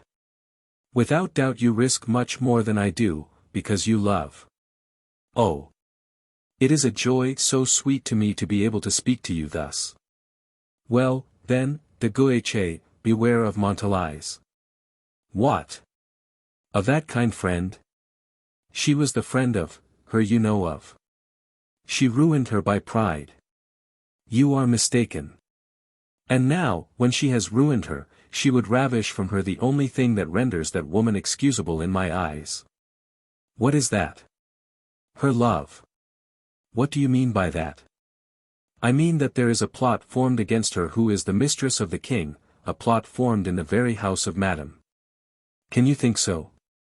"I am certain of it." "By Montalais?" Take her as the least dangerous of the enemies I dread for, the other. Explain yourself clearly, my friend, and if I can understand you. In 2 words. Madame has been long jealous of the king. I know she has. Oh. Fear nothing, you are beloved, Count. Do you feel the value of these 3 words? They signify that you can raise your head, that you can sleep tranquilly, that you can thank God every minute of your life. You are beloved. That signifies that you may hear everything, even the counsel of a friend who wishes to preserve your happiness. You are beloved, de Guiche, you are beloved. You do not endure those atrocious nights, those nights without end, which, with arid eye and fainting heart, others pass through who are destined to die. You will live long, if you act like the miser who, bit by bit, crumb by crumb, collects and heaps up diamonds and gold. You are beloved. Allow me to tell you what you must do that you may be beloved forever. De Guiche contemplated for some time this unfortunate young man, half mad with despair, till there passed through his heart something like remorse at his own happiness. Raoul suppressed his feverish excitement, to assume the voice and countenance of an impassible man. They will make her, whose name I should wish still to be able to pronounce, they will make her suffer. Swear to me that you will not second them in anything, but that you will defend her when possible, as I would have done myself. I swear I will, replied de Guiche. And, continued Raoul, some day, when you shall have rendered her a great service, some day when she shall thank you, promise me to say these words to her, I have done you this kindness, madam. At the warm request of M. de Bragelonne, whom you so deeply injured. I swear I will, murmured de Guiche. That is all. Adieu. I set out tomorrow, or the day after, for Toulon. If you have a few hours to spare, give them to me. All. All, cried the young man. Thank you. And what are you going to do now? I am going to meet M. Le Comte at Planchet's residence, where we hope to find M. d'Artagnan. M. d'Artagnan. Yes, I wish to embrace him before my departure. He is a brave man, who loves me dearly. Farewell, my friend, you are expected, no doubt, you will find me, when you wish, at the lodgings of the Comte. Farewell. The 2 young men embraced. Those who chanced to see them both thus, would not have hesitated to say, pointing to Raoul, that is the happy man. 236. The Inventory of Planchet. Athos, during the visit made to the Luxembourg by Raoul, had gone to Planchet's residence to inquire after D'Artagnan. The Comte, on arriving at the Rue de Lombards, found the shop of the grocer in great confusion, but it was not the encumberment of a lucky sale, or that of an arrival of goods. Planchet was not enthroned, as usual, on sacks and barrels. No. A young man with a pen behind his ear, and another with an account book in his hand, were setting down a number of figures, whilst a third counted and weighed. An inventory was being taken. Athos, who had no knowledge of commercial matters, felt himself a little embarrassed by material obstacles and the majesty of those who were thus employed. He saw several customers sent away, and asked himself whether he, who came to buy nothing, would not be more properly deemed importunate. He therefore asked very politely if he could see M. Planchet. The reply, quite carelessly given, was that M. Planchet was packing his trunks. These words surprised Athos. What? His trunks, said he, is M. Planchet going away? Yes, monsieur, directly. Then, if you please, inform him that M. le Comte de la Fere desires to speak to him for a moment. At the mention of the Comte's name, one of the young men, no doubt accustomed to hear it pronounced with respect, immediately went to inform Planchet. It was at this moment that Raoul, after his painful scene with Montalies and de Guiche, arrived at the grocer's house. Planchet left his job directly he received the Comte's message. Ah! Monsieur le Comte, exclaimed he, how glad I am to see you. What good star brings you here? My dear Planchet, said Athos, pressing the hand of his son, whose sad look he silently observed, we are come to learn of you, but in what confusion do I find you? You are as white as a miller. Where have you been rummaging? Ah, diable! Take care, monsieur, don't come near me till I have well shaken myself. What for? Flour or dust only whiten. No, no. What you see on my arms is arsenic. Arsenic? Yes, I am taking my precautions against rats. I suppose in an establishment like this, rats play a conspicuous part. It is not with this establishment I concern myself, Monsieur le Comte. The rats have robbed me of more here than they will ever rob me of again. What do you mean? Why, you may have observed, monsieur, my inventory is being taken. Are you leaving trade, then? Mon Dieu. Yes. I have disposed of my business to one of my young men. Bah! You are rich, then, I suppose. Monsieur, I have taken a dislike to the city. I don't know whether it is because I am growing old, and as M. D'Artagnan one day said, when we grow old we more often think of the adventures of our youth, but for some time past I have felt myself attracted towards the country and gardening. I was a countryman formerly. And Planchet marked this confession with a rather pretentious laugh for a man making profession of humility. Athos made a gesture of approval, and then added, You are going to buy an estate, then? I have bought one, monsieur. Ah! That is still better. A little house at Fontainebleau, with something like 20 acres of land round it. Very well, Planchet. Accept my compliments on your acquisition. But, monsieur, we are not comfortable here. The cursed dust makes you cough. Corbleu. I do not wish to poison the most worthy gentleman in the kingdom. Athos did not smile at this little pleasantry which Planchet had aimed at him, in order to try his strength in mundane facetiousness. Yes, said Athos, let us have a little talk by ourselves, in your own room, for example. You have a room, have you not? Certainly, Monsieur le Comte. Upstairs, perhaps. And Athos, seeing Planchet a little embarrassed, wished to relieve him by going first. It is, but, said Planchet, hesitating. Athos was mistaken in the cause of this hesitation, and, attributing it to a fear the grocer might have of offering humble hospitality, never mind, said he, still going up. The dwelling of a tradesman in this quarter is not expected to be a palace. Come on. Raoul nimbly preceded him, and entered first. Two cries were heard simultaneously, we may say three. One of these cries dominated the others, it emanated from a woman. Another proceeded from the mouth of Raoul, it was an exclamation of surprise. He had no sooner uttered it than he shut the door sharply. The third was from fright, it came from Planchet. I ask your pardon, added he, Madame is dressing. Raoul had, no doubt, seen that what Planchet said was true, for he turned round to go downstairs again. Madame, said Athos. Oh! Pardon me, Planchet, I did not know that you had upstairs. It is Truchen, added Planchet, blushing a little. It is whoever you please, my good Planchet, but pardon my rudeness. No. Go up now, gentlemen. We will do no such thing, said Athos. Oh! Madame, having notice, has had time. No, Planchet, farewell. Gentlemen.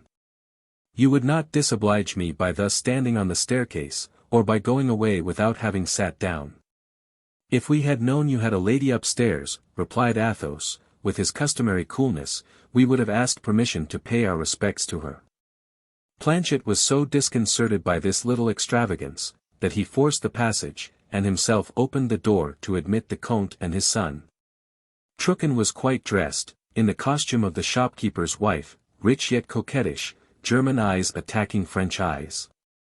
She left the apartment after two courtesies, and went down into the shop, but not without having listened at the door, to know what Planchet's gentlemen visitors would say of her. Athos suspected that, and therefore turned the conversation accordingly. Planchet, on his part, was burning to give explanations, which Athos avoided. But, as certain tenacities are stronger than others, Athos was forced to hear Planchet recite his idylls of felicity, translated into a language more chaste than that of Longus. So Planchet related how Truchen had charmed the years of his advancing age, and brought good luck to his business, as Ruth did to Boaz. "You want nothing now, then, but heirs to your property." "If I had one he would have 300,000 livres," said Planchet. "Humph! You must have one, then," said Athos, phlegmatically, "if only to prevent your little fortune being lost." This word little fortune placed Planchet in his rank, like the voice of the sergeant when Planchet was but a piqueur in the regiment of Piedmont, in which Rochefort had placed him. Athos perceived that the grocer would marry Truchen, and, in spite of fate, establish a family. This appeared the more evident to him when he learned that the young man to whom Planchet was selling the business was her cousin.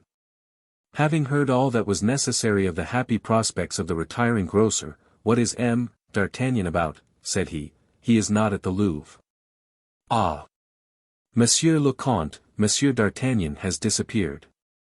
"Disappeared," said Athos, in surprise. "Oh! Monsieur, we know what that means. But I do not know. Whenever M.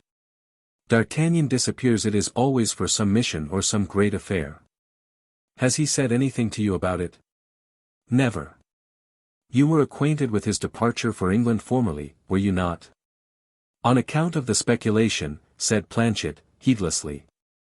"The speculation?" "I mean," interrupted Planchet, quite confused. "Well, well, neither your affairs nor those of your master are in question. The interest we take in him alone has induced me to apply to you. Since the captain of the Musketeers is not here, and as we cannot learn from you where we are likely to find him, D'Artagnan, we will take our leave of you. Au revoir, Planchet, au revoir. Let us be gone, Raoul. Monsieur le Comte, I wish I were able to tell you." "Oh, not at all. I am not the man to reproach a servant with discretion." This word servant struck rudely on the ears of the demi-millionaire Planchet, but natural respect and bonhomie prevailed over pride. "There is nothing indiscreet in telling you, Monsieur le Comte, M. d'Artagnan came here the other day." "Aha!" "And remained several hours consulting a geographical chart." "You are right, then, my friend, say no more about it." "And the chart is there as a proof," added Planchet, who went to fetch from the neighboring wall, where it was suspended by a twist. Forming a triangle with the bar of the window to which it was fastened, the plan consulted by the captain on his last visit to Planchet. This plan, which he brought to the Comte, was a map of France, upon which the practiced eye of that gentleman discovered an itinerary, marked out with small pins. Wherever a pin was missing, a hole denoted its having been there. Athos, by following with his eye the pins and holes, saw that D'Artagnan had taken the direction of the south, and gone as far as the Mediterranean, towards Toulon. It was near Caen that the marks and the punctured places ceased. The Comte de la Fere puzzled his brains for some time, to divine what the Musketeer could be going to do at Caen, and what motive could have led him to examine the banks of the Var. The reflections of Athos suggested nothing. His accustomed perspicacity was at fault. Raoul's researches were not more successful than his father's. "Never mind," said the young man to the Comte, who silently, and with his finger, had made him understand the route of D'Artagnan. "We must confess that there is a providence always occupied in connecting our destiny with that of M. d'Artagnan. There he is on the coast of Caen, and you, monsieur, will, at least, conduct me as far as Toulon. Be assured that we shall meet with him more easily upon our route than on this map." Then, taking leave of Planchet, who was scolding his shopmen, even the cousin of Truchen, his successor, the gentleman set out to pay a visit to M. de Beaufort. On leaving the grocer's shop, they saw a coach, the future depository of the charms of Mademoiselle Truchen and Planchet's bags of crowns. "Everyone journeys towards happiness by the route he chooses," said Raoul, in a melancholy tone. "Road to Fontainebleau," cried Planchet to his coachman. 237. The Inventory of M. de Beaufort. To have talked of D'Artagnan with Planchet, to have seen Planchet quit Paris to bury himself in his country retreat, had been for Athos and his son like a last farewell to the noise of the capital, to their life of former days. What, in fact, did these men leave behind them, one of whom had exhausted the past age in glory, and the other, the present age in misfortune? Evidently neither of them had anything to ask of his contemporaries. They had only to pay a visit to M. de Beaufort, and arrange with him the particulars of departure. The Duke was lodged magnificently in Paris. He had one of those superb establishments pertaining to great fortunes, the like of which certain old men remembered to have seen in all their glory in the times of wasteful liberality of Henry III's reign. Then, really, several great nobles were richer than the king. They knew it, used it, and never deprived themselves of the pleasure of humiliating his royal majesty when they had an opportunity. It was this egotistical aristocracy Richelieu had constrained to contribute, with its blood, its purse, and its duties, to what was from his time styled the king's service. From Louis XI, that terrible mower down of the great, to Richelieu, how many families had raised their heads? How many, from Richelieu to Louis XIV, had bowed their heads, never to raise them again? But M. de Beaufort was born a prince, and of a blood which is not shed upon scaffolds, unless by the decree of peoples, a prince who had kept up a grand style of living. How did he maintain his horses, his people, and his table? Nobody knew, himself less than others. Only there were then privileges for the sons of kings, to whom nobody refused to become a creditor, whether from respect or the persuasion that they would some day be paid. Athos and Raoul found the mansion of the Duke in as much confusion as that of Planchet. The Duke, likewise, was making his inventory. That is to say, he was distributing to his friends everything of value he had in his house. Owing nearly 2 millions, an enormous amount in those days, M. de Beaufort had calculated that he could not set out for Africa without a good round sum, and, in order to find that sum, he was distributing to his old creditors plate, arms, jewels, and furniture. Which was more magnificent in selling it, and brought him back double. In fact, how could a man to whom 10,000 livres were owing, refuse to carry away a present worth 6,000, enhanced in estimation from having belonged to a descendant of Henry IV? And how, after having carried away that present, could he refuse 10,000 livres more to this generous noble? This, then, was what had happened. The Duke had no longer a dwelling-house, that had become useless to an admiral whose place of residence is his ship. He had no longer need of superfluous arms, when he was placed amidst his cannons. No more jewels, which the sea might rob him of, but he had 300,000 or 400,000 crowns fresh in his coffers. And throughout the house there was a joyous movement of people who believed they were plundering Monseigneur.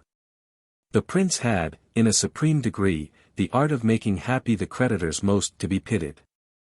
Every distressed man, every empty purse, found in him patience and sympathy for his position. To some he said, "I wish I had what you have, I would give it you." And to others, "I have but this silver ewer, it is worth at least 500 livres, take it." The effect of which was, so truly is courtesy a current payment, that the prince constantly found means to renew his creditors. This time he used no ceremony, it might be called a general pillage. He gave up everything. The oriental fable of the poor Arab who carried away from the pillage of a palace a kettle at the bottom of which was concealed a bag of gold, and whom everybody allowed to pass without jealousy, this fable had become a truth in the prince's mansion. Many contractors paid themselves upon the offices of the Duke. Thus, the provision department, who plundered the clothes presses and the harness rooms, attached very little value to things which tailors and saddlers set great store by. Anxious to carry home to their wives preserves given them by Monseigneur, many were seen bounding joyously along, under the weight of earthen jars and bottles, gloriously stamped with the arms of the prince. M. de Beaufort finished by giving away his horses and the hay from his lofts. He made more than 30 happy with kitchen utensils, and 30 more with the contents of his cellar.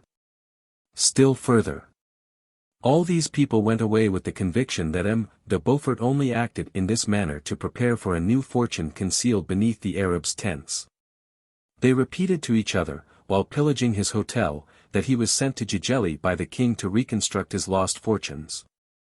That the treasures of Africa would be equally divided between the admiral and the king of France, that these treasures consisted in mines of diamonds or other fabulous stones. The gold and silver mines of Mount Atlas did not even obtain the honor of being named. In addition to the mines to be worked, which could not be begun till after the campaign, there would be the booty made by the army. M. de Beaufort would lay his hands on all the riches pirates had robbed Christendom of since the Battle of Lepanto. The number of millions from these sources defied calculation. Why, then, should he, who was going in quest of such treasure, set any store by the poor utensils of his past life? And reciprocally, why should they spare the property of him who spared it so little himself? Such was the position of affairs. Athos, with his piercing practiced glance, saw what was going on at once. He found the Admiral of France a little exalted, for he was rising from a table of 50 covers, at which the guests had drunk long and deeply to the prosperity of the expedition. At the conclusion of which repast, the remains, with the dessert, had been given to the servants, and the empty dishes and plates to the curious. The prince was intoxicated with his ruin and his popularity at one and the same time. He had drunk his old wine to the health of his wine of the future. When he saw Athos and Raoul, "There is my aide-de-camp being brought to me," he cried. "Come hither, Comte, come hither, Vicomte." Athos tried to find a passage through the heaps of linen and plate. "Ah! Step over," said the duke, offering a full glass to Athos. The latter drank it. Raoul scarcely moistened his lips. "Here is your commission," said the prince to Raoul. "I had prepared it, reckoning upon you. You will go before me as far as Antibes." "Yes, monseigneur." "Here is the order." And de Beaufort gave Raoul the order. "Do you know anything of the sea?" "Yes, monseigneur, I have travelled with le prince." "That is well. All these barges and lighters must be in attendance to form an escort and carry my provisions. The army must be prepared to embark in a fortnight at the very latest." "That shall be done, monseigneur. The present order gives you the right to visit and search all the isles along the coast. You will there make the enrolments and levies you may want for me." "Yes, Monsieur le Duc. And you are an active man, and will work freely, you will spend much money." "I hope not, monseigneur. But I am sure you will.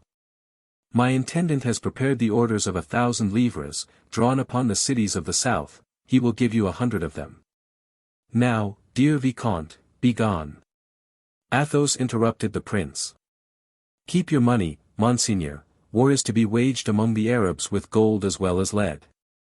"I wish to try the contrary," replied the duke.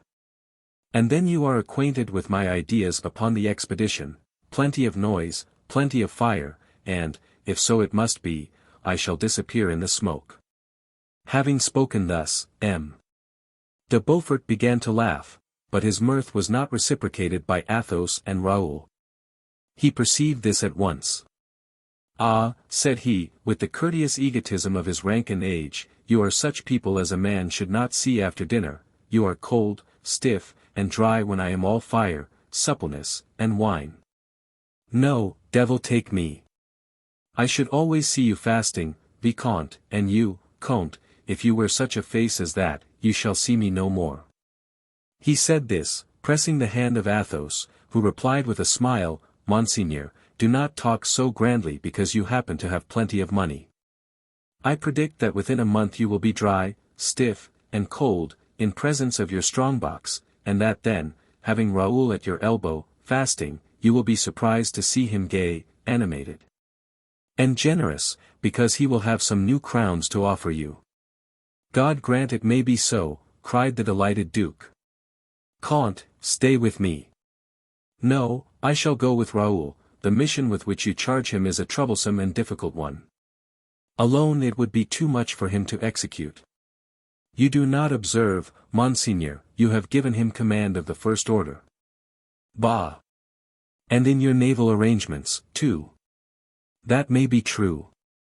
But one finds that such fine young fellows as your son generally do all that is required of them. Monseigneur, I believe you will find nowhere so much zeal and intelligence, so much real bravery, as in Raoul. But if he failed to arrange your embarkation, you would only meet the fate that you deserve. Humph! You are scolding me, then.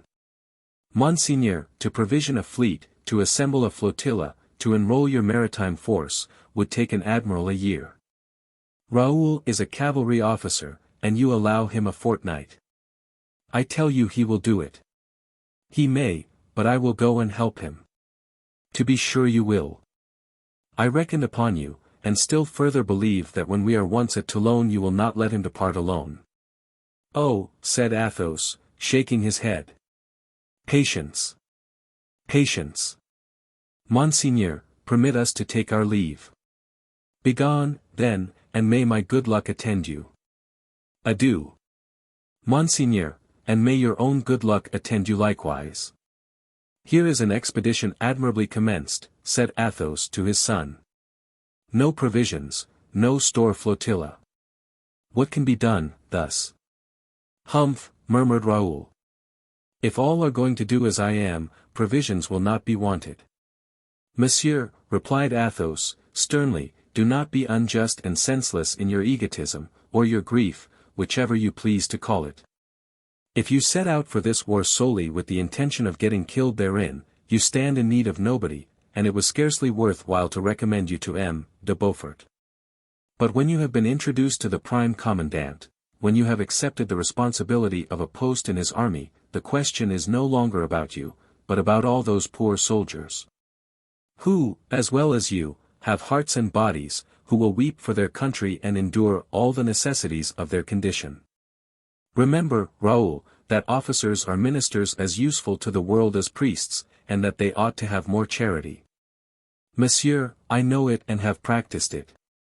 I would have continued to do so still, but... You forget also that you are of a country that is proud of its military glory.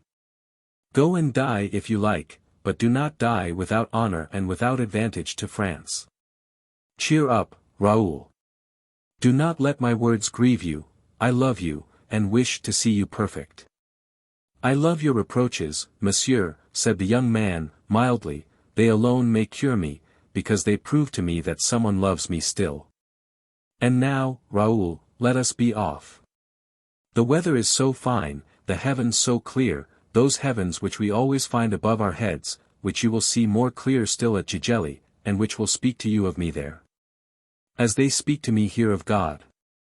The two gentlemen, after having agreed on this point, talked over the wild freaks of the Duke, convinced that France would be served in a very incomplete manner.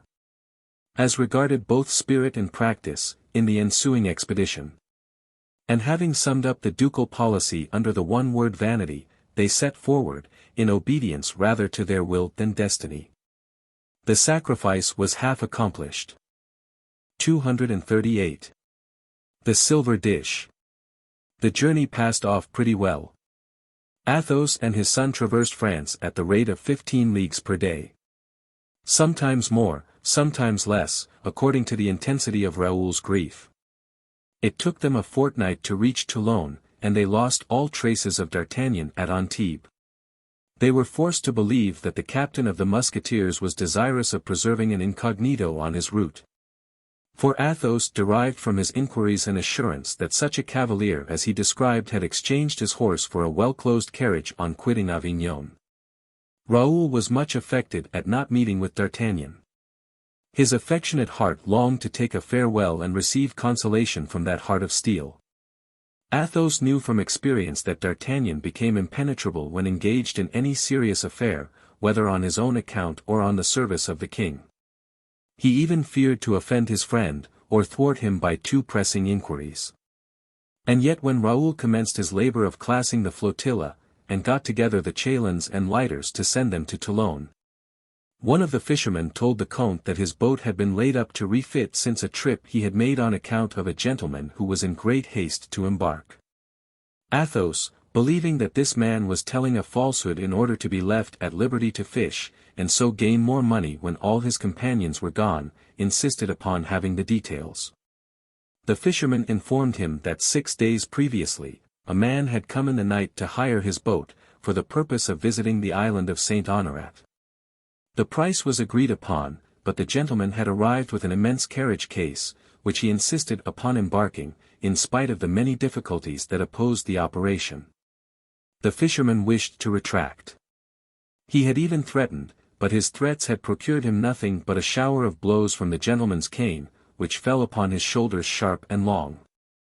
Swearing and grumbling, he had recourse to the syndic of his brotherhood at Antibes, who administer justice among themselves and protect each other. But the gentleman had exhibited a certain paper, at sight of which the syndic, bowing to the very ground, enjoined obedience from the fisherman, and abused him for having been refractory. They then departed with the freight. "But all this does not tell us," said Athos, "how you injured your boat." "This is the way. I was steering toward Saint Honorat as the gentleman desired me. But he changed his mind, and pretended that I could not pass to the south of the abbey." "And why not?"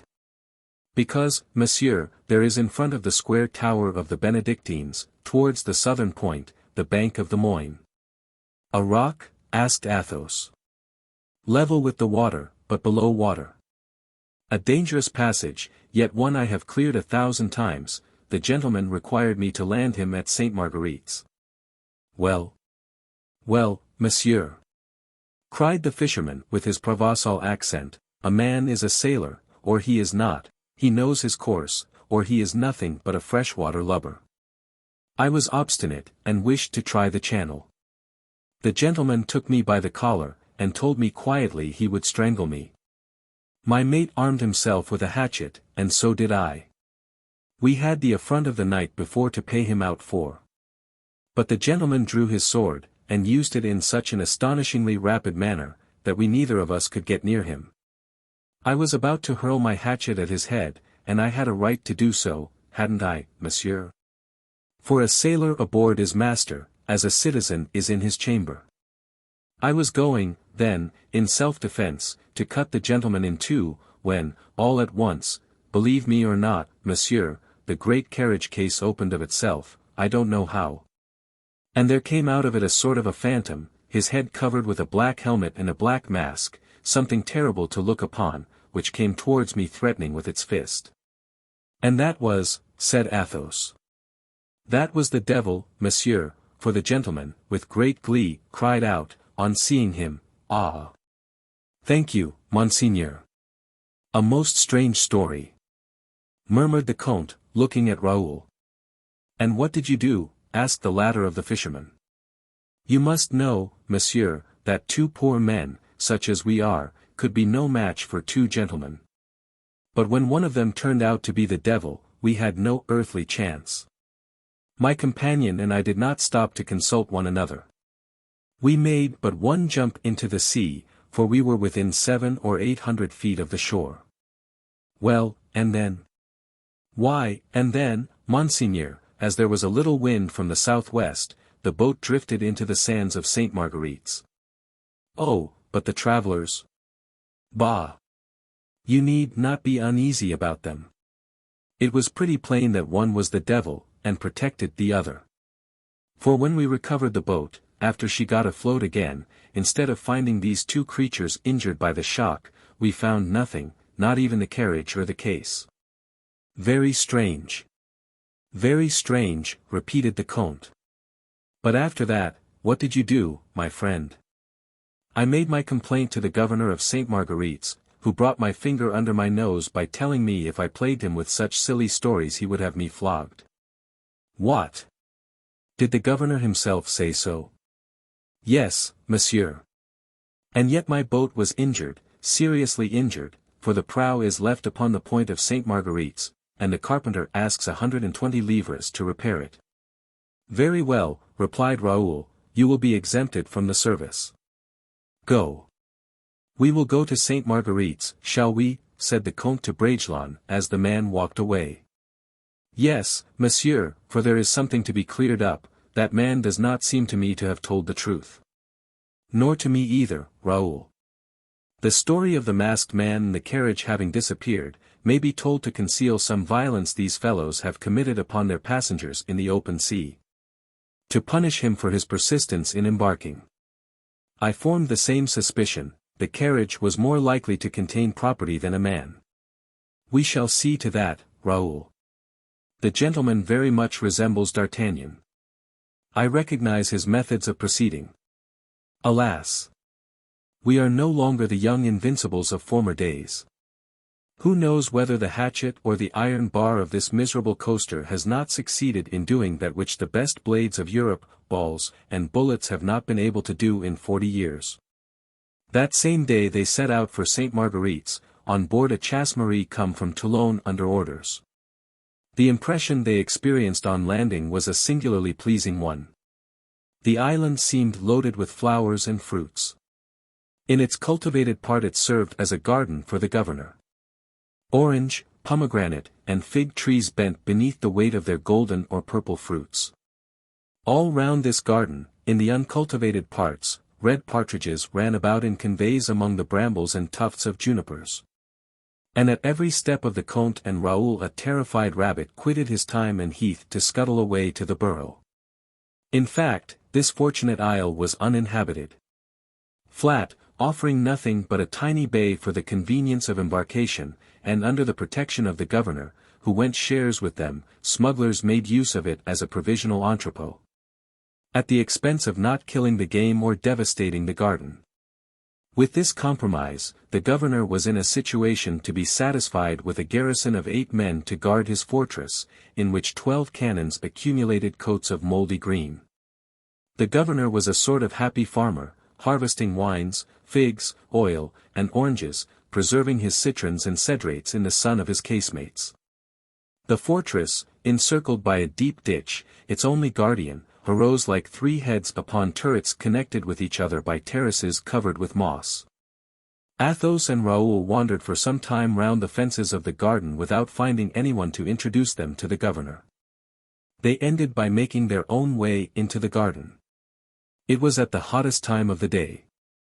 Each living thing sought its shelter under grass or stone. The heavens spread their fiery veils as if to stifle all noises, to envelop all existences. The rabbit under the broom, the fly under the leaf, slept as the wave did beneath the heavens. Athos saw nothing living but a soldier, upon the terrace beneath the second and third court, who was carrying a basket of provisions on his head. This man returned almost immediately without his basket, and disappeared in the shade of his sentry-box. Athos supposed he must have been carrying dinner to someone, and, after having done so, returned to dine himself. All at once they heard someone call out, and raising their heads, perceived in the frame of the bars of the window something of a white color. Like a hand that was waved backwards and forwards, something shining, like a polished weapon struck by the rays of the sun. And before they were able to ascertain what it was, a luminous train, accompanied by a hissing sound in the air, called their attention from the dungeon to the ground. A second dull noise was heard from the ditch, and Raoul ran to pick up a silver plate which was rolling along the dry sand. The hand that had thrown this plate made a sign to the 2 gentlemen, and then disappeared. Athos and Raoul, approaching each other, commenced an attentive examination of the dusty plate, and they discovered, in characters traced upon the bottom of it with the point of a knife, this inscription: I am the brother of the King of France, a prisoner today, a madman tomorrow. French gentlemen and Christians, pray to God for the soul and the reason of the son of your old rulers. The plate fell from the hands of Athos whilst Raoul was endeavoring to make out the meaning of these dismal words. At the same moment they heard a cry from the top of the dungeon. Quick as lightning Raoul bent down his head, and forced down that of his father likewise. A musket barrel glittered from the crest of the wall. A white smoke floated like a plume from the mouth of the musket, and a ball was flattened against a stone within 6 inches of the 2 gentlemen. Cordu, cried Athos. What, are people assassinated here? Come down, cowards as you are.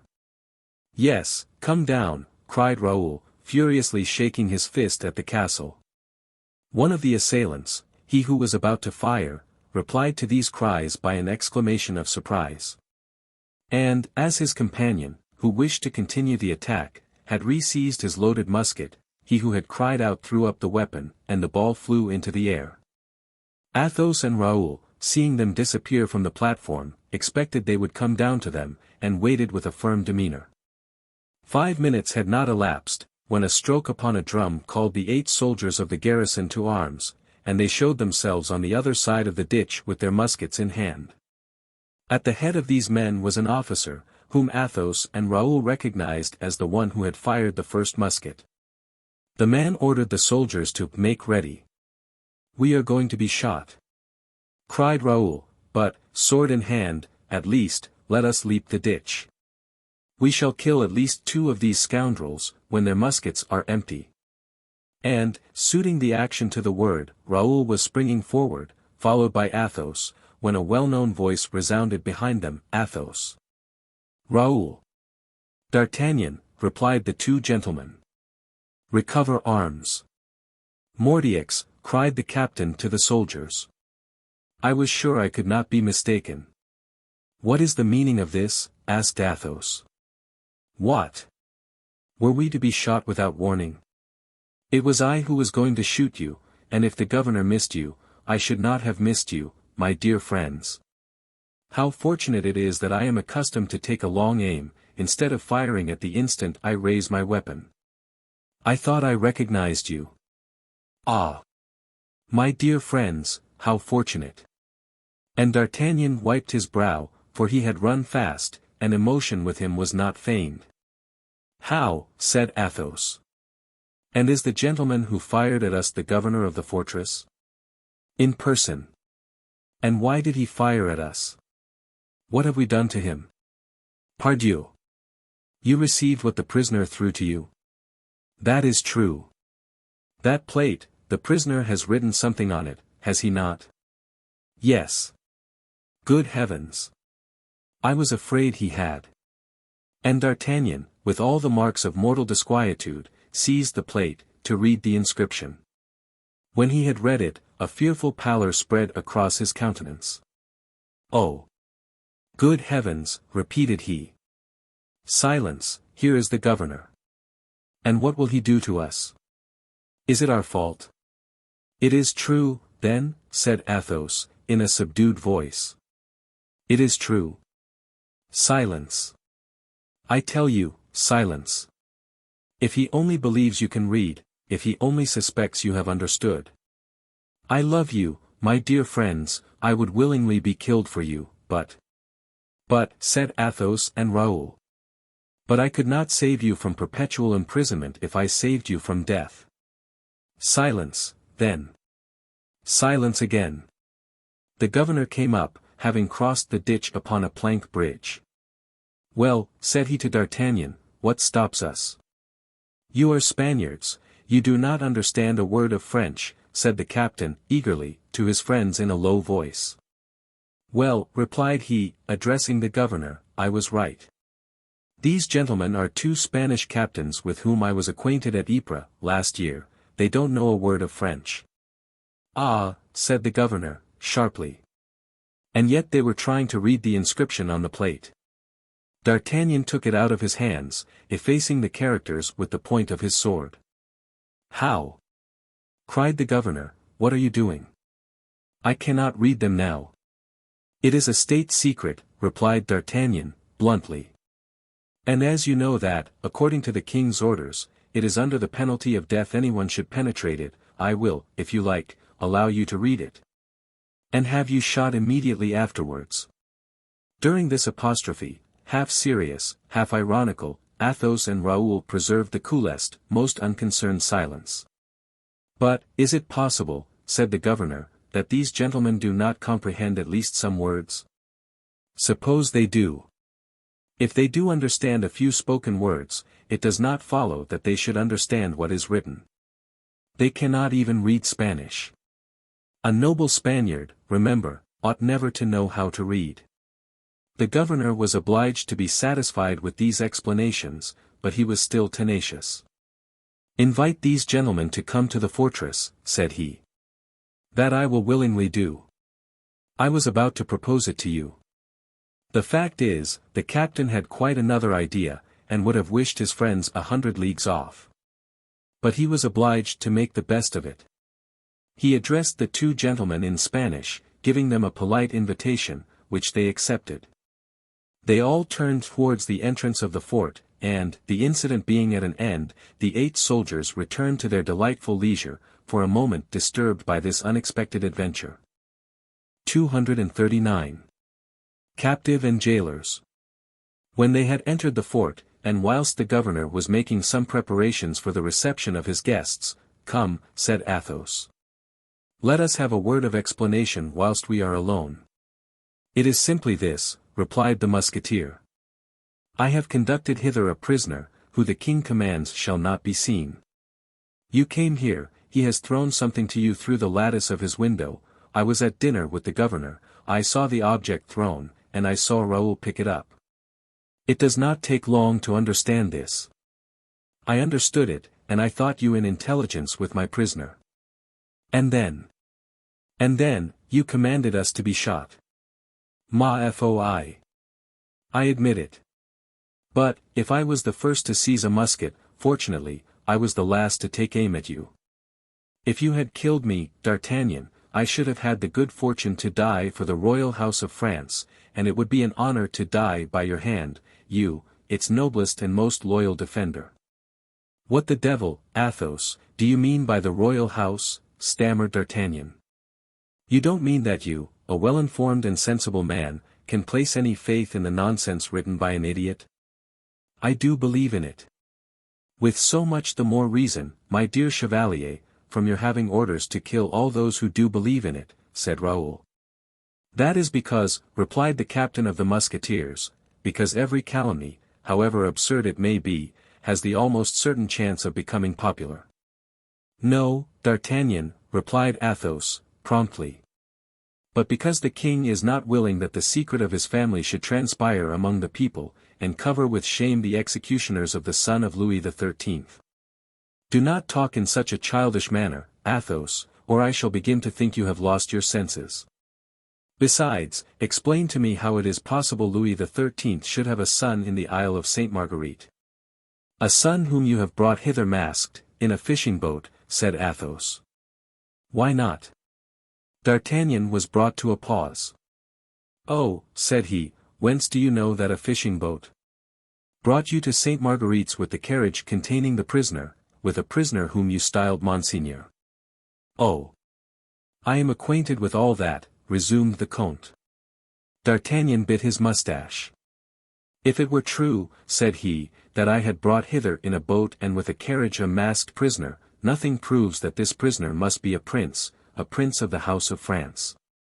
"Ask Aramis such riddles," replied Athos, coolly.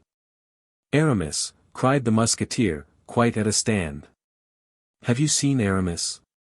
"After his discomfiture at Vaux, yes.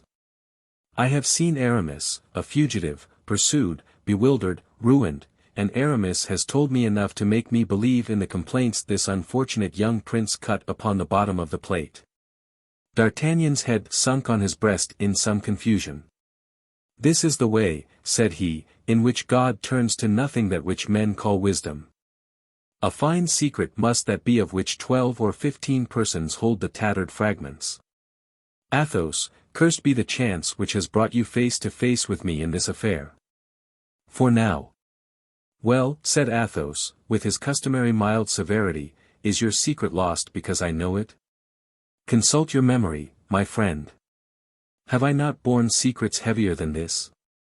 "You have never borne one so dangerous," replied D'Artagnan, in a tone of sadness. "I have something like a sinister idea that all who are concerned with this secret will die, and die unhappily." "The will of God be done," said Athos, "but here is your governor." D'Artagnan and his friends immediately resumed their parts. The governor, suspicious and hard, behaved towards D'Artagnan with a politeness almost amounting to obsequiousness. With respect to the travelers, he contented himself with offering good cheer, and never taking his eye from them. Athos and Raoul observed that he often tried to embarrass them by sudden attacks, or to catch them off their guard, but neither the one nor the other gave him the least advantage. What D'Artagnan had said was probable, if the governor did not believe it to be quite true. They rose from the table to repose a while. "What is this man's name?" "I don't like the looks of him," said Athos to D'Artagnan in Spanish. "De Saint-Mars," replied the captain.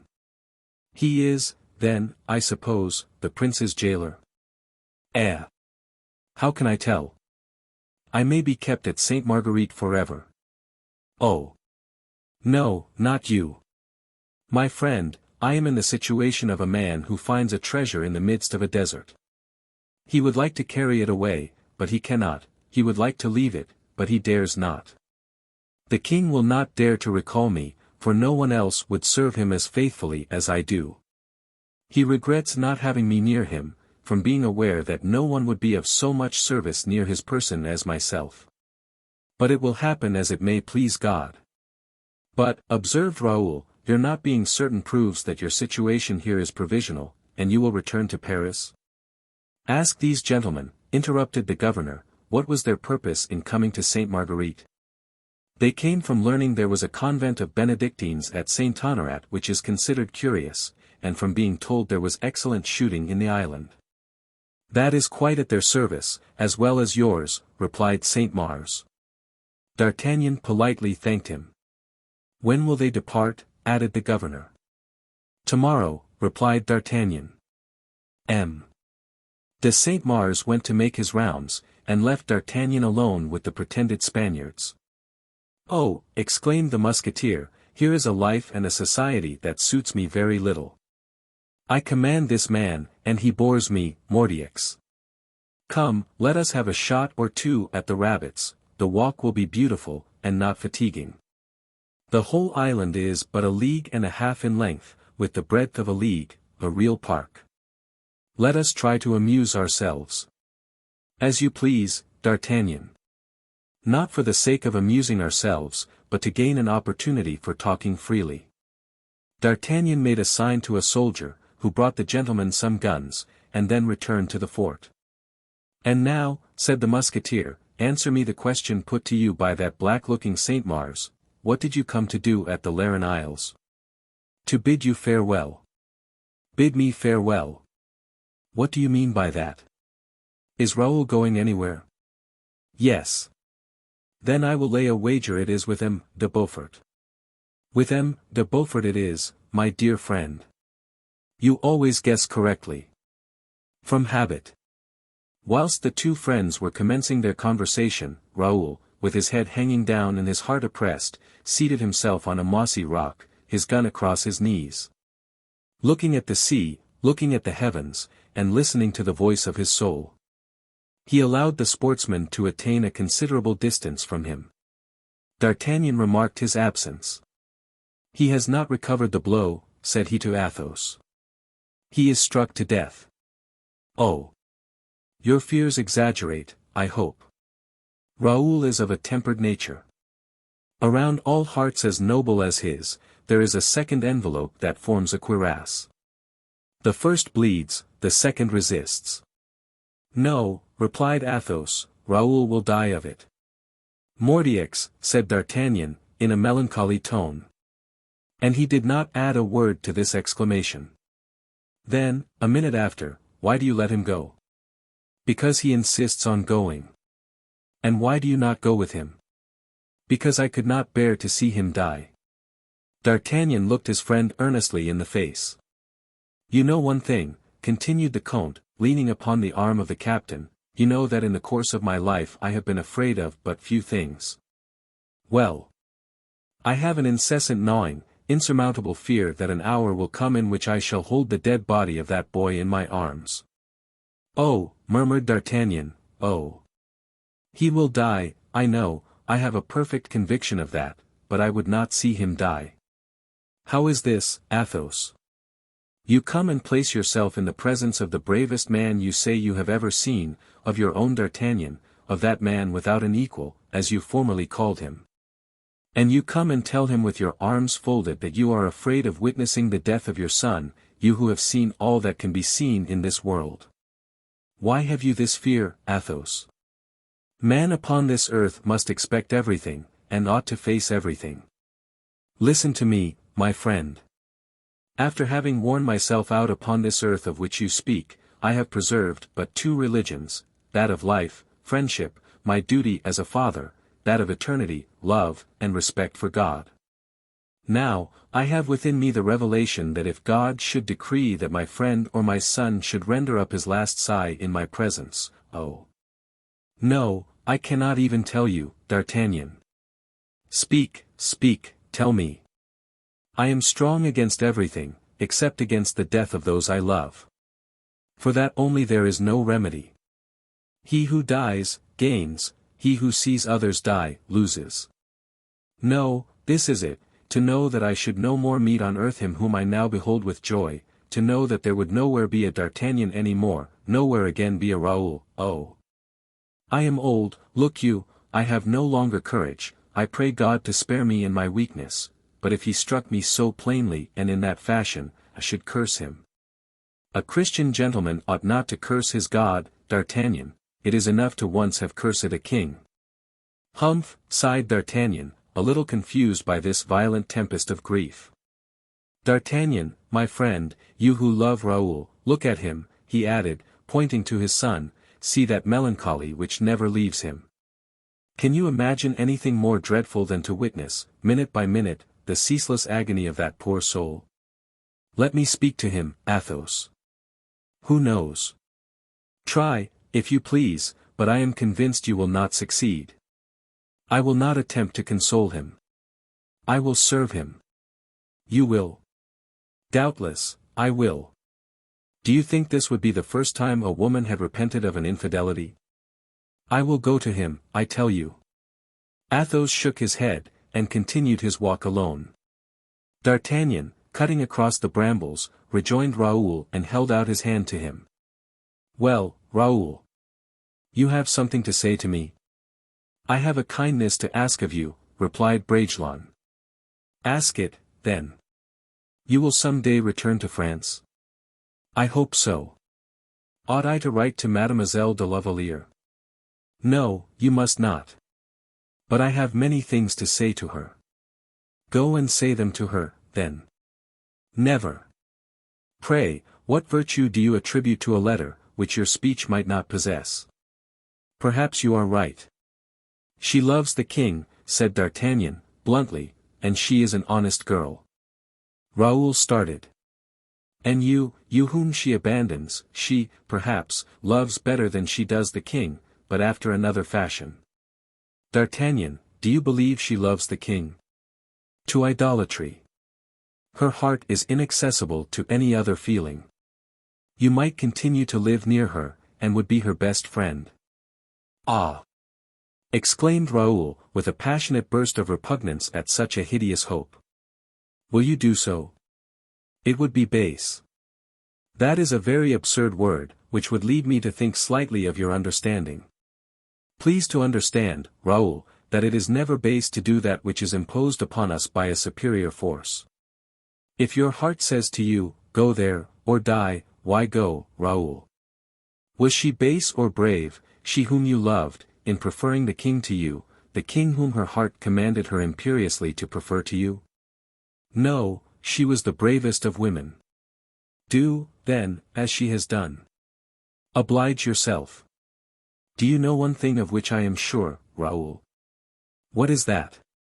Why, that by seeing her closely with the eyes of a jealous man. Well. Well. You would cease to love her. Then I am decided, my dear D'Artagnan. To set off to see her again? No, to set off that I may never see her again. I wish to love her forever. Ha! I must confess, replied the Musketeer, that is a conclusion which I was far from expecting. This is what I wish, my friend. You will see her again, and you will give her a letter which, if you think proper, will explain to her, as to yourself, what is passing in my heart. Read it, I drew it up last night. Something told me I should see you today. He held the letter out, and D'Artagnan read. Mademoiselle, you are not wrong in my eyes in not loving me, You have only been guilty of one fault towards me, that of having left me to believe you loved me. This error will cost me my life. I pardon you, but I cannot pardon myself. It is said that happy lovers are deaf to the sorrows of rejected lovers. It will not be so with you, who did not love me, save with anxiety. I am sure that if I had persisted in endeavoring to change that friendship into love, you would have yielded out of a fear of bringing about my death, or lessening the esteem I had for you. It is much more delightful to me to die, knowing that you are free and satisfied. How much, then, will you love me, when you will no longer fear either my presence or reproaches? You will love me, because, however charming a new love may appear to you, God has not made me in anything inferior to him you have chosen, and because my devotedness, my sacrifice, and my painful end will assure me, in your eyes, a certain superiority over him.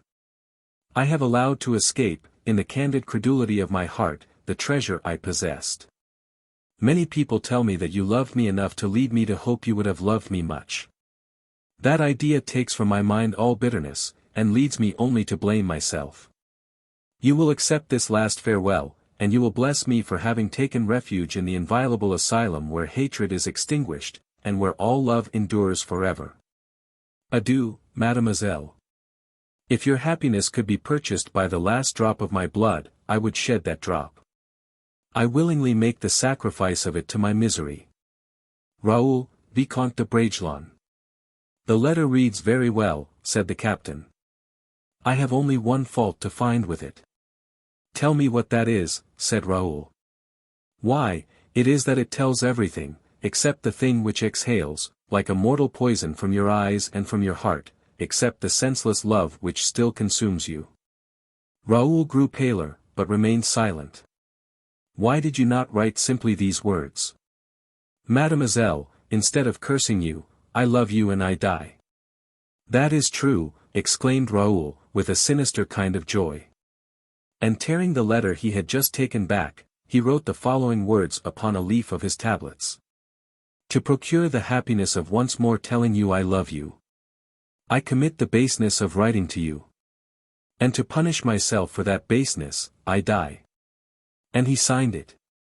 You will give her these tablets, Captain, will you not? When? Asked the latter. On the day, said Bragelonne, pointing to the last sentence, on the day when you can place a date under these words. And he sprang away quickly to join Athos, who was returning with slow steps. As they re-entered the fort, the sea rose with that rapid, gusty vehemence which characterizes the Mediterranean. The ill humor of the element became a tempest. Something shapeless, and tossed about violently by the waves, appeared just off the coast. What is that? Said Athos, a wrecked boat. No, it is not a boat, said D'Artagnan. Pardon me, said Raoul, there is a bark gaining the port rapidly. Yes, there is a bark in the creek, which is prudently seeking shelter here. But that which Athos points to in the sand is not a boat at all, it has run aground. Yes, yes, I see it. It is the carriage which I threw into the sea after landing the prisoner. Well, said Athos, if you take my advice, D'Artagnan, you will burn that carriage, in order that no vestige of it may remain, without which the fishermen of Antibes, who have believed they had to do with the devil, will endeavor to prove that your prisoner was but a man. Your advice is good, Athos, and I will this night have it carried out, or rather, I will carry it out myself, but let us go in, for the rain falls heavily, and the lightning is terrific. As they were passing over the ramparts to a gallery of which D'Artagnan had the key, they saw M. de Saint-Mars directing his steps towards the chamber inhabited by the prisoner. Upon a sign from D'Artagnan, they concealed themselves in an angle of the staircase. What is it? Said Athos. You will see. Look. The prisoner is returning from chapel. And they saw, by the red flashes of lightning against the violet fog which the wind stamped upon the bankward sky, they saw pass gravely, at 6 paces behind the governor, a man clothed in black and masked by a visor of polished steel, soldered to a helmet of the same nature, which altogether enveloped the whole of his head. The fire of the heavens cast red reflections on the polished surface, and these reflections, flying off capriciously, seemed to be angry looks launched by the unfortunate, instead of imprecations. In the middle of the gallery, the prisoner stopped for a moment, to contemplate the infinite horizon, to respire the sulphureous perfumes of the tempest, to drink in thirstily the hot rain, and to breathe a sigh resembling a smothered groan. "Come on, monsieur," said Saint Mars, sharply, to the prisoner, for he already became uneasy at seeing him look so long beyond the walls. "Monsieur, come on." "C'est monseigneur," cried Athos, from his corner, with a voice so solemn and terrible, that the governor trembled from head to foot. Athos insisted upon respect being paid to fallen majesty. The prisoner turned round. "Who spoke?" asked Saint Mars. "It was I," replied D'Artagnan, showing himself promptly. "You know that is the order." "Call me neither monsieur nor monseigneur," said the prisoner in his turn, in a voice that penetrated to the very soul of Raoul, "call me accursed." He passed on, and the iron door croaked after him. "There goes a truly unfortunate man," murmured the musketeer in a hollow whisper, pointing out to Raoul the chamber inhabited by the prince. 240. Promises. Scarcely had D'Artagnan re-entered his apartment with his two friends, when one of the soldiers of the fort came to inform him that the governor was seeking him. The bark which Raoul had perceived at sea, and which appeared so eager to gain the port, came to Sainte Marguerite with an important dispatch for the captain of the Musketeers. On opening it, D'Artagnan recognized the writing of the king. "I should think," said Louis XIV, "you will have completed the execution of my orders, Monsieur d'Artagnan. Return, then, immediately to Paris, and join me at the Louvre." "There is the end of my exile," cried the musketeer with joy, "God be praised, I am no longer a jailer." And he showed the letter to Athos. "So, then, you must leave us," replied the latter, in a melancholy tone. "Yes, but to meet again, dear friend, seeing that Raoul is old enough now to go alone with M. de Beaufort, and will prefer his father going back in company with M. D'Artagnan, to forcing him to travel 200 leagues solitarily to reach home at La Fere, will you not, Raoul?" "Certainly," stammered the latter, with an expression of tender regret. "No, no, my friend," interrupted Athos, "I will never quit Raoul till the day his vessel disappears on the horizon. As long as he remains in France he shall not be separated from me." "As you please, dear friend, but we will, at least, leave Sainte Marguerite together, take advantage of the bark that will convey me back to Antibes." "With all my heart. We cannot too soon be at a distance from this fort, and from the spectacle that shocked us so just now." The three friends quitted the little isle, after paying their respects to the governor, and by the last flashes of the departing tempest they took their farewell of the white walls of the fort. D'Artagnan parted from his friend that same night, after having seen fire set to the carriage upon the shore by the orders of Saint Mars, according to the advice the captain had given him. Before getting on horseback, and after leaving the arms of Athos, "My friends," said he, "you bear too much resemblance to two soldiers who are abandoning their post. Something warns me that Raoul will require being supported by you in his rank. Will you allow me to ask permission to go over into Africa with 100 good muskets? The king will not refuse me, and I will take you with me." "Monsieur d'Artagnan," replied Raoul, pressing his hand with emotion, "thanks for that offer, which would give us more than we wish, either Monsieur le Comte or I. I, who am young, stand in need of labor of mind and fatigue of body. Monsieur le Comte wants the profoundest repose. You are his best friend. I recommend him to your care. In watching over him, you are holding both our souls in your hands. I must go. My horse is all in a fret," said D'Artagnan, with whom the most manifest sign of a lively emotion was the change of ideas in conversation.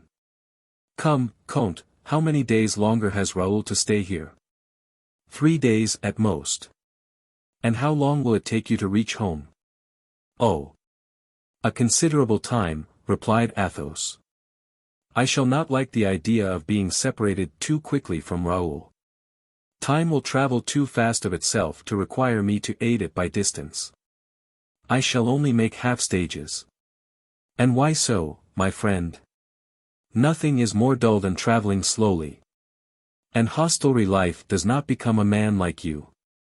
My friend, I came hither on post horses, but I wish to purchase 2 animals of a superior kind.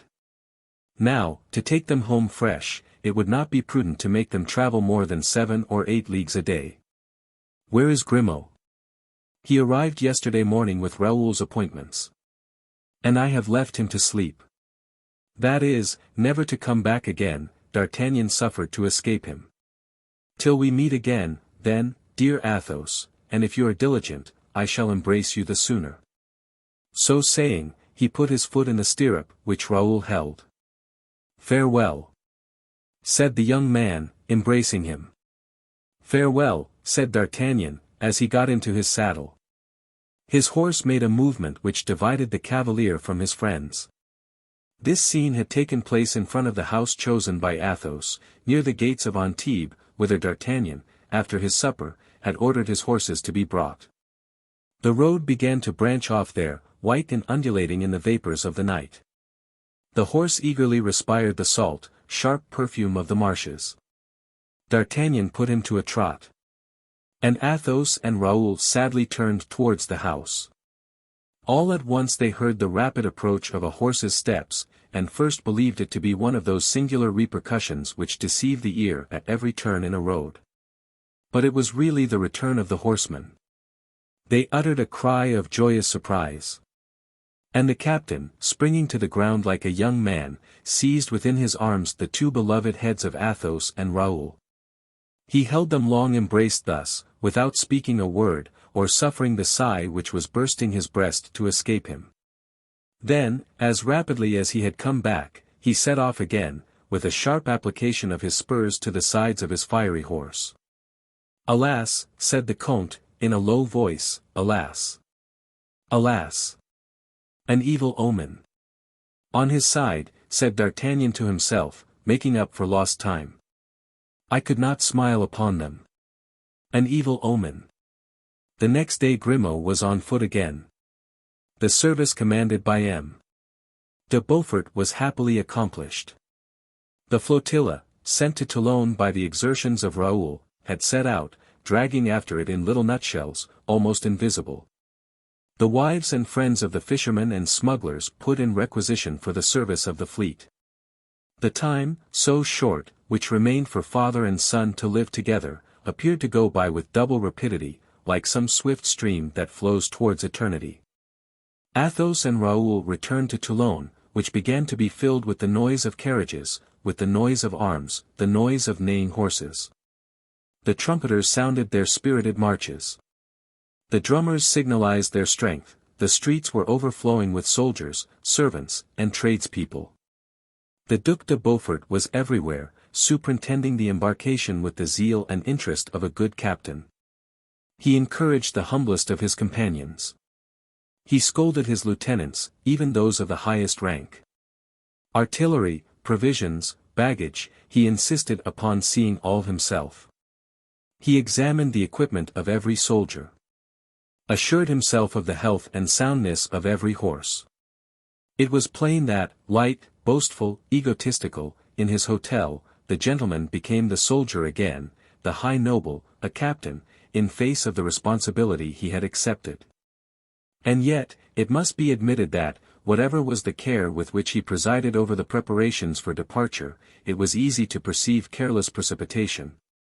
And the absence of all the precaution that make the French soldier the first soldier in the world, because, in that world, he is the one most abandoned to his own physical and moral resources. All things having satisfied, or appearing to have satisfied, the admiral, he paid his compliments to Raoul, and gave the last orders for sailing, which was ordered the next morning at daybreak. He invited the Comte had his son to dine with him, but they, under a pretext of service, kept themselves apart. Gaining their hostelry, situated under the trees of the great place, they took their repast in haste, and Athos led Raoul to the rocks which dominate the city, vast grey mountains. Whence the view is infinite and embraces a liquid horizon which appears, so remote is it, on a level with the rocks themselves. The night was fine, as it always is in these happy climes. The moon, rising behind the rocks, unrolled a silver sheet on the cerulean carpet of the sea. In the roadsteads maneuvered silently the vessels which had just taken their rank to facilitate the embarkation.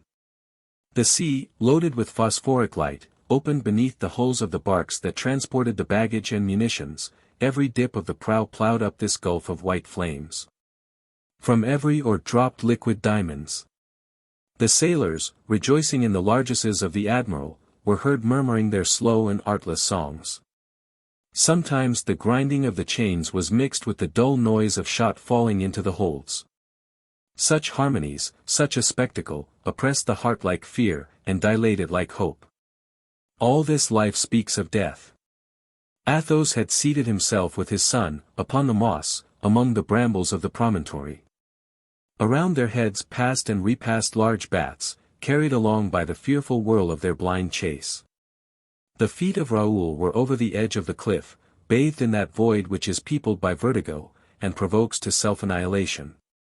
When the moon had risen to its fullest height, caressing with light the neighboring peaks, when the watery mirror was illumined in its full extent, and the little red fires had made their openings in the black masses of every ship, Athos, collecting all his ideas and all his courage, said, "God has made all these things that we see, Raoul. He has made us also, poor atoms mixed up with this monstrous universe. We shine like those fires and those stars, we sigh like those waves. We suffer like those great ships, which are worn out in ploughing the waves, in obeying the wind that urges them towards an end, as the breath of God blows us towards a port. Everything likes to live, Raoul, and everything seems beautiful to living things." "Monsieur," said Raoul, "we have before us a beautiful spectacle." "How good D'Artagnan is!" interrupted Athos, suddenly, "and what a rare good fortune it is to be supported during a whole life by such a friend as he is." "That is what you have missed, Raoul." "A friend!" cried Raoul, "I have wanted a friend." M. De Guiche is an agreeable companion, resumed the Comte, coldly, "but I believe, in the times in which you live, men are more engaged in their own interests and their own pleasures than they were in ours. You have sought a secluded life, that is a great happiness, but you have lost your strength thereby. We four, more weaned from those delicate abstractions that constitute your joy, furnished much more resistance when misfortune presented itself. I have not interrupted you, monsieur, to tell you that I had a friend, and that that friend is M. de Guiche. Certes, he is good and generous, and moreover he loves me. But I have lived under the guardianship of another friendship, monsieur, as precious and as strong as that of which you speak, since it is yours." "I have not been a friend for you, Raoul," said Athos. "Eh, monsieur, and in what respect not?" "Because I have given you reason to think that life has but one face, because, sad and severe, alas! I have always cut off for you, without, God knows, wishing to do so, the joyous buds that spring incessantly from the fair tree of youth. So that at this moment I repent of not having made of you a more expansive, dissipated, animated man. I know why you say that, monsieur. No, it is not you who have made me what I am. It was love which took me at the time when children only have inclinations, it is the constancy natural to my character, which with other creatures is but habit. I believed that I should always be as I was, I thought God had cast me in a path quite clear, quite straight, bordered with fruits and flowers. I had ever watching over me your vigilance and strength. I believed myself to be vigilant and strong. Nothing prepared me, I fell once, and that once deprived me of courage for the whole of my life. It is quite true that I wrecked myself. Oh, no, monsieur. You are nothing in my past but happiness, in my future but hope. No, I have no reproach to make against life such as you made it for me. I bless you, and I love you ardently. My dear Raoul, your words do me good. They prove to me that you will act a little for me in the time to come.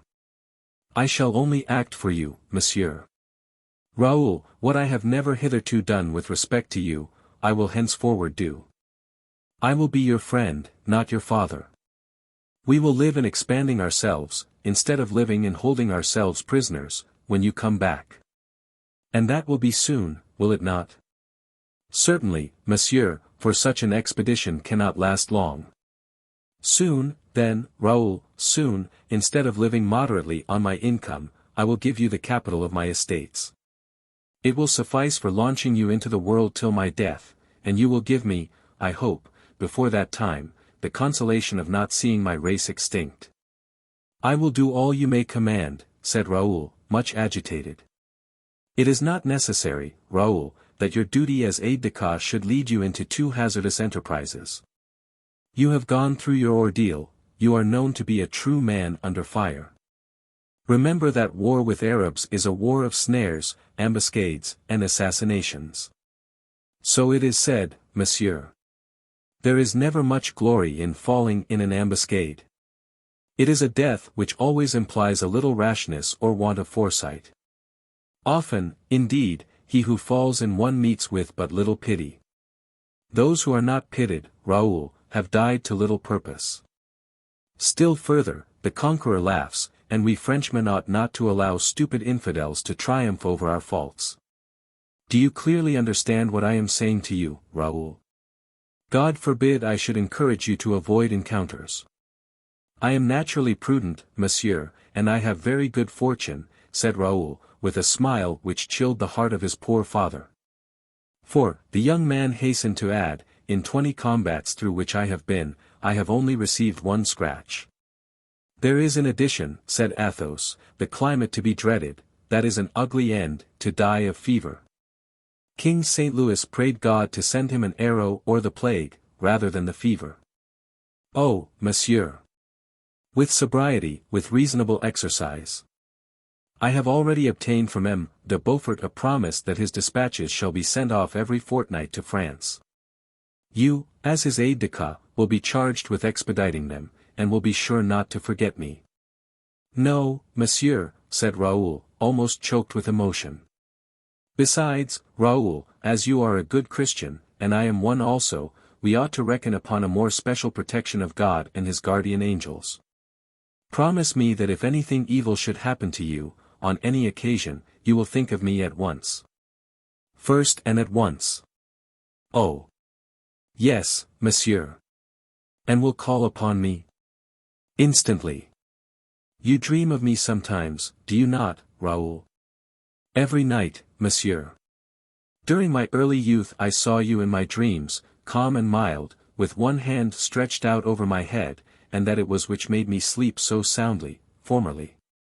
We love each other too dearly, said the Comte, that from this moment, in which we separate, a portion of both our souls should not travel with one and the other of us. And should not dwell wherever we may dwell.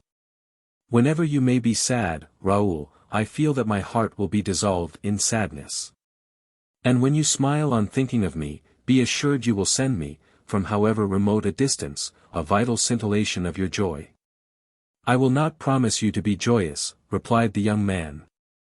But you may be certain that I will never pass an hour without thinking of you, not 1 hour, I swear, unless I shall be dead. Athos could contain himself no longer.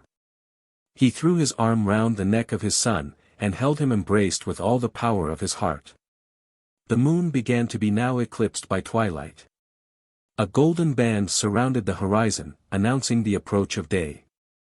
Athos threw his cloak over the shoulders of Raoul, and led him back to the city, where burdens and porters were already in motion, like a vast anthill. At the extremity of the plateau which Athos and Bragelonne were quitting, they saw a dark shadow moving uneasily backwards and forwards, as if in indecision or ashamed to be seen. It was Grimaud, who in his anxiety had tracked his master, and was there awaiting him. Oh! My good Grimaud, cried Raoul, what do you want? You are come to tell us it is time to be gone, have you not? Alone? Said Grimaud, addressing Athos and pointing to Raoul in a tone of reproach, which showed to what an extent the old man was troubled. Oh! You are right, cried the Comte. No, Raoul shall not go alone, no, he shall not be left alone in a strange land without some friendly hand to support him, some friendly heart to recall to him all he loved. "I," said Grimaud. "You, yes, you," cried Raoul, touched to the inmost heart. "Alas," said Athos, "you are very old, my good Grimaud."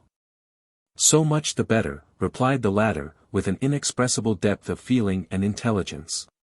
"But the embarkation is begun," said Raoul, "and you are not prepared." "Yes," said Grimaud, showing the keys of his trunks, mixed with those of his young master. "But," again objected Raoul, "you cannot leave Monsieur le Comte thus alone. Monsieur le Comte, whom you have never quitted."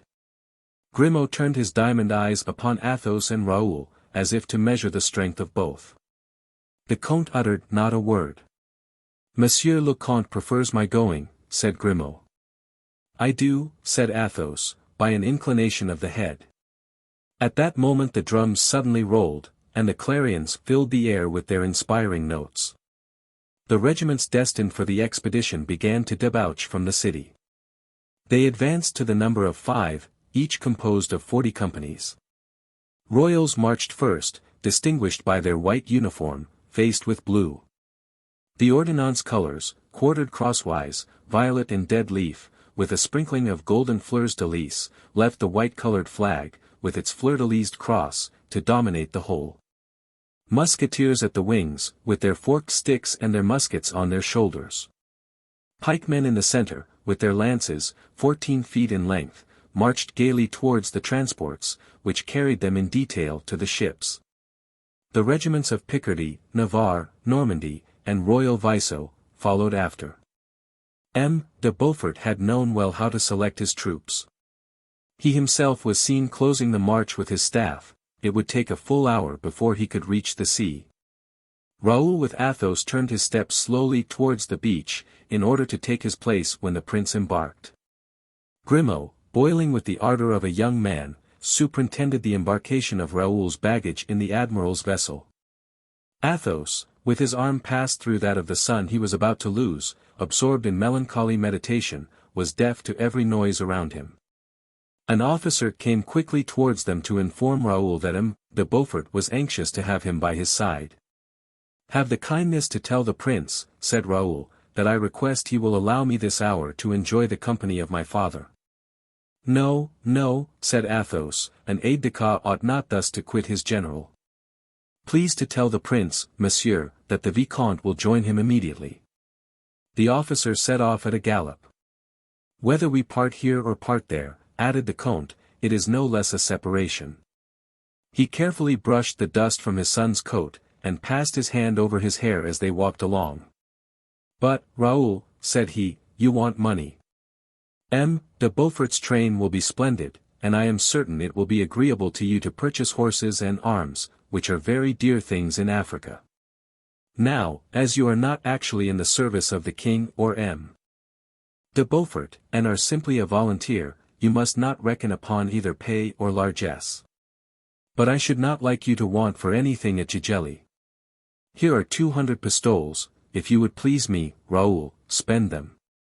Raoul pressed the hand of his father, and, at the turning of a street, they saw M. de Beaufort, mounted on a magnificent white jennet, which responded by graceful curvets to the applause of the women of the city. The duke called Raoul, and held out his hand to the Comte. He spoke to him for some time, with such a kindly expression that the heart of the poor father even felt a little comforted. It was, however, evident to both father and son that their walk amounted to nothing less than a punishment. There was a terrible moment, that at which, on quitting the sands of the shore, the soldiers and sailors exchanged the last kisses with their families and friends. A supreme moment, in which, notwithstanding the clearness of the heavens, the warmth of the sun, of the perfumes of the air, and the rich life that was circulating in their veins, everything appeared black, everything bitter, everything created doubts of Providence, nay, at the most, of God. It was customary for the admiral and his suite to embark last. The cannon waited to announce, with its formidable voice, that the leader had placed his foot on board his vessel. Athos, forgetful of both the admiral and the fleet, and of his own dignity as a strong man, opened his arms to his son, and pressed him convulsively to his heart. "Accompany us on board," said the duke, very much affected, you will gain a good half-hour. No, said Athos, my farewell has been spoken, I do not wish to voice a second.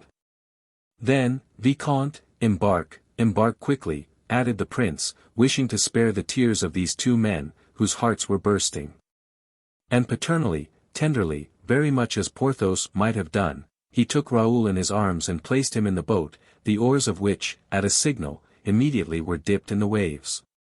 He himself, forgetful of ceremony, jumped into his boat, and pushed it off with a vigorous foot. Adieu, cried Raoul. Athos replied only by a sign, but he felt something burning on his hand. It was the respectful kiss of Grimaud, the last farewell of the faithful dog. This kiss given, Grimaud jumped from the step of the mole upon the stem of a two-oared yawl, which had just been taken in tow by a chaland served by 12 galley-oars.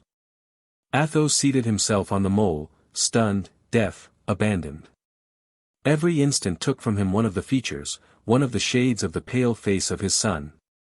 With his arms hanging down, his eyes fixed, his mouth open, he remained confounded with Raoul, in one same look, in one same thought, in one same stupor.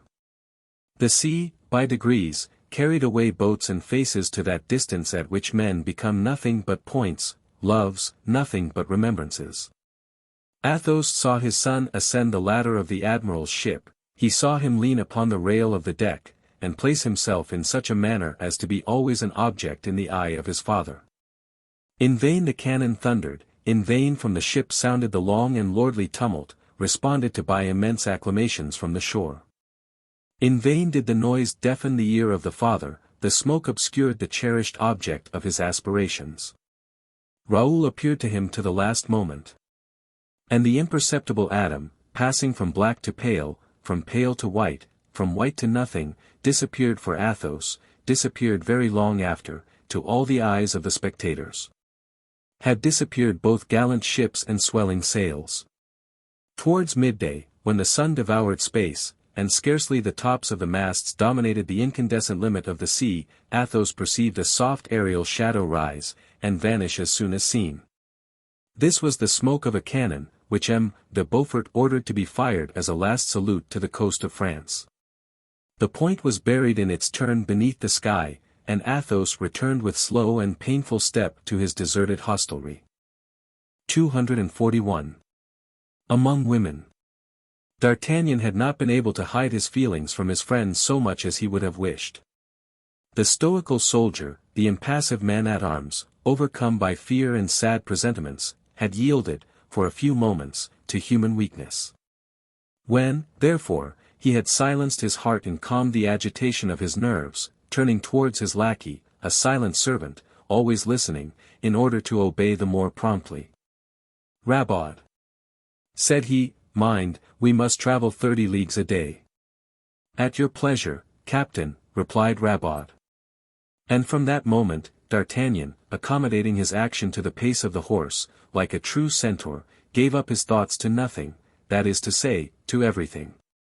He asked himself why the king had sent for him back, why the Iron Mask had thrown the silver plate at the feet of Raoul. As to the first subject, the reply was negative. He knew right well that the king's calling him was from necessity. He still further knew that Louis XIV must experience an imperious desire for a private conversation with one whom the possession of such a secret placed on a level with the highest powers of the kingdom. But as to saying exactly what the king's wish was, D'Artagnan found himself completely at a loss. The musketeer had no doubts, either, upon the reason which had urged the unfortunate Philippe to reveal his character and birth. Philippe, buried forever beneath a mask of steel, exiled to a country where the men seemed little more than slaves of the elements. Philippe, deprived even of the society of D'Artagnan, who had loaded him with honors and delicate attentions, had nothing more to see than odious spectres in this world, and, despair beginning to devour him, he poured himself forth in complaints, in the belief that his revelations would raise up some avenger for him. The manner in which the musketeer had been near killing his two best friends, the destiny which had so strangely brought Athos to participate in the great state secret, the farewell of Raoul. The obscurity of the future which threatened to end in a melancholy death. All this threw D'Artagnan incessantly back on lamentable predictions and forebodings, which the rapidity of his pace did not dissipate, as it used formerly to do. D'Artagnan passed from these considerations to the remembrance of the proscribed Porthos and Aramis. He saw them both, fugitives, tracked, ruined, laborious architects of fortunes they had lost. And as the king called for his man of execution in hours of vengeance and malice, D'Artagnan trembled at the idea of receiving some commission that would make his very soul bleed. Sometimes, ascending hills, when the winded horse breathed hard from his red nostrils, and heaved his flanks, the captain, left to more freedom of thought, reflected on the prodigious genius of Aramis, a genius of acumen and intrigue, a match to which the Fronde and the Civil War had produced but twice. Soldier, priest, diplomatist, gallant, avaricious, cunning, Aramis had never taken the good things of this life except as stepping stones to rise to giddier ends. Generous in spirit, if not lofty in heart, he never did ill but for the sake of shining even yet more brilliantly. Towards the end of his career, at the moment of reaching the goal, like the patrician Fuscus, he had made a false step upon a plank, and had fallen into the sea. But Porthos, good, harmless Porthos. To see Porthos hungry, to see Mousqueton without gold lace, imprisoned, perhaps. To see Pierrefonds, Bracieux, razed to the very stones, dishonored even to the timber, these were so many poignant griefs for D'Artagnan, and every time that one of these griefs struck him, he bounded like a horse at the sting of a gadfly beneath the vaults of foliage where he has sought shady shelter from the burning sun. Never was the man of spirit subjected to ennui, if his body was exposed to fatigue, never did the man of healthy body fail to find life light, if he had something to engage his mind. D'Artagnan, riding fast, thinking as constantly, alighted from his horse in Paris, fresh and tender in his muscles as the athlete preparing for the gymnasium. The king did not expect him so soon, and had just departed for the chase towards Meudon. D'Artagnan, instead of riding after the king, as he would formerly have done, took off his boots, had a bath, and waited till his majesty should return dusty and tired. He occupied the interval of 5 hours in taking, as people say, the air of the house, and in arming himself against all ill chances. He learned that the king, during the last fortnight, had been gloomy, that the queen mother was ill and much depressed, that Monsieur, the king's brother, was exhibiting a devotional turn. That Madame had the vapors, and that M. de Guiche was gone to one of his estates. He learned that M. Colbert was radiant, that M. Fouquet consulted a fresh physician every day, who still did not cure him, and that his principal complaint was one which physicians do not usually cure, unless they are political physicians. The king, D'Artagnan was told, behaved in the kindest manner to M. Fouquet, and did not allow him to be ever out of his sight. But the surintendant, touched to the heart, like one of those fine trees a worm has punctured, was declining daily, in spite of the royal smile, that son of court trees. D'Artagnan learned that Mademoiselle de la Valliere had become indispensable to the king. That the king, during his sporting excursions, if he did not take her with him, wrote to her frequently, no longer verses, but, which was much worse, prose, and that whole pages at a time. Thus, as the political Pleiad of the day said, the first king in the world was seen descending from his horse with an ardor beyond compare, and on the crown of his hat scrawling bombastic phrases, which M. de Saint-Aignan, aide-de-camp in perpetuity, carried to La Valliere at the risk of foundering his horses. During this time, deer and pheasants were left to the free enjoyment of their nature, hunted so lazily that, it was said, the art of venerie ran great risk of degenerating at the court of France. D'Artagnan then thought of the wishes of poor Raoul, of that desponding letter destined for a woman who passed her life in hoping, and as D'Artagnan loved to philosophize a little occasionally, he resolved to profit by the absence of the king to have a minute's talk with Mademoiselle de la Valliere. This was a very easy affair. While the king was hunting, Louise was walking with some other ladies in one of the galleries of the Palais Royal, exactly where the captain of the Musketeers had some guards to inspect. D'Artagnan did not doubt that, if he could but open the conversation on Raoul, Louise might give him grounds for writing a consolatory letter to the poor exile. And hope, or at least consolation for Raoul, in the state of heart in which he had left him, was the son, was life to two men, who were very dear to our captain.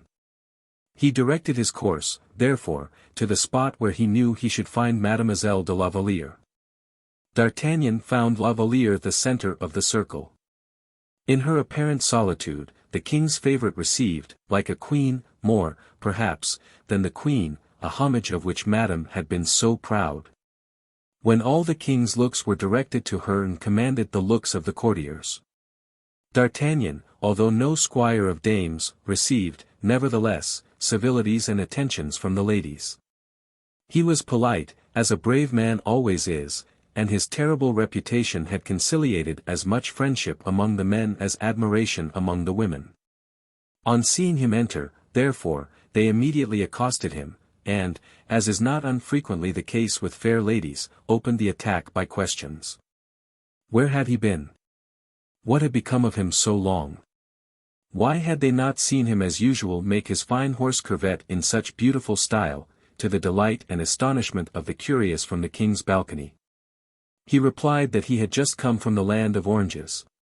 This set all the ladies laughing. Those were times in which everybody travelled, but in which, notwithstanding, a journey of 100 leagues was a problem often solved by death.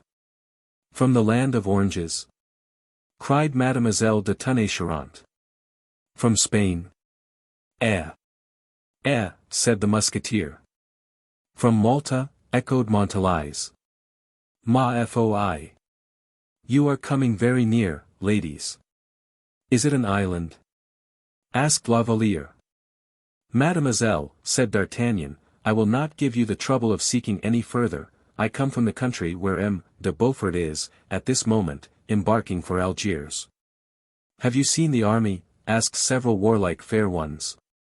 As plainly as I see you, replied D'Artagnan. And the fleet? Yes, I saw everything. Have we any of us any friends there? Said Mademoiselle de Tonnay-Charente, coldly, but in a manner to attract attention to a question that was not without its calculated aim. Why, replied D'Artagnan, yes, there were M. de la Guillotière, M. de Monchy, M. de Bragelonne. La Valliere became pale. M. de Bragelonne, cried the perfidious Athanase. What, is he gone to the wars, he? Montalais trod on her toe, but all in vain. Do you know what my opinion is? Continued she, addressing D'Artagnan. No, mademoiselle, but I should like very much to know it. My opinion is, then, that all the men who go to this war are desperate, desponding men, whom love has treated ill. And who go to try if they cannot find jet-complexioned women more kind than fair ones have been. Some of the ladies laughed. La Valliere was evidently confused. Montalais coughed loud enough to waken the dead. Mademoiselle, interrupted D'Artagnan, you are in error when you speak of black women at Gigelli. The women there have not jet faces. It is true they are not white, they are yellow. Yellow, exclaimed the bevy of fair beauties. Do not disparage it. I have never seen a finer colour to match with black eyes and a coral mouth. So much the better for M. de Bragelonne, said Mademoiselle de Tonnay-Charente, with persistent malice. He will make amends for his loss. Poor fellow!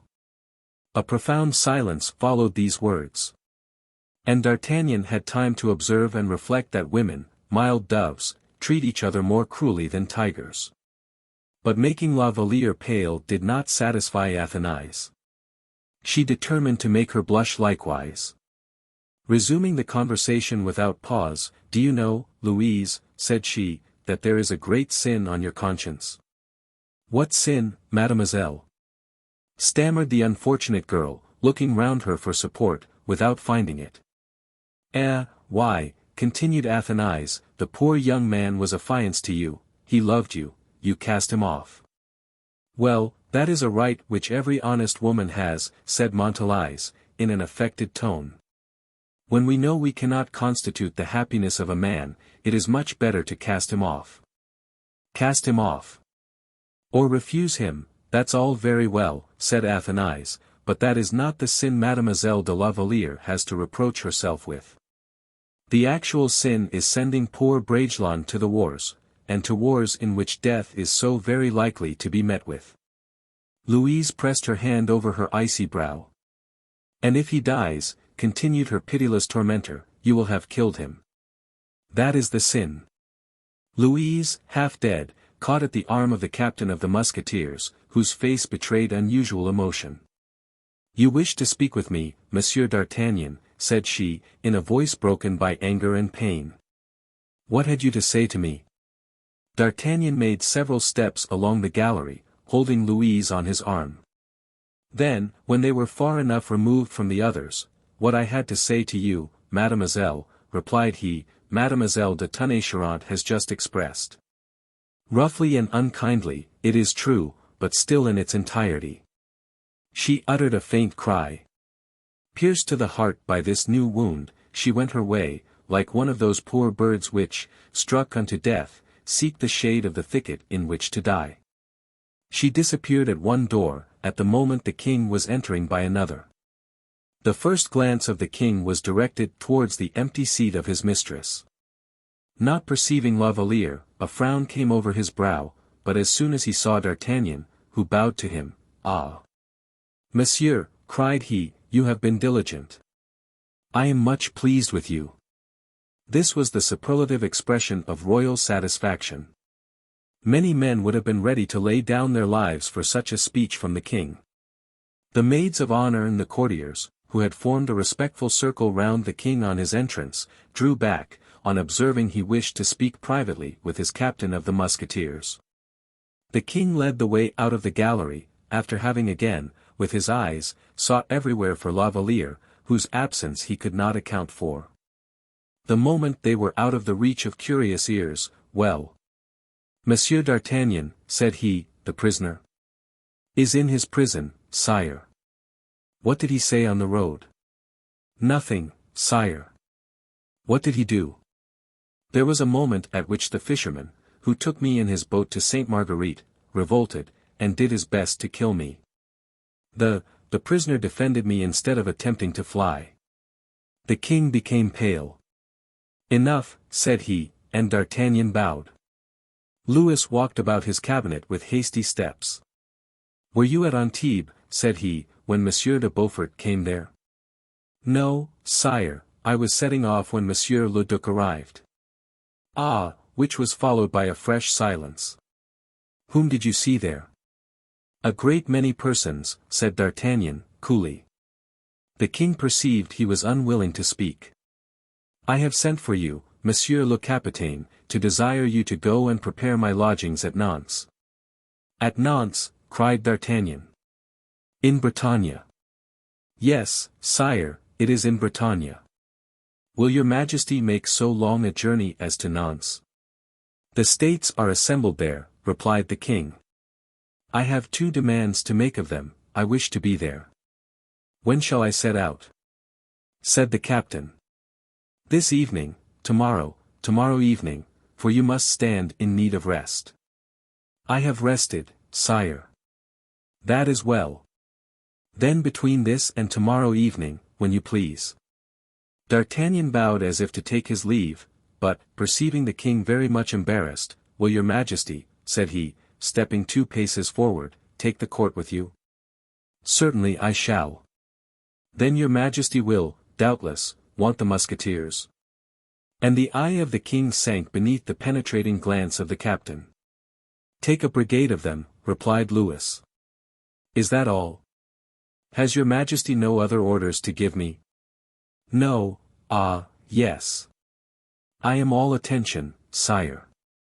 "At the castle of Nantes, which I hear is very ill arranged, you will adopt the practice of placing musketeers at the door of each of the principal dignitaries I shall take with me." "Of the principal?" "Yes." "For instance, at the door of M. de Lyonne?" "Yes." "And that of M. Letellier?" "Yes." "Of M. de Brienne?" "Yes." "And of Monsieur le Surintendant?" "Without doubt." "Very well, sire. By tomorrow I shall have set out." "Oh, yes, But one more word, Monsieur d'Artagnan. At Nantes you will meet with him, le Duc de Gesvres, captain of the guards. Be sure that your musketeers are placed before his guards arrive. Precedence always belongs to the first comer. Yes, sire. And if M. de Gesvres should question you? Question me, sire. Is it likely that M. de Gesvres should question me? And the musketeer, turning cavalierly on his heel, disappeared. To Nantes, said he to himself, as he descended from the stairs. Why did he not dare to say, from thence to Belle-Isle? As he reached the great gates, one of M. Brienne's clerks came running after him, exclaiming, Monsieur d'Artagnan. I beg your pardon. What is the matter, Monsieur Ariste? The king has desired me to give you this order. Upon your cash-box? Asked the musketeer. No, monsieur, on that of M. Fouquet. D'Artagnan was surprised, but he took the order, which was in the king's own writing, and was for 200 pistoles. What? Thought he, after having politely thanked M. Brienne's clerk, M. Fouquet is to pay for the journey, then. Mordioux. That is a bit of pure Louis XI. Why was not this order on the chest of M. Colbert? He would have paid it with such joy. And D'Artagnan, faithful to his principle of never letting an order at sight get cold, went straight to the house of M. Fouquet, to receive his 200 pistoles. 242. The Last Supper. The superintendent had no doubt received advice of the approaching departure, for he was giving a farewell dinner to his friends. From the bottom to the top of the house, the hurry of the servants bearing dishes, and the diligence of the registrace, denoted an approaching change in offices and kitchen. D'Artagnan, with his order in his hand, presented himself at the offices. When he was told it was too late to pay cash, the chest was closed. He only replied, on the king's service. The clerk, a little put out by the serious air of the captain, replied, that was a very respectable reason, but that the customs of the house were respectable likewise. And that, in consequence, he begged the bearer to call again next day. D'Artagnan asked if he could not see M. Fouquet. The clerk replied that M. Le surintendant did not interfere with such details, and rudely closed the outer door in the captain's face. But the latter had foreseen this stroke, and placed his boot between the door and the door-case, so that the lock did not catch, and the clerk was still nose to nose with his interlocutor. This made him change his tone, and say, with terrified politeness, if monsieur wishes to speak to M. Le surintendant, he must go to the antechambers.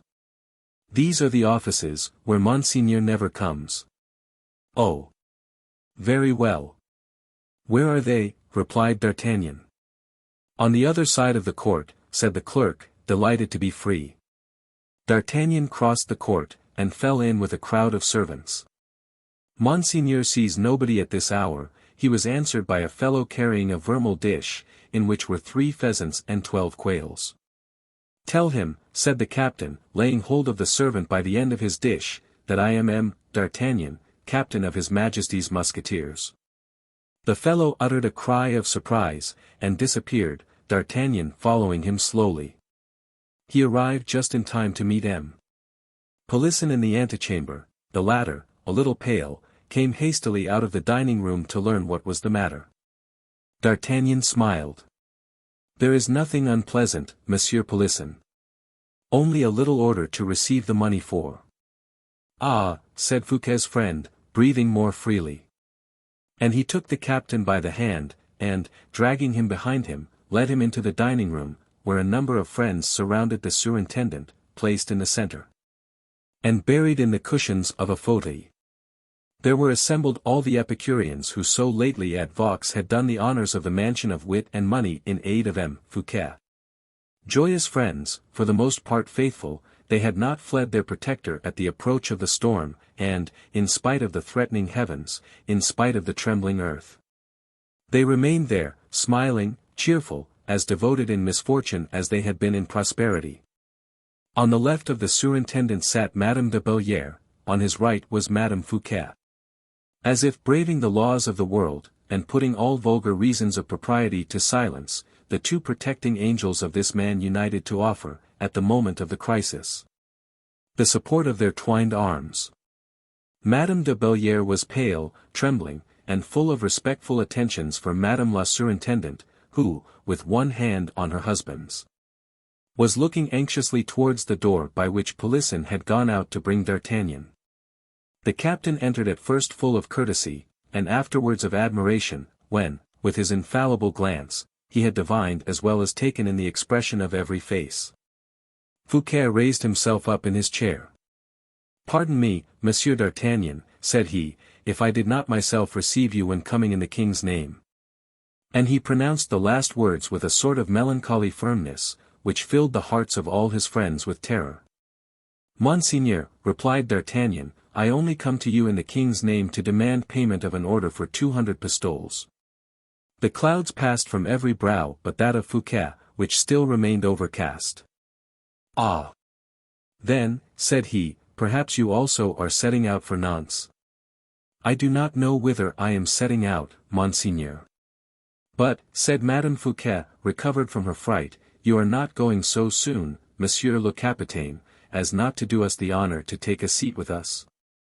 "Madame, I should esteem that a great honor done me, but I am so pressed for time, that, you see, I have been obliged to permit myself to interrupt your repast to procure payment of my note."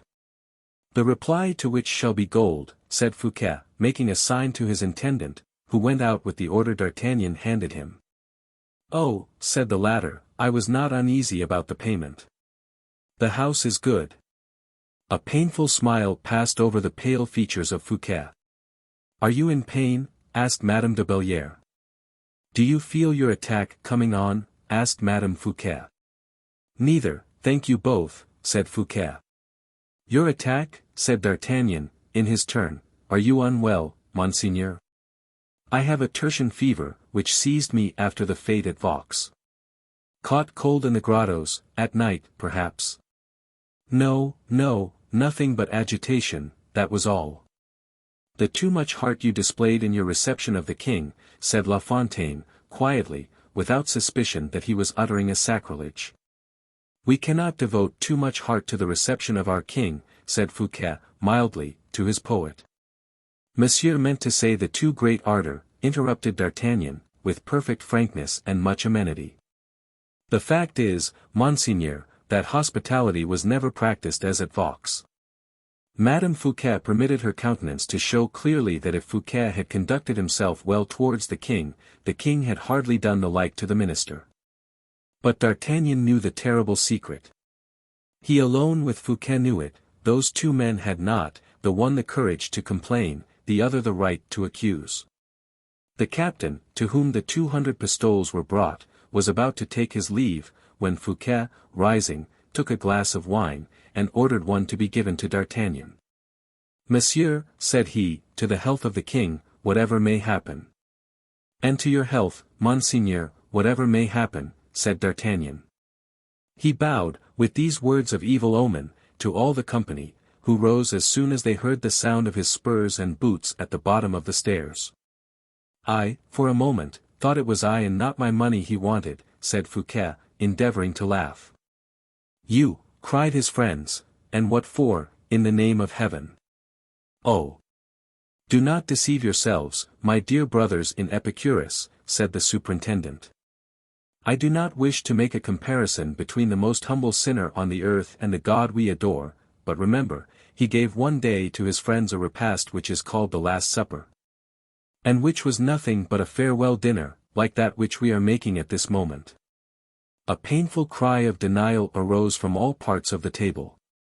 "Shut the doors," said Fouquet, and the servants disappeared. "My friends," continued Fouquet, lowering his voice, "what was I formerly? What am I now? Consult among yourselves and reply. A man like me sinks when he does not continue to rise. What shall we say, then, when he really sinks? I have no more money, no more credit. I have no longer anything but powerful enemies, and powerless friends." "Quick," cried Polisson. "Since you explain yourself with such frankness, it is our duty to be frank, likewise."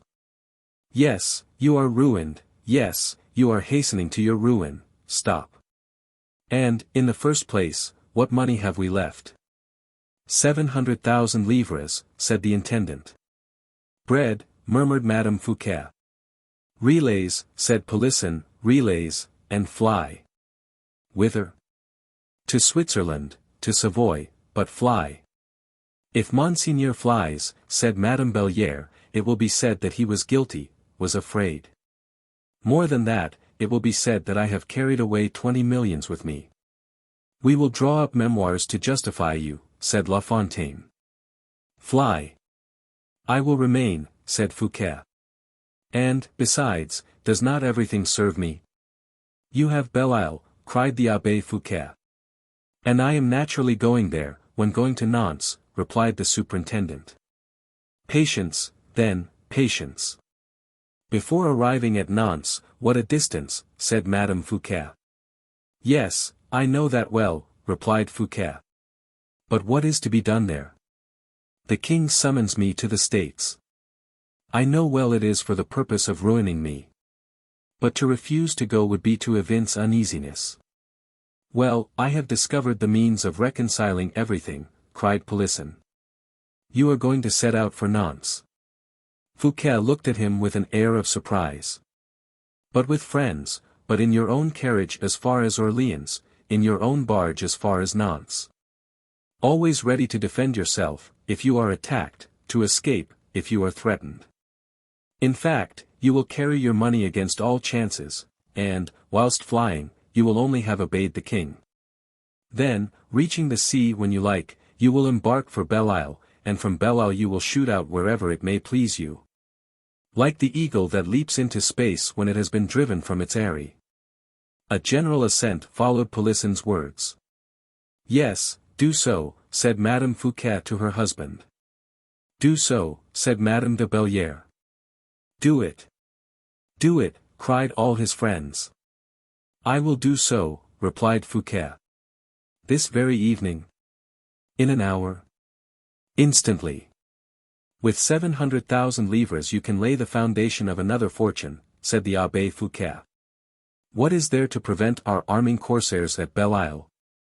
And, if necessary, we will go and discover a new world, added La Fontaine, intoxicated with fresh projects and enthusiasm. A knock at the door interrupted this concert of joy and hope. A courier from the king, said the master of the ceremonies. A profound silence immediately ensued, as if the message brought by this courier was nothing but a reply to all the projects given birth to a moment before. Everyone waited to see what the master would do. His brow was streaming with perspiration, and he was really suffering from his fever at that instant. He passed into his cabinet, to receive the king's message. There prevailed, as we have said, such a silence in the chambers, and throughout the attendance, that from the dining room could be heard the voice of Fouquet, saying, "That is well, monsieur." This voice was, however, broken by fatigue, and trembled with emotion. An instant after, Fouquet called Gourville, who crossed the gallery amidst the universal expectation. At length, he himself reappeared among his guests, but it was no longer the same pale, spiritless countenance they had beheld when he left them. From pale he had become livid. And from spiritless, annihilated. A breathing, living spectre, he advanced with his arms stretched out, his mouth parched, like a shade that comes to salute the friends of former days. On seeing him thus, everyone cried out, and everyone rushed towards Fouquet. The latter, looking at Polisson, leaned upon his wife, and pressed the icy hand of the Marquise de Belliere. "Well," said he, in a voice which had nothing human in it. "What has happened, my God?" said someone to him. Fouquet opened his right hand, which was clenched, but glistening with perspiration, and displayed a paper, upon which Polisson cast a terrified glance. He read the following lines, written by the king's hand. "Dear and well-beloved Monsieur Fouquet, give us, upon that which you have left of ours, the sum of 700,000 livres. Of which we stand in need to prepare for our departure. And, as we know your health is not good, we pray God to restore you, and to have you in his holy keeping. Louis." The present letter is to serve as a receipt. A murmur of terror circulated through the apartment. "Well," cried Polisson, in his turn, "you have received that letter?" "Received it, yes." "What will you do, then?" "Nothing, since I have received it." "But—" "If I have received it, Polisson, I have paid it," said the surintendant, with a simplicity that went to the heart of all present. "You have paid it?" cried Madame Fouquet. "Then we are ruined." "Come, no useless words," interrupted Polisson. "Next to money, life." "Monseigneur, to horse." "To horse." "What, leave us?" at once cried both the women, wild with grief. "Eh! Monseigneur, in saving yourself, you save us all." "To horse." "But he cannot hold himself on. Look at him." "Oh! If he takes time to reflect," said the intrepid Polisson.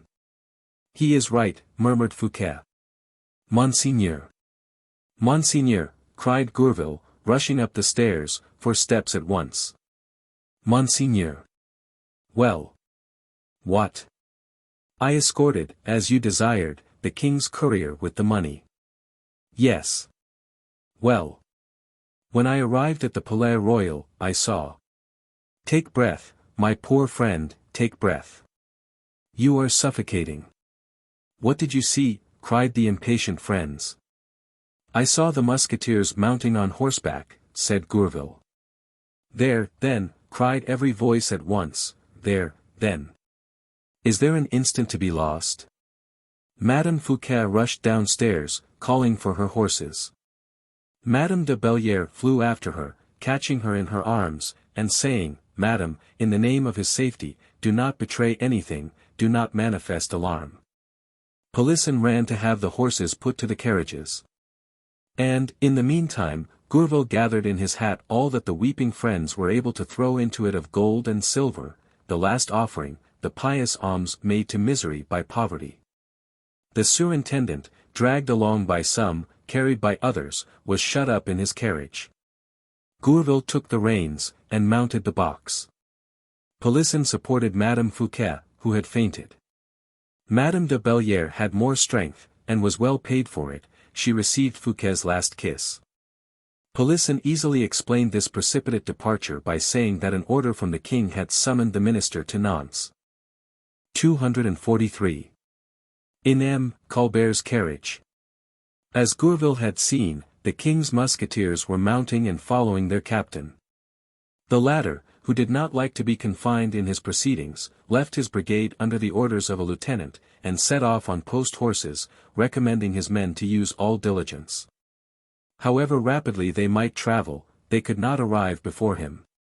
He had time, in passing along the Rue de Petit Champs, to see something which afforded him plenty of food for thought and conjecture. He saw M. Colbert coming out from his house to get into his carriage, which was stationed before the door. In this carriage D'Artagnan perceived the hoods of 2 women, and being rather curious, he wished to know the names of the ladies hid beneath these hoods. To get a glimpse at them, for they kept themselves closely covered up, he urged his horse so near the carriage that he drove him against the step with such force as to shake everything containing and contained.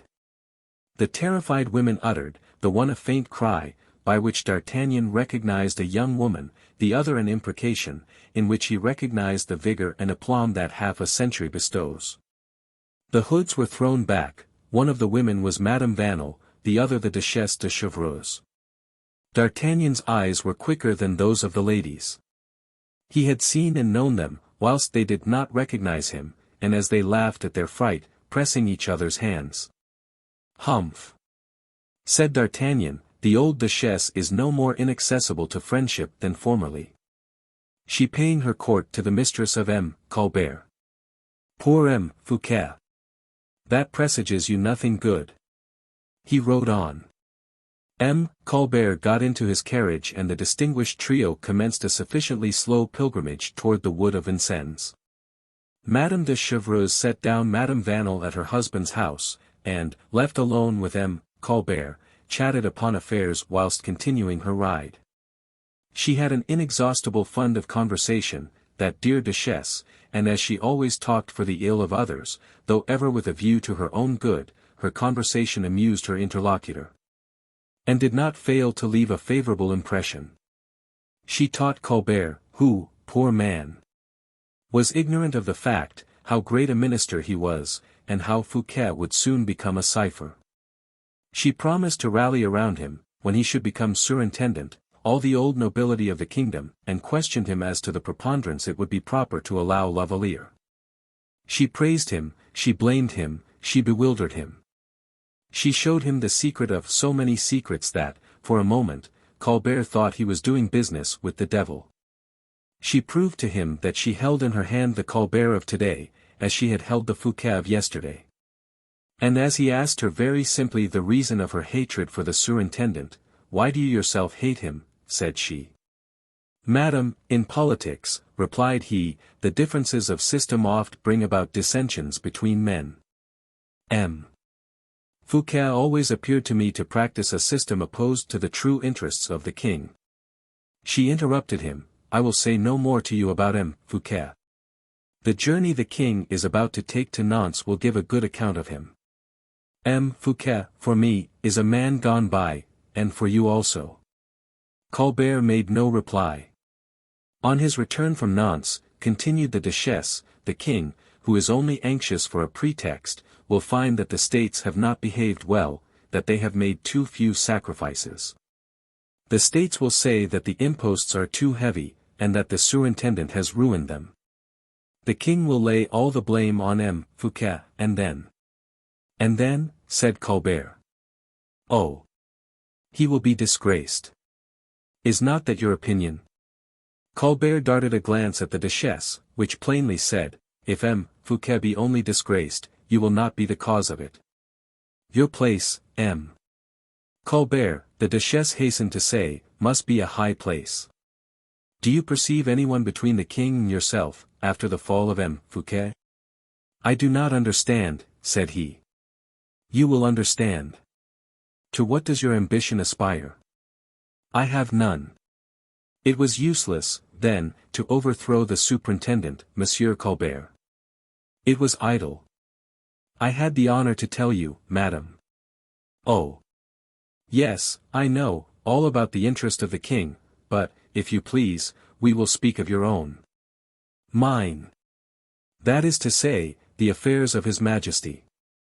In short, are you, or are you not endeavoring to ruin M. Fouquet? Answer without evasion." "Madam, I ruin nobody. I am endeavoring to comprehend, then, why you purchased from me the letters of M. Mazarin concerning M. Fouquet. Neither can I conceive why you have laid those letters before the king." Colbert, half stupefied, looked at the duchess with an air of constraint. "Madam," said he, "I can less easily conceive how you, who received the money, can reproach me on that head." "That is," said the old duchess, "because we must will that which we wish for. Unless we are not able to obtain what we wish."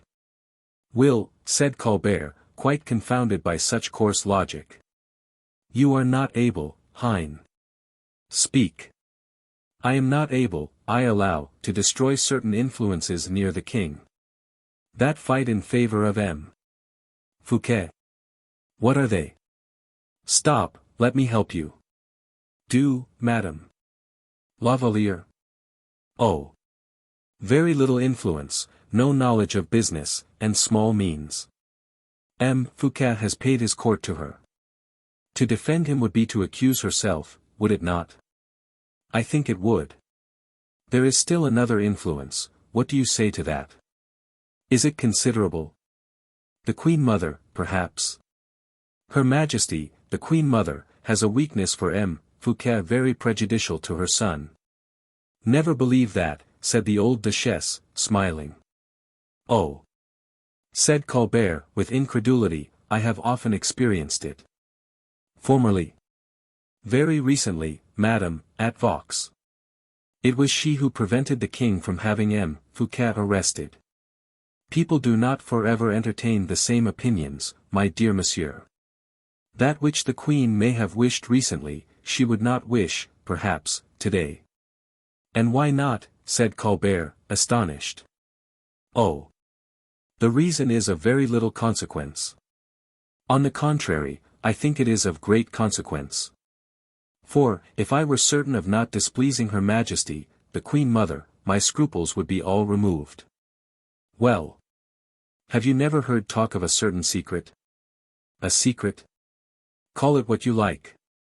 In short, the Queen Mother has conceived a bitter hatred for all those who have participated, in one fashion or another, in the discovery of this secret, and M. Fouquet, I believe, is one of these. Then, said Colbert, we may be sure of the assent of the Queen Mother. I have just left Her Majesty, and she assures me so. So be it, then, madam. But there is something further. Do you happen to know a man who was the intimate friend of M. Fouquet, M. d'Herblay, a bishop, I believe? Bishop of Vannes. Well. This M. d'Herblay, who also knew the secret, the Queen Mother is pursuing with the utmost rancor. Indeed. So hotly pursued, that if he were dead, she would not be satisfied with anything less than his head. To satisfy her he would never speak again. And is that the desire of the Queen Mother? An order is given for it. This Monsieur d'Herblay shall be sought for, madam. Oh. It is well known where he is. Colbert looked at the Duchess. Say where, madam. He is at Belle-Île-en-Mer. At the residence of M. Fouquet? At the residence of M. Fouquet. He shall be taken. It was now the Duchess's turn to smile. Do not fancy the capture so easy, said she, do not promise it so lightly. Why not, madam? Because M. d'Herblay is not one of those people who can be taken when and where you please. He is a rebel, then. Oh. Monsieur Colbert, we have passed all our lives in making rebels, and yet you see plainly, that so far from being taken, we take others. Colbert fixed upon the old Duchess one of those fierce looks of which no words can convey the expression, accompanied by a firmness not altogether wanting in grandeur. The times are gone, said he, in which subjects gained duchies by making war against the King of France.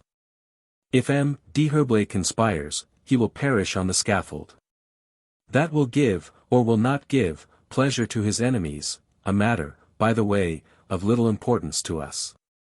And this us, a strange word in the mouth of Colbert, made the Duchess thoughtful for a moment. She caught herself reckoning inwardly with this man. Colbert had regained his superiority in the conversation, and he meant to keep it. You ask me, madam, he said, to have this M. d'Herblay arrested? I ask you nothing of the kind. I thought you did, madam. But as I have been mistaken, we will leave him alone. The king has said nothing about him. The Duchess bit her nails. Besides, continued Colbert, what a poor capture would this bishop be. A bishop game for a king. Oh. No, no, I will not even take the slightest notice of him. The hatred of the Duchess now discovered itself. Game for a woman, said she. Is not the queen a woman? If she wishes M. d'Herblay arrested, she has her reasons. Besides, is not M. d'Herblay the friend of him who is doomed to fall? Oh. Never mind that, said Colbert. This man shall be spared, if he is not the enemy of the king. Is that displeasing to you? I say nothing. Yes, you wish to see him in prison, in the Bastille, for instance. I believe a secret better concealed behind the walls of the Bastille than behind those of Belle-Île. I will speak to the king about it, he will clear up the point. And whilst waiting for that enlightenment, Monsieur l'Évêque de Vannes will have escaped. I would do so. Escaped. He. And whither should he escape? Europe is ours, in will, if not in fact. He will always find an asylum, monsieur. It is evident you know nothing of the man you have to do with. You do not know d'Herblay, you do not know Aramis. He was one of those 4 musketeers who, under the late king, made Cardinal de Richelieu tremble, and who, during the Regency, gave so much trouble to Monseigneur Mazarin. But, madam, what can he do, unless he has a kingdom to back him? He has one, monsieur. A kingdom, he. What, Monsieur d'Herblay? I repeat to you, monsieur, that if he wants a kingdom, he either has it or will have it. Well, as you are so earnest that this rebel should not escape, madam, I promise you he shall not escape. Belle-Isle is fortified, Colbert, and fortified by him. If Belle-Isle were also defended by him, Belle-Isle is not impregnable. And if Monsieur l'Évêque de Vannes is shut up in Belle-Isle, well, madam, the place shall be besieged, and he will be taken. You may be very certain, monsieur, that the zeal you display in the interest of the Queen Mother will please Her Majesty mightily, and you will be magnificently rewarded. But what shall I tell her of your projects respecting this man? That when once taken, he shall be shut up in a fortress from which her secret shall never escape. Very well, Monsieur Colbert, and we may say, that, dating from this instant, we have formed a solid alliance, that is, you and that I am absolutely at your service. It is I, madam, who place myself at yours. This Chevalier d'Herblay is a kind of Spanish spy, is he not? Much more. A secret ambassador. Higher still. Stop, King Philip III of Spain is a bigot. He is, perhaps, the confessor of Philip III. You must go higher even than that. Mordieu! Cried Colbert, who forgot himself so far as to swear in the presence of this great lady, of this old friend of the Queen Mother. He must then be the general of the Jesuits. I believe you have guessed it at last, replied the Duchess. Ah! Then, madam, this man will ruin us all if we do not ruin him, and we must make haste, too. Such was my opinion, monsieur, but I did not dare to give it you. And it was lucky for us he has attacked the throne, and not us. But, mark this well, Colbert. D'Herblay is never discouraged, if he has missed one blow, he will be sure to make another, he will begin again. If he has allowed an opportunity to escape of making a king for himself, sooner or later, he will make another, of whom, to a certainty, you will not be prime minister. Colbert knitted his brow with a menacing expression. I feel assured that a prison will settle this affair for us, madam, in a manner satisfactory for both. The Duchess smiled again. Oh! If you knew, said she, how many times Aramis has got out of prison. Oh, replied Colbert, we will take care that he shall not get out this time. But you were not attending to what I said to you just now. Do you remember that Aramis was one of the 4 invincibles whom Richelieu so dreaded? And at that period the 4 Musketeers were not in possession of that which they have now, money and experience. Colbert bit his lips. We will renounce the idea of the prison, said he, in a lower tone, we will find a little retreat from which the invincible cannot possibly escape. That was well spoken, our ally. Replied the Duchess. But it is getting late, had we not better return? The more willingly, madam, from my having my preparations to make for setting out with the king. To Paris! Cried the Duchess to the coachman. And the carriage returned towards the Faubourg Saint-Antoine, after the conclusion of the treaty that gave to death the last friend of Fouquet, the last defender of Belle-Isle. The former friend of Marie Michon, the new foe of the old Duchess. 244. The 2 lighters. D'Artagnan had set off, Fouquet likewise was gone, and with a rapidity which doubled the tender interest of his friends. The first moments of this journey, or better say, this flight, were troubled by a ceaseless dread of every horse and carriage to be seen behind the fugitive. It was not natural, in fact, if Louis XIV was determined to seize this prey, that he should allow it to escape. The young lion was already accustomed to the chase, and he had bloodhounds sufficiently clever to be trusted. But insensibly all fears were dispersed.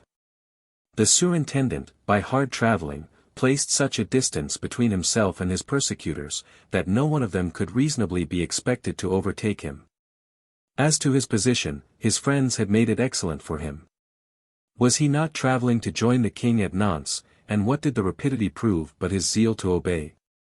He arrived, fatigued, but reassured, at Orleans, where he found, thanks to the care of a courier who had preceded him, a handsome lighter of 8 oars. These lighters, in the shape of gondolas, somewhat wide and heavy, containing a small chamber, covered by the deck, and a chamber in the poop, formed by a tent. Then acted as passage boats from Orleans to Nantes, by the lawyer, and this passage, a long one in our days, appeared then more easy and convenient than the high road, with its post-hacks and its ill-hung carriages. Fouquet went on board this lighter, which set out immediately. The rowers, knowing they had the honor of conveying the surintendant of the finances, pulled with all their strength, and that magic word, the finances, promised them a liberal gratification, of which they wished to prove themselves worthy. The lighter seemed to leap the mimic waves of the lawyer. Magnificent weather, a sunrise that empurpled all the landscape, displayed the river in all its limpid serenity. The current and the rowers carried Fouquet along as wings carry a bird, and he arrived before Beaugency without the slightest accident having signalized the voyage. Fouquet hoped to be the first to arrive at Nantes. There he would see the notables and gain support among the principal members of the states. He would make himself necessary, a thing very easy for a man of his merit, and would delay the catastrophe, if he did not succeed in avoiding it entirely. Besides, said Gourville to him, at Nantes, you will make out, or we will make out, the intentions of your enemies. We will have horses always ready to convey you to Poitou, a bark in which to gain the sea, and when once upon the open sea, Belle-Isle is your inviolable port. You see, besides, that no one is watching you, no one is following. He had scarcely finished when they discovered at a distance, behind an elbow formed by the river, the masts of a huge lighter coming down. The rowers of Fouquet's boat uttered a cry of surprise on seeing this galley. What is the matter? Asked Fouquet. The matter is, Monseigneur, replied the patron of the bark, that it is a truly remarkable thing, that lighter comes along like a hurricane. Gourville started, and mounted to the deck, in order to obtain a better view. Fouquet did not go up with him, but said to Gourville, with restrained mistrust, see what it is, dear friend. The lighter had just passed the elbow. It came on so fast, that behind it might be plainly seen the white wake illumined with the fires of the day. How they go, repeated the skipper, how they go. They must be well paid. I did not think, he added, that oars of wood could behave better than ours, but yonder oarsmen prove the contrary. Well they may, said one of the rowers, they are 12, and we but 8. 12 rowers, replied Gourville, 12. Impossible. The number of 8 rowers for a lighter had never been exceeded, even for the king. This honor had been paid to Monsieur le Surintendant, more for the sake of haste than of respect. What does it mean? Said Gourville, endeavoring to distinguish beneath the tent, which was already apparent, travelers which the most piercing eye could not yet have succeeded in discovering. They must be in a hurry, for it is not the king, said the patron. Fouquet shuddered. By what sign do you know that it is not the king? Said Gourville. In the first place, because there is no white flag with fleurs de lis, which the royal lighter always carries. And then, said Fouquet, because it is impossible it should be the king, Gourville, as the king was still in Paris yesterday. Gourville replied to the surintendant by a look which said, you were there yourself yesterday. And by what sign do you make out they are in such haste, added he, for the sake of gaining time? By this, monsieur, said the patron, these people must have set out a long while after us, and they have already nearly overtaken us. Bah! Said Gourville, who told you that they do not come from Beaugency or from Moit even? We have seen no lighter of that shape, except at Orleans. It comes from Orleans, monsieur, and makes great haste. Fouquet and Gourville exchanged a glance. The captain remarked their uneasiness, and, to mislead him, Gourville immediately said, some friend, who has laid a wager he would catch us. Let us win the wager, and not allow him to come up with us. The patron opened his mouth to say that it was quite impossible, but Fouquet said with much hauteur, if it is anyone who wishes to overtake us, let him come. We can try, monseigneur, said the man, timidly. Come, you fellows, put out your strength, row, row. No, said Fouquet, on the contrary, stop short. Monseigneur. What folly! Interrupted Gourville, stooping towards his ear. Pull up, repeated Fouquet. The 8 oars stopped, and resisting the water, created a retrograde motion. It stopped. The 12 rowers in the other did not, at first, perceive this maneuver, for they continued to urge on their boat so vigorously that it arrived quickly within musket shot. Fouquet was short-sighted, Gourville was annoyed by the sun, now full in his eyes. The skipper alone, with that habit and clearness which are acquired by a constant struggle with the elements, perceived distinctly the travellers in the neighbouring lighter. "I can see them," cried he, "there are 2. "I can see nothing," said Gourville. "You will not be long before you distinguish them, in 20 strokes of their oars they will be within 10 paces of us." But what the patron announced was not realized. The lighter imitated the movement commanded by Fouquet, and instead of coming to join its pretended friends, it stopped short in the middle of the river. "I cannot comprehend this," said the captain. "Nor I," cried Gourville. "You who can see so plainly the people in that lighter," resumed Fouquet, "try to describe them to us, before we are too far off." "I thought I saw 2, replied the boatman. "I can only see one now, under the tent." "What sort of man is he?" "He is a dark man, broad-shouldered, bull-necked." A little cloud at that moment passed across the azure, darkening the sun.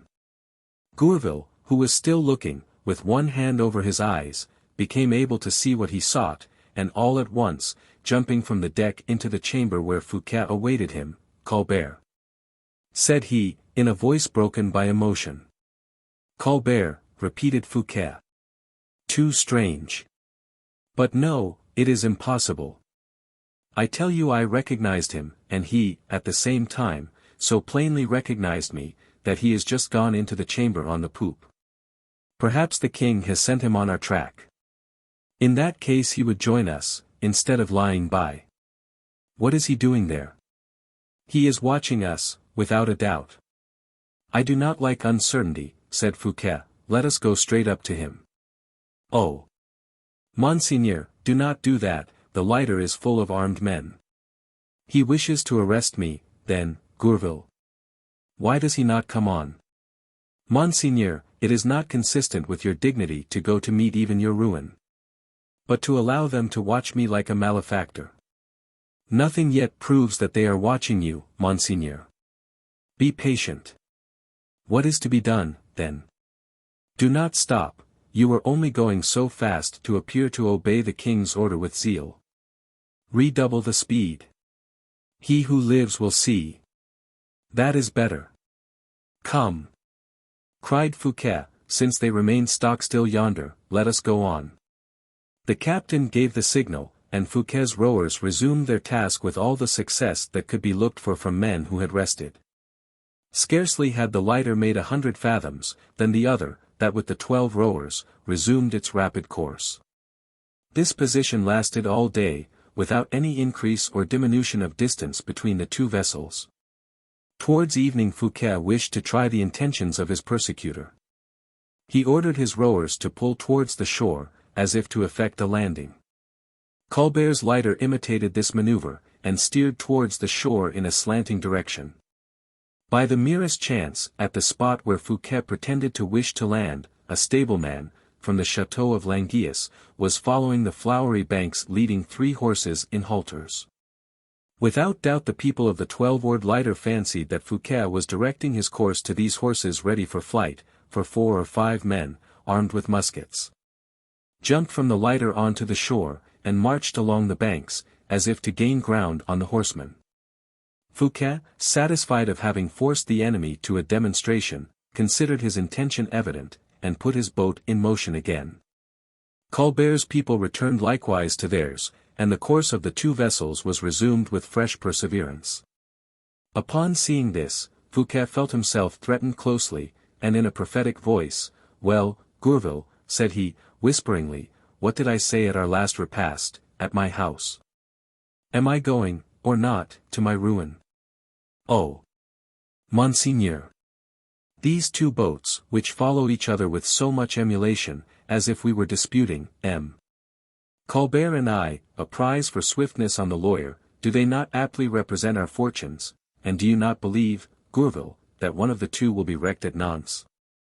At least, objected Gourville, there is still uncertainty, you are about to appear at the States, you are about to show what sort of man you are. Your eloquence and genius for business are the buckler and sword that will serve to defend you, if not to conquer with.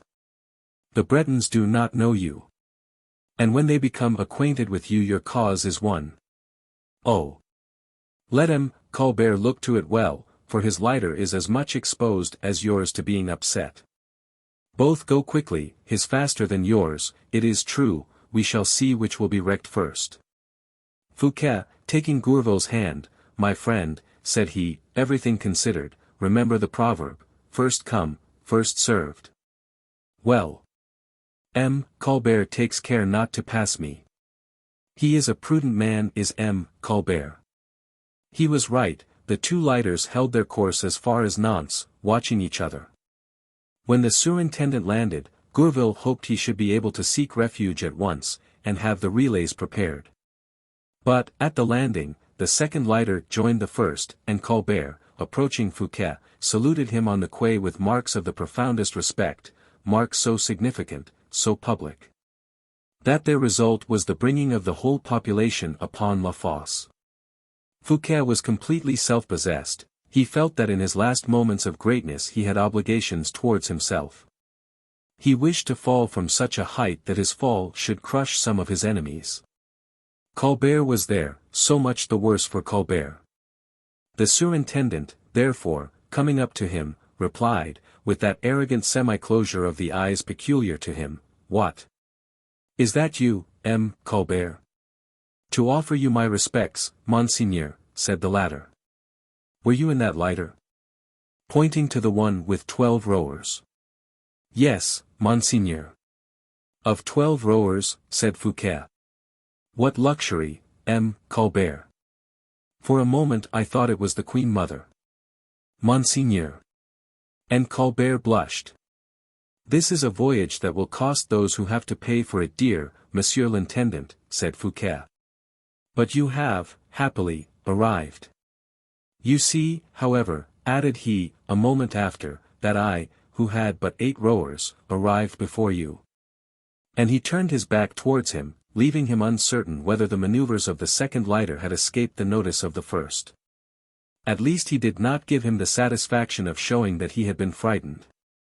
Colbert, so annoyingly attacked, did not give way. I have not been quick, Monseigneur, he replied, because I followed your example whenever you stopped. And why did you do that, Monsieur Colbert? Cried Fouquet, irritated by the base audacity. As you had a superior crew to mine, why did you not either join me or pass me? Out of respect, said the intendant, bowing to the ground. Fouquet got into a carriage which the city had sent to him, we know not why or how, and he repaired to La Maison de Nantes, escorted by a vast crowd of people, who for several days had been agog with expectation of a convocation of the States. Scarcely was he installed when Gourville went out to order horses on the route to Poitiers and Vannes, and a boat at Paimboeuf. He performed these various operations with so much mystery, activity, and generosity, that never was Fouquet, then laboring under an attack of fever, more nearly saved. Except for the counteraction of that immense disturber of human projects, chance. A report was spread during the night, that the king was coming in great haste on post horses, and would arrive in 10 or 12 hours at the latest. The people, while waiting for the king, were greatly rejoiced to see the Musketeers, newly arrived, with Monsieur d'Artagnan, their captain, and quartered in the castle, of which they occupied all the posts, in quality of guard of honor. D'Artagnan, who was very polite, presented himself, about 10 o'clock, at the lodgings of the surintendant to pay his respectful compliments. And although the minister suffered from fever, although he was in such pain as to be bathed in sweat, he would receive D'Artagnan, who was delighted with that honor, as will be seen by the conversation they had together. 245. Friendly advice. Fouquet had gone to bed, like a man who clings to life, and wishes to economize, as much as possible, that slender tissue of existence, of which the shocks and frictions of this world so quickly wear out the tenuity. D'Artagnan appeared at the door of this chamber, and was saluted by the superintendent with a very affable, good day. Bonjour. Monseigneur, replied the musketeer. How did you get through the journey? Tolerably well, thank you. And the fever? But poorly. I drink, as you perceive. I am scarcely arrived, and I have already levied a contribution of tisane upon Nantes. You should sleep first, Monseigneur. Corbleu. My dear Monsieur d'Artagnan, I should be very glad to sleep. Who hinders you? Why, you in the first place. I. Oh, Monseigneur. No doubt you do. Is it at Nantes as at Paris? Do you not come in the king's name? For heaven's sake, Monseigneur, replied the captain, leave the king alone. The day on which I shall come on the part of the king, for the purpose you mean, take my word for it, I will not leave you long in doubt. You will see me place my hand on my sword, according to the ordonnance, and you will hear my say at once, in ceremonial voice, Monseigneur, in the name of the king, I arrest you. You promise me that frankness, said the superintendent. Upon my honor. But we have not come to that, believe me. What makes you think that, D'Artagnan? For my part, I think quite the contrary. I have heard speak of nothing of the kind, replied D'Artagnan. Said Fouquet. Indeed, no. You are an agreeable man, in spite of your fever. The king cannot help loving you, at the bottom of his heart. Fouquet's expression implied doubt. But Colbert, said he, does Colbert love me as much as you say? I am not speaking of Colbert, replied D'Artagnan. He is an exceptional man. He does not love you, so much is very possible, but, Mordioux. The squirrel can guard himself against the adder with very little trouble. Do you know that you are speaking to me quite as a friend, replied Fouquet, and that, upon my life. I have never met with a man of your intelligence, and heart. You are pleased to say so, replied D'Artagnan. Why did you wait till today to pay me such a compliment? Blind that we are, murmured Fouquet. Your voice is getting hoarse, said D'Artagnan, drink, Monseigneur, drink. And he offered him a cup of tisane, with the most friendly cordiality. Fouquet took it, and thanked him by a gentle smile. Such things only happen to me, said the musketeer. I have passed 10 years under your very beard, while you were rolling about tons of gold. You were clearing an annual pension of 4 millions, you never observed me. And you find out there is such a person in the world, just at the moment I am about to fall, interrupted Fouquet. That is true, my dear Monsieur d'Artagnan. I did not say so. But you thought so, and that is the same thing. Well. If I fall, take my word as truth, I shall not pass a single day without saying to myself, as I strike my brow, fool. Fool, stupid mortal. You had a Monsieur d'Artagnan under your eye and hand, and you did not employ him, you did not enrich him. You overwhelm me, said the captain. I esteem you greatly. There exists another man, then, who does not think as Colbert thinks, said the superintendent. How this Colbert looms up in your imagination. He is worse than fever. Oh. I have good cause, said Fouquet. Judge for yourself. And he related the details of the course of the lighters, and the hypocritical persecution of Colbert. Is not this a clear sign of my ruin? D'Artagnan became very serious. That is true, he said. Yes, it has an unsavory odor, as de Treville used to say. And he fixed on Fouquet his intelligent and significant look. Am I not clearly designated in that, Captain? Is not the king bringing me to Nantes to get me away from Paris, where I have so many creatures, and to possess himself of Belle-Île? Where d'Herblay is, added D'Artagnan. Fouquet raised his head. As for me, Monseigneur, continued D'Artagnan, I can assure you the king has said nothing to me against you. Indeed. The king commanded me to set out for Nantes, it is true, and to say nothing about it to M. de Gesvres. My friend. To M. de Gesvres, yes, Monseigneur, continued the musketeer, whose eyes did not cease to speak a language different from the language of his lips. The king, moreover, commanded me to take a brigade of musketeers, which is apparently superfluous, as the country is quite quiet. A brigade, said Fouquet, raising himself upon his elbow. 96 horsemen, yes, Monseigneur. The same number as were employed in arresting M. de Chalais, de Cinq-Mars, and Montmorency. Fouquet pricked up his ears at these words, pronounced without apparent value. And what else, said he. Oh. Nothing but insignificant orders. Such as guarding the castle, guarding every lodging, allowing none of M. de Gesvres's guards to occupy a single post. And as to myself, cried Fouquet, what orders had you? As to you, Monseigneur, not the smallest word. Monsieur d'Artagnan, my safety, my honor, perhaps my life are at stake. You would not deceive me. I, to what end? Are you threatened? Only there really is an order with respect to carriages and boats. An order? Yes, but it cannot concern you, a simple measure of police. What is it, Captain, what is it? To forbid all horses or boats to leave Nantes, without a pass, signed by the king. Great God! But... D'Artagnan began to laugh. All that is not to be put into execution before the arrival of the king at Nantes.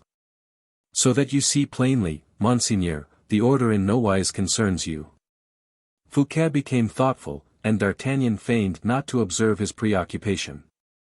It is evident, by my thus confiding to you the orders which have been given to me, that I am friendly towards you, and that I am trying to prove to you that none of them are directed against you. Without doubt, said Fouquet, still absent. Let us recapitulate, said the captain, his glance beaming with earnestness. A special guard about the castle, in which your lodging is to be, is it not? Do you know the castle? Ah! Monseigneur, a regular prison. The absence of M. de Gesvres, who has the honor of being one of your friends. The closing of the gates of the city, and of the river without a pass, but, only when the king shall have arrived. Please to observe, Monsieur Fouquet, that if, instead of speaking to a man like you, who are one of the first in the kingdom, I were speaking to a troubled, uneasy conscience, I should compromise myself forever. What a fine opportunity for anyone who wished to be free. No police, no guards, no orders, the water free, the roads free, Monsieur d'Artagnan obliged to lend his horses, if required. All this ought to reassure you, Monsieur Fouquet, for the king would not have left me thus independent, if he had any sinister designs. In truth, Monsieur Fouquet, ask me whatever you like, I am at your service. And, in return, if you will consent to do it, do me a service, that of giving my compliments to Aramis and Porthos, in case you embark for Belle-Île. As you have a right to do without changing your dress, immediately, in your robe de chambre, just as you are. Saying these words, and with a profound bow, the musketeer, whose looks had lost none of their intelligent kindness, left the apartment. He had not reached the steps of the vestibule, when Fouquet, quite beside himself, hung to the bell rope, and shouted, "My horses, my lighter." But nobody answered. The surintendant dressed himself with everything that came to hand. "Gourville, Gourville," cried he, while slipping his watch into his pocket. And the bell sounded again, whilst Fouquet repeated, "Gourville, Gourville." Gourville at length appeared, breathless and pale. "Let us be gone. Let us be gone," cried Fouquet, as soon as he saw him. "It is too late," said the surintendant's poor friend. "Too late, why? Listen." And they heard the sounds of trumpets and drums in front of the castle. "What does that mean, Gourville?" "It means the king is come, Monseigneur." "The king? The king, who has ridden double stages, who has killed horses, and who is 8 hours in advance of all our calculations. We are lost, murmured Fouquet. Brave D'Artagnan, all is over, thou hast spoken to me too late. The king, in fact, was entering the city, which soon resounded with the cannon from the ramparts, and from a vessel which replied from the lower parts of the river. Fouquet's brow darkened. He called his valets to chamber and dressed in ceremonial costume. From his window, behind the curtains, he could see the eagerness of the people, and the movement of a large troop, which had followed the prince. The king was conducted to the castle with great pomp, and Fouquet saw him dismount under the portcullis, and say something in the ear of D'Artagnan, who held his stirrup. D'Artagnan, when the king had passed under the arch, directed his steps towards the house Fouquet was in. But so slowly, and stopping so frequently to speak to his musketeers, drawn up like a hedge, that it might be said he was counting the seconds, or the steps, before accomplishing his object. Fouquet opened the window to speak to him in the court. "Ah," cried D'Artagnan, on perceiving him, "are you still there, Monseigneur?" And that word still completed the proof to Fouquet of how much information and how many useful counsels were contained in the first visit the musketeer had paid him. The surintendant sighed deeply. "Good heavens!" "Yes, monsieur," replied he. "The arrival of the king has interrupted me in the projects I had formed." "Oh, then you know that the king has arrived?" "Yes, monsieur, I have seen him." "And this time you come from him?" "To inquire after you, monseigneur, and, if your health is not too bad, to beg you to have the kindness to repair to the castle." "Directly, Monsieur d'Artagnan, directly." "Ah, Mordioux," said the captain, "now the king is come, there is no more walking for anybody, no more free will. The password governs all now, you as much as me as much as you." Fouquet heaved a last sigh, climbed with difficulty into his carriage, so great was his weakness, and went to the castle, escorted by D'Artagnan, whose politeness was not less terrifying this time than it had just before been consoling and cheerful. 246. How the king, Louis XIV, played his little part. As Fouquet was alighting from his carriage, to enter the castle of Nantes, a man of mean appearance went up to him with marks of the greatest respect, and gave him a letter. D'Artagnan endeavored to prevent this man from speaking to Fouquet, and pushed him away, but the message had been given to the surintendant. Fouquet opened the letter and read it, and instantly a vague terror, which D'Artagnan did not fail to penetrate, was painted on the countenance of the first minister. Fouquet put the paper into the portfolio which he had under his arm, and passed on towards the king's apartments. D'Artagnan, through the small windows made at every landing of the dungeon stairs, saw, as he went up behind Fouquet, the man who had delivered the note. Looking round him on the place and making signs to several persons, who disappeared in the adjacent streets, after having themselves repeated the signals. Fouquet was made to wait for a moment on the terrace of which we have spoken, a terrace which abutted on the little corridor, at the end of which the cabinet of the king was located. Here D'Artagnan passed on before the surintendant, whom, till that time, he had respectfully accompanied, and entered the royal cabinet. "Well?" asked Louis XIV, who, on perceiving him, threw on to the table covered with papers a large green cloth. "The order is executed, sire." "And Fouquet?" "Monsieur le surintendant follows me," said D'Artagnan. "In 10 minutes let him be introduced," said the king, dismissing D'Artagnan again with a gesture. The latter retired, but had scarcely reached the corridor at the extremity of which Fouquet was waiting for him, when he was recalled by the king's bell. "Did he not appear astonished?" asked the king. "Who, sire?" "Fouquet," replied the king, without saying monsieur, a peculiarity which confirmed the captain of the musketeers in his suspicions. "No, sire," replied he. "That's well." And a second time Louis dismissed D'Artagnan. Fouquet had not quitted the terrace where he had been left by his guide. He reperused his note, conceived thus: "Something is being contrived against you.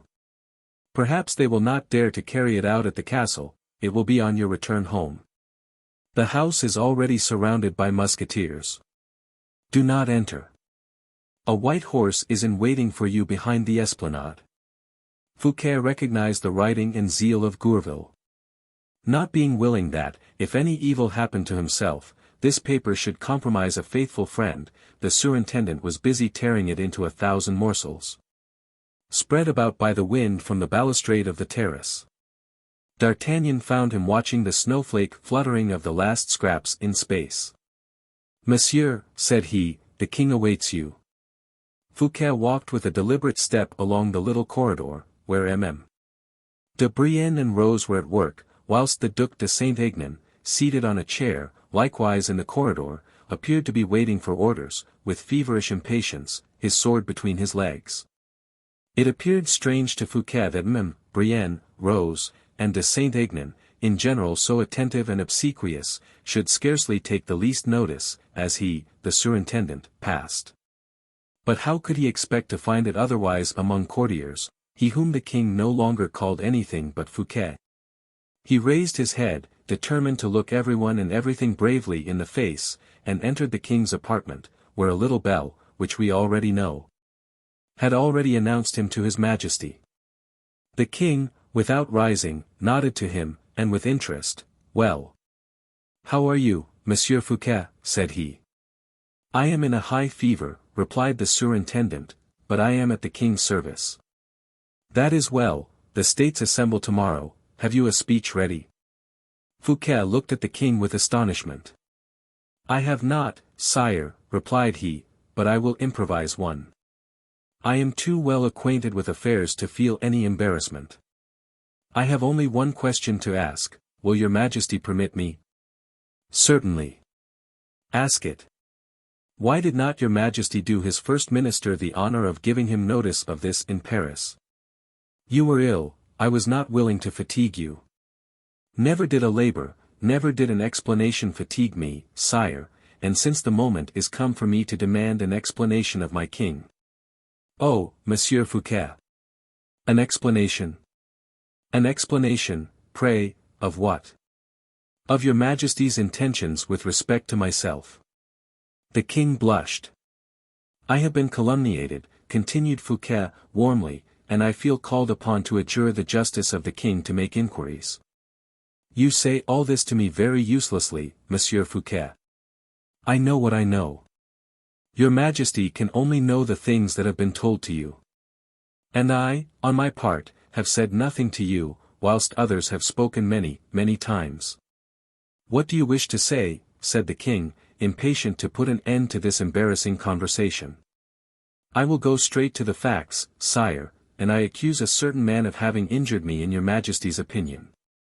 "Nobody has injured you, Monsieur Fouquet." "That reply proves to me, sire, that I am right." "Monsieur Fouquet, I do not like people to be accused." "Not when one is accused. We have already spoken too much about this affair. Your majesty will not allow me to justify myself." "I repeat that I do not accuse you." Fouquet, with a half bow, made a step backward. "It is certain," thought he, "that he has made up his mind. He alone who cannot go back can show such obstinacy. Not to see the danger now would be to be blind indeed, not to shun it would be stupid." He resumed aloud, "Did your majesty send for me on business?" "No, Monsieur Fouquet, but for some advice I wish to give you." "I respectfully await it, sire." "Rest yourself, Monsieur Fouquet, do not throw away your strength. The session of the States will be short, and when my secretaries shall have closed it, I do not wish business to be talked of in France for a fortnight. Has the king nothing to say to me on the subject of this Assembly of the States?" "No, Monsieur Fouquet. Not to me, the surintendant of the finances." "Rest yourself, I beg you. That is all I have to say to you." Fouquet bit his lips and hung his head. He was evidently busy with some uneasy thought. This uneasiness struck the king. "Are you angry at having to rest yourself, M. Fouquet?" said he. "Yes, sire, I am not accustomed to take rest." "But you are ill, you must take care of yourself. Your majesty spoke just now of a speech to be pronounced tomorrow." His Majesty made no reply. This unexpected stroke embarrassed him. Fouquet felt the weight of this hesitation. He thought he could read danger in the eyes of the young prince, which fear would but precipitate. If I appear frightened, I am lost, thought he. The king, on his part, was only uneasy at the alarm of Fouquet. Has he a suspicion of anything? Murmured he. If his first word is severe, again thought Fouquet. If he becomes angry, or feigns to be angry for the sake of a pretext, how shall I extricate myself? Let us smooth the declivity a little. Gourville was right. Sire, said he, suddenly, since the goodness of the king watches over my health to the point of dispensing with my labor, may I not be allowed to be absent from the council of tomorrow? I could pass the day in bed, and will entreat the king to grant me his physician, that we may endeavor to find a remedy against this fearful fever. So be it, Monsieur Fouquet, it shall be as you desire. You shall have a holiday tomorrow, you shall have the physician, and shall be restored to health. Thanks, said Fouquet, bowing. Then, opening his game, shall I not have the happiness of conducting your Majesty to my residence of Belle-Île? And he looked Louis full in the face, to judge of the effect of such a proposal. The king blushed again. Do you know, replied he, endeavoring to smile, that you have just said, my residence of Belle-Île? Yes, sire. Well. Do you not remember, continued the king in the same cheerful tone, that you gave me Belle-Île? That is true again, sire. Only, as you have not taken it, you will doubtless come with me and take possession of it. I mean to do so. That was, besides, your Majesty's intention as well as mine. And I cannot express to your Majesty how happy and proud I have been to see all the king's regiments from Paris to help take possession. The king stammered out that he did not bring the Musketeers for that alone. Oh, I am convinced of that, said Fouquet, warmly. Your Majesty knows very well that you have nothing to do but to come alone with a cane in your hand, to bring to the ground all the fortifications of Belle-Île. Peste, cried the king. I do not wish those fine fortifications, which cost so much to build, to fall at all. No, let them stand against the Dutch and English. You would not guess what I want to see at Belle-Île, Monsieur Fouquet. It is the pretty peasants and women of the lands on the seashore, who dance so well, and are so seducing with their scarlet petticoats. I have heard great boast of your pretty tenants, Monsieur le Surintendant. Well, let me have a sight of them. Whenever your Majesty pleases. Have you any means of transport? It shall be tomorrow, if you like. The Surintendant felt this stroke, which was not adroit, and replied, No, sire, I was ignorant of your Majesty's wish. Above all, I was ignorant of your haste to see Belle-Île, and I am prepared with nothing. You have a boat of your own, nevertheless. I have 5, but they are all in port, or at Paimboeuf. And to join them, or bring them hither, would require at least 24 hours. Have I any occasion to send a courier? Must I do so? Wait a little, put an end to the fever, wait till tomorrow. That is true. Who knows but that by tomorrow we may not have 100 other ideas, replied Fouquet, now perfectly convinced and very pale. The king started, and stretched his hand out towards his little bell, but Fouquet prevented his ringing. Sire, said he, I have an ague, I am trembling with cold. If I remain a moment longer, I shall most likely faint. I request your Majesty's permission to go and fling myself beneath the bedclothes. Indeed, you are in a shiver, it is painful to behold. Come, Monsieur Fouquet, begone. I will send to inquire after you. Your Majesty overwhelms me with kindness. In an hour I shall be better. I will call someone to reconduct you, said the king. As you please, sire, I would gladly take the arm of anyone. Monsieur d'Artagnan, cried the king, ringing his little bell. Oh, sire, interrupted Fouquet, laughing in such a manner as made the prince feel cold, would you give me the captain of your musketeers to take me to my lodgings?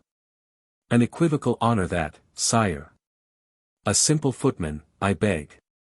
And why, M. Fouquet? M. D'Artagnan conducts me often, and extremely well. Yes, but when he conducts you, sire, it is to obey you, whilst me. Go on. If I am obliged to return home supported by the leader of the Musketeers, it would be everywhere said you had had me arrested. Arrested. Replied the king, who became paler than Fouquet himself, arrested. Oh. And why should they not say so, continued Fouquet, still laughing. And I would lay a wager there would be people found wicked enough to laugh at it. This sally disconcerted the monarch. Fouquet was skilful enough, or fortunate enough, to make Louis XIV recoil before the appearance of the deed he meditated.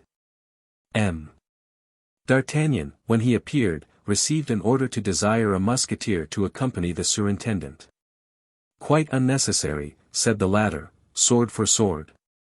I prefer Gourville, who is waiting for me below. But that will not prevent me enjoying the society of D'Artagnan. I am glad he will see Belle-Île, he is so good a judge of fortifications. D'Artagnan bowed, without at all comprehending what was going on. Fouquet bowed again and left the apartment, affecting all the slowness of a man who walks with difficulty. When once out of the castle, I am saved, said he. Oh. Yes, disloyal king, you shall see Belle-Île, but it shall be when I am no longer there. He disappeared, leaving D'Artagnan with the king. Captain, said the king, you will follow Fouquet at the distance of 100 paces. Yes, sire. He is going to his lodgings again. You will go with him. Yes, sire. You will arrest him in my name, and will shut him up in a carriage. In a carriage. Well, sire. In such a fashion that he may not, on the road, either converse with anyone or throw notes to people he may meet. That will be rather difficult, sire. Not at all.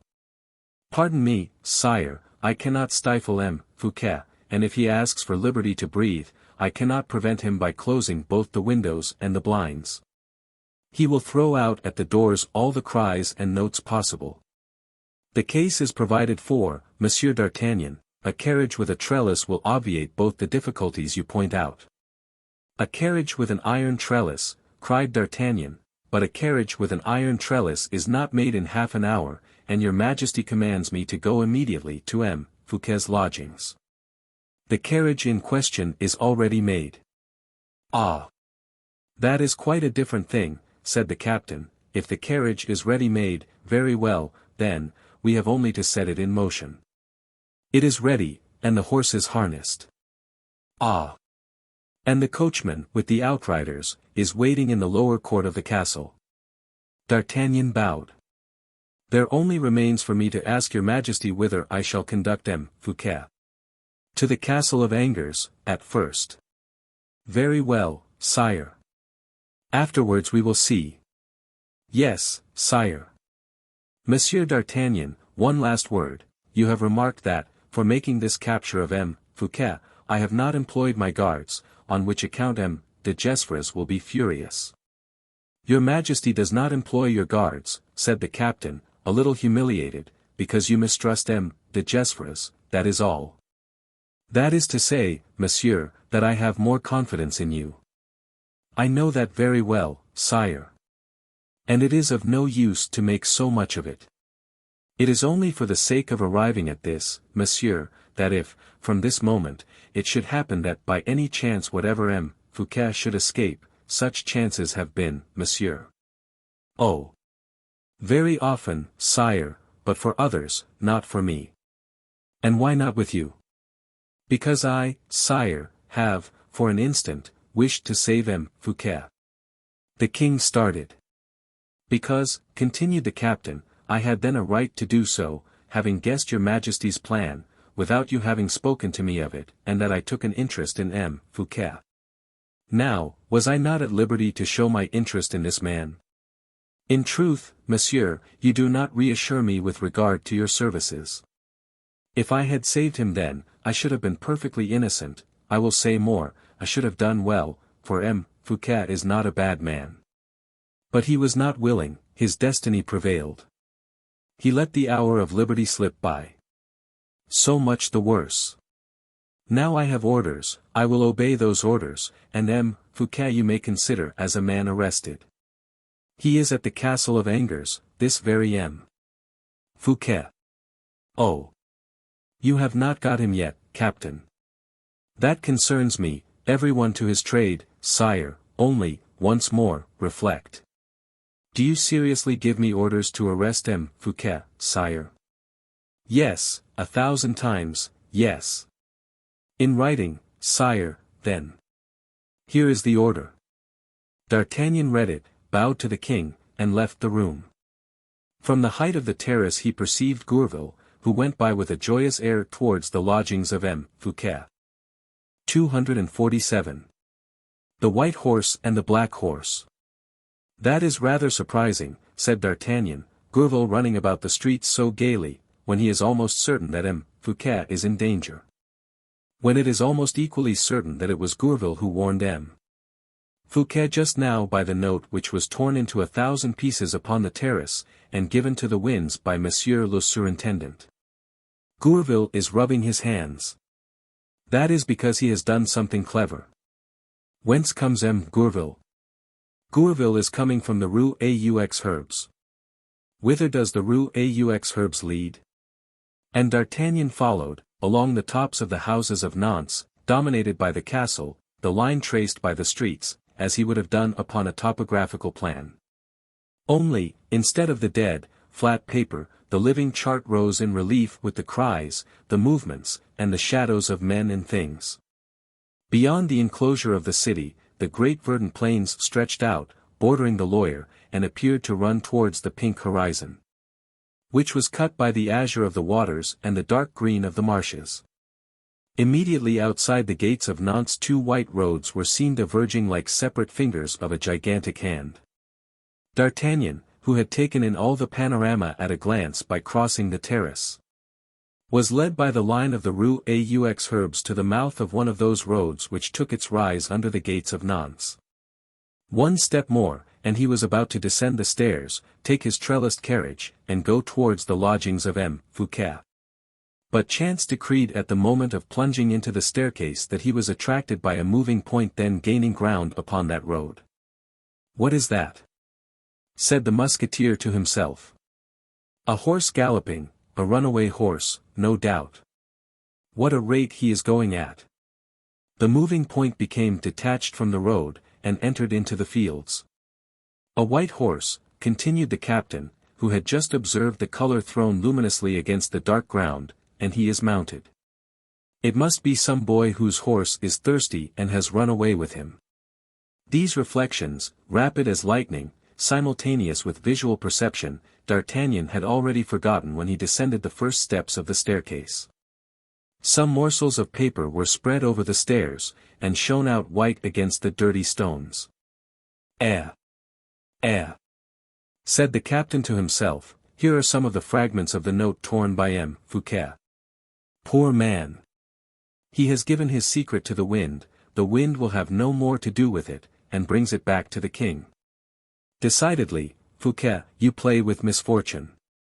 The game is not a fair one, fortune is against you. The star of Louis XIV obscures yours, the adder is stronger and more cunning than the squirrel. D'Artagnan picked up one of these morsels of paper as he descended. Gourville's pretty little hand, cried he, whilst examining one of the fragments of the note, I was not mistaken. And he read the word horse. Stop, said he, and he examined another, upon which there was not a letter traced. Upon a third he read the word white. White horse, repeated he, like a child that is spelling. Ah, Mordioux, cried the suspicious spirit, a white horse. And, like that grain of powder which, burning, dilates into 10,000 times its volume, D'Artagnan, enlightened by ideas and suspicions, rapidly reascended the stairs towards the terrace. The white horse was still galloping in the direction of the Loire, at the extremity of which, melting into the vapors of the water, a little sail appeared, wave-balanced like a water butterfly. Oh! Cried the musketeer, only a man who wants to fly would go at that pace across ploughed lands, there is but one Fouquet, a financier, to ride thus in open day upon a white horse. There is no one but the Lord of Belle-Isle who would make his escape towards the sea, while there are such thick forests on land, and there is but one D'Artagnan in the world to catch him. Fouquet, who has half an hour's start, and who will have gained his boat within an hour." This being said, the musketeer gave orders that the carriage with the iron trellis should be taken immediately to a thicket situated just outside the city. He selected his best horse, jumped upon his back, galloped along the Rue aux Herbes, taking, not the road Fouquet had taken, but the bank itself of the lawyer. Certain that he should gain 10 minutes upon the total distance, and, at the intersection of the two lines, come up with the fugitive, who could have no suspicion of being pursued in that direction. In the rapidity of the pursuit, and with the impatience of the avenger, animating himself as in war, D'Artagnan, so mild, so kind towards Fouquet, was surprised to find himself become ferocious, almost sanguinary. For a long time he galloped without catching sight of the white horse. His rage assumed fury, he doubted himself, he suspected that Fouquet had buried himself in some subterranean road, or that he had changed the white horse for one of those famous black ones. As swift as the wind, which D'Artagnan, at Saint-Mandé, had so frequently admired and envied for their vigor and their fleetness. At such moments, when the wind cut his eyes so as to make the tears spring from them, when the saddle had become burning hot, when the galled and spurred horse reared with pain, and threw behind him a shower of dust and stones, D'Artagnan, raising himself in his stirrups, and seeing nothing on the waters, nothing beneath the trees, looked up into the air like a madman. He was losing his senses. In the paroxysms of eagerness he dreamt of aerial ways, the discovery of following century. He called to his mind Daedalus and the vast wings that had saved him from the prisons of Crete. A hoarse sigh broke from his lips, as he repeated, devoured by the fear of ridicule, I. Duped by a Gourville. They will say that I am growing old, they will say I have received 1,000,000 to allow Fouquet to escape. And he again dug his spurs into the sides of his horse, he had ridden astonishingly fast. Suddenly, at the extremity of some open pasture ground, behind the hedges, he saw a white form which showed itself, disappeared, and at last remained distinctly visible against the rising ground. D'Artagnan's heart leaped with joy. He wiped the streaming sweat from his brow, relaxed the tension of his knees, by which the horse breathed more freely, and, gathering up his reins, moderated the speed of the vigorous animal. His active accomplice on this manhunt. He had then time to study the direction of the road, and his position with regard to Fouquet. The superintendent had completely winded his horse by crossing the soft ground. He felt the necessity of gaining a firmer footing, and turned towards the road by the shortest secant line. D'Artagnan, on his part, had nothing to do but to ride straight on, concealed by the sloping shore, so that he would cut his quarry off the road when he came up with him. Then the real race would begin, then the struggle would be in earnest. D'Artagnan gave his horse good breathing time. He observed that the superintendent had relaxed into a trot, which was to say, he, too, was favoring his horse. But both of them were too much pressed for time to allow them to continue long at that pace. The white horse sprang off like an arrow the moment his feet touched firm ground. D'Artagnan dropped his head, and his black horse broke into a gallop. Both followed the same route, the quadruple echoes of this new racecourse were confounded. Fouquet had not yet perceived D'Artagnan. But on issuing from the slope, a single echo struck the air, it was that of the steps of D'Artagnan's horse, which rolled along like thunder. Fouquet turned round, and saw behind him, within 100 paces, his enemy bent over the neck of his horse. There could be no doubt, the shining baldric, the red cassock, it was a musketeer. Fouquet slackened his hand likewise, and the white horse placed 20 feet more between his adversary and himself. Oh, but, thought D'Artagnan, becoming very anxious, that is not a common horse M. Fouquet is upon, let us see. And he attentively examined with his infallible eye the shape and capabilities of the courser. Round full quarters, a thin long tail, large hocks, thin legs, as dry as bars of steel, hoofs hard as marble. He spurred his own, but the distance between the two remained the same. D'Artagnan listened attentively, not a breath of the horse reached him, and yet he seemed to cut the air. The black horse, on the contrary, began to puff like any blacksmith's bellows. I must overtake him, if I kill my horse, thought the musketeer, and he began to saw the mouth of the poor animal, whilst he buried the rowels of his merciless spurs into his sides. The maddened horse gained 20 toises, and came up within pistol shot of Fouquet. "Courage," said the musketeer to himself, "courage. The white horse will perhaps grow weaker, and if the horse does not fall, the master must pull up at last." But horse and rider remained upright together, gaining ground by difficult degrees. D'Artagnan uttered a wild cry, which made Fouquet turn round, and added speed to the white horse. "A famous horse!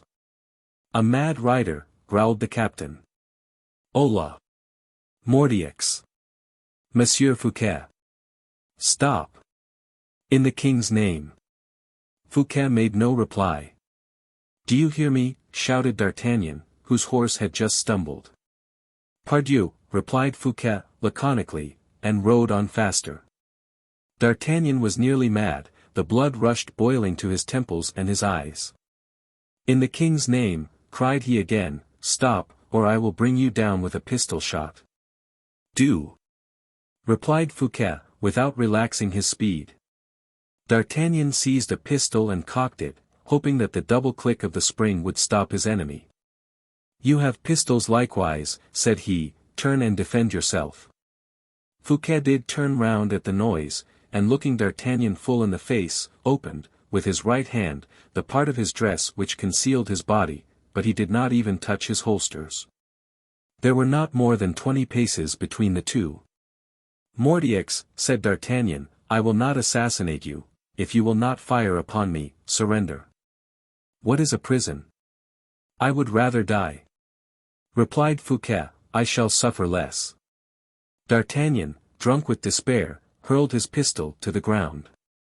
"I will take you alive," said he.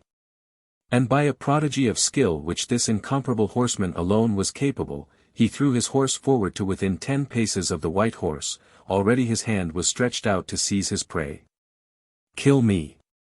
Kill me!" cried Fouquet, "'twould be more humane." "No! Alive, alive," murmured the captain. At this moment his horse made a false step for the second time, and Fouquet's again took the lead. It was an unheard-of spectacle, this race between two horses which now only kept alive by the will of their riders. It might be said that D'Artagnan rode, carrying his horse along between his knees. To the furious gallop had succeeded the fast trot, and that had sunk to what might be scarcely called a trot at all. But the chase appeared equally warm in the two fatigued athletes. D'Artagnan, quite in despair, seized his second pistol, and cocked it. "At your horse." "Not at you," cried he to Fouquet. And he fired. The animal was hit in the quarters, he made a furious bound, and plunged forward. At that moment D'Artagnan's horse fell dead. "I am dishonored," thought the musketeer, "I am a miserable wretch. For pity's sake, Fouquet, throw me one of your pistols, that I may blow out my brains." But Fouquet rode away. "For mercy's sake! For mercy's sake!" cried D'Artagnan. "That which you will not do at this moment, I myself will do within an hour, but here, upon this road, I should die bravely, I should die esteemed, do me that service, Fouquet." Fouquet made no reply, but continued to trot on. D'Artagnan began to run after his enemy. Successively he threw away his hat, his coat, which embarrassed him, and then the sheath of his sword, which got between his legs as he was running. The sword in his hand itself became too heavy, and he threw it after the sheath. The white horse began to rattle in its throat, D'Artagnan gained upon him. From a trot the exhausted animal sunk to a staggering walk, the foam from his mouth was mixed with blood. D'Artagnan made a desperate effort, sprang towards Fouquet, and seized him by the leg, saying in a broken, breathless voice, "I arrest you in the king's name. Blow my brains out, if you like. We have both done our duty." Fouquet hurled far from him, into the river, the two pistols D'Artagnan might have seized, and dismounting from his horse, "I am your prisoner, monsieur," said he. "Will you take my arm, for I see you are ready to faint?" "Thanks," murmured D'Artagnan, who, in fact, felt the earth sliding from under his feet, and the light of day turning to blackness around him. Then he rolled upon the sand, without breath or strength. Fouquet hastened to the brink of the river, dipped some water in his hat, with which he bathed the temples of the musketeer, and introduced a few drops between his lips. D'Artagnan raised himself with difficulty, and looked about him with a wandering eye. He beheld Fouquet on his knees, with his wet hat in his hand, smiling upon him with ineffable sweetness. "You are not off, then?" cried he. "Oh, monsieur!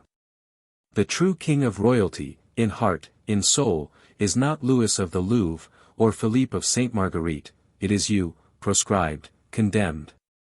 I, who this day am ruined by a single error, am D'Artagnan. What, in the name of heaven, is that? I should have had you for a friend.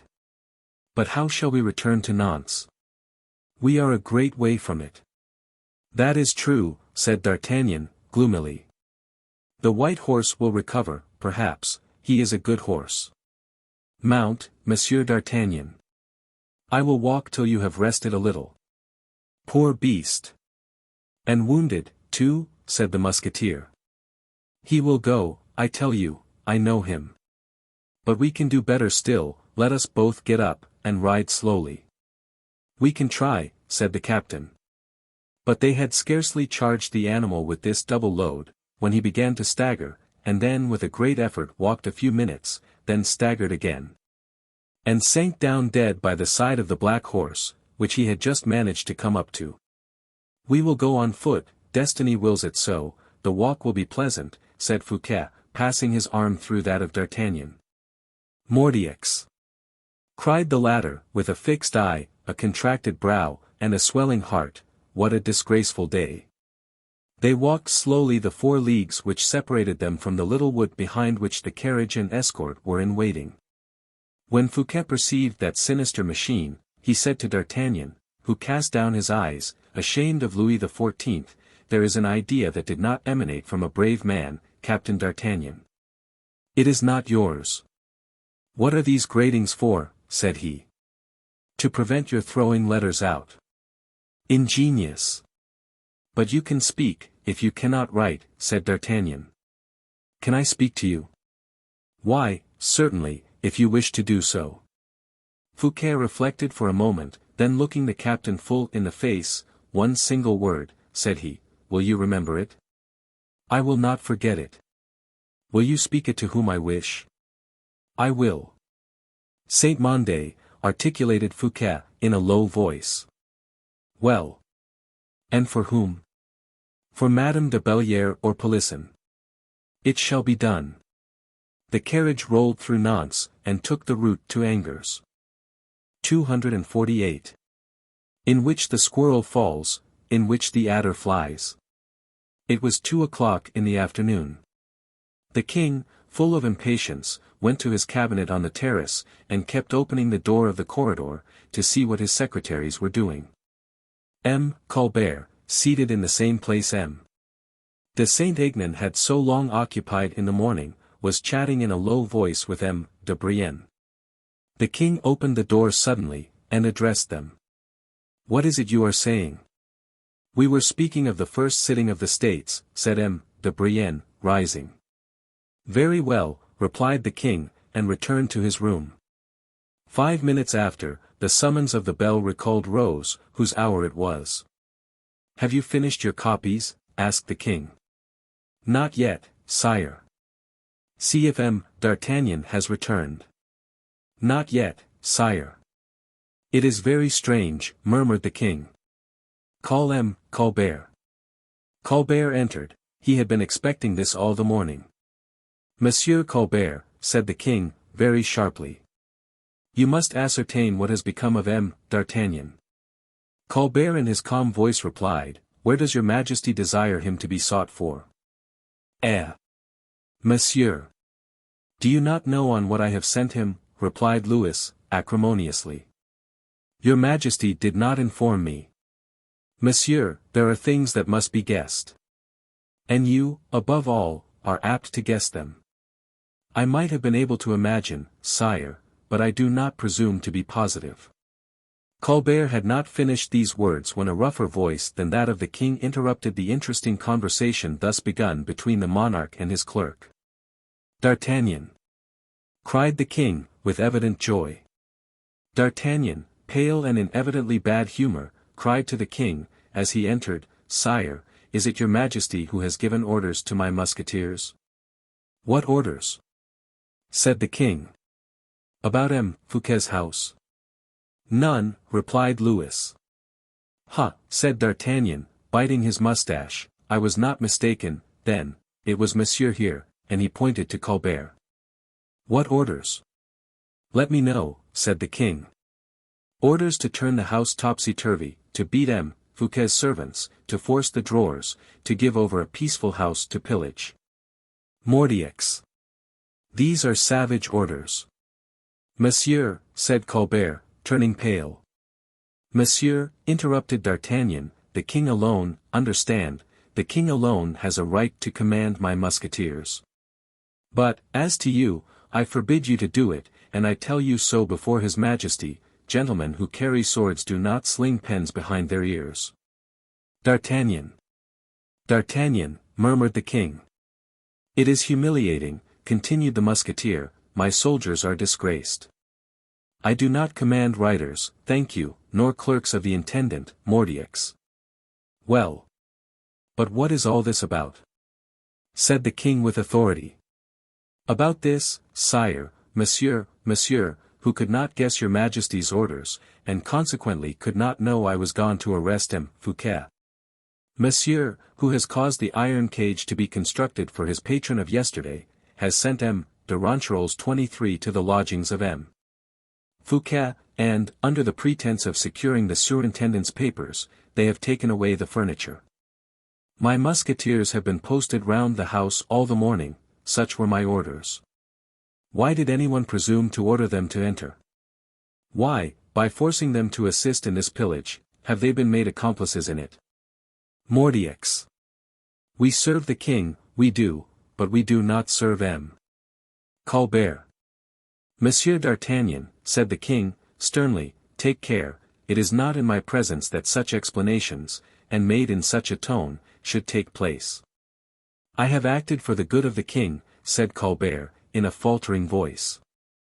It is hard to be so treated by one of your majesty's officers, and that without redress, on account of the respect I owe the king. The respect you owe the king, cried D'Artagnan, his eyes flashing fire, consists, in the first place, in making his authority respected, and his person beloved. Every agent of a power without control represents that power, and when people curse the hand which strikes them, it is the royal hand that God reproaches, do you hear? Must a soldier, hardened by 40 years of wounds and blood, give you this lesson, monsieur? Must mercy be on my side, and ferocity on yours? You have caused the innocent to be arrested, bound, and imprisoned. Accomplices, perhaps, of M. Fouquet, said Colbert. Who told you M. Fouquet had accomplices, or even that he was guilty? The king alone knows that, his justice is not blind. When he says, arrest and imprison such and such a man, he is obeyed. Do not talk to me, then, any more of the respect you owe the king, and be careful of your words, that they may not chance to convey the slightest menace. For the king will not allow those to be threatened who do him service by others who do him disservice, and if in case I should have, which God forbid, a master so ungrateful, I would make myself respected. Thus saying, D'Artagnan took his station haughtily in the king's cabinet, his eyes flashing, his hand on his sword, his lips trembling, affecting much more anger than he really felt. Colbert, humiliated and devoured with rage, bowed to the king as if to ask his permission to leave the room. The king, thwarted alike in pride and in curiosity, knew not which part to take. D'Artagnan saw him hesitate. To remain longer would have been a mistake, it was necessary to score a triumph over Colbert, and the only method was to touch the king so near the quick. That his majesty would have no other means of extrication but choosing between the two antagonists. D'Artagnan bowed as Colbert had done.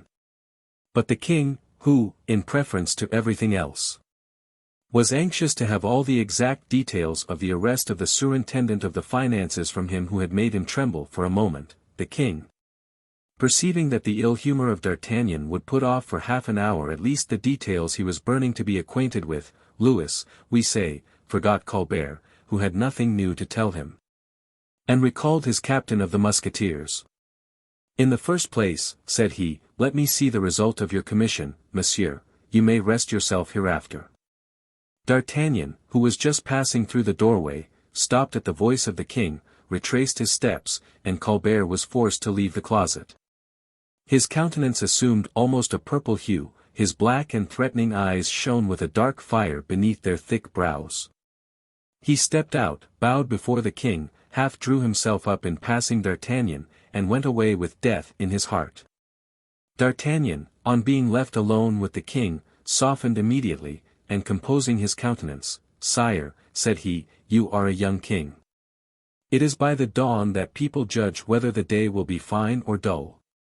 How, sire, will the people, whom the hand of God has placed under your law, argue of your reign, if between them and you, you allow angry and violent ministers to interpose their mischief? But let us speak of myself, sire, let us leave a discussion that may appear idle, and perhaps inconvenient to you.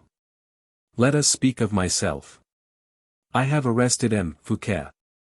"You took plenty of time about it," said the king, sharply. D'Artagnan looked at the king. "I perceive that I have expressed myself badly. I announced to your majesty that I had arrested Monsieur Fouquet." "You did, and what then?" "Well, I ought to have told your majesty that M. Fouquet had arrested me. That would have been more just. I re-established the truth, then, I have been arrested by M. Fouquet." It was now the turn of Louis XIV to be surprised. His Majesty was astonished in his turn. D'Artagnan, with his quick glance, appreciated what was passing in the heart of his master. He did not allow him time to put any questions. He related, with that poetry, that picturesqueness, which perhaps he alone possessed at that period, the escape of Fouquet, the pursuit, the furious race, and, lastly, the inimitable generosity of the surintendant, who might have fled 10 times over, who might have killed the adversary in the pursuit, but who had preferred imprisonment, perhaps worse, to the humiliation of one who wished to rob him of his liberty. In proportion as the tale advanced, the king became agitated, devouring the narrator's words, and drumming with his fingernails upon the table. "It results from all this, sire, in my eyes, at least, that the man who conducts himself thus is a gallant man, and cannot be an enemy to the king. That is my opinion, and I repeat it to your majesty. I know what the king will say to me, and I bow to it, reasons of state. So be it. To my ears that sounds highly respectable. But I am a soldier, and I have received my orders are executed, very unwillingly on my part, it is true, but they are executed. I say no more." "Where is M. Fouquet at this moment?" asked Louis, after a short silence. "M. Fouquet, sire," replied D'Artagnan, "is in the iron cage that M. Colbert had prepared for him, and is galloping as fast as 4 strong horses can drag him, towards Angers." "Why did you leave him on the road?" "Because your majesty did not tell me to go to Angers. The proof, the best proof of what I advance, is that the king desired me to be sought for but this minute. And then I had another reason." "What is that?" "Whilst I was with him, poor M. Fouquet would never attempt to escape." "Well," cried the king, astonished. "Your majesty ought to understand, and does understand, certainly, that my warmest wish is to know that M. Fouquet is at liberty. I have given him one of my brigadiers, the most stupid I could find among my musketeers, in order that the prisoner might have a chance of escaping." "Are you mad, Monsieur d'Artagnan?" cried the king, crossing his arms on his breast. "Do people utter such enormities, even when they have the misfortune to think them? Ah! Sire, you cannot expect that I should be an enemy to M. Fouquet, after what he has just done for you and me. No, no, if you desire that he should remain under your lock and bolt, never give him in charge to me. However closely wired might be the cage, the bird would, in the end, take wing. I am surprised, said the king, in his sternest tone, you did not follow the fortunes of the man M. Fouquet wished to place upon my throne. You had in him all you want, affection, gratitude. In my service, monsieur, you will only find a master. If M. Fouquet had not gone to seek you in the Bastille, sire, replied D'Artagnan, with a deeply impressive manner, one single man would have gone there.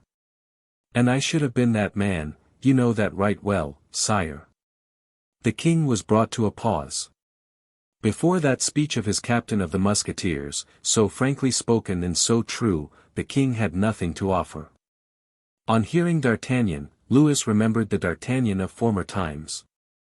Him who, at the Palais Royal, held himself concealed behind the curtains of his bed, when the people of Paris, led by Cardinal de Retz, came to assure themselves of the presence of the king. The D'Artagnan whom he saluted with his hand at the door of his carriage, when repairing to Notre Dame on his return to Paris, the soldier who had quitted his service at Blois. The lieutenant he had recalled to be beside his person when the death of Mazarin restored his power, the man he had always found loyal, courageous, devoted. Louis advanced towards the door and called Colbert. Colbert had not left the corridor where the secretaries were at work. He reappeared. Colbert, did you make a perquisition on the house of M. Fouquet? Yes, sire. What has it produced? M. de Ronquerolles, who was sent with your majesty's musketeers, has remitted me some papers, replied Colbert. I will look at them. Give me your hand. My hand, sire. Yes, that I may place it in that of M. D'Artagnan. In fact, M. D'Artagnan, added he, with a smile, turning towards the soldier, who, at sight of the clerk, had resumed his haughty attitude, you do not know this man, make his acquaintance. And he pointed to Colbert. He has been made but a moderately valuable servant in subaltern positions, but he will be a great man if I raise him to the foremost rank. Sire, stammered Colbert, confused with pleasure and fear. I always understood why, murmured D'Artagnan in the king's ear, he was jealous. Precisely, and his jealousy confined his wings. He will henceforward be a winged serpent, grumbled the musketeer, with a remnant of hatred against his recent adversary. But Colbert, approaching him, offered to his eyes a physiognomy so different from that which he had been accustomed to see him wear, he appeared so good, so mild, so easy. His eyes took the expression of an intelligence so noble, that D'Artagnan, a connoisseur in physiognomies, was moved, and almost changed in his convictions. Colbert pressed his hand. That which the king has just told you, monsieur, proves how well his majesty is acquainted with men. The inveterate opposition I have displayed, up to this day, against abuses and not against men, proves that I had it in view to prepare for my king a glorious reign, for my country a great blessing. I have many ideas, M. D'Artagnan. You will see them expand in the sun of public peace. And if I have not the good fortune to conquer the friendship of honest men, I am at least certain, monsieur, that I shall obtain their esteem. For their admiration, monsieur, I would give my life. This change, this sudden elevation, this mute approbation of the king, gave the musketeer matter for profound reflection. He bowed civilly to Colbert, who did not take his eyes off him. The king, when he saw they were reconciled, dismissed them. They left the room together. As soon as they were out of the cabinet, the new minister, stopping the captain, said, "Is it possible, M. D'Artagnan, that with such an eye as yours, you did not, at the first glance, at the first impression, discover what sort of man I am?" "Monsieur Colbert," replied the musketeer, "a ray of the sun in our eyes prevents us from seeing the most vivid flame. The man in power radiates, you know. And since you are there, why should you continue to persecute him who had just fallen into disgrace, and fallen from such a height?" "I, monsieur," said Colbert, "oh, monsieur. I would never persecute him. I wish to administer the finances and to administer them alone, because I am ambitious, and, above all, because I have the most entire confidence in my own merit. Because I know that all the gold of this country will ebb and flow beneath my eyes, and I love to look at the king's gold. Because, if I live 30 years, in 30 years not a denier of it will remain in my hands, because, with that gold, I will build granaries, castles, cities, and harbors. Because I will create a marine, I will equip navies that shall waft the name of France to the most distant people, because I will create libraries and academies. Because I will make France the first country in the world, and the wealthiest. These are the motives for my animosity against him, Fouquet, who prevented my acting. And then, when I shall be great and strong, when France is great and strong, in my turn, then, will I cry, mercy. Mercy, did you say? Then ask his liberty of the king. The king is only crushing him on your account. Colbert again raised his head. Monsieur, said he, you know that is not so, and that the king has his own personal animosity against M. Fouquet. It is not for me to teach you that. But the king will grow tired, he will forget. The king never forgets, M. D'Artagnan. Hark! The king calls. He is going to issue an order. I have not influenced him, have I? Listen. The king, in fact, was calling his secretaries. Monsieur d'Artagnan, said he.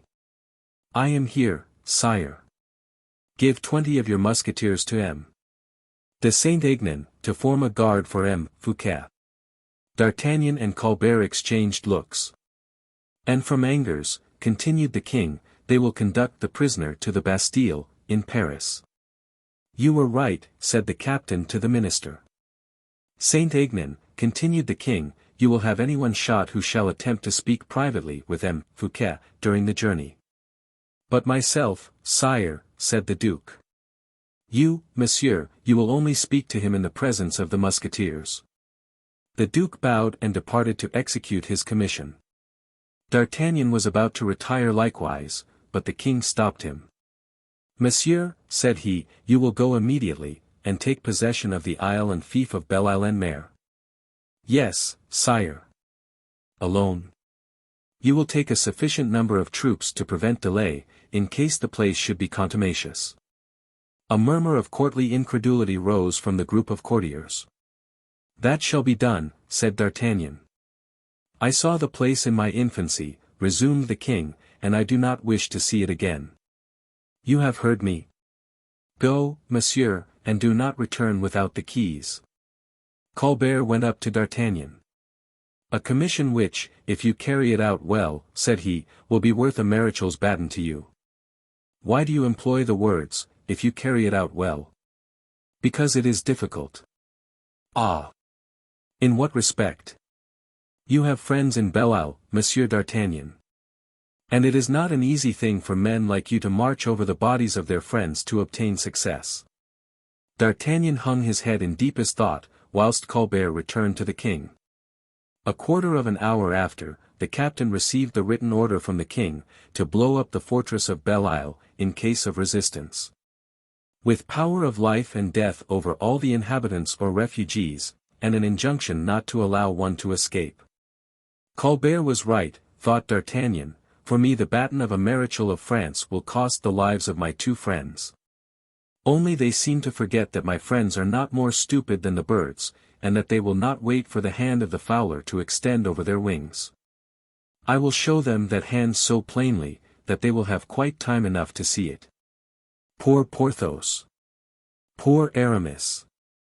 No, my fortune shall not cost your wings a feather.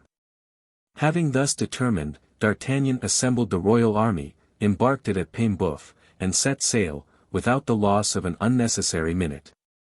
249. Belle-Île-en-Mer.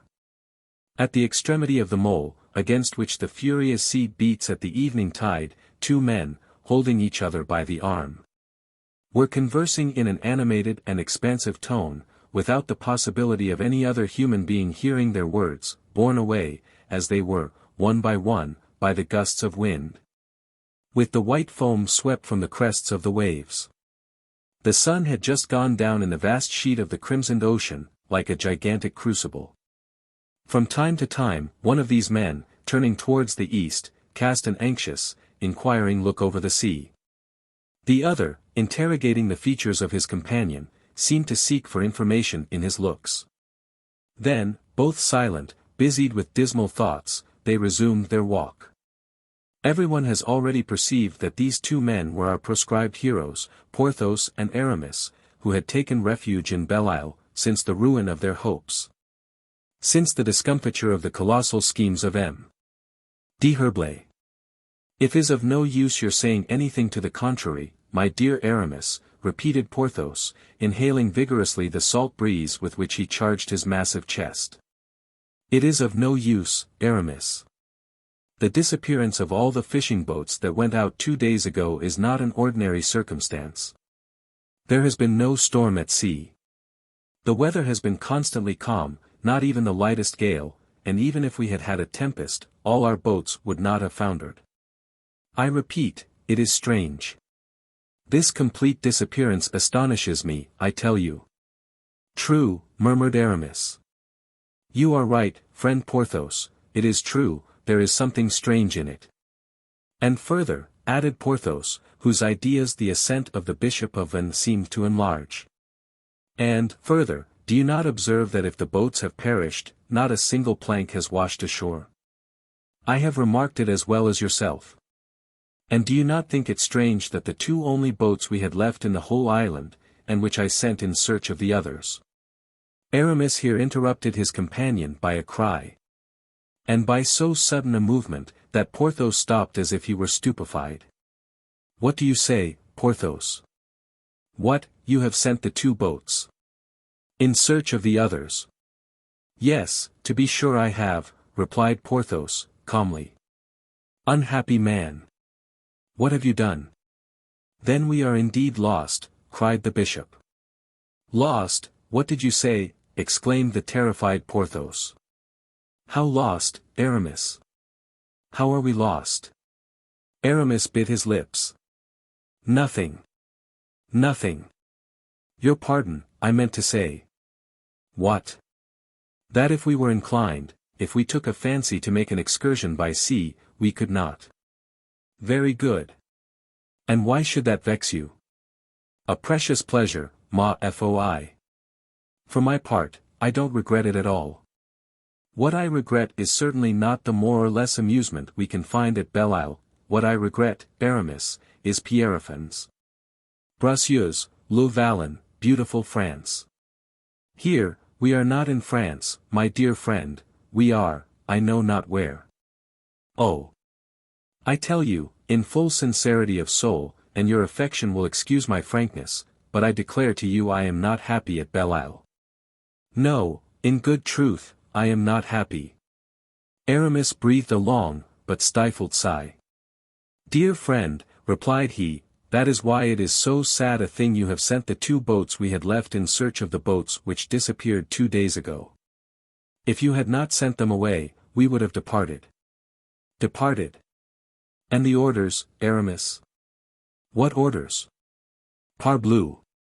Why, the orders you have been constantly, in and out of season, repeating to me, that we were to hold Belle-Isle against the usurper. You know very well. That is true, murmured Aramis again. You see, then, plainly, my friend, that we could not depart, and that the sending away of the boats in search of the others cannot prove prejudicial to us in the very least. Aramis was silent.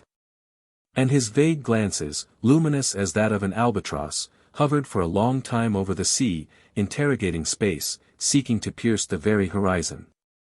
With all that, Aramis, continued Porthos, who adhered to his idea, and that the more closely from the bishop having apparently endorsed it, with all that.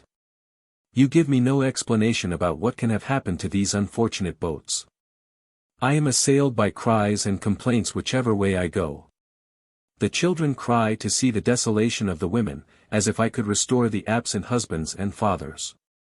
What do you suppose, my friend, and how ought I to answer them? Think all you like, my good Porthos, and say nothing.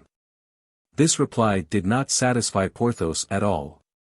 He turned away grumbling something in ill humor. Aramis stopped the valiant musketeer.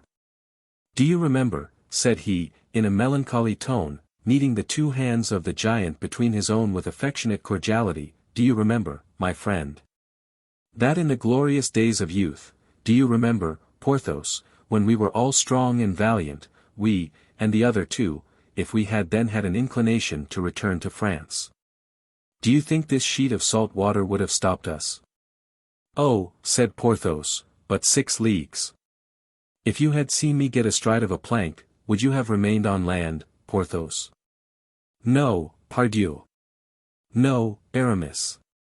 But, nowadays, what sort of a plank should we want, my friend?" "I, in particular." And the Seigneur de Bracieux cast a profound glance over his colossal rotundity with a loud laugh. "And do you mean seriously to say you are not tired of Belle-Île a little, and that you would not prefer the comforts of your dwelling, of your episcopal palace, at Vannes? Come, confess." "No," replied Aramis, without daring to look at Porthos. "Let us stay where we are, then," said his friend, with a sigh, which, in spite of the efforts he made to restrain it, escaped his echoing breast. "Let us remain, let us remain. And yet," added he, "and yet, if we seriously wished, but that decidedly, if we had a fixed idea, one firmly taken, to return to France, and there were not boats. Have you remarked another thing, my friend, that is, since the disappearance of our barks, during the last 2 days' absence of fishermen, not a single small boat has landed on the shores of the isle?" "Yes, certainly. You are right. I, too, have remarked it, and the observation was the more naturally made, for, before the last 2 fatal days, barks and shallops were as plentiful as shrimps."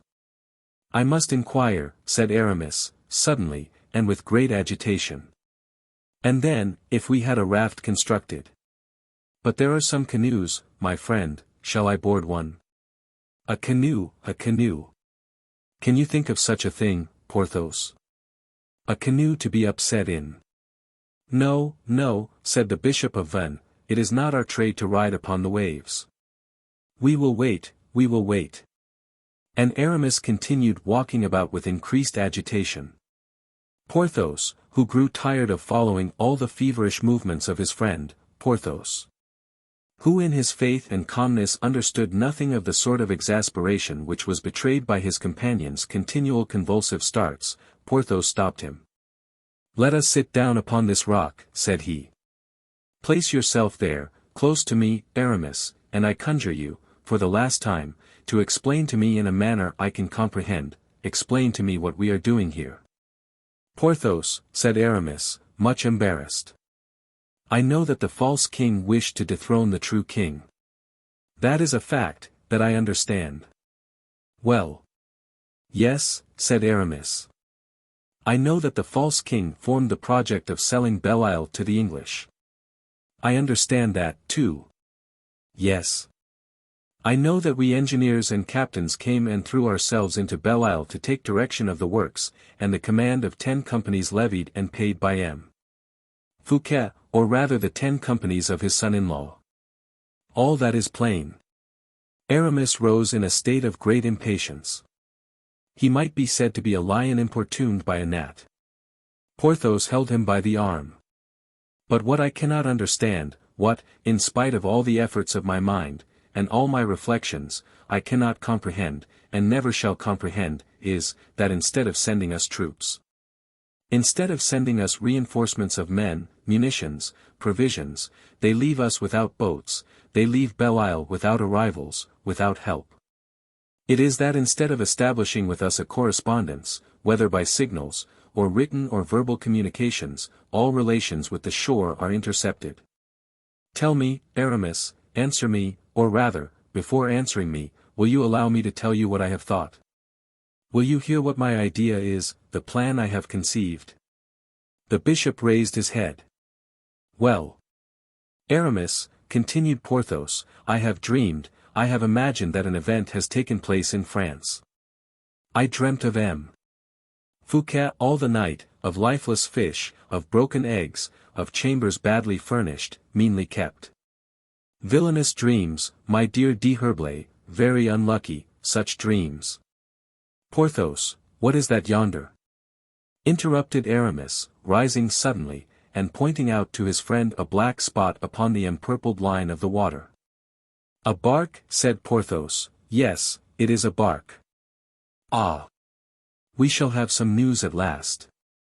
There are two, cried the bishop, on discovering another mast. 2, 3, 4, 5, said Porthos, in his turn.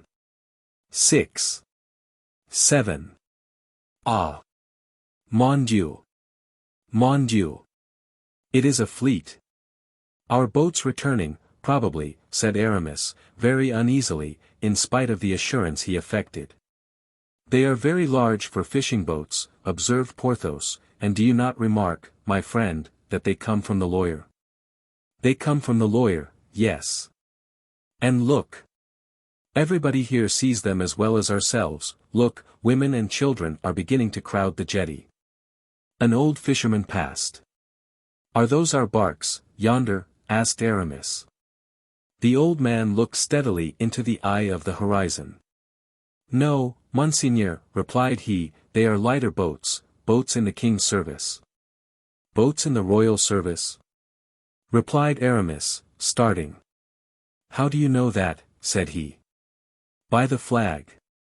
But, said Porthos, the boat is scarcely visible. How the devil, my friend, can you distinguish the flag? I see there is one, replied the old man. Our boats, trade lighters, do not carry any. That sort of craft is generally used for transport of troops. Ah, groaned Aramis. Vivat! Cried Porthos, they are sending us reinforcements, don't you think they are, Aramis? Probably. Unless it is the English coming. By the lawyer. That would have an evil look, Porthos. For they must have come through Paris. You are right, they are reinforcements, decidedly, or provisions. Aramis leaned his head upon his hands, and made no reply. Then, all at once, Porthos, said he, have the alarm sounded. The alarm. Do you imagine such a thing? Yes, and let the cannoneers mount their batteries, the artillerymen be at their pieces, and be particularly watchful of the coast batteries. Porthos opened his eyes to their widest extent. He looked attentively at his friend, to convince himself he was in his proper senses. I will do it, my dear Porthos, continued Aramis, in his blandest tone. I will go and have these orders executed myself, if you do not go, my friend. Well. I will, instantly. Said Porthos, who went to execute the orders, casting all the while looks behind him, to see if the Bishop of Vannes were not deceived. And if, on recovering more rational ideas, he would not recall him. The alarm was sounded, trumpets brayed, drums rolled, the great bronze bell swung in horror from its lofty belfry. The dikes and moles were quickly filled with the curious and soldiers, matches sparkled in the hands of the artillerymen, placed behind the large cannon bedded in their stone carriages.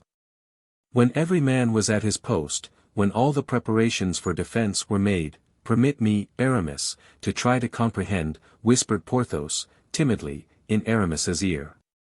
My dear friend, you will comprehend but too soon, murmured M. d'Herblay, in reply to this question of his lieutenant. The fleet which is coming yonder, with sails unfurled, straight towards the port of Belle-Île, is a royal fleet, is it not? But as there are two kings in France, Porthos, to which of these two kings does this fleet belong? Oh! You open my eyes, replied the giant, stunned by the insinuation. And Porthos, whose eyes this reply of his friend's had at last opened, or rather thickened the bandage which covered his sight, went with his best speed to the batteries to overlook his people, and exhort everyone to do his duty. In the meantime, Aramis, with his eye fixed on the horizon, saw the ships continually drawing nearer. The people and the soldiers, perched on the summits of the rocks, could distinguish the masts, then the lower sails, and at last the hulls of the lighters, bearing at the masthead the royal flag of France. It was night when one of these vessels, which had created such a sensation among the inhabitants of Belle-Île, dropped anchor within cannon shot of the place. It was soon seen, notwithstanding the darkness, that some sort of agitation reigned on board the vessel, from the side of which a skiff was lowered, of which the 3 rowers, bending to their oars, took the direction of the port, and in a few instants struck land at the foot of the fort. The commander jumped ashore. He had a letter in his hand, which he waved in the air, and seemed to wish to communicate with somebody. This man was soon recognized by several soldiers as one of the pilots of the island. He was the captain of one of the 2 barks retained by Aramis, but which Porthos, in his anxiety with regard to the fate of the fishermen who had disappeared, had sent in search of the missing boats. He asked to be conducted to M. d'Herblay. 2 soldiers, at a signal from a sergeant, marched him between them, and escorted him. Aramis was upon the quay. The envoy presented himself before the Bishop of Vannes. The darkness was almost absolute, notwithstanding the flambeaux borne at a small distance by the soldiers who were following Aramis in his rounds. "Well, Jonathan, from whom do you come?" "Monseigneur, from those who captured me." "Who captured you?" "You know, Monseigneur, we set out in search of our comrades." "Yes, and afterwards?" "Well, Monseigneur, within a short league we were captured by a chasse maree belonging to the king." "Ah," said Aramis. "Of which king?" cried Porthos. Jonathan started. "Speak," continued the bishop. "We were captured, Monseigneur, and joined to those who had been taken yesterday morning." "What was the cause of the mania for capturing you all?" said Porthos. "Monsieur, to prevent us from telling you," replied Jonathan. Porthos was again at a loss to comprehend. "And they have released you today?" asked he. "That I might tell you they have captured us, monsieur." Trouble upon trouble, thought honest Porthos. During this time Aramis was reflecting. "Humph," said he, "then I suppose it is a royal fleet blockading the coasts." "Yes, Monseigneur." "Who commands it?" "The captain of the king's musketeers." "D'Artagnan?" "D'Artagnan," exclaimed Porthos. "I believe that is the name. And did he give you this letter?" "Yes, Monseigneur." "Bring the torches nearer." "It is his writing," said Porthos. Aramis eagerly read the following lines. "Order of the king to take Belle-Île, or to put the garrison to the sword, if they resist, order to make prisoners of all the men of the garrison. Signed, D'Artagnan, who, the day before yesterday, arrested M. Fouquet, for the purpose of his being sent to the Bastille." Aramis turned pale, and crushed the paper in his hands. "What is it?" asked Porthos. "Nothing, my friend, nothing." "Tell me, Jonathan." "Monseigneur." "Did you speak to M. D'Artagnan?" "Yes, Monseigneur." "What did he say to you?" "That for ampler information, he would speak with Monseigneur." "Where?" "On board his own vessel." "On board his vessel," and Porthos repeated, "on board his vessel." M. "Le Mousquetaire," continued Jonathan, "told me to take you both on board my canoe, and bring you to him." "Let us go at once," exclaimed Porthos. "Dear D'Artagnan." But Aramis stopped him. "Are you mad?" cried he. "Who knows that it is not a snare?" "Of the other kings," said Porthos, mysteriously. "A snare, in fact." "That's what it is, my friend." "Very possibly." "What is to be done, then?" "If D'Artagnan sends for us." "Who assures you that D'Artagnan sends for us?" "Well, but his writing." "Writing is easily counterfeited." "This looks counterfeited, unsteady." "You are always right, but, in the meantime, we know nothing." Aramis was silent. "It is true," said the good Porthos, "we do not want to know anything." "What shall I do?" asked Jonathan. "You will return on board this captain's vessel." "Yes, Monseigneur." "And will tell him that we beg he will himself come into the island." "Ah! I comprehend," said Porthos. "Yes, Monseigneur," replied Jonathan, "but if the captain should refuse to come to Belle-Île?" "If he refuses, as we have cannon, we will make use of them. What? Against D'Artagnan? If it is D'Artagnan, Porthos, he will come. Go, Jonathan, go. Ma foi. I no longer comprehend anything, murmured Porthos. I will make you comprehend it all, my dear friend, the time for it has come. Sit down upon this gun-carriage, open your ears, and listen well to me. Oh! Pardieu! I will listen, no fear of that. May I depart, Monseigneur? Cried Jonathan. Yes, begone, and bring back an answer. Allow the canoe to pass, you men there. And the canoe pushed off to regain the fleet. Aramis took Porthos by the hand, and commenced his explanations.